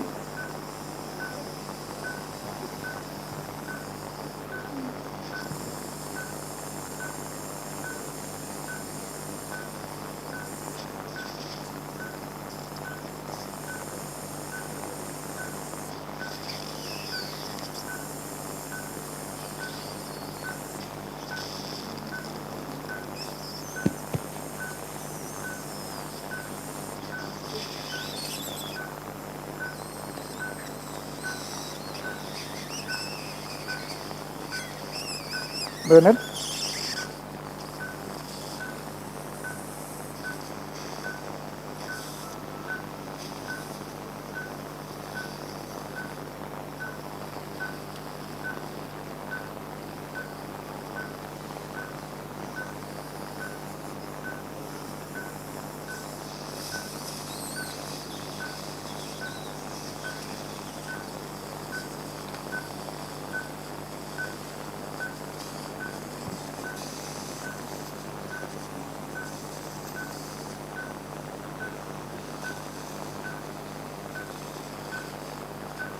Okay.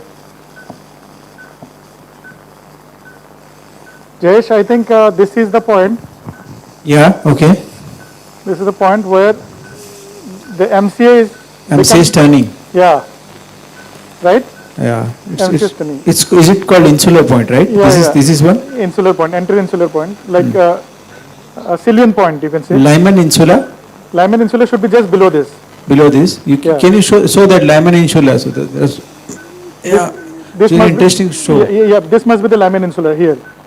Exactly. Yes. It is running on that, right? This portion. Can you see? Yes, sir. Insular apex is the most superficial point. This must be insular apex below the MCA. Yes, sir. Yes. So, since we do not have self-returning retractors, and since the upper column is already infiltrated by the tumor, so I have made some excess, which was my initial objective. I want to show you again. Can you see the insula laden with tumor here? Yes, sir. See, this is the insular tumor, okay? Yes, sir. And I told you, insula has peri-insular sulci. Yes, sir. Yes.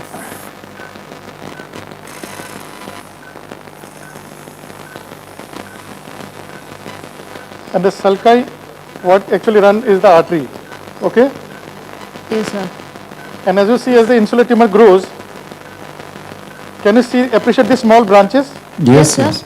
These are called short insular perforators. Yes, sir. Okay. They supply the surface of the insula, okay? Yes, sir. They can be divided without much problem. Okay. This must be the posterior insular point here where this MC is running. Yeah. Okay, sir. So at least what we have so far is the posterior insular peri-insular sulcus. Yes, sir. Probably superior peri-insular sulcus here. Yes, we sir. have the insular apex, okay? Yes, sir. We have this frontal lobe which is overlying, but this frontal lobe is pars orbitalis, okay? Yes, sir. Which can be resected. Fine? Yes, sir. So now we'll increase the exposure to this tumor by going to the most affected part first, that is the temporal pole. Okay, sir. So any gross identification point for these three parts? How you decide? Yeah, Jayesh, I probably told in the beginning, this is the stem of the Sylvian fissure, main stem. Okay. I had opened this far. No, I mean yeah, three parts. Yeah. So this is the main stem. There is another thing here. Most probably this must be. I'm not pretty sure because I can see a triangular gyrus here. Can you see? Yes. So this pars triangularis. It can be pars triangularis here. Yes. So why I asked this question because you are operating on the left side. If suppose patient is in awake craniotomy. Yeah. So exactly this is the area where you can give a positive or negative stimulation. Yes, patient may have a speech arrest. Yeah. And you can define exactly that where not to go. Exactly. So Jayesh, I'm not going to touch this area at any cost. This is absolute no for me. Yes, sir. This is superior temporal gyrus. I will also not touch this, especially the posterior part. And I'll first go to the safer areas. Right. And see how much of the tumor I can remove without going into the dangerous areas. So now, as I know that the tumor has gone into the temporal lobe, I'll go to the temporal pole now. Why don't you start to reset the insular tumor? Because you got more space. Yeah, Jayesh, I want to create more space by removing the pole of the temporal lobe here. Okay. Someone, can you put a hitch there? So I'll put a stitch here just to retract. I want to remove only the pole. Right, there, give it to me. Take a hitch here.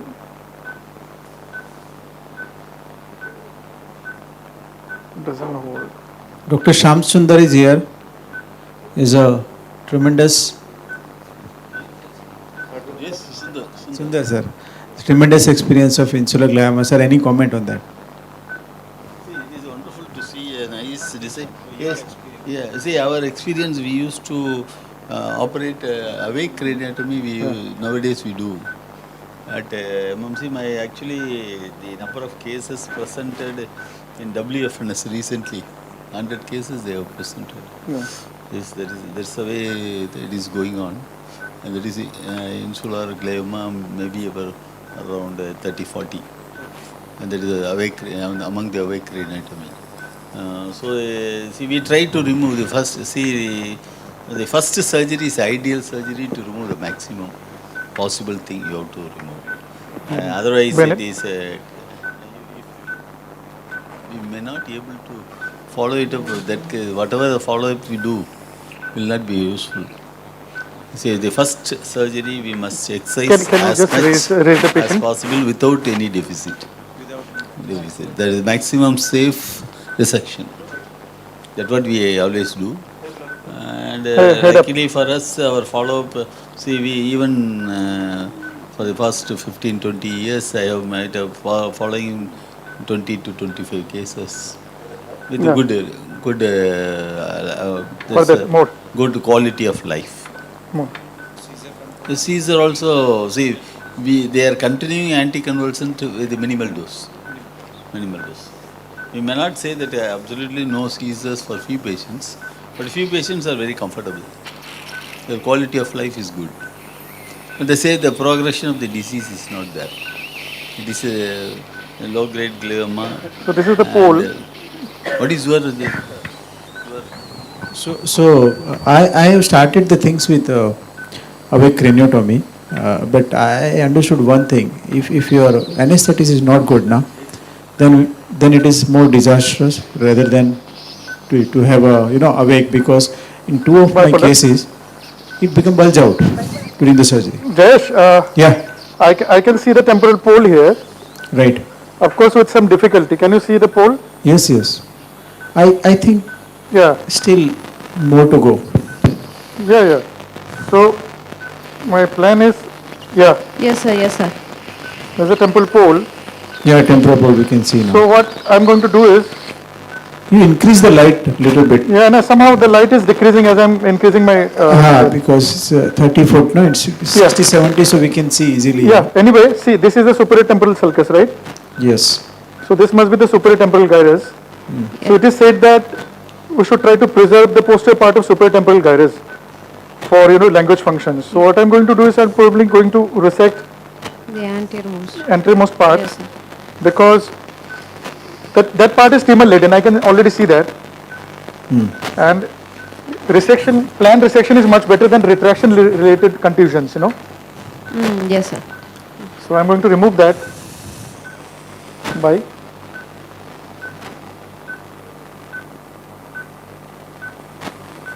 Yes, so I was saying, initially I started more in awake, but if it's on right side, I more prefer under sedation with navigation and USG, because it's important to identify the residual in the zone 3 and zone 2, particularly at the end. Brain should be very relaxed. If you are opening the ciliary fissure and brain is bulging and then it's mess. Rather, good anesthetic, patient is relaxed completely, better. You open the ciliary fissure dissection like this beautifully. You remove zone 1, you remove the zone 4, zone 2 and zone 3, remove the 50%, 60%, then USG, you see how much is there. Leave the 10%. No doubt about that, because the corona radiata and corticospinal tract is going from there. You never say, okay, because what happened, even in awake craniotomy, the last point of tumor, last 10%, patient, because you are not, continuous, you cannot be continuous for 2 hours, okay, right? You moving your finger, you cannot continuously monitor the motor area. So what happened, you will deficit in patient, okay, ye nahi hil raha hai. Now deficit has happened. It's very common in last 10%. I completely agree, Jayesh. I think so we better need to ergonomize. to target for 80 and 90 and then leave it to 10, you decide that where is the 10%, critical 10%, and to leave it. Because can you see? This is a tumor. Can you see? Yes. Can you see? Yes. sir. Yeah, this is abnormal. This is tumor, right? Yes, sir. Can you give me KUSA? For the resident, look at the normal the suction, the way he is moving, if the tumor is sucking, The normal white matter is not able to. yes, and that's also differentiate, help to differentiate the low grade and high grade. Can you make out the color here? Yes, sir. It's Yes, grayish sir. one. Yes, sir. Yeah. That must be the part of the tumor which has gone. Kuntal, biopsy, you want to take from here or in the deep insular? I'll probably take from some other area because pulling here may not be a great idea. Right. Place. You take in different parts or only one place? Sir, I will usually because take, you are almost sucking out all the almost. Yeah. Yes. I can take. No, it is a very I can take biopsy from here. This definitely looks different than what I saw in the insula. Yes.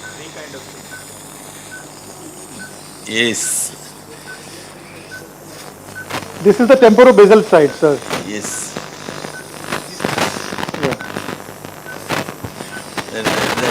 That part is having a different consistency. Yeah. Bennett. Balasi, your experience.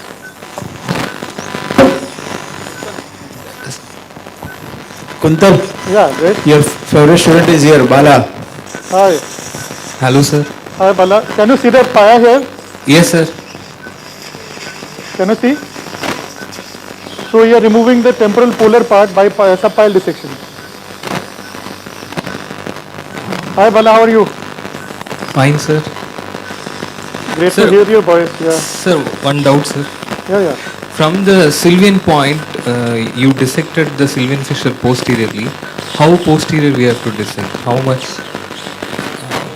As posterior as possible, Bala. Okay. The reason is. Do we go up to the posterior sulcus, insular sulcus? Yeah. Because my plan here is primarily to take out the tumor through trans-Sylvian route. So a wide Sylvian fissure opening is crucial here. Okay? Okay, sir.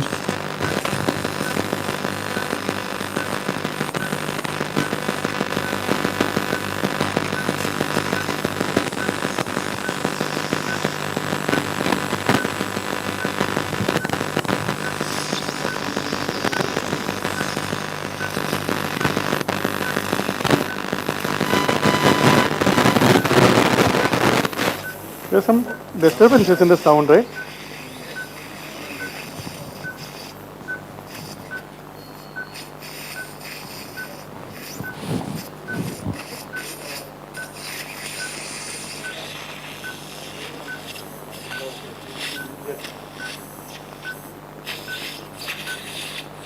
Can you visualize the paya there? Yes, sir. So while dissecting the medial part, you have to preserve the paya.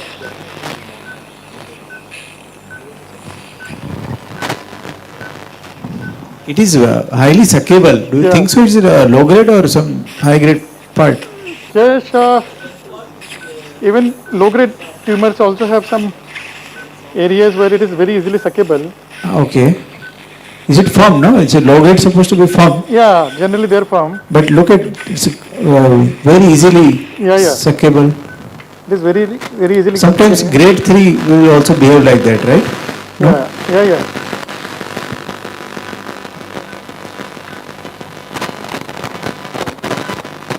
So I'll see how much I've removed from here.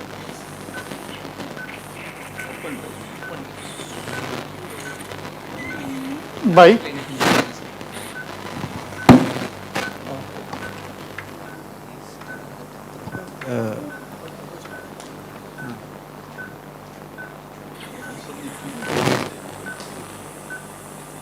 once you open the Sylvian fissure, na, that central part, the biopsy is good idea.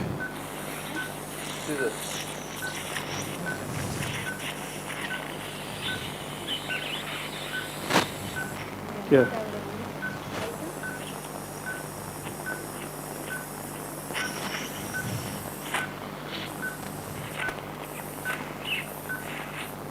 No, no.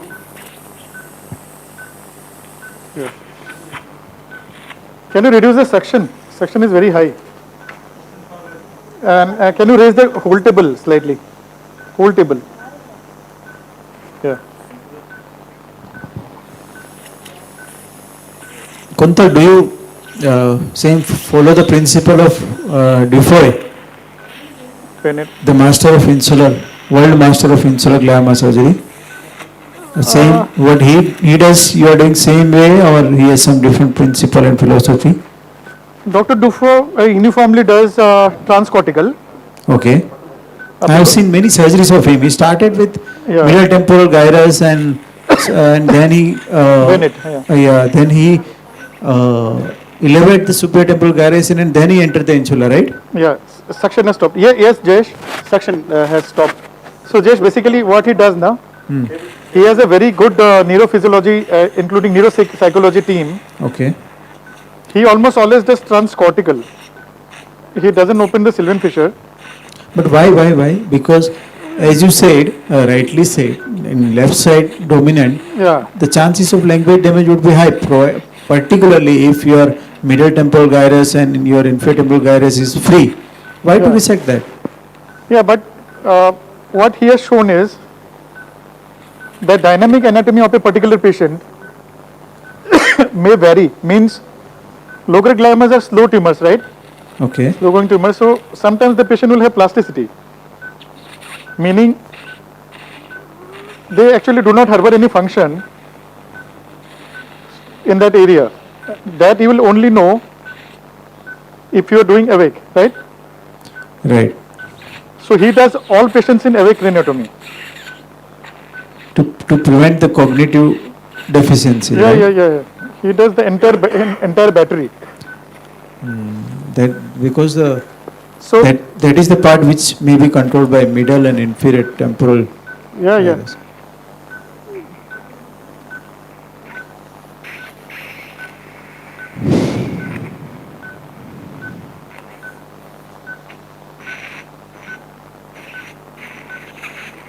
So there are short perforator and long perforator.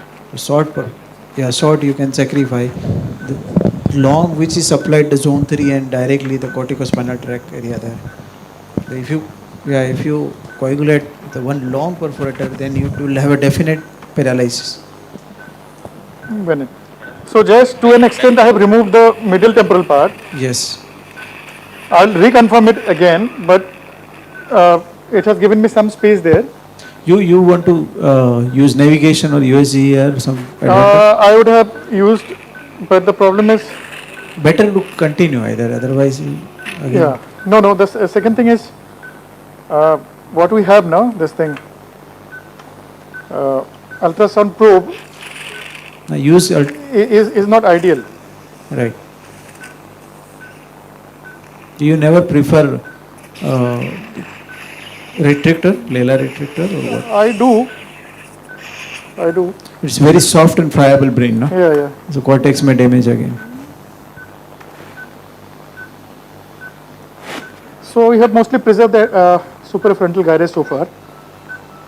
This is a suprafrontal gyrus, okay?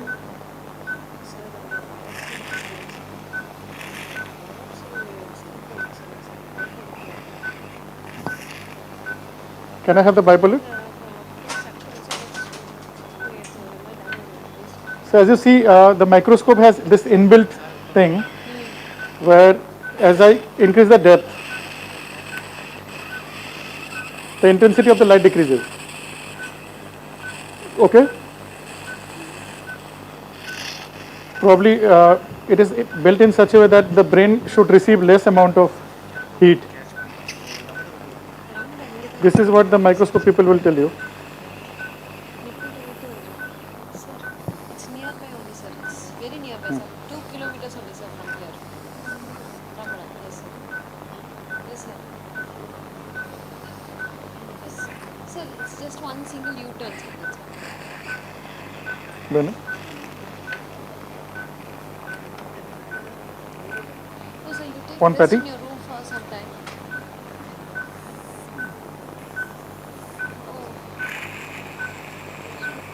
Then our company has come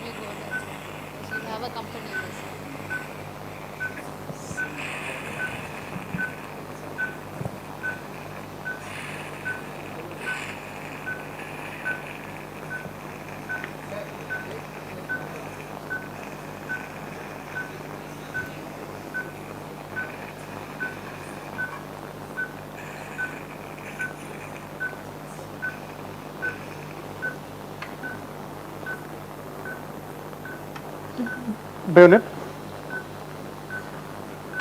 So Jayesh, can you see the tumor here? Bipolar. So this is the frontal lobe overlying the insula, right? Yes, sir. And whatever important frontal lobe areas are, they are located here. Yes, sir. So I am going to remove a part of this operculum here, just to improve the access.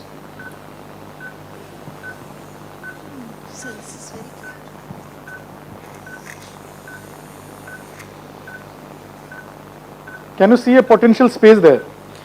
Yes, sir. As I was doing the dissection. The perisylvian area, sir. Yeah. That is the antepeninsular sulcus. Sir, okay, sir. Can I have the spatula, brain spatula?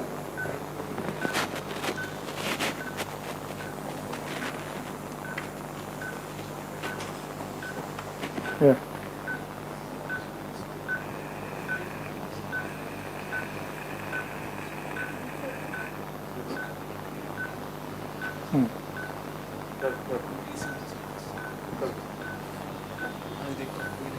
Can you see this? There is a plane, na? There is a good plane there. Yeah, that is actually the antepeninsular sulcus. Can you see? Yes. Yes, sir. Can you see?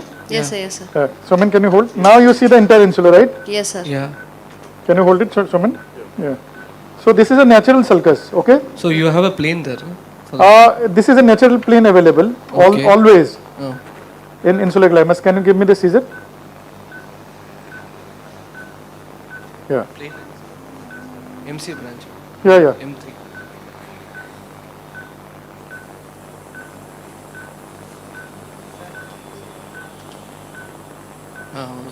No.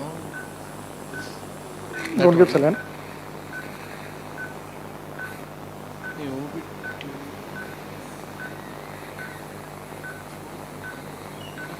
Rahul, can you see the sulcus? Yeah. This Yes, sir. This is the antepeninsular sulcus. Yeah.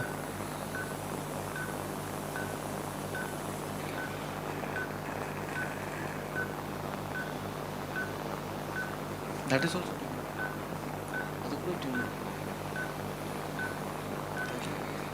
Floor.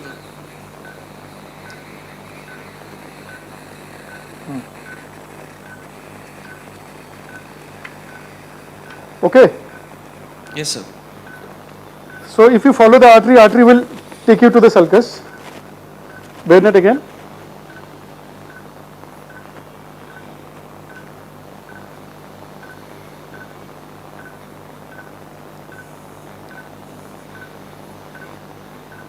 Scissor to me.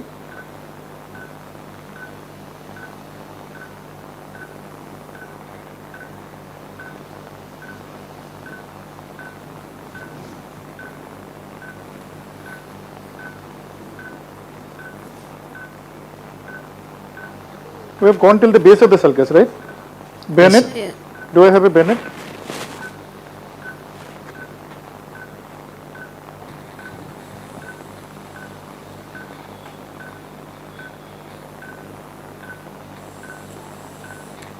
Yeah. I'll do the same here on the top side.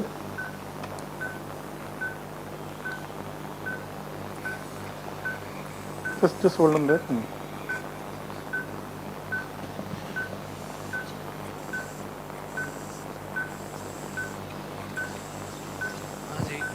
Can you appreciate another sulcus here? Yes, sir. This is nothing but the superior periinsular sulcus, right? Yes, sir. Yes, sir.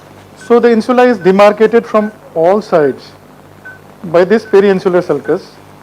Yes, sir. If a surgeon sticks this sulcus steadfastly, at least the insular part of the tumor can be, to a great extent, one can develop a plane. Okay? Yes, sir. Got it? Yes, So I have this bulging part in front of me now. Yes, sir. So I'm going to remove that. Yes. Bipolar. And this part definitely on the surface looks different than the temporal part. Yes, sir. It's very Saline? pale. Yes, sir. Good, Shaman. I need your help with the retractor.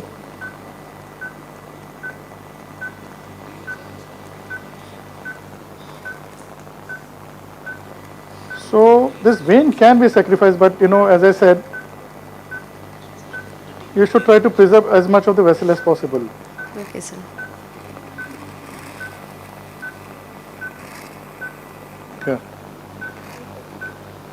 do keep the papaverine ready. We may sometimes have to irrigate with papaverine. Madam, do keep the map slightly higher, like 90 or so. Yeah.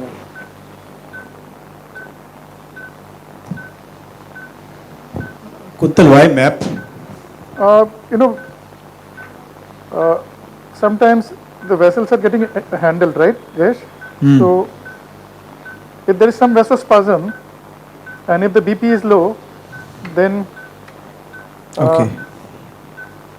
there can be deficits because of that. Sister, can you give me a tumor holding? Showman, I think you can relax a bit.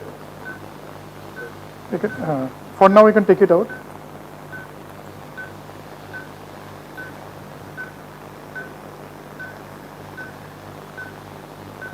Yeah, biopsy. So you're taking it from inside the insula now? Yes, sir.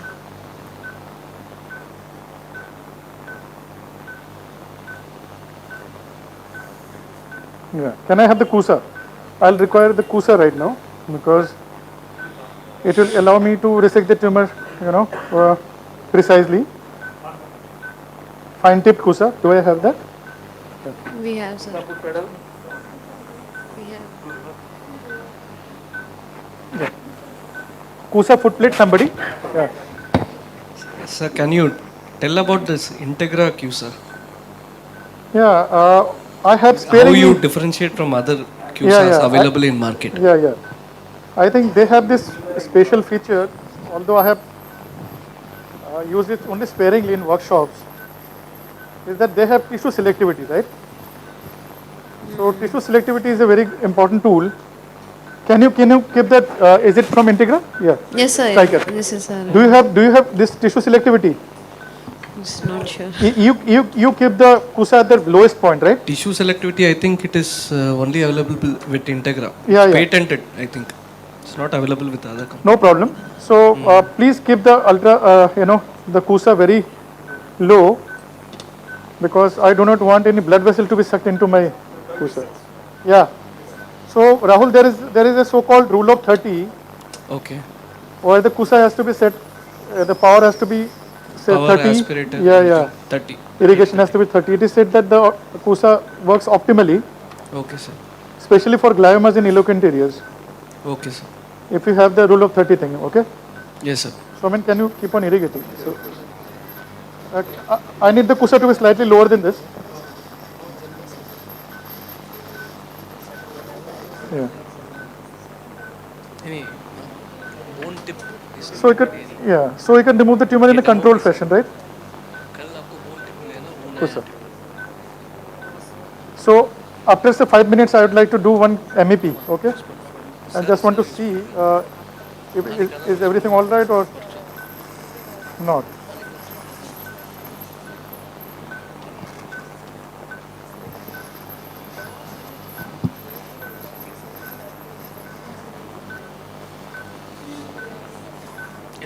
So I have to keep visualizing the vessel. Can you see? Yes, sir. Yes. These are the short insular perforators.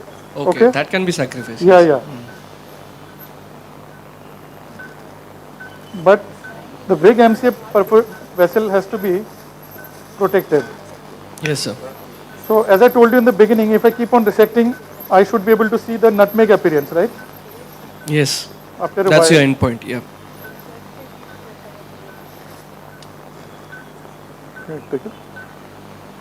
So when you go trans-Sylvian like this, you have to work between the MCA branches. Okay. And I have some videos where I can show you that when you go transcortical, which Dr. Dufour proposes that you have to work, you can work below the MCA, not within, okay? Yes, sir. Yes, sir.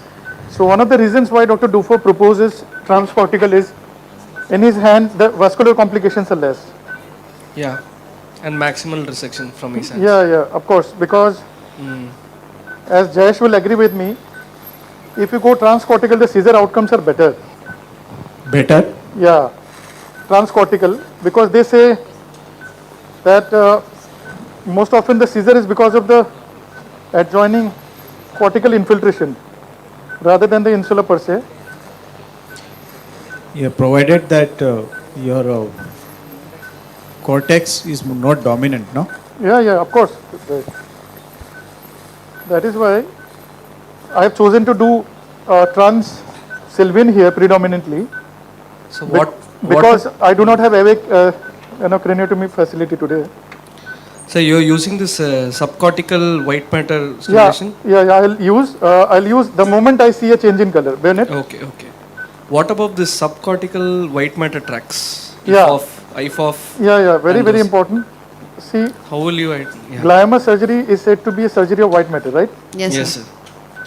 So in this patient, there are several tracks which needed to be monitored. The dorsal and the ventral. Awake, if it is awake, I think everything will be monitored. Yeah.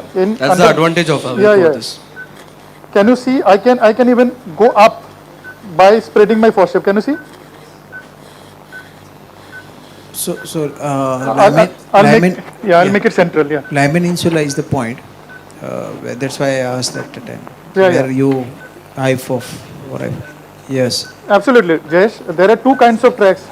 Yes. There are two kinds of tracks. There's the ventral and the dorsal language stream. Okay. The ventral one comprises uncinate and this IFOF. Whereas the dorsal one comprises this SLF and the arcuate. So towards the Lyman, you are absolutely correct. Those are the two tracks, IFOF and the uncinate, which are at risk. So that's why I think you are preserving Lyman, one of the reason? Yeah. You are not going that side? There are two reasons. One is IFOF and the second is lenticular striate. Lenticular striate. You mean to say long perforator which is usually superficial to the insula? Yeah. That can be preserved, right? So.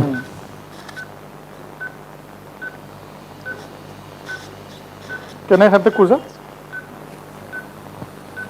So as you can see, I'm working in between MCA branches at the depth of insula, okay? Right. So how far will I go? Can you put the monopolar suction? So Jayesh, now onwards I'm going to use spatial suction.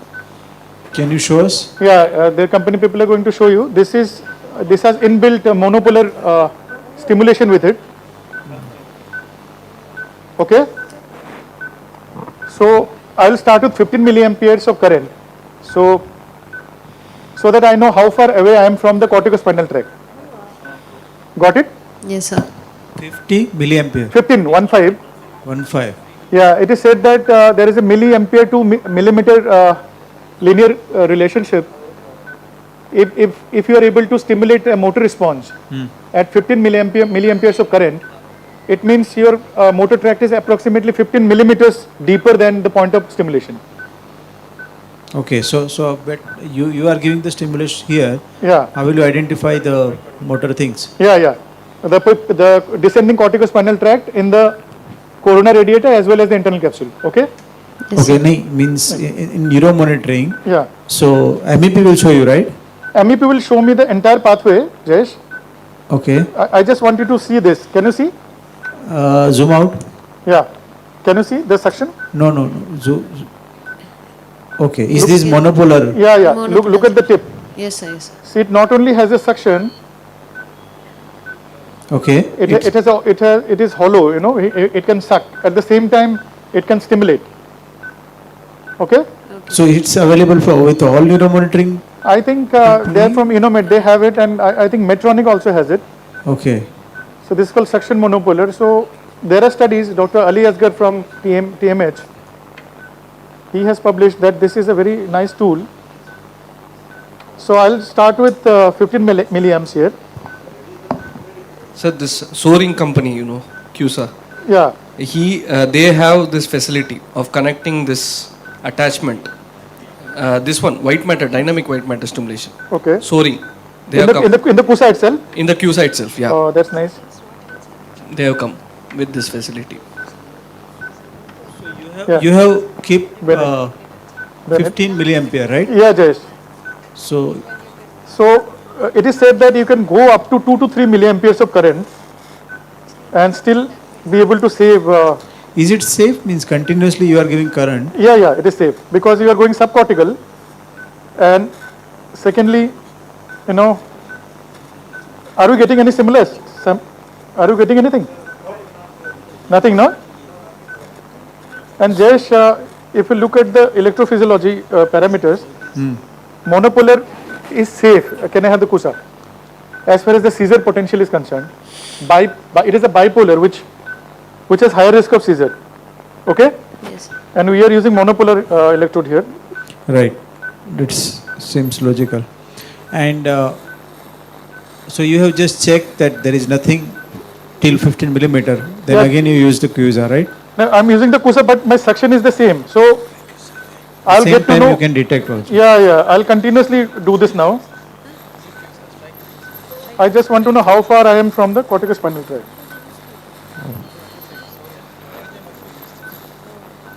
They will let me know the moment Some potentials. there is a stimulation, right? Yes. So is there any limit like 10 millimeter? Yeah, Jayesh, as I said now, the experienced group, they keep on dissecting till say 3 to 5 milliamps.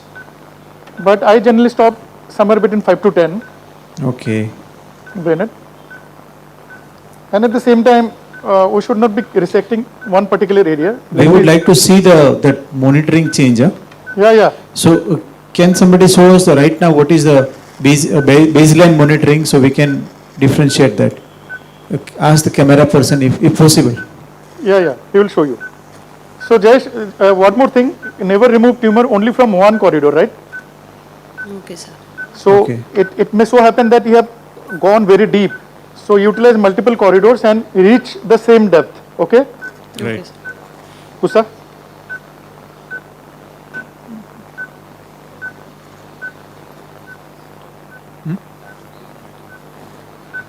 Connect all the corridors, yes. And you connect all the cavities like this, okay? Yes.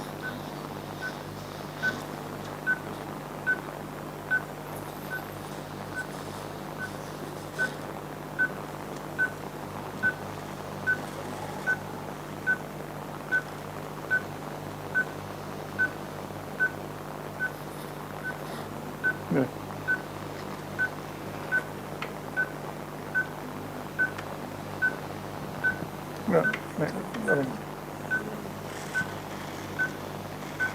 Bipolar.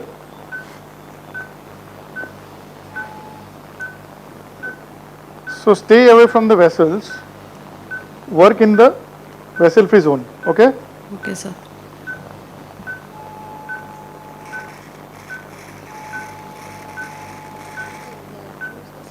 Am I pressing it correctly? Huh?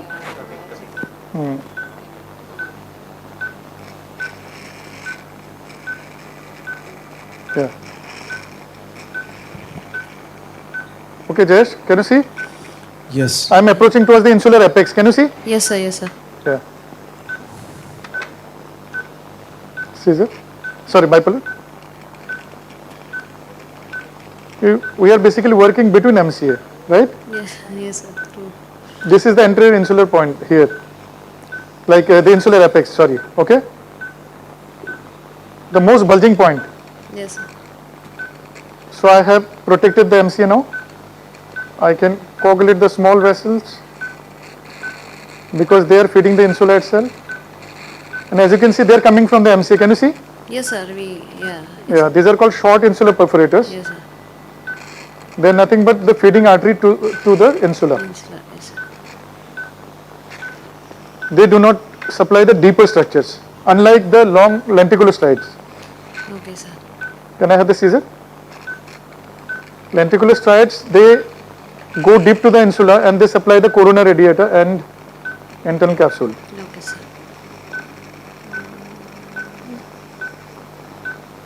Yeah, Kosa?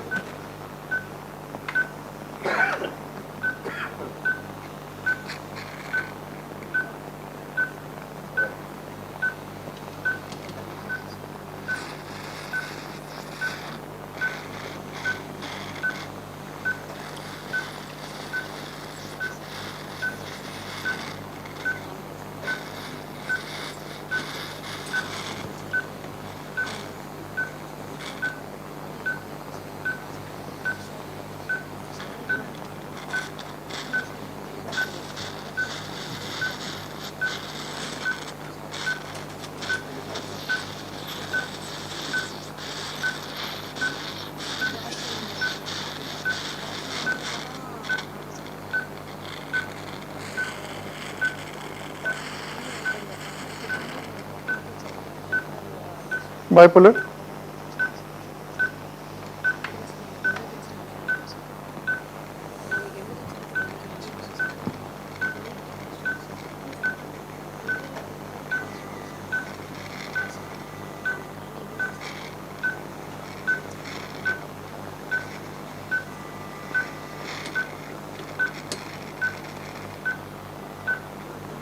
Yeah.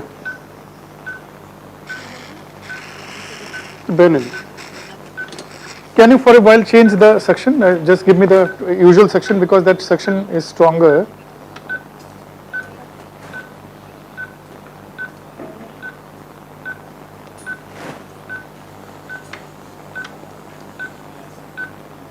Bennett.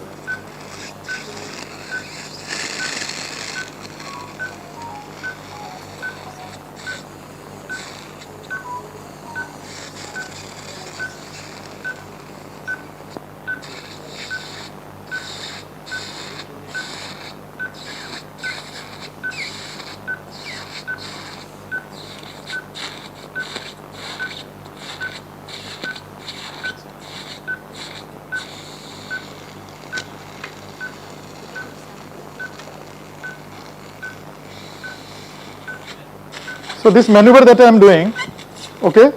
Yes, sir. I am in fact going to the posterior superior part as well. Understand? The zone 2 you are saying, sir? Yeah. So by angulating the microscope, कुछ change कर दिया तुमने? Can you see I am angulating the microscope? Yes, sir. And I am trying to reach the higher up portion as well. Yes, sir. Got it. So not necessarily you have to make a big opening. Can you see different guidance there? Yes, sir. Yes, sir. Yeah. Can you see different guidance? Yes, sir. Yes, sir. You see carefully. Can you see? Yes, sir. Yes, sir. There's. So we have reached the suprapeninsular sulcus, anterior. Sorry.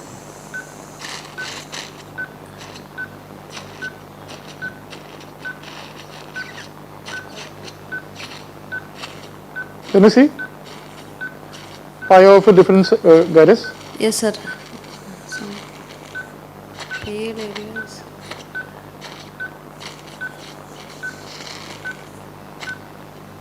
This is the insular tumor which was going into the frontal side. Oh, okay, sir. Can you give me the spatula?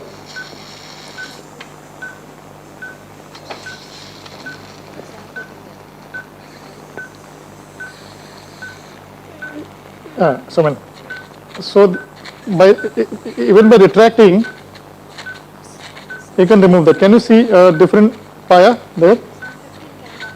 Yeah. Can you visualize a vessel there? Are there anybody or they have left? Yes, we are here. Can you find out the pia there? Here. Can you see? Yes. You just be there. तुम्हें कुछ करने की जरूरत नहीं. MCA है.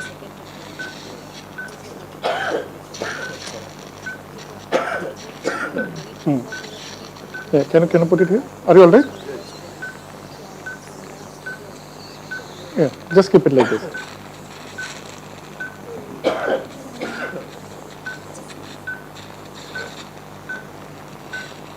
I'm beginning to see some change in color, right? Right. Can you give me the Kusa now? See, Jayesh, I'm working below the MCA. Okay. I'm utilizing the fact that brain is deformable. So, it is not a skull-based tumor, you see, where I have to make additional opening. Kusa, please. This fire you see there? Shoman, superficial here. Yeah.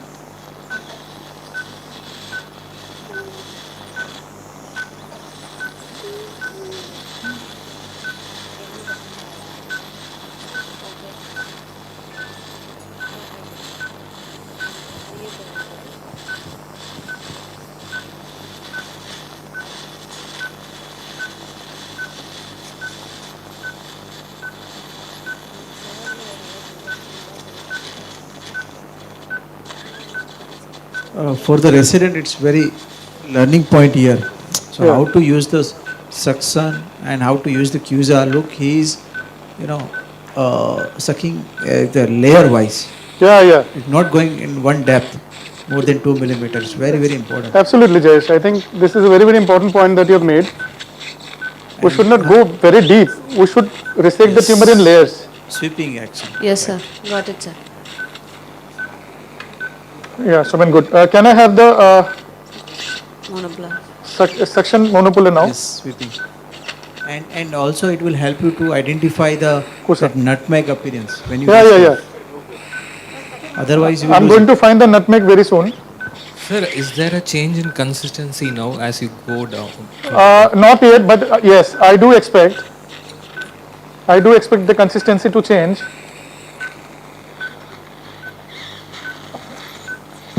So you want to use navigation to find out at what level you are, so that we can actually see like at what level you can see your nutmeg. I can do that, Rahul. After this QC. Yeah, but we have to realize that we have removed some. CS of dynamics. Yeah. We have removed some part of the brain as well as. Also. Yeah. It might not be precise, but yeah. But definitely, it should not be. It should be okay. Someone, can you loosen it for some time? Yeah. So you see, we have gone to the base there, huh? Yes, sir. Sir. Bennett. So this was, if this is the Sylvian fissure, this is zone 1, right? Yes, sir. Zone 4 we had cleared. Okay? Yes, sir. 4 was here, 1 is here. Yes, sir. 2 is somewhere here, Yes, 3 is sir. somewhere here. Yes, sir. So for that we have to hook and look below.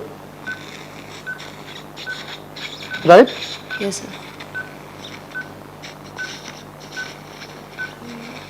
Can I have the suction stimulator?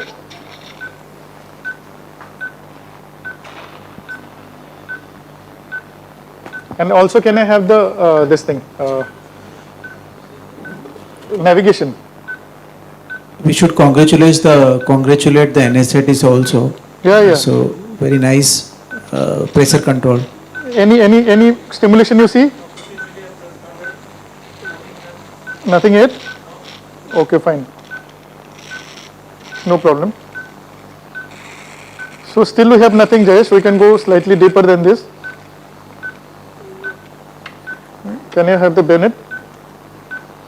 You can show them in the navigation probe. Yeah. Navigation. Where we are. Navigation probe. Is the cameraman still here, or if he has gone into full sleep mode? I think I have bored him enough.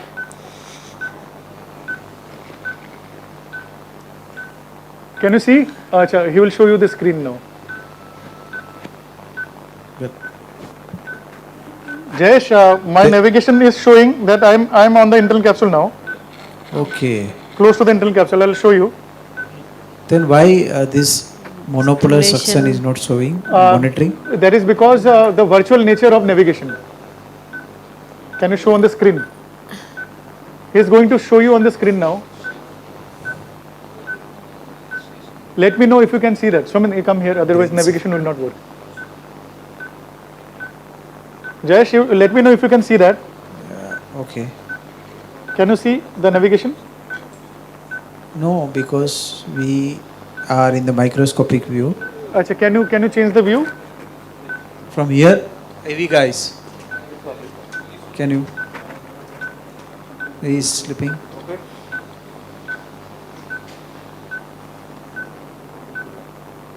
At least it is telling me that I am at the base of the sulcus. Right. Are you able to see? No. We are still under AV guys. microscope, sir. AV guys, can you change the projection to navigation? I think they are doing that, Jayesh. In the meantime, So you carry on. Yeah, Bennett. Someone, can you put the spatula here? So the triangle of look at left side suction, right side bipolar, and 1/3 person is taking the saline. They make a triangle for that. That is very important microsurgical principle. Yeah. All three together. Sister, can you give me the CUSA? Just can We you see? can now see the navigation screen, sir. Can you see? Okay, okay. Give me the navigation. So you see, I told you that I was in zone 1, right? Shomaniswatana. Okay? Fine? Fine. So I'm putting the probe in the navigation there.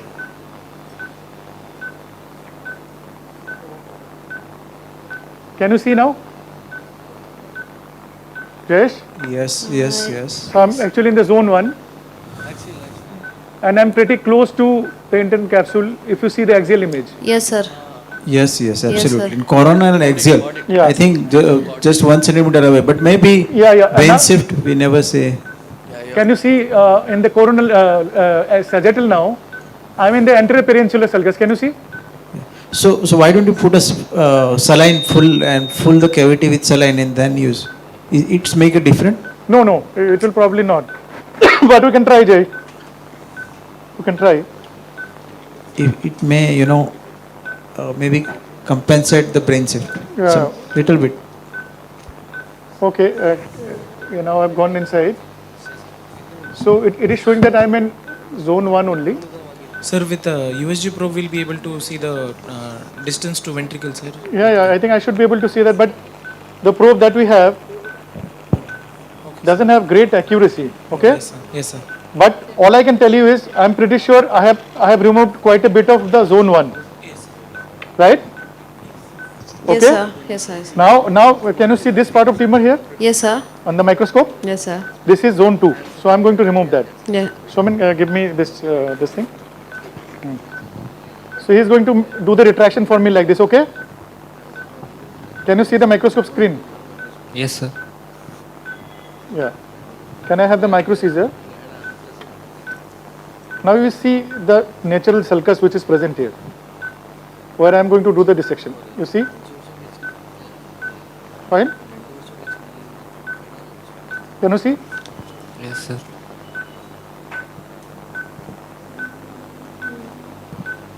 This is where the apex is, right? Yeah.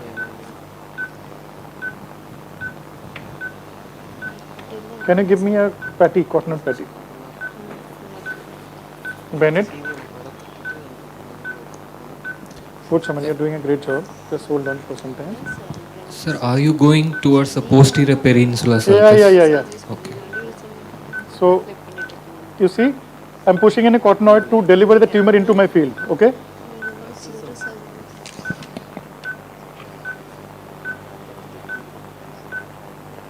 Shaman, can you put it here?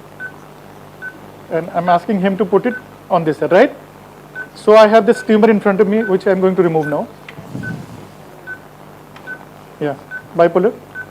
The MCA is behind me. Can you see? This is the MCA. Yes, sir. Yeah, bipolar. Good, Shaman, are you comfortable? Okay, I'm sorry.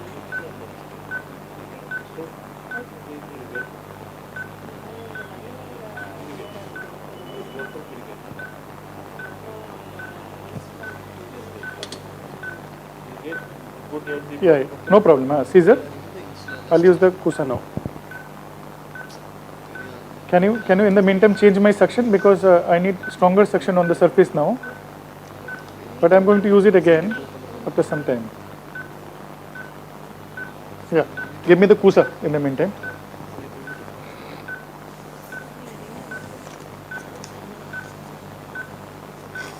You want some more biopsy?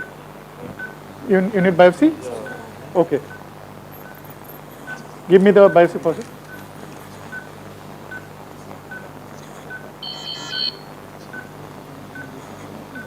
Be careful, don't move his biopsy for sure. So when you stabilize your hand, you don't move.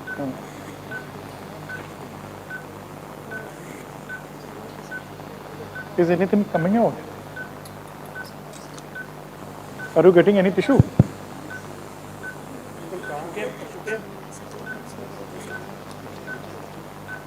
I think you should have a good chunk here.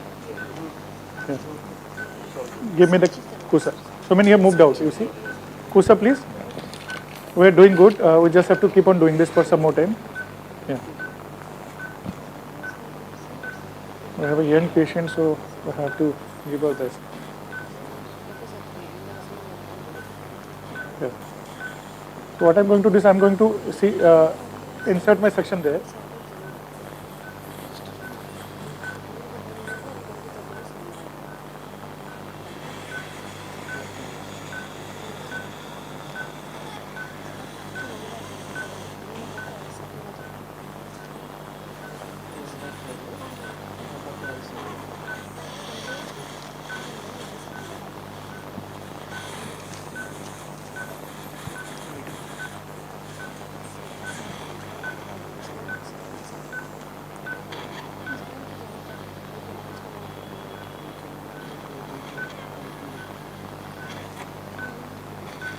Can you appreciate that I'm resecting the tumor at the same level? Huh?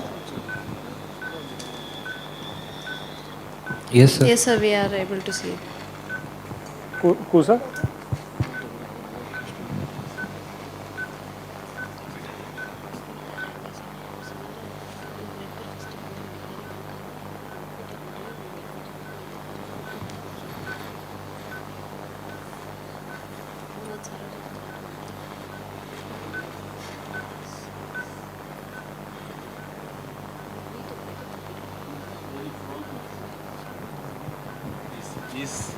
The consistency of the dissection is very firm, it seems. Yes, sir. I seem to be going into a different zone gradually now. Yes. Yeah. This is a somewhat firmer lesion. Yeah. I'll probably go into the basal ganglia now. Yes. Yeah. So I'll be very slow and. Okay. I just want to see the color change. Okay.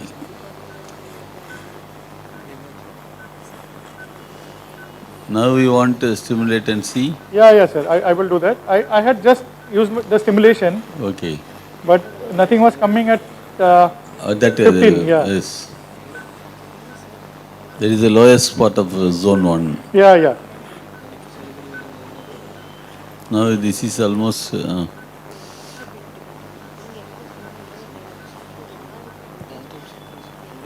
What is your feel about the? Is it still a low grade or you think it is?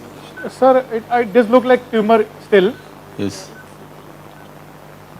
Because basal ganglia has a typical color, so okay. Unmistakable.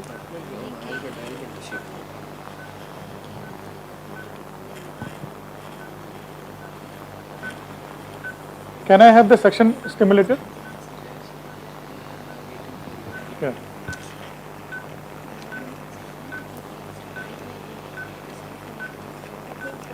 Yeah, stimulator.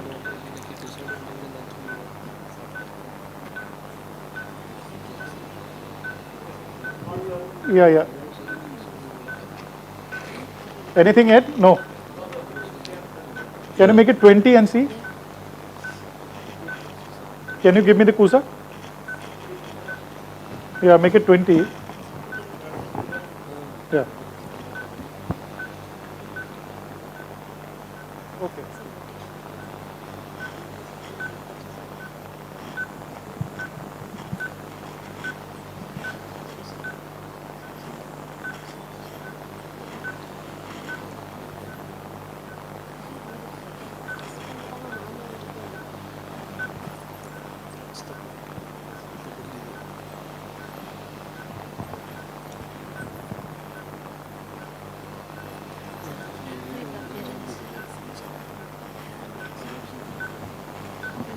Hold it. Anything yet? No.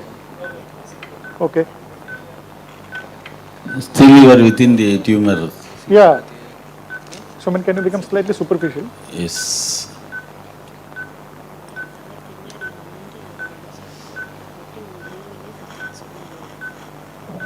Sure.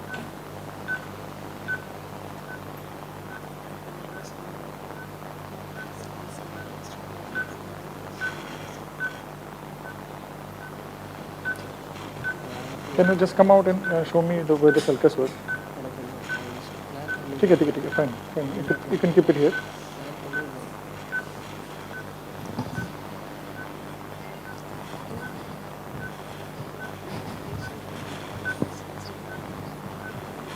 Anything yet? No. Is everything all right? Like all your parameters? I'm just removing everything. Can you do one MEP? Yeah, so many colors. I just want to see the integrity of the pathway.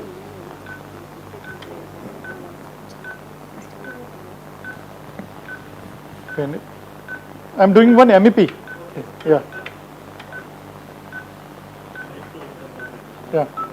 How is the MEP? Okay, fine. MEP is coming. It is moving too much. Don't make ma'am angry. Too much current. Yeah. So, sir, MEP is intact, Rahul. Yes. So what it tells me is that you're not so far the pathway is intact. Yeah. Because sometimes, you know, all this equipment you have to take it with a pinch of salt. Okay. You have to believe your surgical instincts also. Yes, sir. Like as sir was pointing out there, that I seem to have gone quite deep. Yes, sir. Still nothing is coming. So what is the issue? So you have to bend it.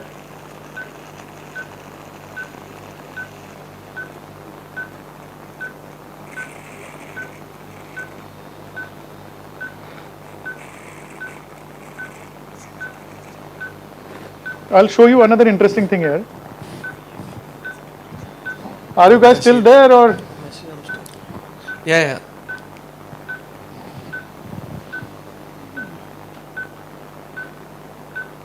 Okay, this is called zone 3. Yeah, you see. Zone 4 we had removed. Okay. Yes, sir. Bend it. Bend it. Zone 4.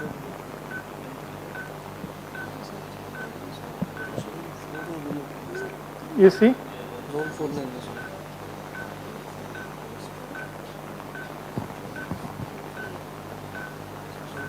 There is still some tumor here. Can you see?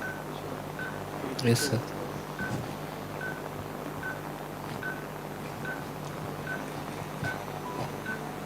We have to work below the MCA. Bipolar.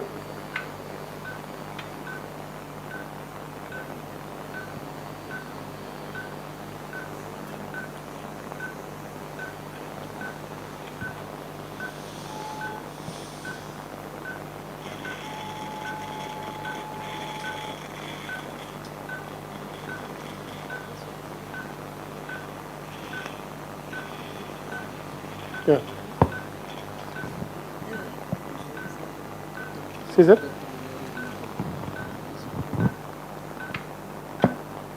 Rahul, just let me know if the dinner time has arrived. I don't want to keep you, you know, yes, sir, without food for long. Kusa.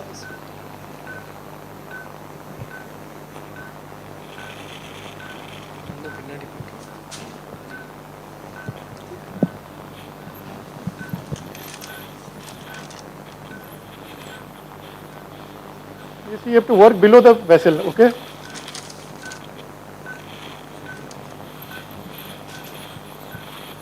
Bipolar. You get it? What I am doing? I am trying yes, to. sir. I am trying to remove the tumor below the MCA. Yes, sir. Problem is, if I go in between MCA, the space is not great posteriorly. Yes, sir. Any manipulation of MCA can lead to its spasm. Yes, sir. So, I am able to dynamically retract. So why not utilize this? Okay. Yes, sir. Yeah. Kusa.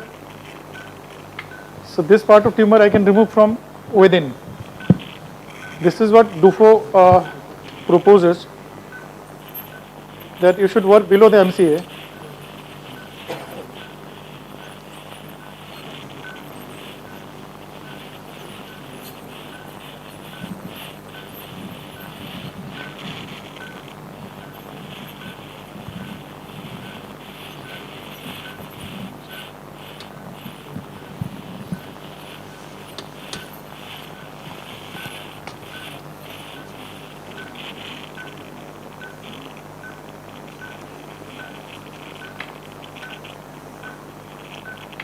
Kusa, please.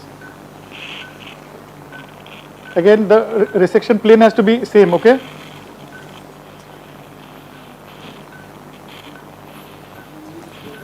Suction as well as, hello? Yes, sir. Both. together. What I'm saying, sir, is that the resection plane has to be same. Yes. It cannot be very deep at one place, Yes. and it cannot be very shallow at another. We have to be at the same level. I'm still using the suction stimulator. How much is the current? Okay. If anything comes, if anything comes, just let me know. So I'm debulking the central part and possibly the zone 3 as well. Yes. Now you are in this zone 4, huh? Am I correct? Yes, sir. I had partially removed from the zone 4 in the beginning. Okay. So I'll probably reach that area from within. Yeah. What about this inferior part? Yeah, so this is the area of the Lyman insula. Yes. I'll be slightly careful here because before you see the arteries, generally the inferior fronto-occipital fasciculus will come. Yes.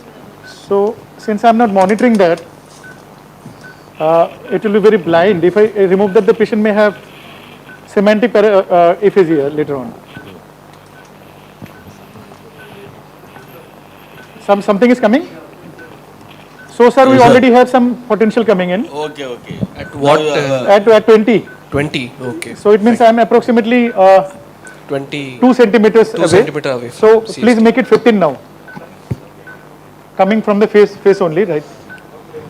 Okay. Is it still coming? Make it 15, please. So if the camera person can show the screen, they will understand what this potential is.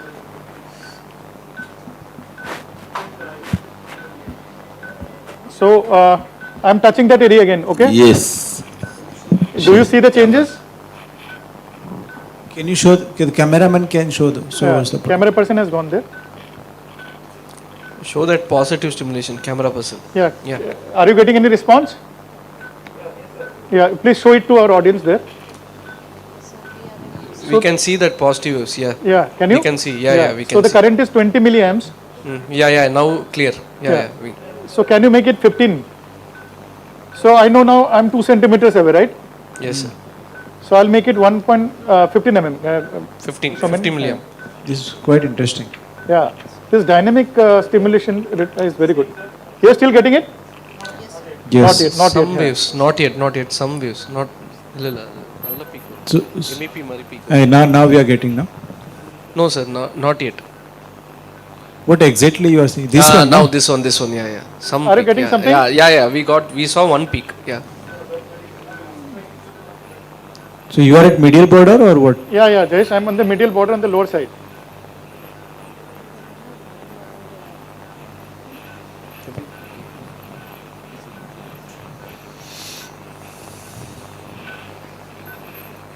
Monopolar suction stimulation, right? Yeah. Sir, now we are getting a stimulation at 15. Are we? Not yet. Just-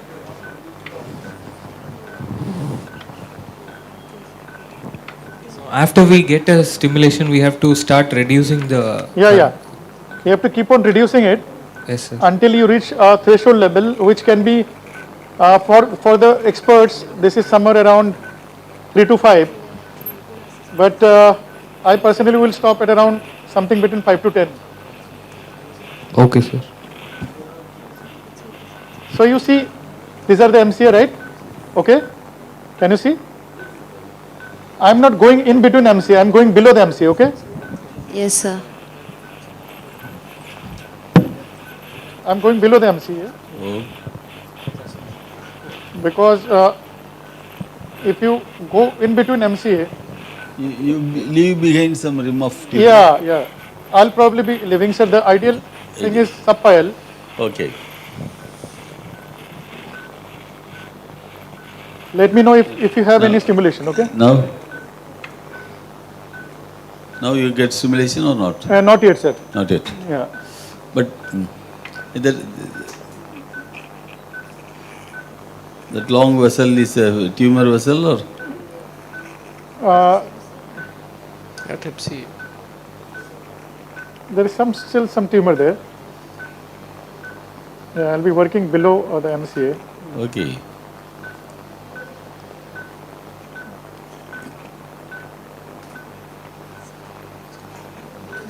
Can I have the bipolar?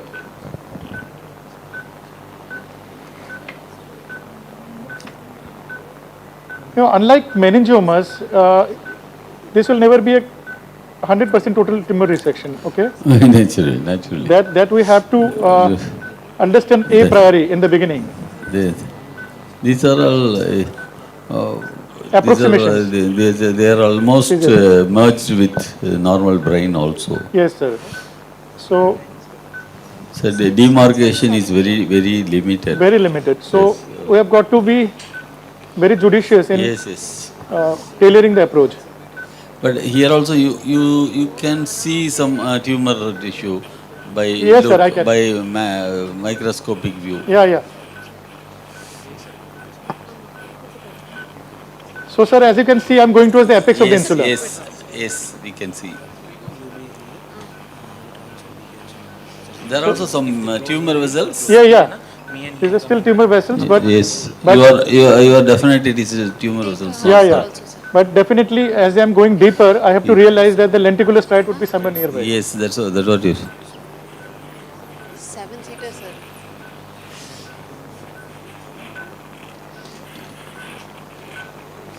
I can see some vascular structure here. Can you see? Yes. Yeah. See, sir?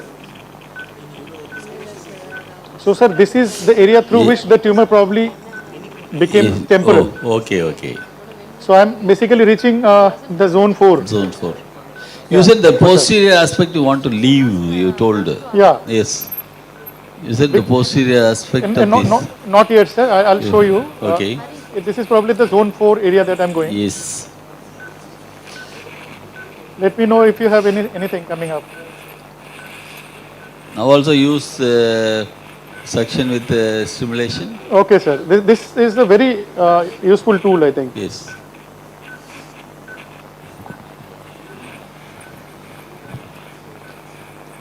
So far, you are doing this surgery today. Yeah. What is your experience? See, from your experience, you can able to assess this. This is only a low grade or a grade change will be there. Sir, it does look like low grade to me. Okay, that one. There are differential in the one part. It is very low grade. Yeah. In other parts, it's particularly different. the temporal part Yes. was different. We could see. Yeah. Can you see this pale area still? Yes, we can. So some basifrontal area is also involved. Yes. And you can still see some tumor here. Oh. Okay, sir? We could see. You are going behind the MCA or not? Yeah. I will just remove some more tumor from here. Yes. So as you see, I have kind of stood up just to improve the angle. Yes. Now this is what is called zone 2. 2. Okay. Okay? Okay. Yeah. Can you give me the kusa? Can somebody pull the chair back? Okay, you see some tumor here.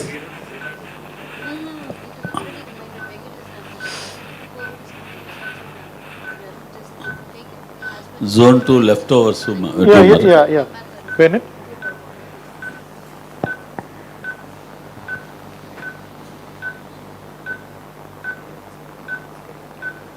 The suction has blocked or something. Right? Give me the second section until that time.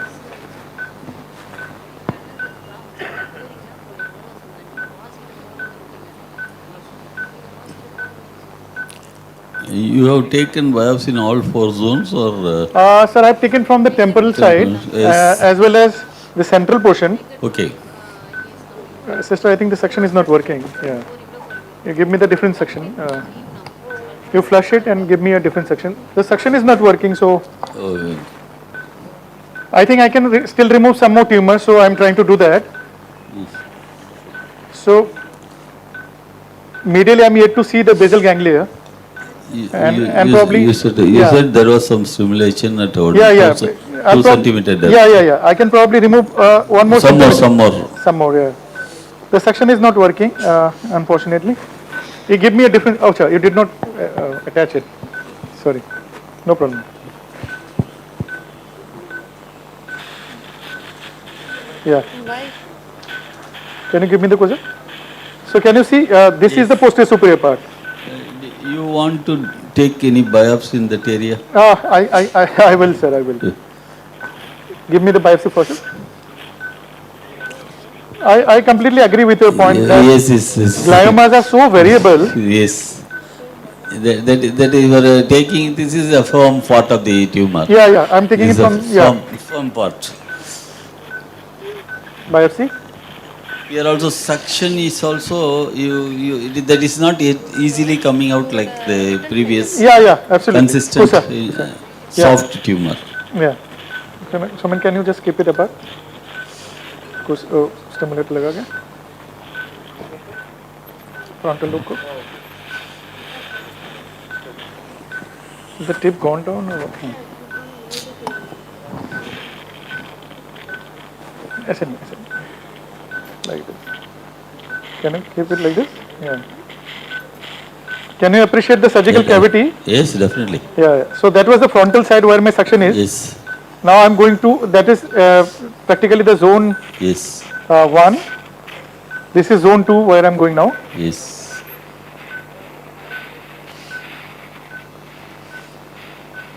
You can appreciate that. Yes, this is suckable. Yeah, and as you can see, I'm using the shaft of when you the go CUSA as a in retractor. the depth, the consistency is different. Yeah. Do you get any signals?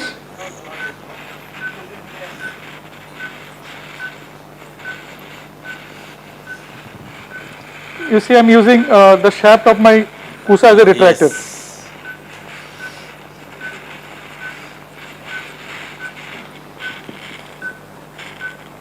The patient is moving, I think. Yes. Are we getting any stimulation? Be careful. Just let me know. We don't want to be sorry. Anything here? Yeah. Nothing? Hello? Bassa,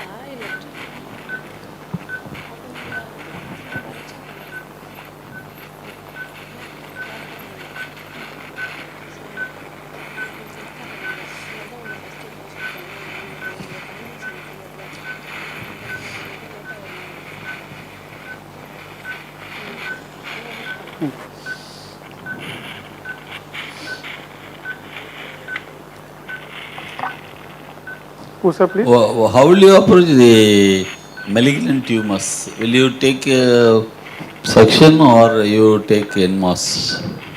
What Abdul Goyal used to tell. Yes, sir. I think insula is a difficult zone. I am not talking about other than this area. Yes, sir. I think I agree with him in that you should try to go from sides. The reason is that will reduce the bleeding. Yes. As well as ensure that most of the tumor is out. Okay. I completely agree with that. But in insula, sir, we have published also. In insula, I am not. It's very difficult. I am not talking about this. Fine. Type. I am talking about the malignant. Right. So, people like Dufo. Yes. They don't even operate on insular GBM. Yes. Only they take biopsy and then come. Yeah. But whenever you do this sort of tumor surgery, Yeah. first surgery is the ideal surgery. Yeah, absolutely. In which maximum resection is possible. Otherwise, the thing will have a different consistency and all. Yeah. Bennett. Now we can see definitely the tumor tissue. We can able to appreciate from here itself. Can you see the change in color? Yes, sir. Yeah, this is the first look of basal ganglia. Yes. You see, this is whitish here. Yes, sir. And this is brownish here, right? Yes, sir. Yes. So the whitish thing must be. What about the stimulation? Yeah. Stimulation. I'm going to bring in stimulation. Let me know. Yes.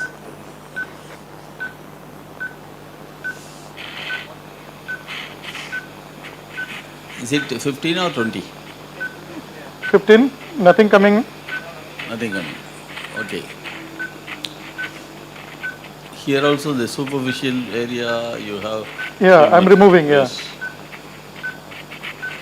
This entire thing is tumor, sir. Yes, yes.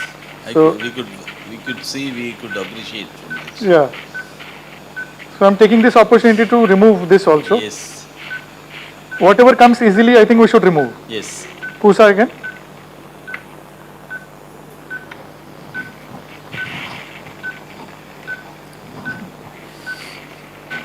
नहीं थोड़ा push को कर ऐसे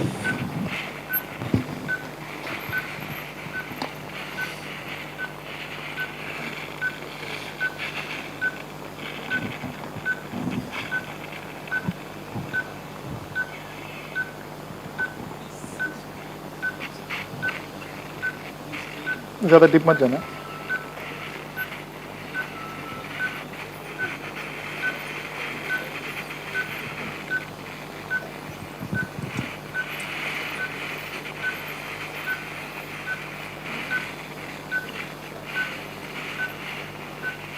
Anything? Nothing yet? But definitely the color has changed, you see?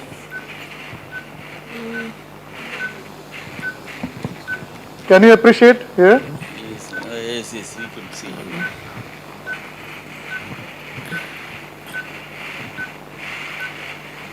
Okay, Bennett. I think we're okay there. So I'm just going to.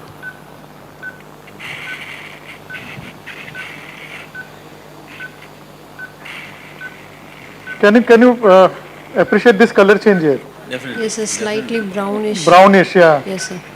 So this is the beginning of the basal ganglia. As I said, basal ganglia provides protection Yes, to the internal capsule. internal capsule. Yeah, yes, sir. yeah. Except posteriorly, right? Okay. Yes, sir. So I'm going to show you one more point here. You see.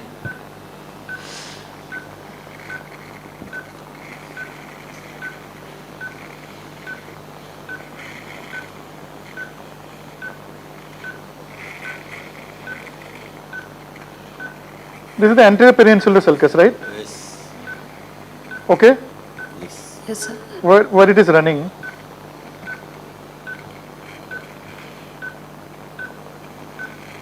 And here, I'll show you.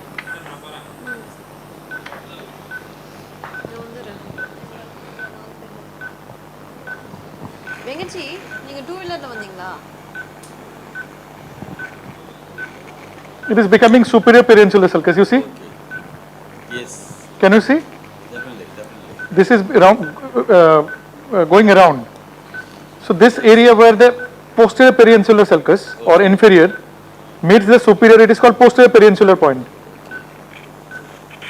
Okay? Yes. Give me the bipolar.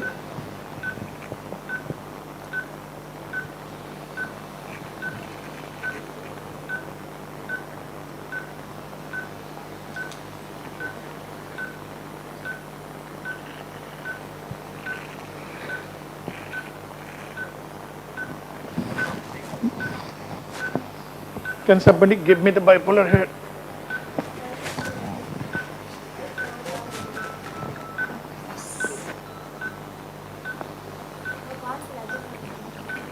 The color you can see is still pale. Okay? Yes, yes, definitely. It means there is tumor there. You want to take in between the two major vessels? Yeah, that is a decision that I have to make. Yes. There is a very small area. Yeah. The second thing is I can still go below. I think I'll try that for a while.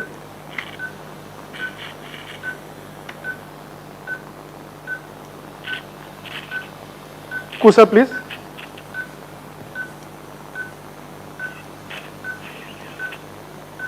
Yeah. Kusa.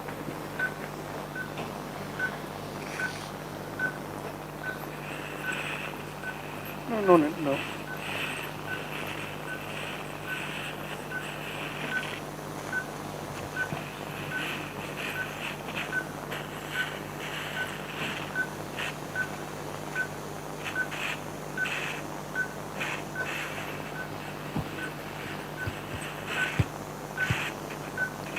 Are you getting anything? You are constantly using the stimulator? Yeah.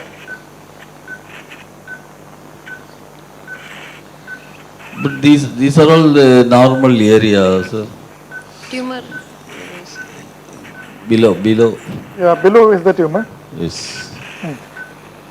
But the problem is, the CUSA can suck in the MCA. Oh. Bennett.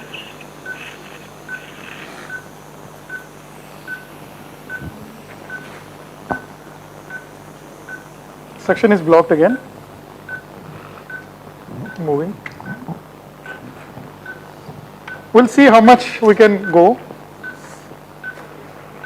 without risk.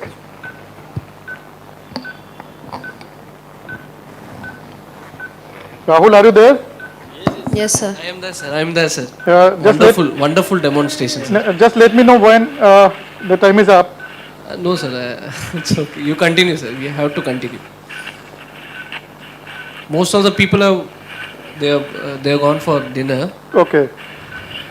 Very few are there in the hall. Yes, just watching your beautiful surgery.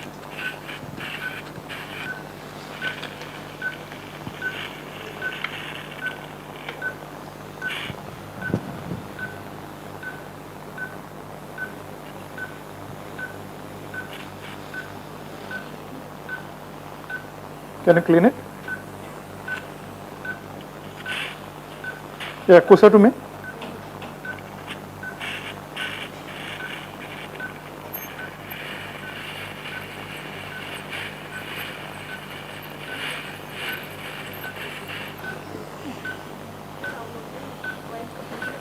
Yeah.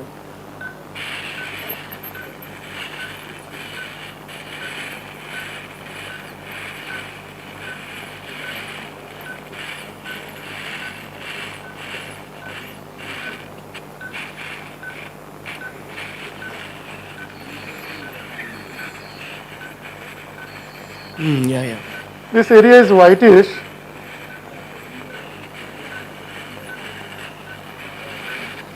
Any stimulation, You let me want know. to stimulate? Yeah.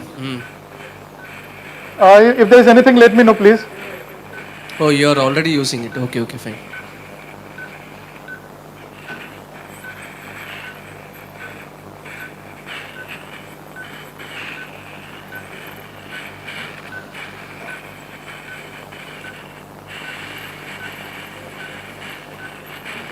There is a change. No, there's still tumor. Yeah, I Still think. tumor. I think we are going to.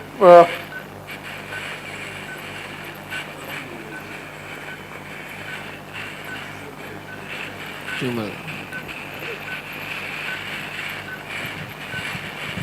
It looks like.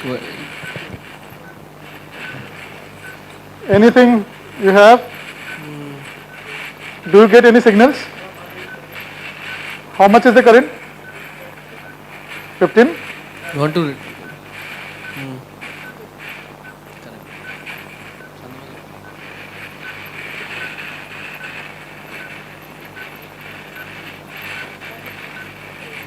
Anything? So just let me know because I'm pretty close. So Rahul, I think they're finding something. Oh, 15 amp. Yeah. Okay. Kusa?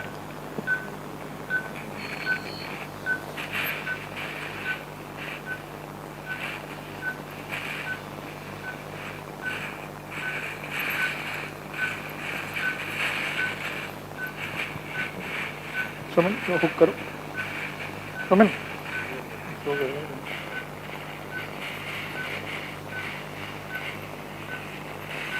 Anything, brother?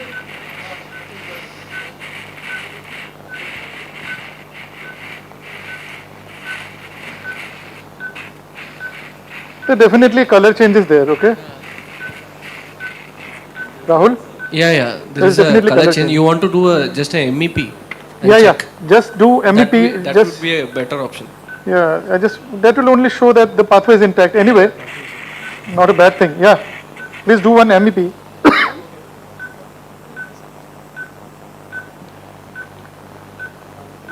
Yeah. What is the status? Coming? Yeah, fine. Okay. So MEP is intact. Yeah. Okay, sir. Sure. So it means no, no breach. no indirect damage has happened yet. Yes, sir. Bennett?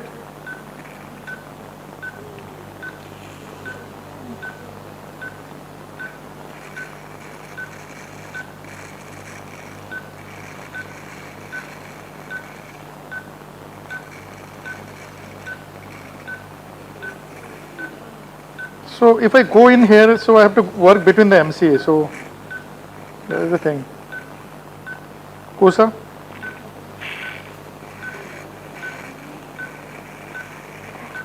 Yeah.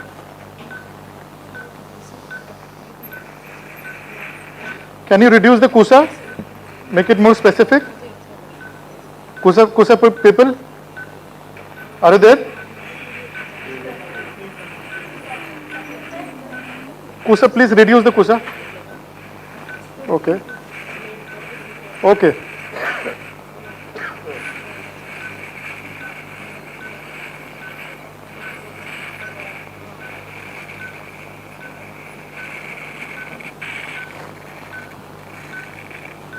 So I have gone parallel to the MCA and removed some tumor from there.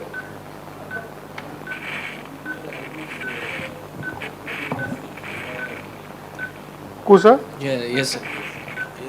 Yeah, the upper part complete, there is no tissue is seen, only vessel is in. Yeah, sir. Basically, as rightly pointed out by you, I do not want to work in between now. Yes. I have reduced my Kusa power. Okay. And I am trying to core out the tumor from inside. Yes. There also it is the rim of tissue alone. There is not even that. Only the vessel is left alone. Yeah.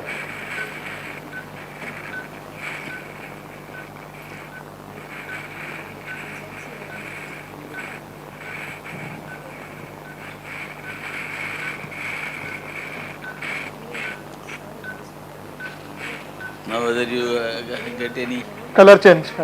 yes. Any signals, brother?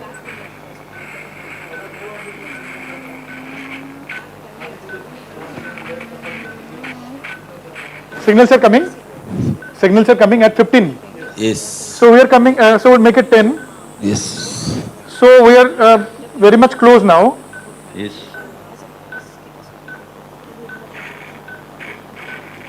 Are you getting anything? Are you getting anything? Not yet, right? Okay. It means you have 1 centimeter Margin, yeah. margin. If you have anything coming, please let me know. Now that this is more like a tumor tissue only. This is more like a tumor tissue. But you said when you go to medial aspect, you want to limit yourself. Yes, sir. Because all the complications happen on the medial side. Yes. Anything you get, let me know. Yeah. Actually, that's a place where you get a tumor. Yeah. You're getting anything? Okay. Kusa?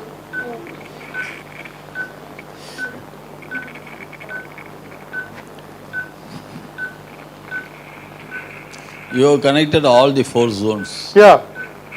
Now it is a single zone.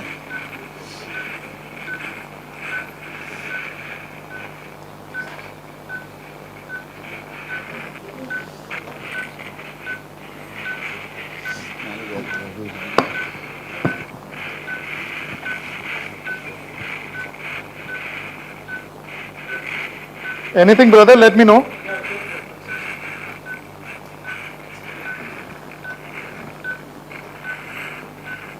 What I want to highlight is remove the tumor in one plane. Don't go deeper at one place. Don't lose the perspective.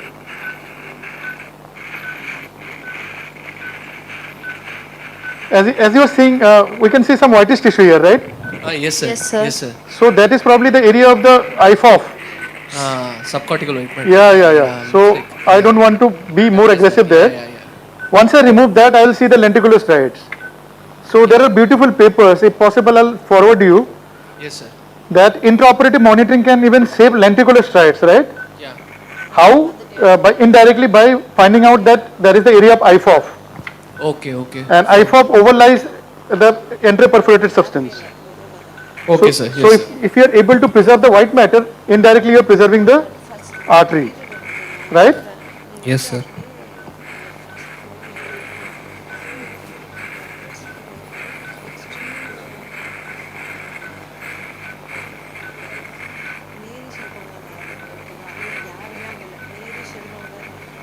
Anything, any direct, indirect signal?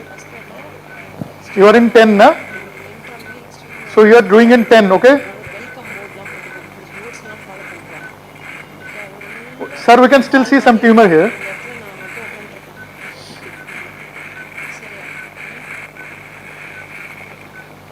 Rahul, had I had ultrasound, Yes, sir. I would have been more sure about it because I'm used to using Yeah, ultrasound. understood. Understood. With the short, small probe. Yeah. So ultrasound will show you the tentative distance. Yes, sir. And I can be sure that my monitoring is doing good. Sure, sir. Yes. Now I cannot completely trust the monitoring also. Yeah. Just you want to put navigation just for the sake? Don't think it will help much, but still I can do that. Are you getting anything there? Show beyond that you have gone internal capsule. Yeah.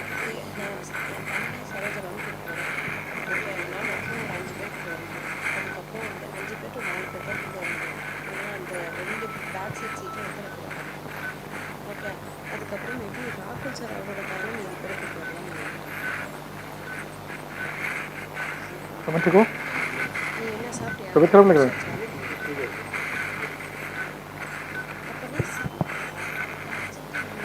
Anything? We have gone very deep, okay? So, is there any monitoring for this subcortical white matter fiber? Upcoming, any monitoring is there? I think Not yet, no, sir. suction monopolar is the most frequently used even now. But if you have a good neuropsychology team, Rahul. Yeah, awake. Yeah, this awake is what it will be. this is what Dr. Dufo is doing. Yes, sir. What he does is he will do an entire battery of neuropsychological tests. For example, mentalization, where the patient looks at the pictures and tells the mood of the patient, whether the patient is angry, happy. This has come up as a very important test for detecting the IFOF integrity. Okay, sir. Mentalizing, right? Then there are different other tests like palm tree test.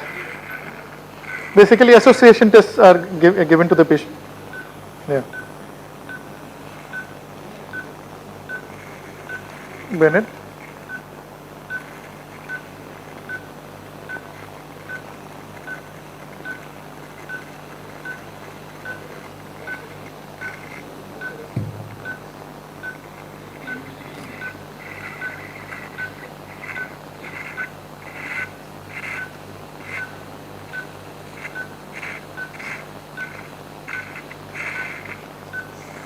Yeah.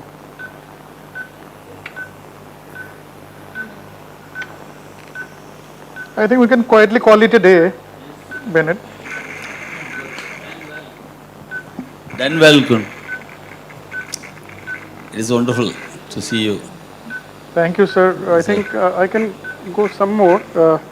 Who, sir? Yes.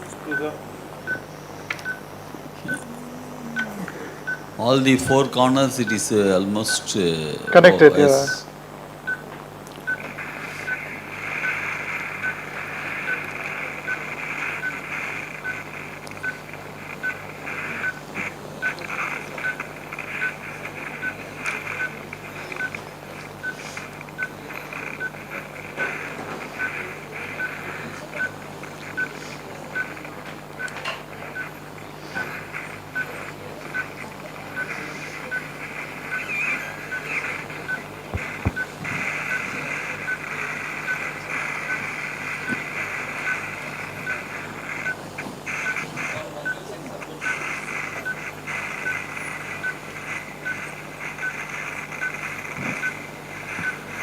Any changes you see?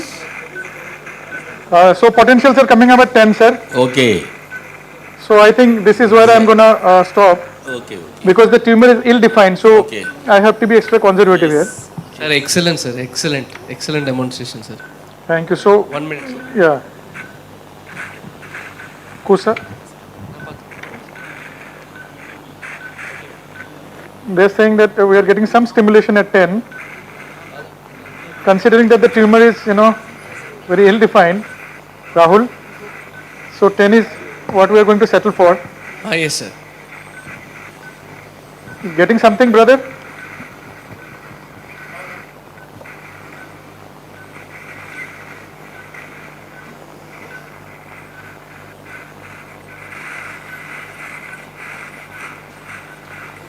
Anything?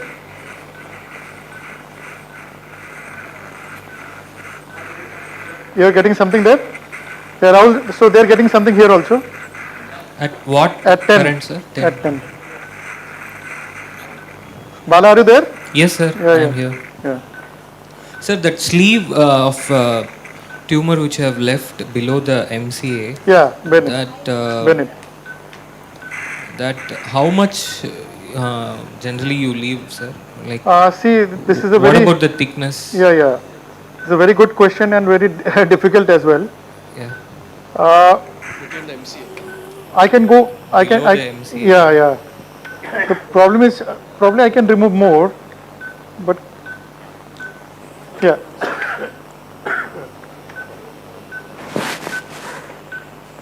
Ideally, you should remove till you see the vessel subpially. Can you hold it? Subpial resection. Yeah.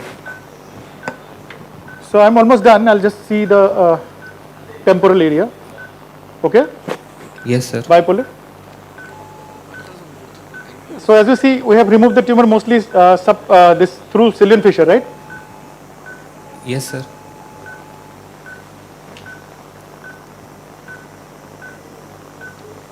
This part of brain is slightly contused, so I'm going to remove it. Still, I'm going to preserve the large part of supratemporal gyrus. Okay. Fine. Yes, sir.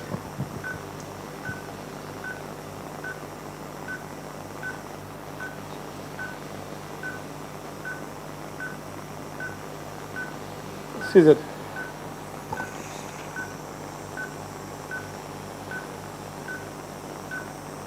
Bye. Just 10 minutes more, okay? Okay, sir. Sorry to keep you waiting. No problem, sir.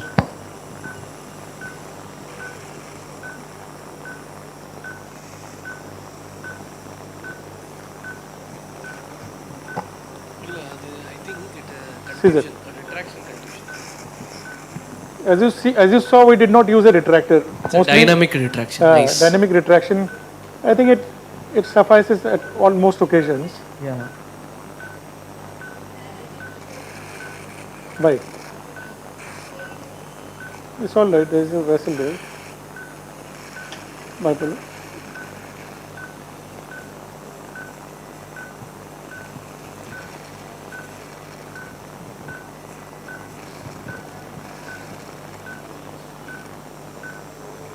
Yeah. Madam, can you give me the CUSA?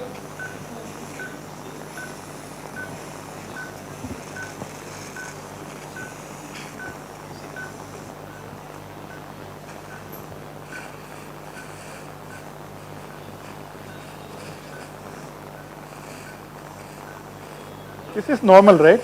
I'm just checking this portion.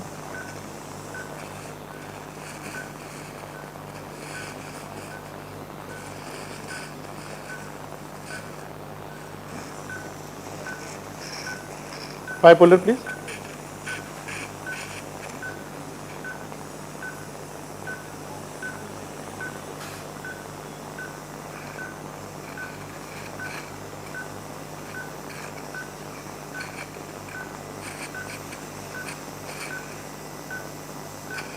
Scissor. You can change my suction now. Okay. give me a proper suction.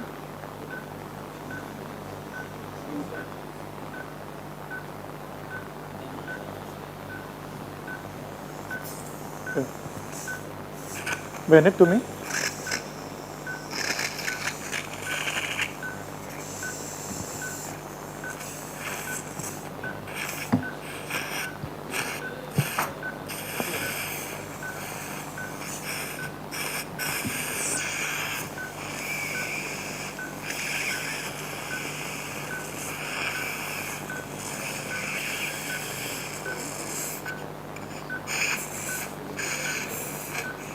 Bala, you see how you can do a subpile dissection only with a suction? Yes, sir. You hold the paya with Yeah. bayonet and Yeah. Let the suction do the rest. yes, sir.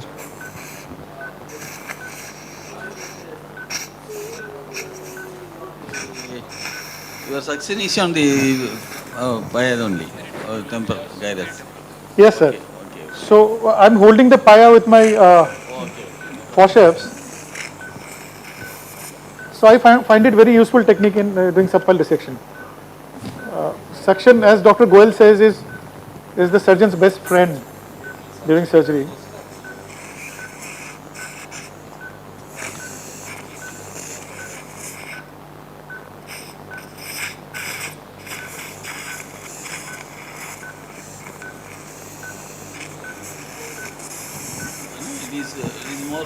It is a residual tumor, it seems. Yes. In the temporal side. There you see a flimsy layer that is a fire. Yeah. This one, sir. Yes, that's a flare. Yes.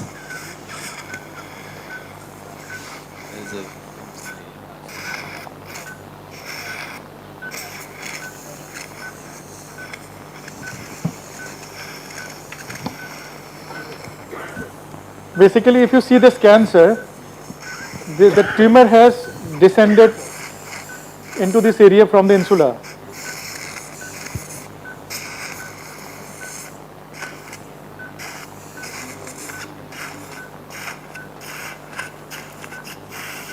Is it a stimulation suction, sir? No, I've changed the suction now because I don't need stimulation here. Can you appreciate the paya now? Yes, sir. Yes, sir. That must be the PCA.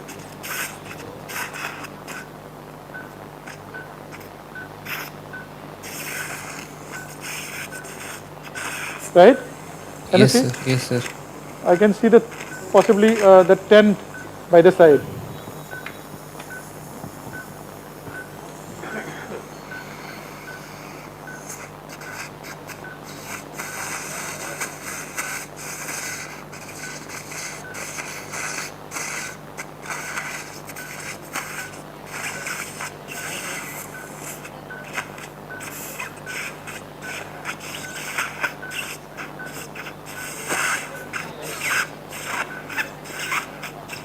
That is a PCA across the paya, right? Okay, sir. Yeah.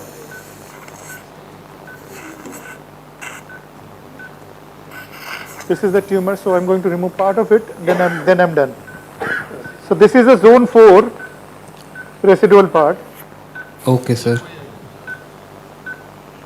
Keep the hemostatic material ready.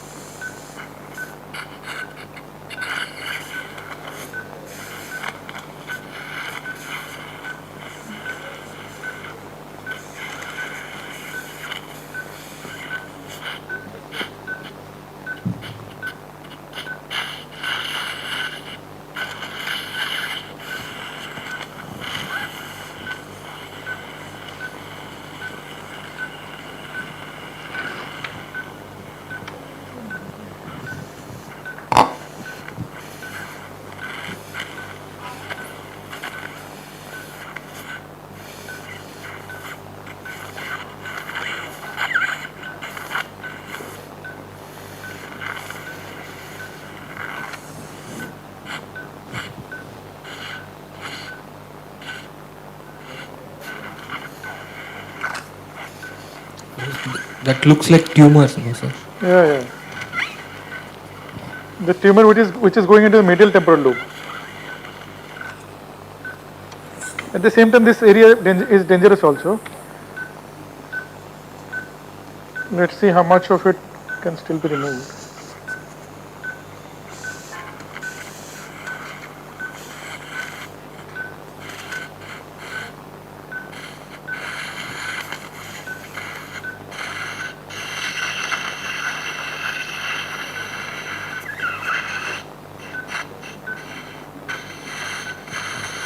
Is it a tumor vessel?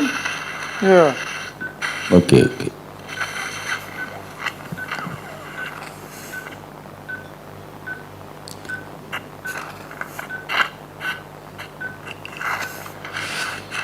In this distorted anatomy,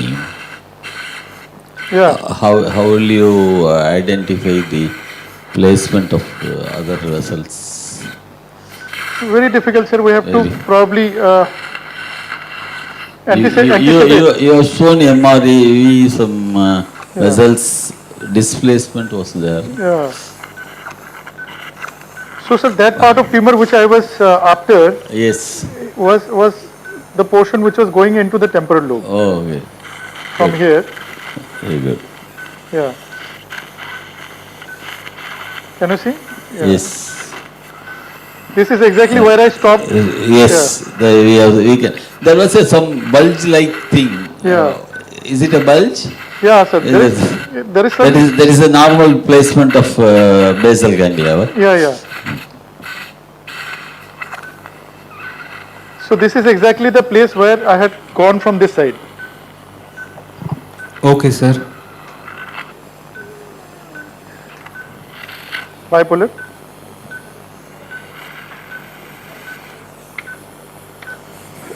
So Bala, this is exactly where I had come from this side. Yes, sir. That superior temporal gyrus anterior portion you entered first. Yeah.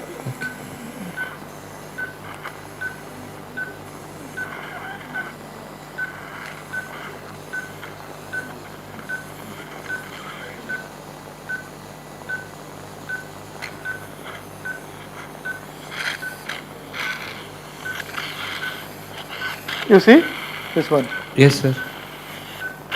So this is where I had stopped. Can you give me the suction stimulator again?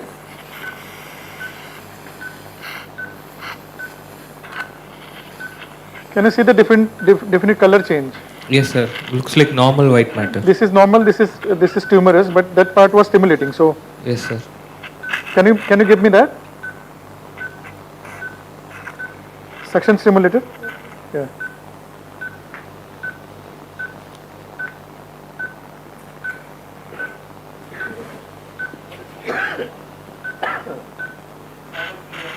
Ten. Is it coming?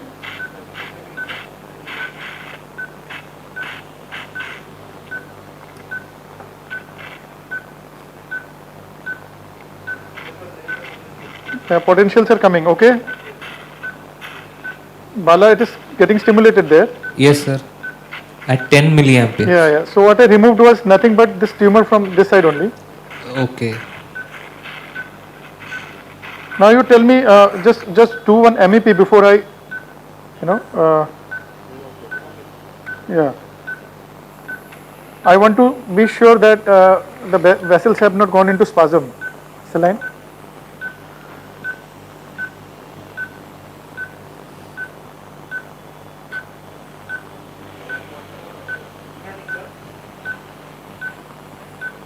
Okay. How is it?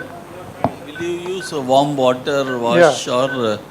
Yes, sir. I'll use warm water. Yes. So my physiologist is saying that MEP is maintained. Yes. Like it was throughout the procedure. Is it? Okay. Yeah. So this at least tells me that the pathway is saline. Pathway You is expected intact. some spasm of vessels. Yes, sir. Because Yes, will you want you put any specific thing for that? generally I like to apply papaverine on the vessel. Okay, with the gel form. Yeah, either directly or on gel form. Okay. And sometimes warm saline irrigation also helps. Okay. And increasing the blood pressure. Okay. So we have removed the frontal side. Okay. We have removed the portion that is zone 1. We have removed the zone 4. Yes. Zone 2 and 3, Yes. to a great extent we have removed, except maybe this part where below the MCA. That what your apprehension is, Yeah. you don't want to do more in that posterior aspect. Yes, yes, sir, because we could sense it when you started itself. You told Yeah. two things you have told. Yeah. One is in the posterior aspect. Another one is the medial aspect. Yeah, yeah. How far the medial extension you have removed? Sir, I think since I got at 10 milliamps. Yes. Some 10 Up to centimeters away. 10 millimeter. Yeah, 10 millimeter, and probably this brown area is the basal ganglia. Okay. Here. And this white is probably the IFOF. This is the apex of insula. Can you see, sir? Okay. Yeah. So below this lies the IFOF and the lenticular striate artery. Okay. So I think I'll just stop here. Thank you. Thank you so much. Thank you. Wonderful. Thank you. Thank you. So I'm going to do hemostasis. Thank you, sir. Very nice dissection. Thank you. Can you give me one saline? So we'll see. I would be happy if 70 to 80% of the tumor is gone. Yeah. Can I have almost, surgery? sir? Yeah, I hope so. Thank you. We will see you in the dinner. Yeah, sure, sir. Sure. Okay. I'll join you. Can you give me Surgicel? Take a Swamin. Mostly I've done through Sylvian Fisher only. Okay. Then a Surgicel sheet. Yeah, whatever you give, I'm fine.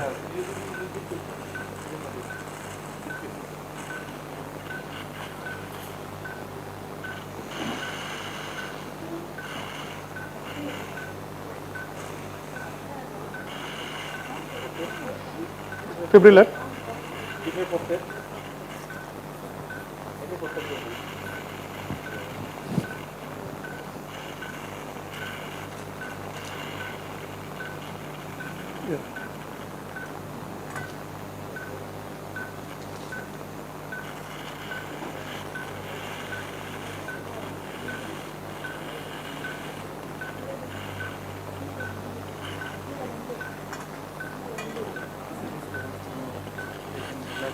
Yeah, they can relax. Madam, you can relax the patient. I'm done. Thank you so much. So we have been able to almost reach the target we had set at the beginning. Yeah, can you give me?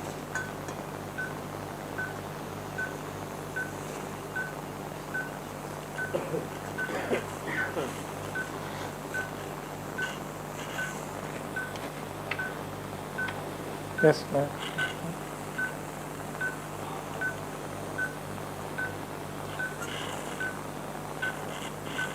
Luckily the venous anatomy was good, no? Otherwise, opening the Sylvian fissure becomes very difficult. We'll need a cottonoid now, just for retraction. These are retraction patties, no? They're firm. Good in a sense.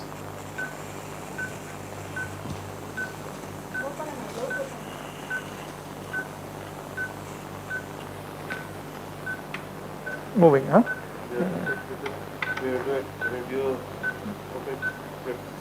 These are not?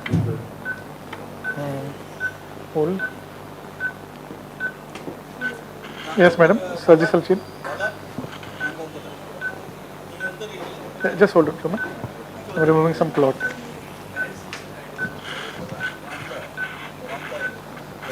Yeah. What? No. We have one page here. That's it. Yeah, fibrillar.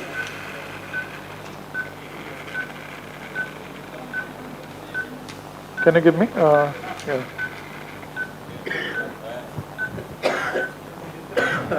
Azithromycin खा रहा?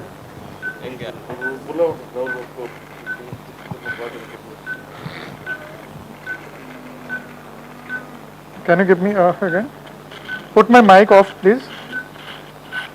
Can somebody put my mic off?